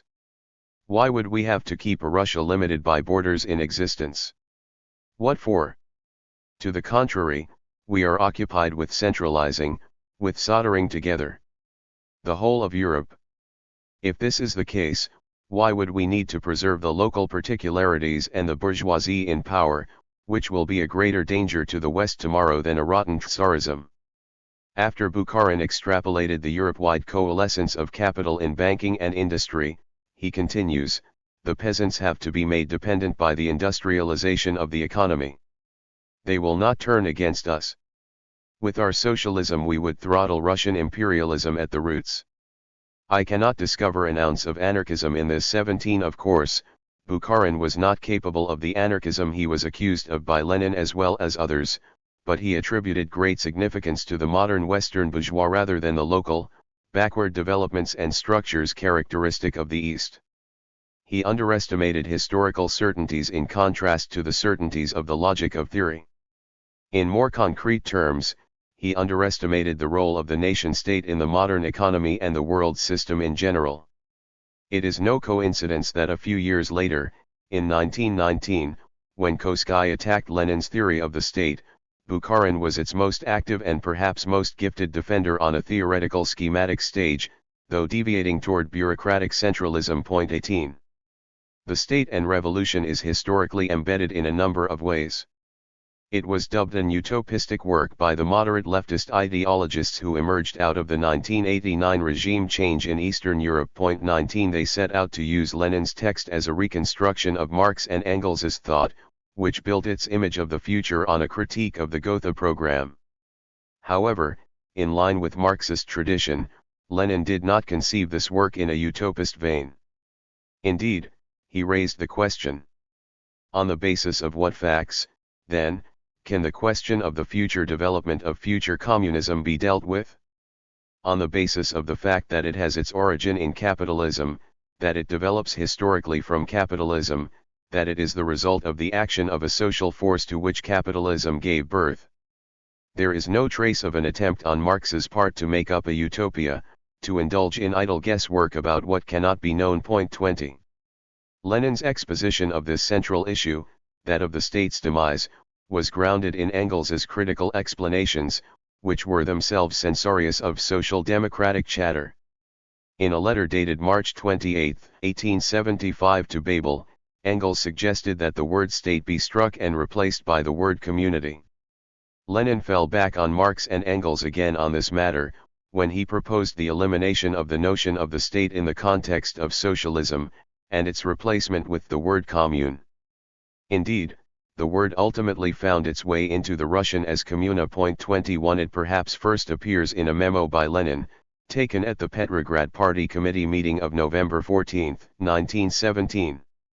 He deliberately avoided using the expression Soviet from the burgeoning movement of the Soviets in the state and revolution for political reasons, because at the time of writing he could not know whether the Soviets would be capable of taking power by revolutionary means or whether they would keep to the Menshevik and socialist revolutionary majority line. As Lenin thought of it, even the Paris Commune was not a state in the sense of the actual meaning of the word. The state in demise, which comes into being during the period of the revolution, was presented as a fundamental institution of the political period of transition or dictatorship of the proletariat. This would, in principle, create the conditions for socialism. In the theoretical groundwork, socialism was shown as the first phase of communism, and then communism itself was shown as the possible end result of a long historical course of development. All state oppression would cease to exist within the framework of socialism, but the civilized human race would only turn completely and finally into a community of associated producers in communism. 22 Lenin reached these conclusions after surveying the different economic fundamentals of the state and the state in demise, and the disparate producer-proprietor relations underlying them. Criticism of this work that takes issue with Lenin's naivete is not completely unfounded. Lenin recognized, or thought he recognized, primitive democratism, the early forms of direct democracy, as an element of capitalism and capitalist culture. He referred not only to the high level at which the socialization of production stood, but also to the workers' old tradition of organizing their community. Factually he was right, but it seems nevertheless that he overestimated the cultural experiences of the community already accumulated under the capitalist system. The communal tradition of the Obshchina that he had studied in his earlier years was by then decaying. Large-scale industry, the postal service, and other institutions of capitalist organization appeared to him as perfect vehicles for commune democracy, Soviet democracy, and labor democracy under the surviving hierarchical relations of the transitional phase. There's no need to dwell on how greatly the authoritarian, autocratic traditions in Russia amplified this hierarchy. The increasingly refined mechanism of capitalist oppression and its penetration came up less often in Lenin's analyses. The man created by capitalist culture does not appear in the context of the totality of his relations. Rather, he appears in possession of that self-consciousness that only a small group of the truly revolutionary proletariat could boast. On the other hand, Lenin's thought was fundamentally oriented toward a Russia whose population was largely illiterate. In spite, or perhaps on account of this, prior to the summer of 1918 he seems to have left unheeded the sociological issues stemming from the way the distribution of labor was structured. The significance and formative process of the abilities required to run the complicated economic social structure are not really dealt with in the State and Revolution, nor do any signs of interest in these matters come up in his copious notes from the period. 23 Of course, this was not a fundamental task of the work, rather it was to prove the realization of the new power structure, the semi-state of the commune type, a realistic historical possibility. The book was written with the purpose of providing a theory of the European Revolution, posing a certain requirement for abstraction to begin with. As in so many fields of political strife, on the issue of socialism, Lenin's views became crystallized through the arguments he waged against old Narodism, new Bernsteinism, legal Marxism, anarchism, and other political movements. At different historical times he tested his strength against different movements. Lenin's theory of socialism originated from a concrete critical stance toward the established capitalist system. A romantic perception of the future was alien to him. It was a defining characteristic of his thought process and practical political activity that in the name of a commitment to science he discarded all speculative approaches in principle and methodology. He consistently aimed to denounce all utopian constructs, though not to liquidate all utopias, for in their absence all thought looking beyond the system and oriented toward the future would be eliminated. The State and Revolution. Theoretical background. The State and Revolution is an organic part and consequence of Lenin's previous theoretical work. In terms of exposition as revealed by the first plan he wrote for the book, he thought deeply about whether to use the historical dogmatic, or the logical order. 24 He finally decided to pursue a combination of the two methods, emphasizing historical chronology. His sources played a decisive role in this. Apart from Marx and Engels, Lenin utilized thematically relevant arguments and writings from Bernstein, Plekhanov, Koski, and Pannekoek. The field from which the book springs includes the Russian intellectual and political struggle from the 1890s to 1917. As early as his publication of What the Friends of the People Are in 1894, Lenin made an attempt at defining the concept of historical social development, which he continued in this book. Lenin came to realize at a very early stage in his career that in Russia, especially within the framework of the Narodnik legacy, a peasant socialism, that is, a utopist form of socialism, had set in. It dissolved in the 1870s in such a way that it gave birth to superficial petit bourgeois liberalism that dreamed of a peasant revolution. It finally awoke from the utopistic dream to find itself in line with developments embroiled in the wholesale expropriation of peasants. The liberal socialism of Mikhailovsky and his followers, by then in determined opposition to Marx and the Russian Marxists, was occupied with the defense of the economically most exposed, and the revitalization of old, antiquated communal models.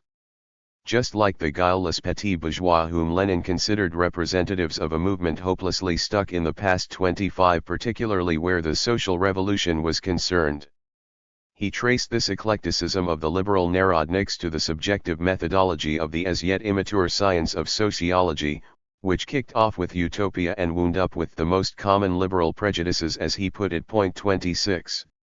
Mulling over the fate of the peasant communities in their day, Marx and Engels also noted that the question of socialism and revolution were intertwined in the history of Russian revolutionary thought. 27 Whereas Marx saw a faint chance for the Obshchina to become a starting point for socialism, the first generation of Russian Marxists with Plekhanov at the helm related to the revolution as scholar-theoreticians and did not perceive it as an immediate practical task. They were also convinced that the village communities were in the final state of dissolution and could not possibly fulfill any positive historical role. Their predecessors, the so-called revolutionary Democrats such as Herzen, Chernyshevsky, and Dobrolyubov, not to speak of the Russian Jacobinists, Tikashev and Nechayev, or Russian Blanquism, had linked their own peasant socialism directly with the practical necessity of the revolution. By this they meant an idea of toppling the autocratic regime through a coup d'état that grasps the reins of power based on a minority group of revolutionaries. In Chapter 3 it was shown how Lenin strove to combine positive elements from both movements with his own notions for the social democratic movement and its organizational forms. In contrast to Plekhanov, by the turn of the century he approached Russian reality from a perspective of the revolution's urgency. Unlike the peasant socialists, however, Lenin thought exclusively in terms of the labor movement. From 1903 onward, he thought in terms of some kind of labor and poor peasant bloc in his concept of socialism. Western European circumstances were held to be the true expression of maturity. The new prospects that had arisen for the labor movement in Russia at the turn of the century were palpable even in German social democracy. Bernstein had in part inherited Lassalle's People's State invented for capitalism with his proposal for the social state. In opposition, the revolutionary Marxists did not give up the tradition, ideals, and praxis of direct democracy and community association collective economy. 28 In political and methodological terms, this later became a watershed in the division between the self-governing followers of Marx and Lenin, the Social Democrats, as well as the Stalinist and post-Stalinist official statist communists. To this day this split still exists mutatis mutandis in left movements around the globe. 29. In the debates preceding the adoption of the party program at the Second RSDLP Congress in 1903, Lenin and Plekhanov were on a single platform with regard to state and revolution in demanding, in the terminology of the time, the dictatorship of the proletariat. However, with the passage of years, the revolution whose attainments the proletarian dictatorship was to defend became increasingly insignificant for Plekhanov, and even irrelevant during the war years in particular, as he gave up the perspective of the revolutionary imperative. 30 The closer the revolution came, the further Plekhanov was removed from it. It was no different in the case of Koski, though the conflict with him was delayed until the outbreak of war. In the years following 1905, there was a turn in the European labor movement that clearly placed the epicenter of the revolutionary upswing in Russia. Partly on account of Plekhanov's politically cautious theoretical influence, Lenin had come to understand and call attention to Russia as a possible initiator of revolution within the pan-European context. The experience of 1905, the Soviets. Even in his everyday political analyses during the period of the First Russian Revolution, Lenin drew a clear line between the practical problems of the revolution and socialism as a theory and prospect. In other words, he consciously disassociated the implications of the revolutionary and post-revolutionary period. Lenin viewed the self-organizing public bodies formed during the revolution, and especially the professional systemic traits and political functions borne by the Soviets as a whole, as the special element holding the revolution together. In this light the Soviets were the revolution's organs of self-defense, its agents of power, whose phases of development and the tasks peculiar to each were considered separately. After the defeat of the Moscow armed uprising of December 1905, the revolution's self-defense came into focus. Adapting to these circumstances, Lenin considered the unrealistic, quasi-concrete promises of popular government for the post-revolutionary period as utopian tendencies harmful to the movement in general. He held that they drew energy and attention away from the immediate task of defending the revolution. Nonetheless, signs of the future did come up in 1905 in that the labor organizations of self-governing and self-defense that had not been known to any period of Russian history, the Soviets, came into being and undertook tasks of economic, social, and political power. In some places they even assumed military functions, from St. Petersburg to Ivanovo-Voznesensky. In the first days of November 1905, before he even arrived in Russia, Lenin wrote the article Our Tasks and the Soviet of Workers' Deputies. 31 He rejected the issue of party or Soviet outright, and took the position that the Soviets must be considered as the self-organization of the whole working class, even including the anti-monarchist masses of the population as a whole. They had come into being as the professional organs of the proletariat that no one party may appropriate. This argument held that the tasks of the labor and socialist parties differed from that of the Soviets, with their social bases also differing. At this stage Lenin considered the Soviets organizations belonging expressly to the revolution and not to socialism. I may be wrong, but I believe that politically the Soviet of Workers' Deputies should be regarded as the embryo of a provisional revolutionary government. 32. In other words, he saw this people's organization as a national political center comprising the whole of society. In the Soviets he saw evidence that the Social Democrats wanted to leave the direction of the country firmly in the hands of the popular alliances. We are not trying to impose on the people any innovations thought up by us, we are merely taking the initiative in bringing about that without which it is impossible to live in Russia any longer. We rely fully and solely on the free initiative of the working masses themselves. 33. The Menshevik Iskra suggested, in support of its boycott tactics against the Duma elections, that the revolutionary self-government may have been a prologue to the uprising. Lenin saw the matter differently. He argued that the revolutionary uprising alone can create the circumstances suitable for self-government. The organization of revolutionary self-government, the election of their own deputies by the people, is not the prologue to an uprising, but its epilogue. It is first of all necessary to win the victory in an uprising and to establish a provisional revolutionary government, so that the latter, as the organ of the uprising and the recognized leader of the revolutionary people, should be able to get down to the organization of revolutionary self-government. 34. As Lenin emphasized many times during the years of 1905 to 1906, the self-government of labor cannot exist in the framework of the old system. For those who were naive about this, he pointed out, while the Tsar retains power, revolutionary self-government can be only a fragment of the revolution. In purpose, manner of origin, and character, the organization of an armed uprising, the organization of a revolutionary army, is quite unlike the organization of revolutionary self-government.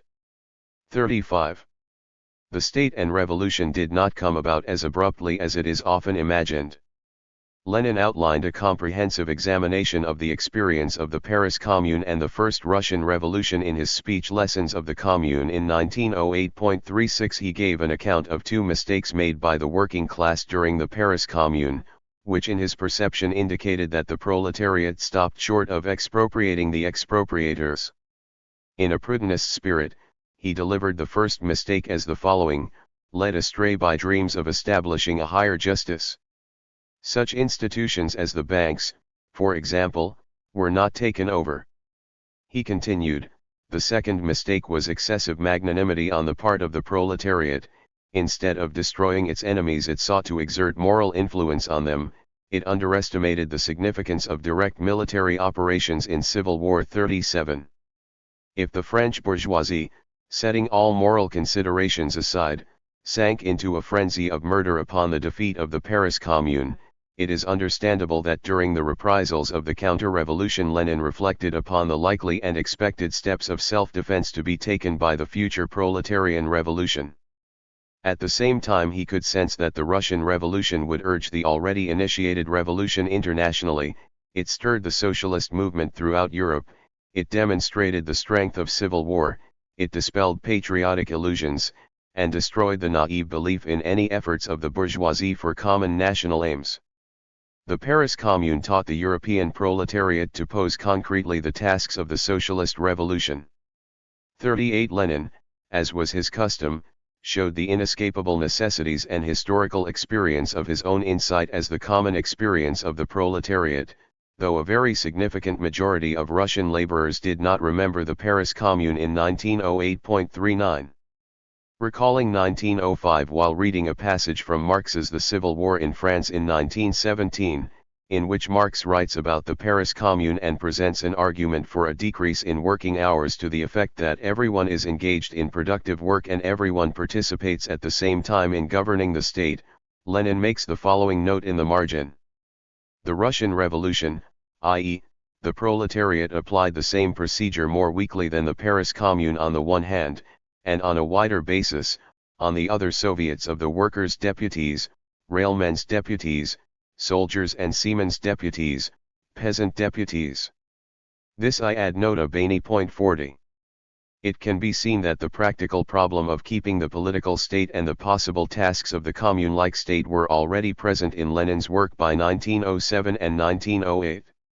The Philosophy of the October Revolution, a critical appraisal of the modern state and parliamentarism.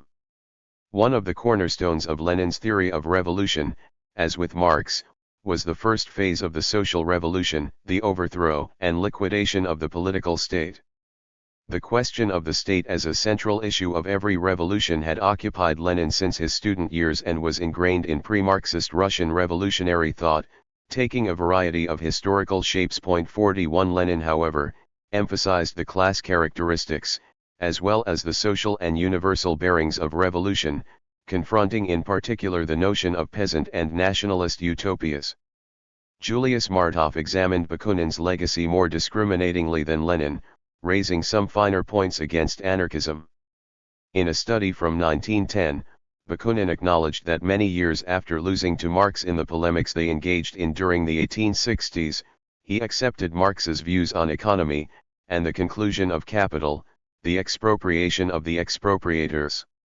The methodological, theoretical and practical political cul-de-sac was reached because, similarly to Proudhon, Bakunin contrapositioned the economic organization of society with its political organization. Equality and justice between the people should be achieved in the field of economy, while the root cause of social inequality can be found in the field of politics, ruled, as it were, by brute force. This is why anarchism and Bakunin considered the state their foremost enemy, and saw its complete destruction as the condition of social liberation. In other words, Martov showed that cause and effect had been mixed up. This discovery laid the grounds for the conviction that Marxism must supplant anarchism in the field of revolutionary organization. 42. No doubt, the anarchist approach to the world in general and politics in particular took root in Russia and especially the Ukraine, among certain layers of peasantry that rebutted state pressure. Thus it reflected certain regional peculiarities of historical development, but nonetheless also made some inroads where the labor movement was concerned. The main point is that their understanding of the recognized possibility and need for socialist revolution was purely that of popular revolt, and not the Sisyphean organizational intellectual groundwork such a revolution entailed. 43 From the end of the 19th century, however, it became increasingly clear that Russian anarchism did not engage the new problem of modern society, but prepared it for other anti-capitalist revolutionary movements to deal with and at the same time shook relatively wide social strata out of their lethargic state. What interested Lenin most in the history of revolutions was how laborers gained the ability to wrest control of their lives, if only for a week or a month. He delved into the subject in a scientific manner, especially with regard to the particularities of the development of the state in Russia. Questions related to the functioning of a bourgeois state, the institutional sociology of parties and bureaucratic mechanisms, held no interest for him. The science of the bourgeois state's sociology served, in his opinion, as a defense of the state, providing a scientifically grounded justification. Lenin investigated the modern bourgeois state as economic and intellectual exploitation of the highest order. He found that bourgeois parliamentarism is linked to the most modern forms of capitalist production, the organization of capital, and grows out of it.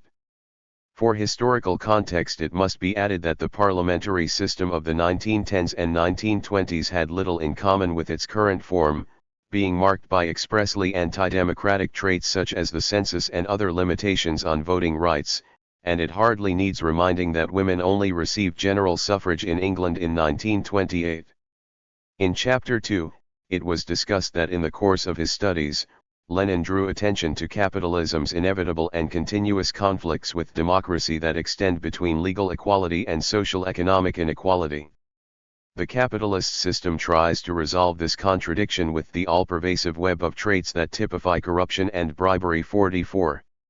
In Lenin's view, the basic difference between imperialism and pre-monopolist capitalism was that in the former the power of the stock exchange increases, as the greater banks merge with the stock exchange and swallow it whole. Capital draws the sphere of politics under its supervision as if it were another item of sale, some sort of market phenomenon. Of course, Lenin was aware that the prostitution and corruption of bourgeois democracy was regulated by law, and thus not unbounded.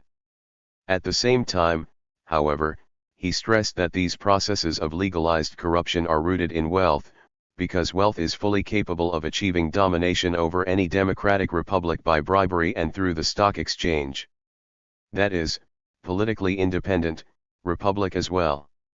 Lenin's main thought here is that bourgeois democracy is not freedom but the freedom of purchase. In September 1917 he formulated the problem as follows. The capitalists call freedom of the press a situation in which censorship has been abolished and all parties freely publish all kinds of papers. In reality it is not freedom of the press, but freedom for the rich, for the bourgeoisie, to deceive the oppressed and exploited mass of the people. 45. Lenin looked upon bourgeois democracy as a form of capitalist domination of the highest order. In fact, the only need to extol the advantages of the easily bought and rotten parliamentarism of bourgeois society is that the labor movement finds greater scope of development within its confines, and has more room for maneuver than in the circumstances provided by autocratic, openly dictatorial regimes. Bourgeois parliamentarism holds, in this sense, only a historical interest of specialized scientific bearing for Lenin, but does not have a future. The emperor has no clothes. In the period of the revolution the specialized scientific questions in particular were far from central to his thinking. Furthermore, the experiences of the Great War only underscored how the task of politically unmasking the parliamentary democracies as the regimes responsible for the bloodshed of the war was the most important. 46 With its fundamentally future-oriented thought, state and revolution does not rest on pipe smoke, clouded dreams alone, but comprises an objective critique of parliamentarism that has not allowed the matter to be taken off the agenda since 1917. 47. In 1917, globalization was not yet the subject of discussion. Rather, popular contemporary themes were imperialism, monopolies, and the reign of finance capitalism. As widely recognized, the state suited to this new order took up its fresh set of tasks right at the time of the First World War. It became the main organizer of, and player in, the national economy. It was the kind of monster that was willing to destroy anything. The last sentence of the work is important in this regard, for it presents the reasoning that led to the final call for revolution.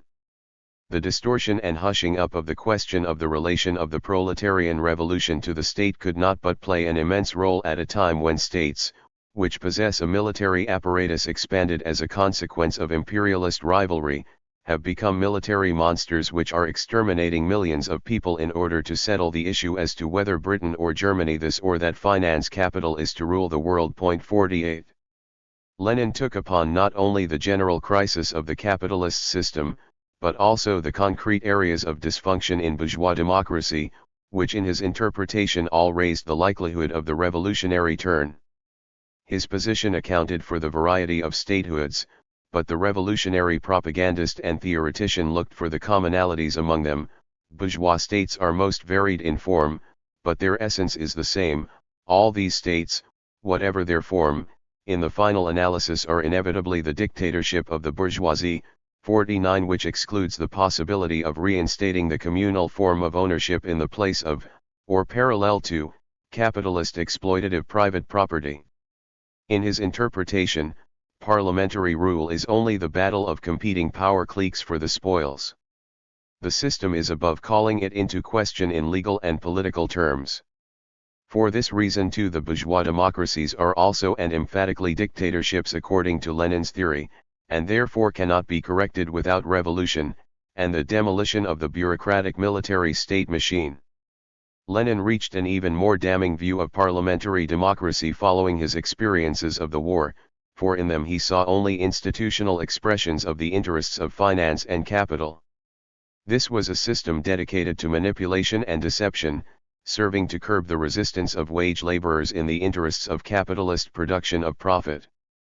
This was one of the decisive arguments for the demand that the parliamentary sittings and jabber over the head of the people be replaced by elected bodies of workers who can be recalled. Based on the experiences of the Paris Commune, representative institutions remain, but there is no parliamentarism here as a special system, as the division of labor between the legislative and the executive, as a privileged position for the deputies. 50. Lenin came to the conclusion that poverty and destitution make actual recourse to the legal provisions offered by democracy impossible. Not only because the poor do not have a chance to purchase the blessings of democracy, but because owing to the conditions of capitalist exploitation, the modern wage slaves are so crushed by want and poverty that they cannot be bothered with democracy, cannot be bothered with politics.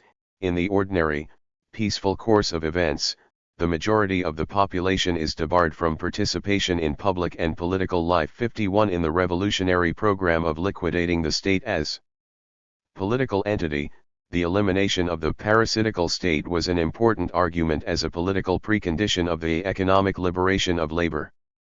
As far as Lenin is concerned, state and freedom can be interpreted as diametrically opposed notions. Lenin's The State and Revolution essentially set out, in methodological and political terms, to do away with the opportunistic illusions bound up with parliamentarism and with Bernsteinian revisionism, as well as the utopist anarchist approach, all at the same time. According to this argument, the parliamentarists and Bernsteinians abandoned Marx in the name of market statism, whereas the latter only lost sight of their immediate prospects. The official Social Democrats of the Second International replaced the overthrow and total destruction of the bourgeois state with the democratic and compassionate people's state. This people's state served as a corrective to bourgeois democracy, a bourgeois state subject to law and led by a social democratic government. 52. Lenin saw social democracy as the kind of plastic notion held by Engels, who noted in 1894, with regard to his articles from the 1870s, that he used the term communist instead of social democrat in every article, since even the Lazolines were calling themselves social democrats at the time. In contrast to the bourgeois conception of the state representative of the age, Lenin's approach did not treat it merely in its socio-political or formally legal sense. He often alluded to the fact that the apologists of the state leave the financial, all capitalist, all landowner, that is, the economic function of the state, hidden, but no one in the revolutionary camp apart from the anarchists, not even the peasant wing of the S.R.S., for example, understood that to fight the state was in itself wholly unproductive unless its economic base was also liquidated. Accordingly, he declared that, because of its economic and class functions, the state could only be fully eliminated after classes have been abolished by the socialist revolution, as the result of the establishment of socialism, which leads to the withering away of the state. 53. Lenin arrived at a common position with the anarchists on the revolution as happening, as a question of political and theoretical necessity. Nonetheless, he called the anarchist thesis demanding the total and final destruction of the state the annihilation of the revolution's defenses in the subchapter dedicated to disclosing the twists in anarchist reasoning. 54 With reference to Engels, he emphasized that with the disappearance of the political, state authority and subordination will not cease immediately. After all, if you take a factory, a railway, a ship on the high seas, said Engels, is it not clear that not one of these complex technical establishments, based on the use of machinery and the systematic cooperation of many people, could function without a certain amount of subordination and, consequently, without a certain amount of authority or power? 55. Lenin shared Engels's difficulty with the anarchists' stated desire to abolish the state completely overnight. 56 The Russian anarchists never understood that the liquidation of the state has to start with production and the economy. In general, the Russian anarchists never achieved more than a reductionist perception of Marxism. Not only were they incapable of getting a handle on his economic theory, they also apostrophized Marxist thought on relations in political history and theory as status theory or simply neglected it. Alternatively, they drew a contradiction between Marx's communist end goals and his political and social theory. Lenin's work was treated similarly by the Russian anarchists. In vain were the Bolsheviks and anarchists on a common footing in the matter of an anti-state end goal, or the later temporary armed compact, the heroic deeds of Makhnovist troops in combat against Denikin. As soon as the problems of a new state organization, a new bureaucratic hierarchy, and the institution of centralized production and a traditional distribution of labor were broached, the Bolsheviks appeared as traitors in the eyes of the anarchists, and the anarchists as bandits to the Bolsheviks. Their armed liquidation was related to their not accepting the authority of the state in the regions they oversaw. 57. So Lenin outlined a sort of tertium datur between the reformist social democrats and the anarchists based on Marx and Engels, in the way he connected the question of revolution and state. A highly significant political understanding that Lenin came to was that the Russian bourgeoisie and the quavering middle class could not stabilize either the old semi-parliamentary system, or the bourgeois democratic system. In his view, these attempts at stabilization open the path to counter-revolutionary dictatorships if the revolutionary solution is set off or suffers defeat. The fact that Lenin wrote this work after he went underground, following the order of arrest issued against him by the provisional government after the July days, has symbolic significance. At the time, the bourgeois democracy had hardly taken shape and it was already in crisis. It is no surprise then that the question that preoccupied Lenin in his cottage in Razlov was which institutional system should the revolutionary class use to replace the destroyed state apparatus which lay in ruins across Russia. For this reason he did not bring the Russian model, the Soviet, into relief, but used the Paris Commune as the prototype to raise the end goal of proletarian revolution in practice. The fundamental aim and subject of the new commune-type self-government as an economic and community organization was to eliminate, in the final run, economic and social inequalities. It is not coincidental that the word party does not appear as a concept in the State and Revolution. This omission is often explained unclearly, though it is quite simple. For Lenin, classes and parties no longer exist in self-governing socialism. It is quite unscientific to state on the grounds of the Koski volume, The Dictatorship of the Proletariat written in 1918, and various arguments raised by Martov in his later writings that Lenin's The State and Revolution was criticized for introducing the one-party system in its own time. These prejudicial criticisms are directed at the realities of post-1917 Soviet Russia, drawing up arguments against it and projecting the newly formed situation back onto Lenin's earlier work, as if he had already been advocating the one-party system in 1917.58. Lenin's reasoning naturally evolved on numerous points in the spheres of both politics and theory over the years, but to smuggle the one-party system into the State and Revolution is a falsification of history or a complete misunderstanding of things as they stood. Both in principle and practice, it is a fact that the October Revolution repositioned the Soviet as a practical alternative to parliamentarism, even if by 1918 the Soviet, as an organ of labor self-government, had begun to infiltrate the structures of central power and the new hierarchy that gradually developed was defined by it. Incidentally, the one-party system was never legally introduced. If an argument can be made to prove otherwise, it was done by way of the 1977 Constitution under Brezhnev, which declared the Soviet system a one-party system for the first time. In Lenin's day, political parties were generally persecuted on an administrative basis, taking either the war or counter-revolutionary actions as their grounds, but they were not legally banned under constitutional law.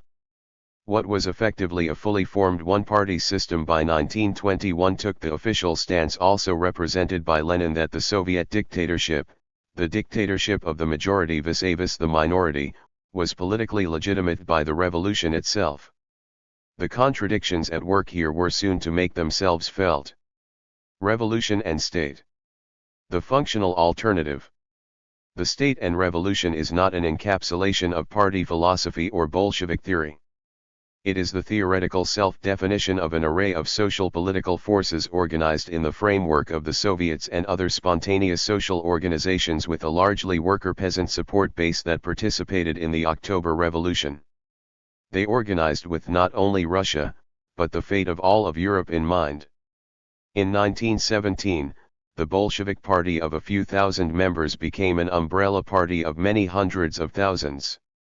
By 1919, communism had constituted itself as a European mass movement, a global party. It is a commonplace truth that the October Revolution was the result of a much wider mass movement than Bolshevism.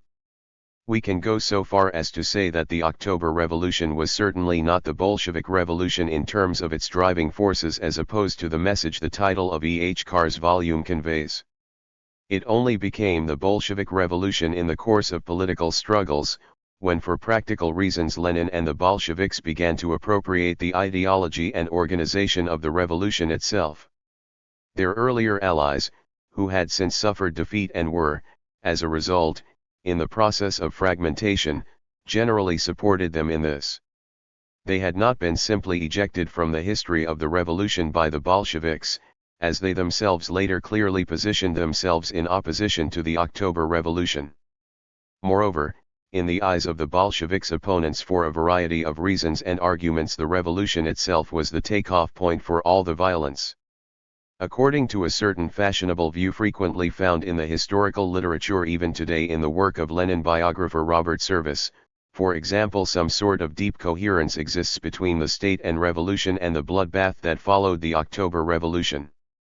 Service's explanation derives from the actually existing contradiction that Lenin did not perceive, how the visions of mass initiatives on the one hand, and strict hierarchy and order on the other were divergent courses of development in thought and action. 59 Considered in the light of this contradiction, Lenin's work appears a strange concoction of the utopist expression of a utopist mind in one instance, inclusive of the bloodbath.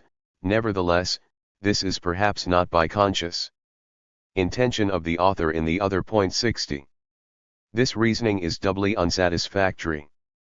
Service posits in the very same place that the state and revolution was an experiment at building a great theory, not designed for Russia in the first place. By this reasoning, would not any revolutionary thought, even any revolution, be responsible for the bloodletting that takes place after its victory, on account of counter-revolutionary resistance? Are cause and effect not mixed up in this case? Does this reasoning not switch off the transitions and progression between great theory and the unforeseeable historical situation? This is a figurative question, of course. Mechanical conceptualizations of this kind do not take account of the consistencies apparent in the developments of the Russian Revolution or its unforeseeable prospects. The state and revolution did, however, discuss how the resistance of earlier ruling classes would be overcome as another central question related to, even a precondition of, the issue of the demise of the state. The two goals were obviously contradictory in that even in this ethereally sterile work of Lenin's, the eradication of every form of oppression inasmuch as the revolution meets with armed resistance also comprises the issue of revolutionary violence. However, at the time no one knew, not even Lenin, that the greatest problem to be faced would be that no clear and unequivocal lines providing the boundaries and framework of revolutionary violence could be drawn in practice. But then every history of revolutions shows that the groups in political power, often themselves opposed, are the least competent in gaining control of the violence. Not to mention the problem that unexpected struggles are played out between the most unlikely forces in the course of revolutions, with unpredictable results.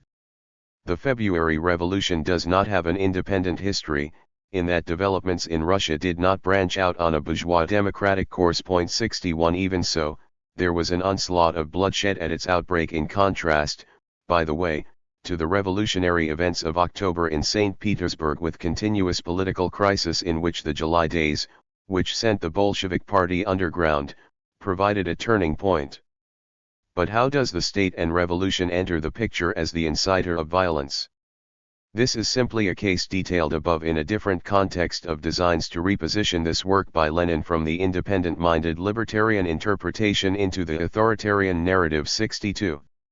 In a series of essays and lectures, Erich Hobsbawm refutes those writers who interpret the actions and consideration of Lenin and the Bolsheviks not from the given historical alternatives, but from their own political views. It is as if they derive history from the self-generated movement of ideologies. This sort of presentism brings the usual distortions into play, pretending as of this day that the events and crossroads of the revolution had been entirely foreseeable, and only veered off in another wrong direction by the will of Lenin. 63. Another frequent approach taken to presenting the state and revolution as a book based on authoritarian principles is that certain inconsistencies of Lenin's use of concepts are not taken into account. In the political fray, in the heat of battle, at times Lenin drew together specific phenomena, which he would have clearly separated elsewhere. An example of such an inadvertent intersection of concepts in the state and revolution is the use of the transitional phase and socialism in the post office analogy. The conflation of these two phases saw a doubly distorted interpretation later. On the one hand, it was possible to prove during the Stalin period that socialism and rigorous state centralization presuppose one another in Lenin. On the other, it gave grounds, from the 1980s onward, for the image of Lenin as a statist thinker who accentuates state compulsions even in socialism. Actually, state centralization is a typical issue of the transitional phase, that is, the time period immediately following the revolution. It should be noted that the principal causes of such mistaken notions within this field of expertise is that the inner coherencies of Lenin's thought are ignored and integral sequences of thought are dissociated. In 1917, Lenin's understanding of the inner development of the phases of the Russian Revolution underwent an evolution. His idea that the bourgeois and socialist stages of the revolution grow separate in the course of development did not and could not prove true. Even in the early spring of 1917, while the radicalization of the social masses that gave shape to the events was already in full swing, there was an unprecedented proliferation of revolutionary organizations. Lenin came to understand their practical and intrinsic significance only gradually. These would play an important role in October, such as the factory plant committees integrating local operational powers, the re-establishment of the old labor unions, the spontaneous emergence of the Soviet organ, the Military Revolutionary Committee and its wielding of power, as well as the emergence of a whole network of revolutionary committees. 64. Since the provisional government had not been able to solve either the agrarian question, which was an issue of life and death for tens of millions, or exit from World War since March 1917, October saw the simultaneous uprising of a wide variety of insurgent forces making up a revolutionary camp composed of a series of stratum. The first of these consisted of the industrial laborers in Moscow and St. Petersburg. They were functionally the product of the coexistence of modern and archaic conditions, having preserved numerous elements of their past in the village community insofar as their origins, living conditions, and ways of thinking were concerned. Their rebellion found expression in the independent functioning and internal structure of the spontaneously established Soviets and workers' councils, and integration in even the most modern, well-organized social democratic workers' movement. 65. The second stratum of the revolutionary camp was composed of the essentially conservative past-bound anti-capitalist peasantry. These obskinas desired to acquire land by prohibiting the sale of land in order to put a stop to future poverty. Their rebellious aims found a voice in the famous land decrees of the October Revolution. These two strata were further connected by the third main stratum of the revolution, a mass of armed soldiers numbering in the millions, who were mainly of peasant stock but had seen the world. Historically speaking, the practical issues current in the period after the October Revolution had little in common with the theory of socialism, and more to do with all that was said in the April Theses and the post-October conception and practice of, to use a modern phrase, a mixed market economy in the beginning of 1918. Volodymyr Tsbrus and Laszlo Samuli, followed by Soviet historians, established this decades ago, and became the first to theoretically ground the transitional period and consider it socialism under the premises of socialist market economy in the footsteps of Stalin. 66. The exaggeration of the post-analogy on ideological grounds, as a part of socialism, also paved the way for an interpretation of this work by Lenin as an authoritarian. Reading these April Theses 67, we see that Lenin's point of view grew more differentiated under the influence of events unfolding in course of the revolution. Earlier, he had clarified that in Russia the bourgeois revolution could also only be a workers' revolution, for there existed no revolutionary, democratic bourgeoisie. Thus, the driving force of the laborer and poor peasant social base inevitably radicalized the bourgeois revolution, tipping it over into a phase in which the Soviets might have a decisive role. Since the provisional government did not even broach the subject of quitting the war, and there were no signs that the participation of the Soviets dominated by a Menshevik-R majority could change the policies of the government for the better, Lenin came up with a slogan, initially opposed even in his own party ranks: no support for the provisional government. Lenin's position on, to paraphrase Trotsky, the permanence of the revolution gained theoretical foundations with his exploration of interweaving democratic and socialist phases in the light of the given, concrete conditions. A new element that concerned the World War was also under consideration. The provisional government's demand for revolutionary defensism was discarded by Lenin, though in the process he outlined the concrete possibilities of the slogan as a transformation of the revolutionary process, which gained significance later during the armed interventions abroad.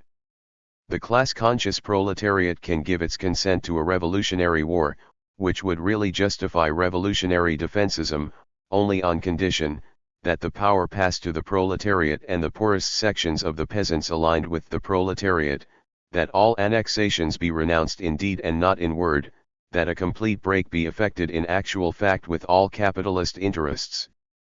The specific feature of the present situation in Russia is that the country is passing from the first stage of the revolution which, owing to the insufficient class consciousness and organization of the proletariat, placed power in the hands of the bourgeoisie, to its second stage, which must place power in the hands of the proletariat and the poorest sections of the peasants. 68.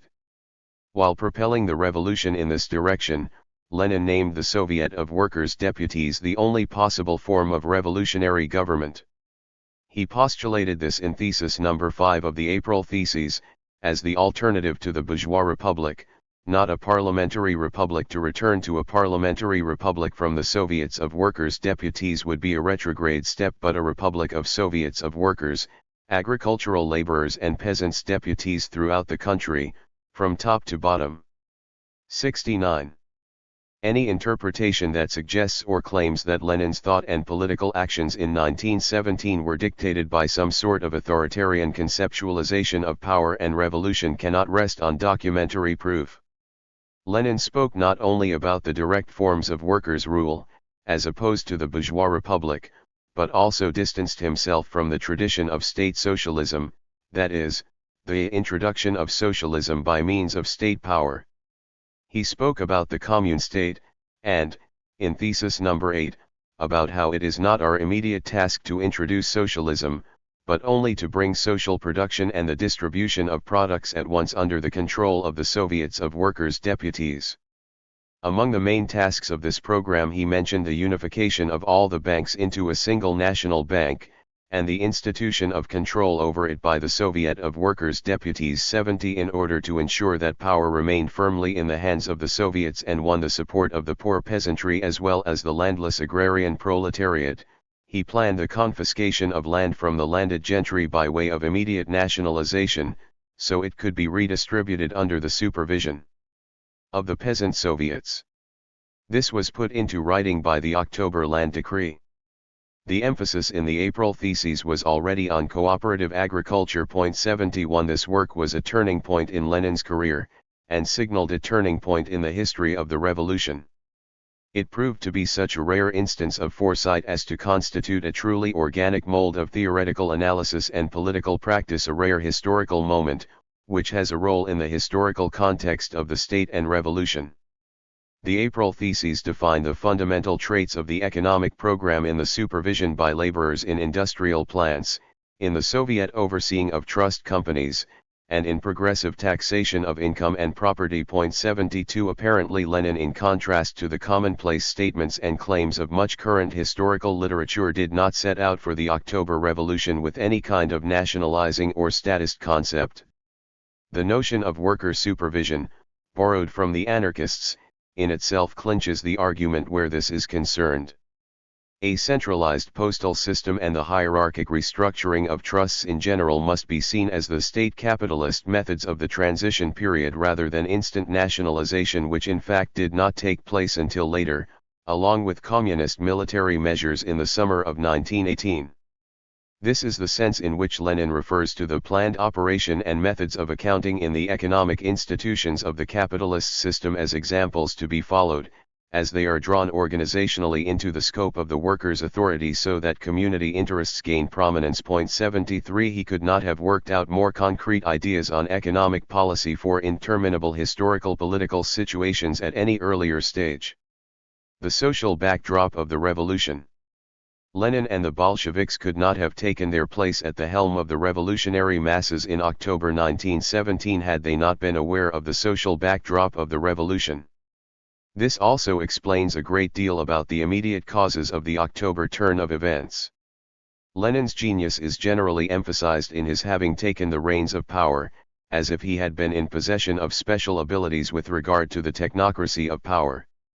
The image is one-sided, because it suggests that he grabbed the power he had long desired out of some sort of megalomaniacal sense of calling. This simplistic presentation neglects the fact that Lenin theoretically worked through the difficult problem that a revolution in process cannot be halted as the political class struggle becomes increasingly radical. However, he also knew that its historical momentum unwinds the revolutionary process. That is, even if the Bolsheviks were wedged out, other radical political groups would take the lead with different consequences. By the end of August 1917, Lenin had drafted the framework for the Decree on Land, adopted in October by the Second All-Russian Congress of Soviets. The decree was reminiscent of the Socialist Revolutionary Agrarian Program, in that it showed that an overwhelming majority of peasants were just as opposed to capitalist ownership of land as they were to feudal large land holdings. In terms plainly understood by all, the decree aimed to unify the revolutions of the workers and peasants to contend with the old ruling classes. According to the summary, the peasant land demands are primarily abolition of private ownership of all types of land, including the peasants' lands, without compensation, transfer of lands on which high-standard scientific farming is practiced to the state or the communes, confiscation of all livestock and implements on the confiscated lands and their transfer to the state or the communes, a ban on wage labor, equalized distribution of land among the working people, with periodical redistributions, and so on. In the transition period, pending the convocation of the Constituent Assembly, the peasants demand the immediate enactment of laws prohibiting the purchase and sale of land, abolition of laws concerning separation from the commune, farmsteads, etc. You do not have to give these demands a lot of thought to see that it is absolutely impossible to realize them in alliance with the capitalists, without breaking completely with them, without waging the most determined and ruthless struggle against the capitalist class, without overthrowing its rule. 74. This was probably the most succinct expression and practical actuation of the fact that a combination of two revolutions was unfolding, the revolution of the urban Soviet and the peasant Obshchina revolution. Lenin did not call the October Revolution a worker-peasant revolution by mere chance. It not only pointed to the spontaneous confiscations of land by peasants in the summer and autumn of 1917, but also to the fact that significant masses of peasants across the country had organized themselves in their own Soviets as alternative seats of authority in opposition. The revolution of peasant village communities united with the proletarian revolution of the cities in October showed no signs of conflict, thereby strengthening the anti-capitalist aspect of the revolution. In the summer of 1917, the delegates at the First All-Russian Congress of Soviets represented over 20,300,000 persons, 20 times more than the number of party members. Of the more than 20 million people represented, nearly 6 million were workers, about 5 million were peasants, and over 9 million were soldiers. The Soviets' delegates were elected by this populace. 75 millions were organized in what would now be called civil society organizations. People, awakened to consciousness of their freedom, gathered into groups categorized by the greatest possible variety of professions and interests. Unlike the parties, members of these civil organizations showed a wholly heterogeneous makeup, both in social and ideological terms. These organizations brought people with the most different intentions together, who later landed in quite dissimilar political camps as the revolutionary process progressed. The party with the most members was that of the Socialist Revolutionaries, counting 600,000 members in the summer of 1917. The Bolsheviks did not exceed 350,000 even in October 1917.76. When Lenin expounded upon how unshakable the support base of the Bolsheviks was, he always did so in the way characteristic of the revolutionary period, by speaking of the support of the absolute majority within the politically active populace, which then needed to draw the silent majority along with it. In his September 1917 article from a publicist's diary, The Mistakes of Our Party, 77, he emphasized, reference to the majority of the people decides nothing as far as the specific issues of a revolution are concerned. Laborers in large-scale industry always had a decisive role in shaping political majority in the revolution. Lenin used the terminology of proletariat, labor, and workers with three meanings: first, in the most narrow sense of the term, as the working force of large industry and plants; second, as those comprising the proletariat, inclusive of all wage workers; third, he extended the term to the semi-proletarians, composed of agricultural laborers, servants, and the unemployed. The last of these definitions would have put the number of workers at 20 million in pre-First World War Russia. 78.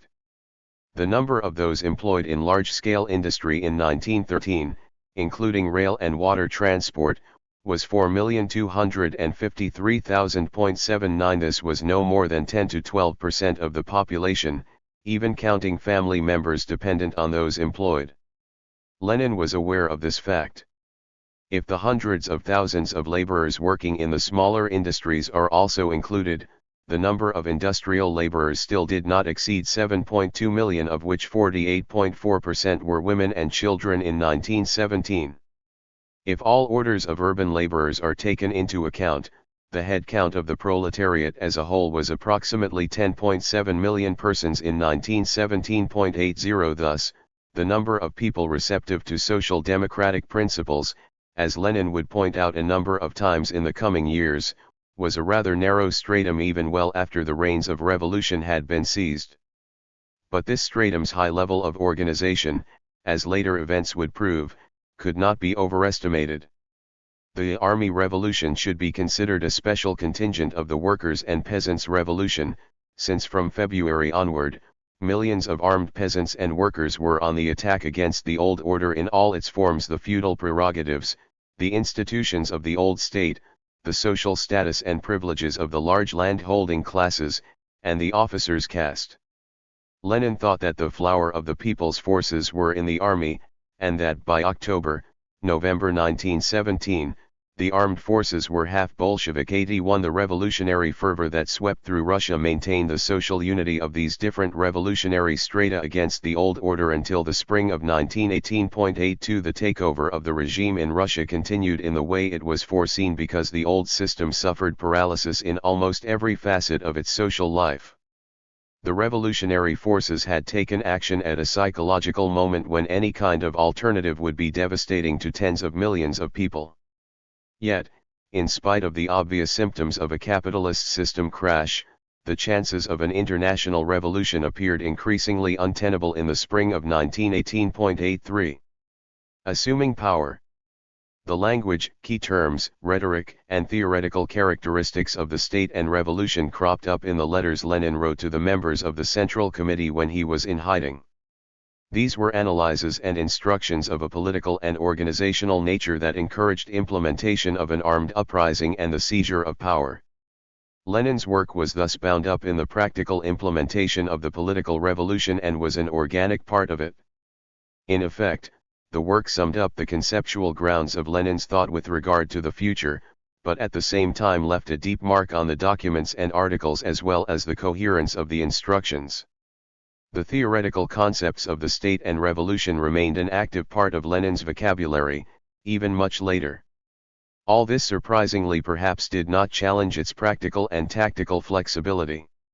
Two basic thoughts were interwoven in Lenin's political analysis and his practical political recommendations, as reflected in his article of September 16, "The Russian Revolution and Civil War, They Are Trying to Frighten Us with Civil War."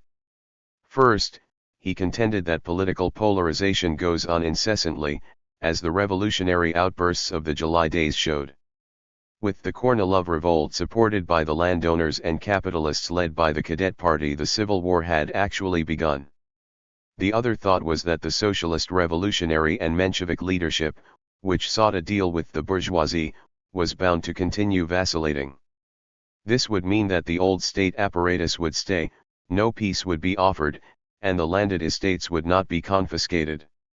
Lenin speculated that the vacillation of the Mensheviks and the socialist revolutionaries would only isolate them further from the masses, and that indignation would increase and result in a tremendous growth of sympathy with the revolutionary proletariat, with the Bolsheviks. However, the peaceful development of the revolution, as Lenin understood it, depended on whether the vacillating Mensheviks and socialist revolutionaries would join in taking the revolution further. Only when his hopes for such a conclusion had finally evaporated did Lenin decide upon immediately tuning up the revolution and seizing power, to draw in some of the vacillators as well. If the proletariat gains power, it will have every chance of retaining it and of leading Russia until there is a victorious revolution in the West. History will not forgive us if we do not assume power now. There is no apparatus. There is an apparatus: the Soviets and the democratic organizations. The international situation right now, on the eve of the conclusion of a separate peace between the British and the Germans, is in our favor. To propose peace to the nations right now means to win. By taking power both in Moscow and in Petrograd at once, we shall win absolutely and unquestionably. 84. Lenin had a complete design for the armed uprising by the end of September, which he distinguished, distancing it from the putschist, Blanquist approach in the process with two fundamental attributes: insurrection is an art and must rely not upon conspiracy and not upon a party, but upon the advanced class and its spontaneous organizations, as expressed in the slogan "Power to the Soviets." The insurrection must be executed when the activity of the advanced ranks of the people is at its height, and when the vacillations in the ranks of the enemy and in the ranks of the weak, half-hearted, and irresolute friends of the revolution are strongest. The revolution can then be fought successfully. 85. Lenin's letters to the Central Committee urge the immediate start of the revolution upon his recognition of the exceptional nature of this historical situation. Together with the left socialist revolutionaries, we have an obvious majority in the country. The Bolsheviks have no right to wait for the Congress of Soviets, they must take power at once. By so doing they will save the world revolution. The Russian Revolution. The slogan is, "Power to the Soviets, land to the peasants, peace to the nations, bread to the starving." Victory is certain, and the chances are 10 to 1 that it will be a bloodless victory. To wait would be a crime to the revolution. 86. These letters, which were called upon to illuminate Lenin's political genius in the old days, and are today used to serve as evidence of some sort of manic thirst for power, 87, do not in fact deal solely with the insurrection. Lenin situated the takeover of power not only in the context of current social political realities, or the concrete political state of affairs that unseated the liberal experiments at management of power between February and October 1917, but also in a historical and theoretical dimension. The Soviet forms of self-government outlined in the State and Revolution, the institutional system of direct democracy recognized by the Bolsheviks in the spontaneously organized base of power, stood ready to defend the revolution in the aftermath of a victorious conclusion of the insurrection. The argument of the letters of October was built on a recognition of the historical correlation that the structures and institutions of labor self-organization would only be able to carry out their historical purpose if an organizationally focused political force could shape the disparate wills represented until, as presumed, the institutional system of labor democracy was consolidated. In reality, the greater the role of the party, the less the role of the labor self-governments mattered. Lenin was sensitive to the fact that the labor organizations would be limited in the scope of their functions, and the significance of these limitations was tied to the extent to which the Russian revolutionary experiment remained alone in the international context. Yet there seemed no turning back, as the revolution's liberal or anarchist line of development each seemed a cul-de-sac, neither would be able to defend itself and the revolution in the face of the counter-revolution. Therefore, the political proviso of success was the ability of Bolshevism to preserve its social base. Its strategy would be in vain without the support of the millions of massed workers and poor peasants. The enemy to be fought was a militarily well-organized counter-revolution, and there was no other option for the defense of the revolution. 88. No doubt, whatever the real political alternatives were on the day that followed the successful insurgency, it was no longer the philosophical main issue of the state and revolution that in essence made it to the functional agenda. No debates on what the self-governing system of a future socialism should be ensued. The primary, practical question of the day was the military and political self-defense of the dictatorship of the proletariat, for the restoration of despotic capitalism had to be averted at all costs. It is much more likely, of course, that even in small states socialism will not be achieved without civil war, and for that reason the only program of international social democracy must be recognition of civil war, though violence is, of course, alien to our ideals. V. I. Lenin, A Caricature of Marxism and Imperialist Economism, LCW, Vol. 23, 69. Constitutional illusions are what we call a political error when people believe in the existence of a normal, juridical, orderly and legalized, in short, constitutional system, although it does not really exist. At first glance it may appear that in Russia today, July 1917, when no constitution has yet been drafted, there can be no question of constitutional illusions arising. But it would be very wrong to think so. In reality, the essential characteristic of the present political situation in Russia is that an extremely large number of people entertain constitutional illusions. V. I. Lenin, Constitutional Illusions, LCW, Vol. 25, 196. 6. Dictatorship and Democracy in Practice. The dissolution of the All-Russia Constituent Assembly. Democratic illusion or historical actuality. The RSDLP and Lenin had always acknowledged the necessity of convening the Constituent Assembly as a part of what would be the minimal program for a bourgeois democratic transformation. However, historical circumstances quickly bypassed the democratic phase in the aftermath of the February Revolution, and Lenin's political stance changed accordingly. Despite this, convening the Constituent Assembly was not expressly rejected even in state and revolution, since objections were to be expected from all political parties. Nonetheless, he had serious reservations about such a convention well in advance of October. As the second epigraph for this chapter demonstrates, his political evaluation of the Constituent Assembly was that a bourgeois democratic system in Russia was illusory. After February 1917, rather than thinking in terms of a bourgeois democratic regime that had degenerated into Bonapartism, Lenin had in mind a proletarian self-government that would follow the revolutionary period.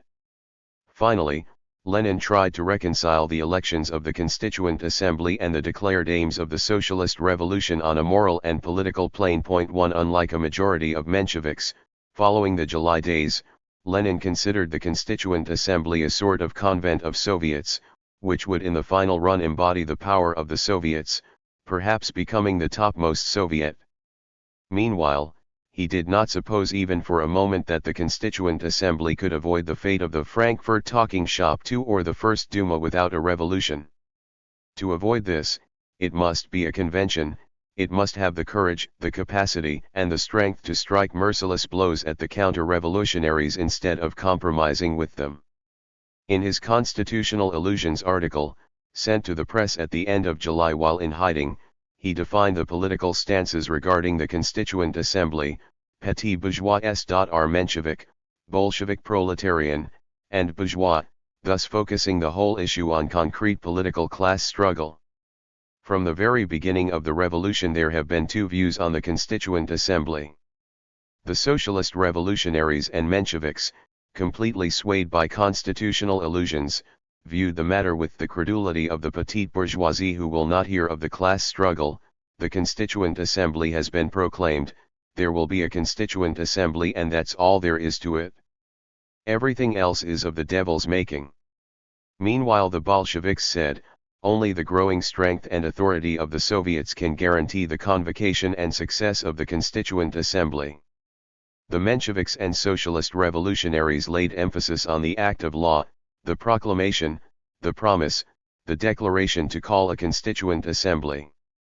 The Bolsheviks laid emphasis on the class struggle. If the Soviets were to win, the Constituent Assembly would be certain to meet; if not, there would be no such certainty. That is exactly what happened. The bourgeoisie have all along been waging, both in the open and undercover, a continuous and relentless struggle against calling a Constituent Assembly. 3. In Lenin's perspective, each subject's moral, political, and legal aspect had a different implication than had the issue as a whole. October did not change Lenin's position. Soviet power required the Constituent Assembly in principle. Only the political situation, the balance of forces in the political and class struggle, had changed. It could not have been said, even in January of 1918, that the power of the Soviets had been consolidated, and so unsurprisingly in the summer of 1917 this was the crucial question. When the balance of forces changed in favor of the Bolsheviks at the end of August, Lenin once again presumed this to be a means for the peaceful development of the revolution, and declared the slogan, "All power to the Soviets." This course would still have room for the Constituent Assembly, as Lenin could still consider some sort of compromise with petty bourgeois democracy. The compromise on our part is our return to the pre-July demand of all power to the Soviets and a government of S.R.S. and Mensheviks responsible to the Soviets for. This possibility of a compromise did not materialize, and petty bourgeois democracy was not able to hold its own. In the so-called pre-parliament the parties categorically rejected Lenin's offer of compromise. As he wrote in a letter to Ivan Smilga, shortly before the beginning of the insurrection, with the hope of a successful takeover of power, Lenin was actually optimistic about the elections for the Constituent Assembly inasmuch as he assumed at the time that together with the S.R.S. a majority could be achieved. Your situation is exceptionally good because you are in a position to begin immediately to form that bloc with the left socialist revolutionaries which alone can give us stable power in Russia and a majority in the Constituent Assembly. 5. This is the context for Lenin's stance regarding the Constituent Assembly, even after the October insurrection. In the course of analysis it becomes clear that no radical break, no change in principle, is in evidence where his judgment of the question is concerned. Debates and mock debates, in new and old historiography. It must be noted that the way the subject is approached has undergone a transformation in the literature of modern historical studies. Since the collapse of the Soviet Union in 1991, a trend among ex-Soviet historians, now loyal to the West, has made a presentist turn by seeking to portray the history of the Constituent Assembly as a condition of accession to Western parliamentarianism, the sole progressive civilization. 6 The nationalist patriotic conservative officialdom of Slavophile inspiration declaimed a return to original Russian values, organic nationalism, and the organic national development of Russia. Thus the liberal historical analyses chose to exaggerate the possibility of a Western-style parliamentarianism in the period preceding the October Revolution, while the Slavophile conservatives saw the Constituent Assembly as a manifestation of the distinguishing features of Russia.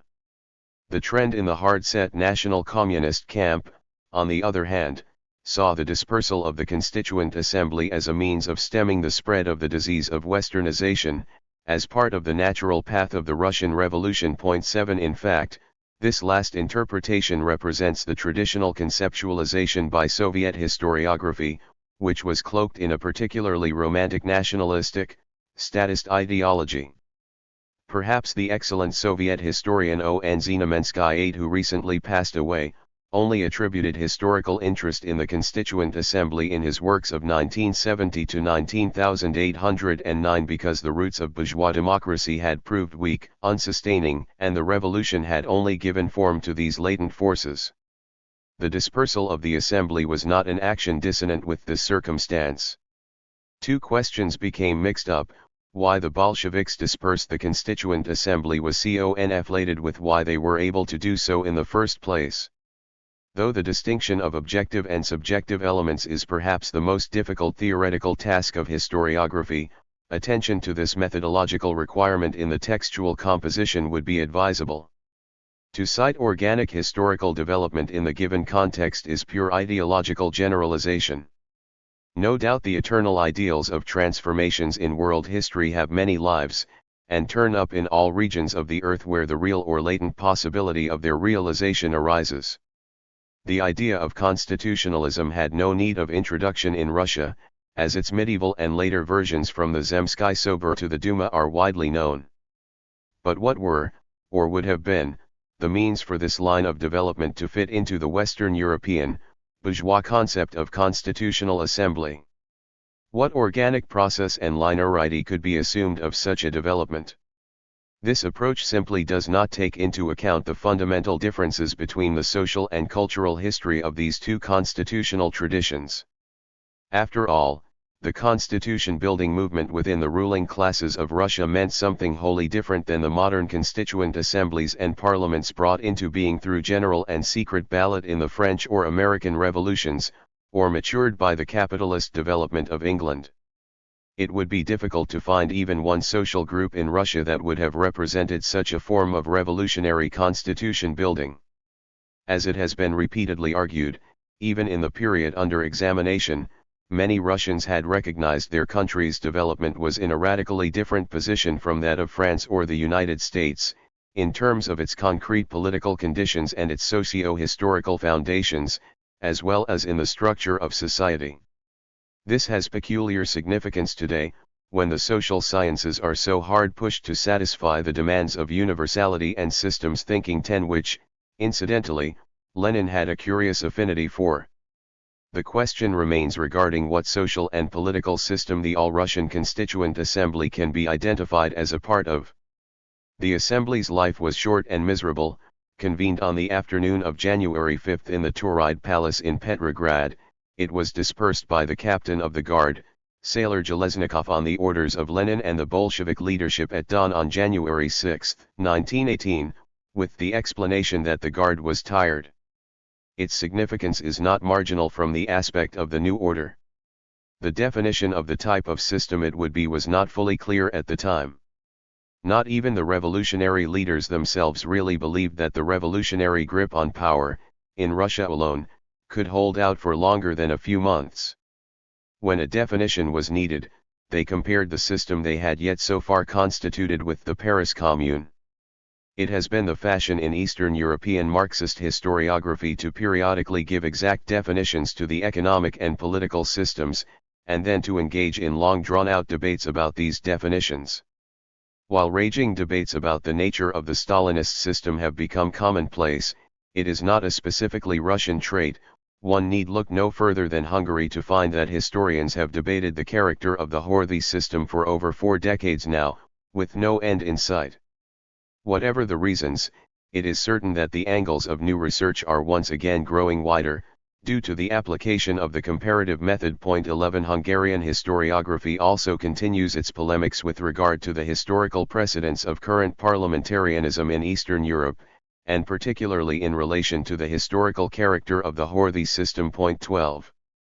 The renewal of interest in the problem of parliamentarianism cannot be disassociated from the great political transformation of 1989.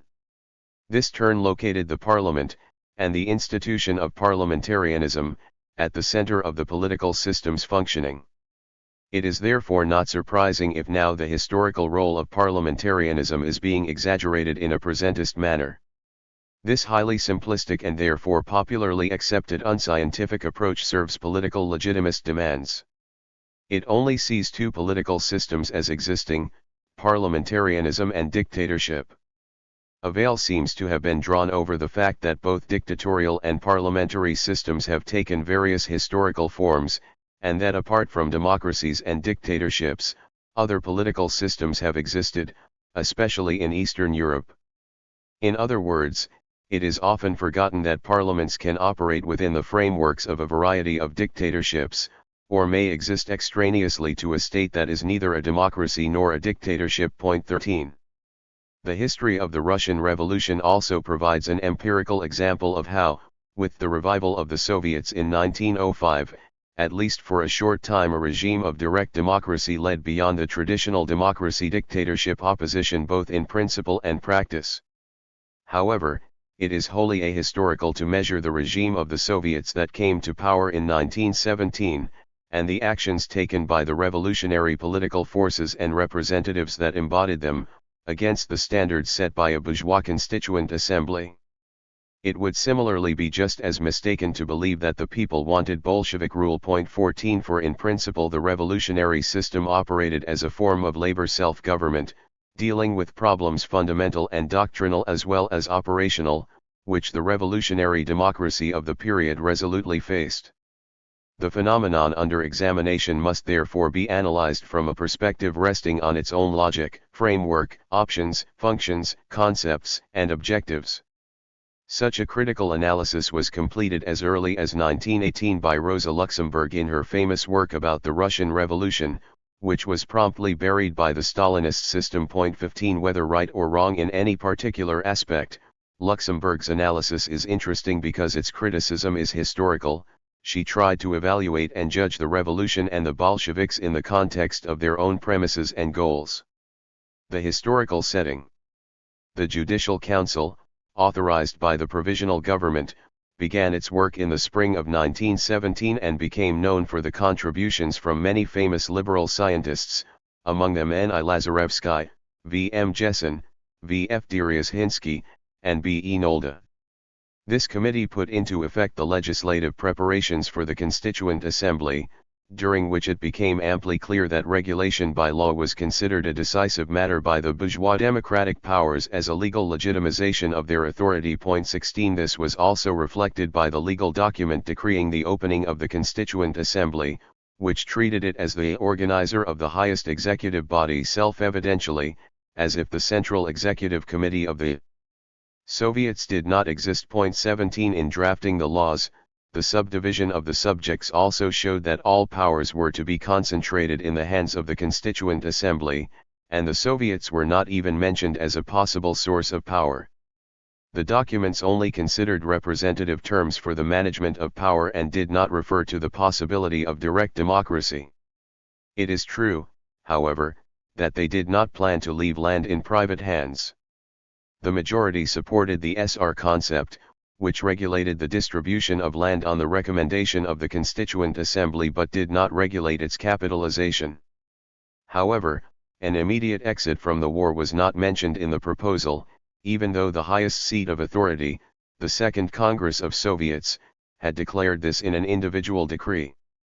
Nevertheless, the elections were held normally, even if the voting masses were not clear about the power staked on their ballots. It did not bode well that Lenin came under fire from the guns of unidentified would-be assassins on January 1, 1918. Though the culprits were never apprehended, the assumption was that some members of the SR party, which had a majority in the Constituent Assembly, were behind the assassination attempt. Lenin went to special lengths justified no less by tactical considerations to avoid any violent confrontation with the delegates. Evidence of this can be found in a dispatch he sent to the Red Guard headquarters on January 3, 1918, in which the Council of People's Commissars orders the Corps of the Red Guard headquarters to issue 30 revolvers specially for the defense of the Tauride Palace, needed also because the S.R.S. were organizing a demonstration in the city. Chernov, the leader of the party, later said the demonstration was intended to morally shame the Bolsheviks. 18 Not a wise decision in retrospect. The reasons for firing on the protesters heading for the Tauride Palace are contradictory, and the circumstances are unascertainable. 19 Multiple sources confirm 12 dead in the course of events.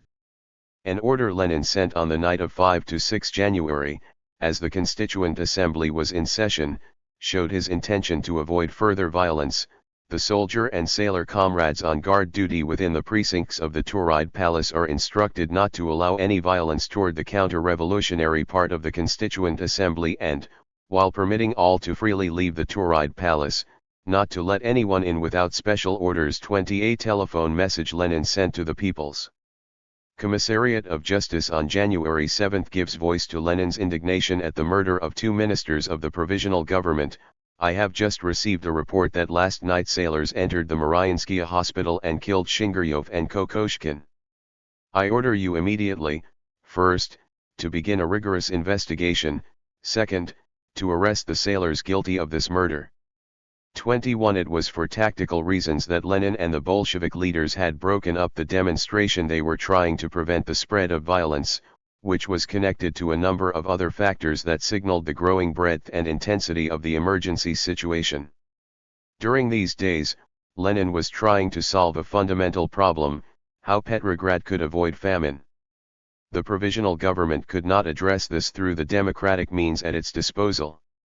The Soviet government and the Council of People's Commissars took up where the previous government had left off, governing by way of decrees, as emergency measures seemed the most effective. There was simply no time, for example, to regulate and draw up the legal terms for the distribution of firearms, and perhaps the matter was not given much importance, as armed Red Guards were required for the defense of the trains carrying wheat. 22 The sort of social backdrop not only accepted violent force, but applied it in defense of the revolution. It was always understood either as a reply to past, truly grave suffering or to counter revolutionary violence. 23 Contrary to considerations in fashion today, the role of Lenin and the Council of People's Commissars in the explosion of violence should not be overrated. Later conditions should not be projected back upon the period of 1917 to 18. It was the circumstance that Bolshevik leaders were not in possession of satisfactory information about the actual tendencies of events and processes that played a real role in the proliferation of violence. The great national idea, the demand for the Constituent Assembly, captured almost all the significant political forces at some time or another, though they speculated on different outcomes. A significant proportion of peasants desired the creation of a constitution in the spirit of village community tradition, directly enacted by the people and circumventing the state, manifestations of which can be observed in peasant land occupations. The left wing of social democracy attributed the role of the Revolutionary Convention to it, as in Lenin's case, while others perceived it as an instrument of transformation, either bourgeois or of some socialist kind. The S.R.S. and Mensheviks, moreover, were internally divided on the question of the assembly. So, for example, at the turn of 1917 to 18 the Mensheviks saw the highest form of authority in the Constituent Assembly, and Julius Martov was of the opinion that the Soviets should not be hardened in their opposition to the Constituent Assembly. 24 He was also aware that the only role the Constituent Assembly could have at that moment was as a bourgeois democratic institution that had not put down strong roots in the deeper regions of social thought. Few could understand its function. It reminded most people only of the old gentlemen of the past regime in contrast to the Soviets, which were seen as the people's organizations.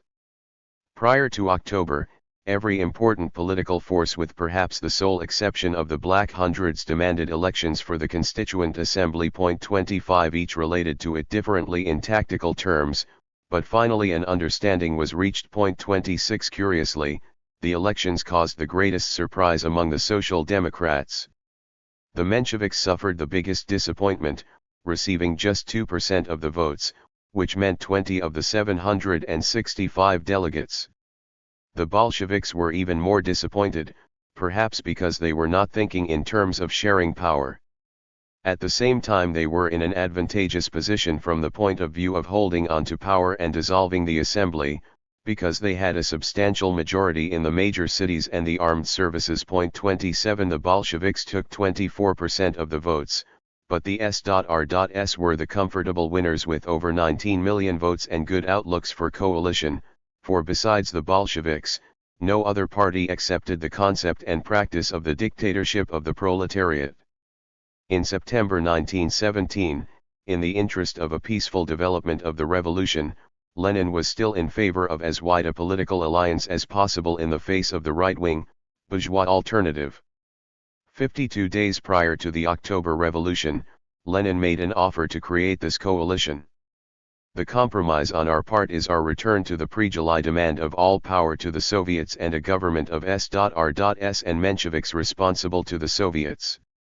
In all probability it could secure the peaceful advance of the whole Russian Revolution, and provide exceptionally good chances for great strides in the world movement toward peace and the victory of socialism.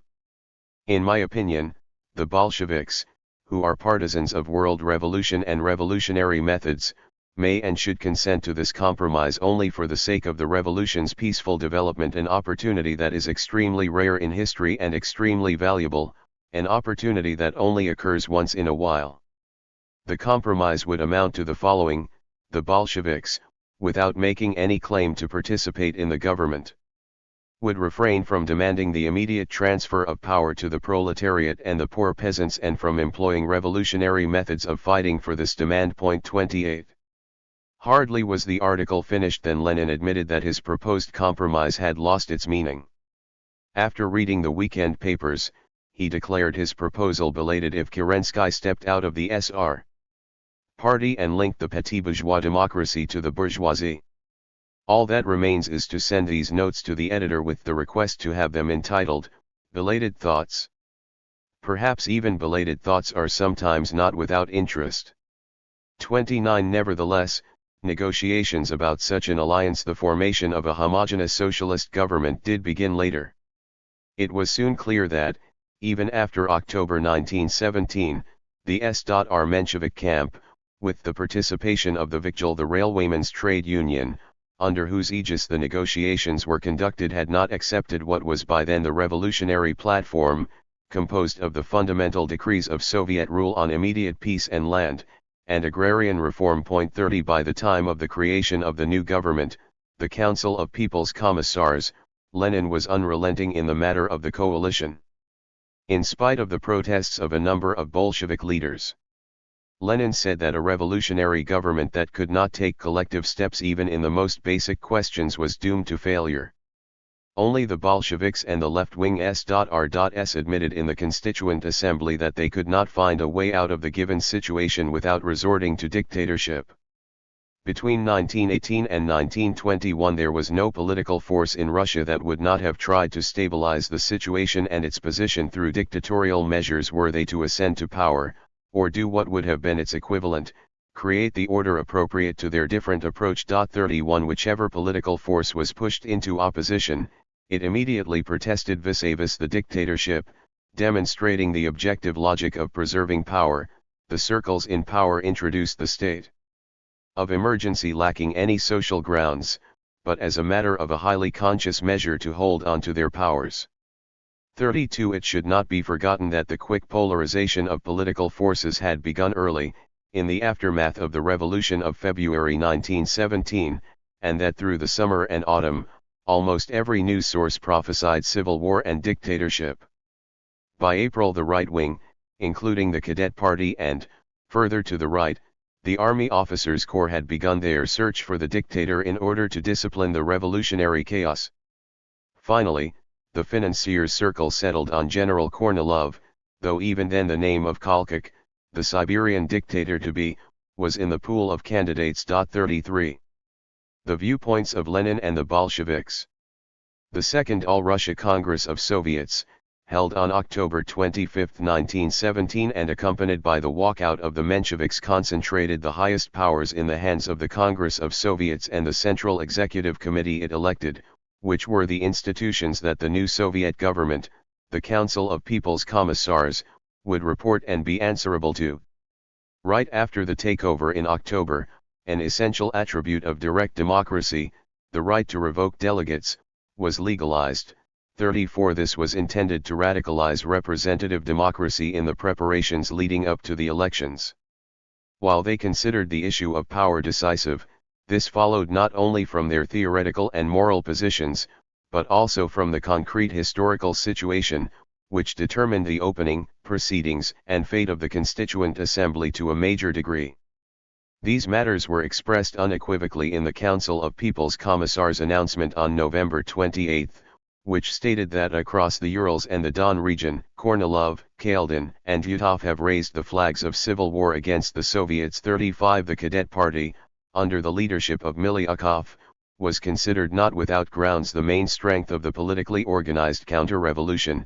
The party was declared an enemy of the people and made illegal, on the argument that it was an emergency situation. 36. In light of these facts, it is apparent that the dissolution of the Constituent Assembly hung in the air, foreshadowed by the resolution of the Central Executive Committee of the Soviets brought on December 22. On the one hand it subsumed every group of the political opposition, and on the other it convened the Third All-Russia Congress of Soviets for practically the same date as the Constituent Assembly. January 5 is the date designated for the opening of the Constituent Assembly. The openly and secretively counter-revolutionary parties, the Cadets, Mensheviks, right-wing S.R.S., the Kornilovists and Saboteur Chinovniks have set out, and are hoping to transform the Constituent Assembly into a fort of the rich against the poor, a bastion of the propertied classes against the power of the workers and peasants. 37. Meanwhile, the conditions set for the Constituent Assembly were such that it could not have complied. Basically, they were set to account for the functions carried out by the Soviets. The counter-revolutionary elements without exception, all line up behind the slogan of all power to the Constituent Assembly. The Constituent Assembly can only play a beneficial role in the development of the Russian Revolution if it categorically and without any compunction takes the side of the working classes in opposition to the landlords and bourgeoisie, if it affirms the power of the Soviets, the decrees concerning land, labor supervision and the nationalization of banks, and supports the foreign policy of the Soviets, which seeks to arrive at democratic peace at the earliest possible date. 38. All of the above was given voice in the Declaration of Rights of the Working and Exploited People, written by Lenin and adopted by the Central Executive Committee on January 3 and by the Congress of Soviets on 8 January. 39. Indeed, the Judicial Council appointed by the Provisional Government would foresee that the issue of power could not be skirted. In principle, they should also have been aware that the Bolsheviks were not the first to tie the hands of the Constituent Assembly. The Provisional Government had already assumed its functions in September 1917, when it declared Russia a republic. 40. The power conflict showed itself in the opening of the Constituent Assembly. 41 When the Sr. Lord Kiepinich addressed those assembled from his seat, indicating that it was 4 o'clock and therefore time for the oldest delegate, and fellow Sr., Sergei Petrovich Shvetsov, to open the proceedings, the left-wing delegates and Bolshevik-minded public expressed their dissatisfaction with loud noise. Hardly had Shvetsov reached the pulpit and opened the assembly than the delayed member of the Bolshevik faction, Yakov Mihailovich Sverdlov, arrived and took the opportunity to speak first, as chairman of the Central Executive Committee of the Soviets. In his speech he expressed his hope that the assembly recognized the power of the Soviets, as well as all of its decrees, and would be of assistance to the Soviets in sweeping all class privileges away once and for all. He went on to list the most important decrees and aims of the revolution in 5 points. Only after this did he let Lord Kiepinich speak, an introduction that presented an opposite stance: there is no power other than the power of the Constituent Assembly. 42. The fate of the Constituent Assembly was already sealed following these events. No compromise offered itself. Prior to their walkout at the Constituent Assembly, the Bolshevik faction entrusted F. Raskolnikov to present the following declaration. The overwhelming majority of the workers' workers, peasants, soldiers demand that the Constituent Assembly recognizes the triumphs of the Great October Revolution, that is, the decrees concerning land, peace and labor supervision, and above all, the power of the Soviets delegated by the workers and the soldiers. 43. With these demands unheeded, the Palace Guard dissolved the assembly at the break of dawn on 6 January. 44. The statement pronouncing the assembly dissolved re-emphasized Lenin's and the Bolsheviks' principled stance, which posited that the old bourgeois parliamentarianism had outlived its purpose, and was absolutely incompatible with the aim of achieving socialism. 45. In other words, the principles of bourgeois parliamentarianism were irreconcilable with the system that came after the revolution, reflecting an actuality of power and politics. From that moment, the instruments of bourgeois parliamentarianism always came up as the tool of counter-revolution, their technology for power, a system that in reality would provide only them with opportunity. To give this concrete shape, Lenin, in the third item of his draft decree on the dissolution of the Constituent Assembly, wrote, "Not national institutions, but only class institutions were capable of overcoming the resistance of the propertied classes and of laying the foundations of socialist society. To relinquish the sovereign power of the Soviets, to relinquish the Soviet Republic won by the people, for the sake of the bourgeois parliamentary system and the Constituent Assembly, would now be a step backwards and would cause the collapse of the October Workers' and Peasants' Revolution. 46. The draft decree named the Constituent Assembly responsible, on the grounds that it had defended the propertied classes while not recognizing the Declaration of Rights of the Working and Exploited People, and thus severed all ties with the Soviet Republic of Russia. 47 Clearly the only constituent assembly the Bolsheviks could have tolerated was one that conformed to the power structure of Soviet rule. 48. The anti-regime character of the labor protests. Lenin gradually examined the experiences of the historical situation from a theoretical and socialist perspective, from case to case.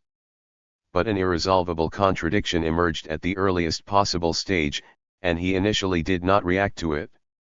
While the direct democracy of state and revolution found expression in party documents, 49 a not insignificant segment of labor felt victimized by the centralization of power as everyday conditions deteriorated and local, self-governing organizations were disempowered by the central administration. Yet they considered the workers' and peasants' Soviets their own organizations, right from the start, and did not take them for the upper-class humbug usual to politics. 50 In the Kremlin, Lenin thought that two masters could be served at once, both the self-government of the Soviets and the tendencies of centralization shown by powers at the center.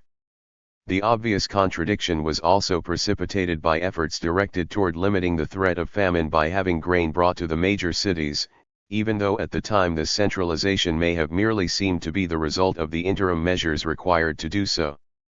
These circumstances were the backdrop to the burgeoning demonstrations by laborers in the capital of the revolution. Lenin and the Bolshevik Party had to determine their approach to the labor demonstrations. The problem of provisioning food, which the Mensheviks and S.R.S. tried to use to their own political advantage, of course also provided the main grounds for protests against the Bolsheviks. 51 The forces aligned against the Bolshevik government and the Council of People's Commissars recognized the key role of overseeing the distribution of grain, which rather simplified the political struggle. Whoever has the grain, has power, as the popular dictum might go. Even the sparse displays of solidarity with the Constituent Assembly were not signs of any great devotion to bourgeois democracy. In fact, emotional manifestations of nostalgia for the monarchy were more frequent. 52 The spontaneous labor protests in the plants in major cities, especially St. Petersburg, unlike Menshevik-influenced labor union demonstrations calling for a democratic republic, did not normally repeat the slogan of the Constituent Assembly but instead demanded operational freedom for labor self-government, which was often violated in the process of the revolutionary regime's gradual concentration of power. In the spring of 1918, a number of plants in St. Petersburg became involved in the delegate movement, which stood up to the centralizing efforts of the Bolsheviks, who had no time to spare for finding a democratic consensus with the workers. 53 Soon the workers found themselves fighting their own state. 54 It is no coincidence that none of the anti-regime labor unrest was directed at the Soviets, and this includes the anti-communist Kronstadt rebellion of March 1921. The document signed by President Petrochenko and Secretary Tukhin of the Provisional Revolutionary Committee made a plea expressly for upholding the power of the Soviets. 55 And claimed that in a country drawn to the brink of crisis by the Communist Party, a political solution could be found for the Soviets after a secret ballot. Don't listen to the stupid rumors that power in Kronstadt will fall to the hands of the generals and the whites. 56 The White Guard propaganda also took account of these events while the Civil War was in progress, and directed its ideological campaign not against the Soviets as workers' organizations, but mostly at the Bolshevik Party, the regime of the homeless, godless, alien, and Jew.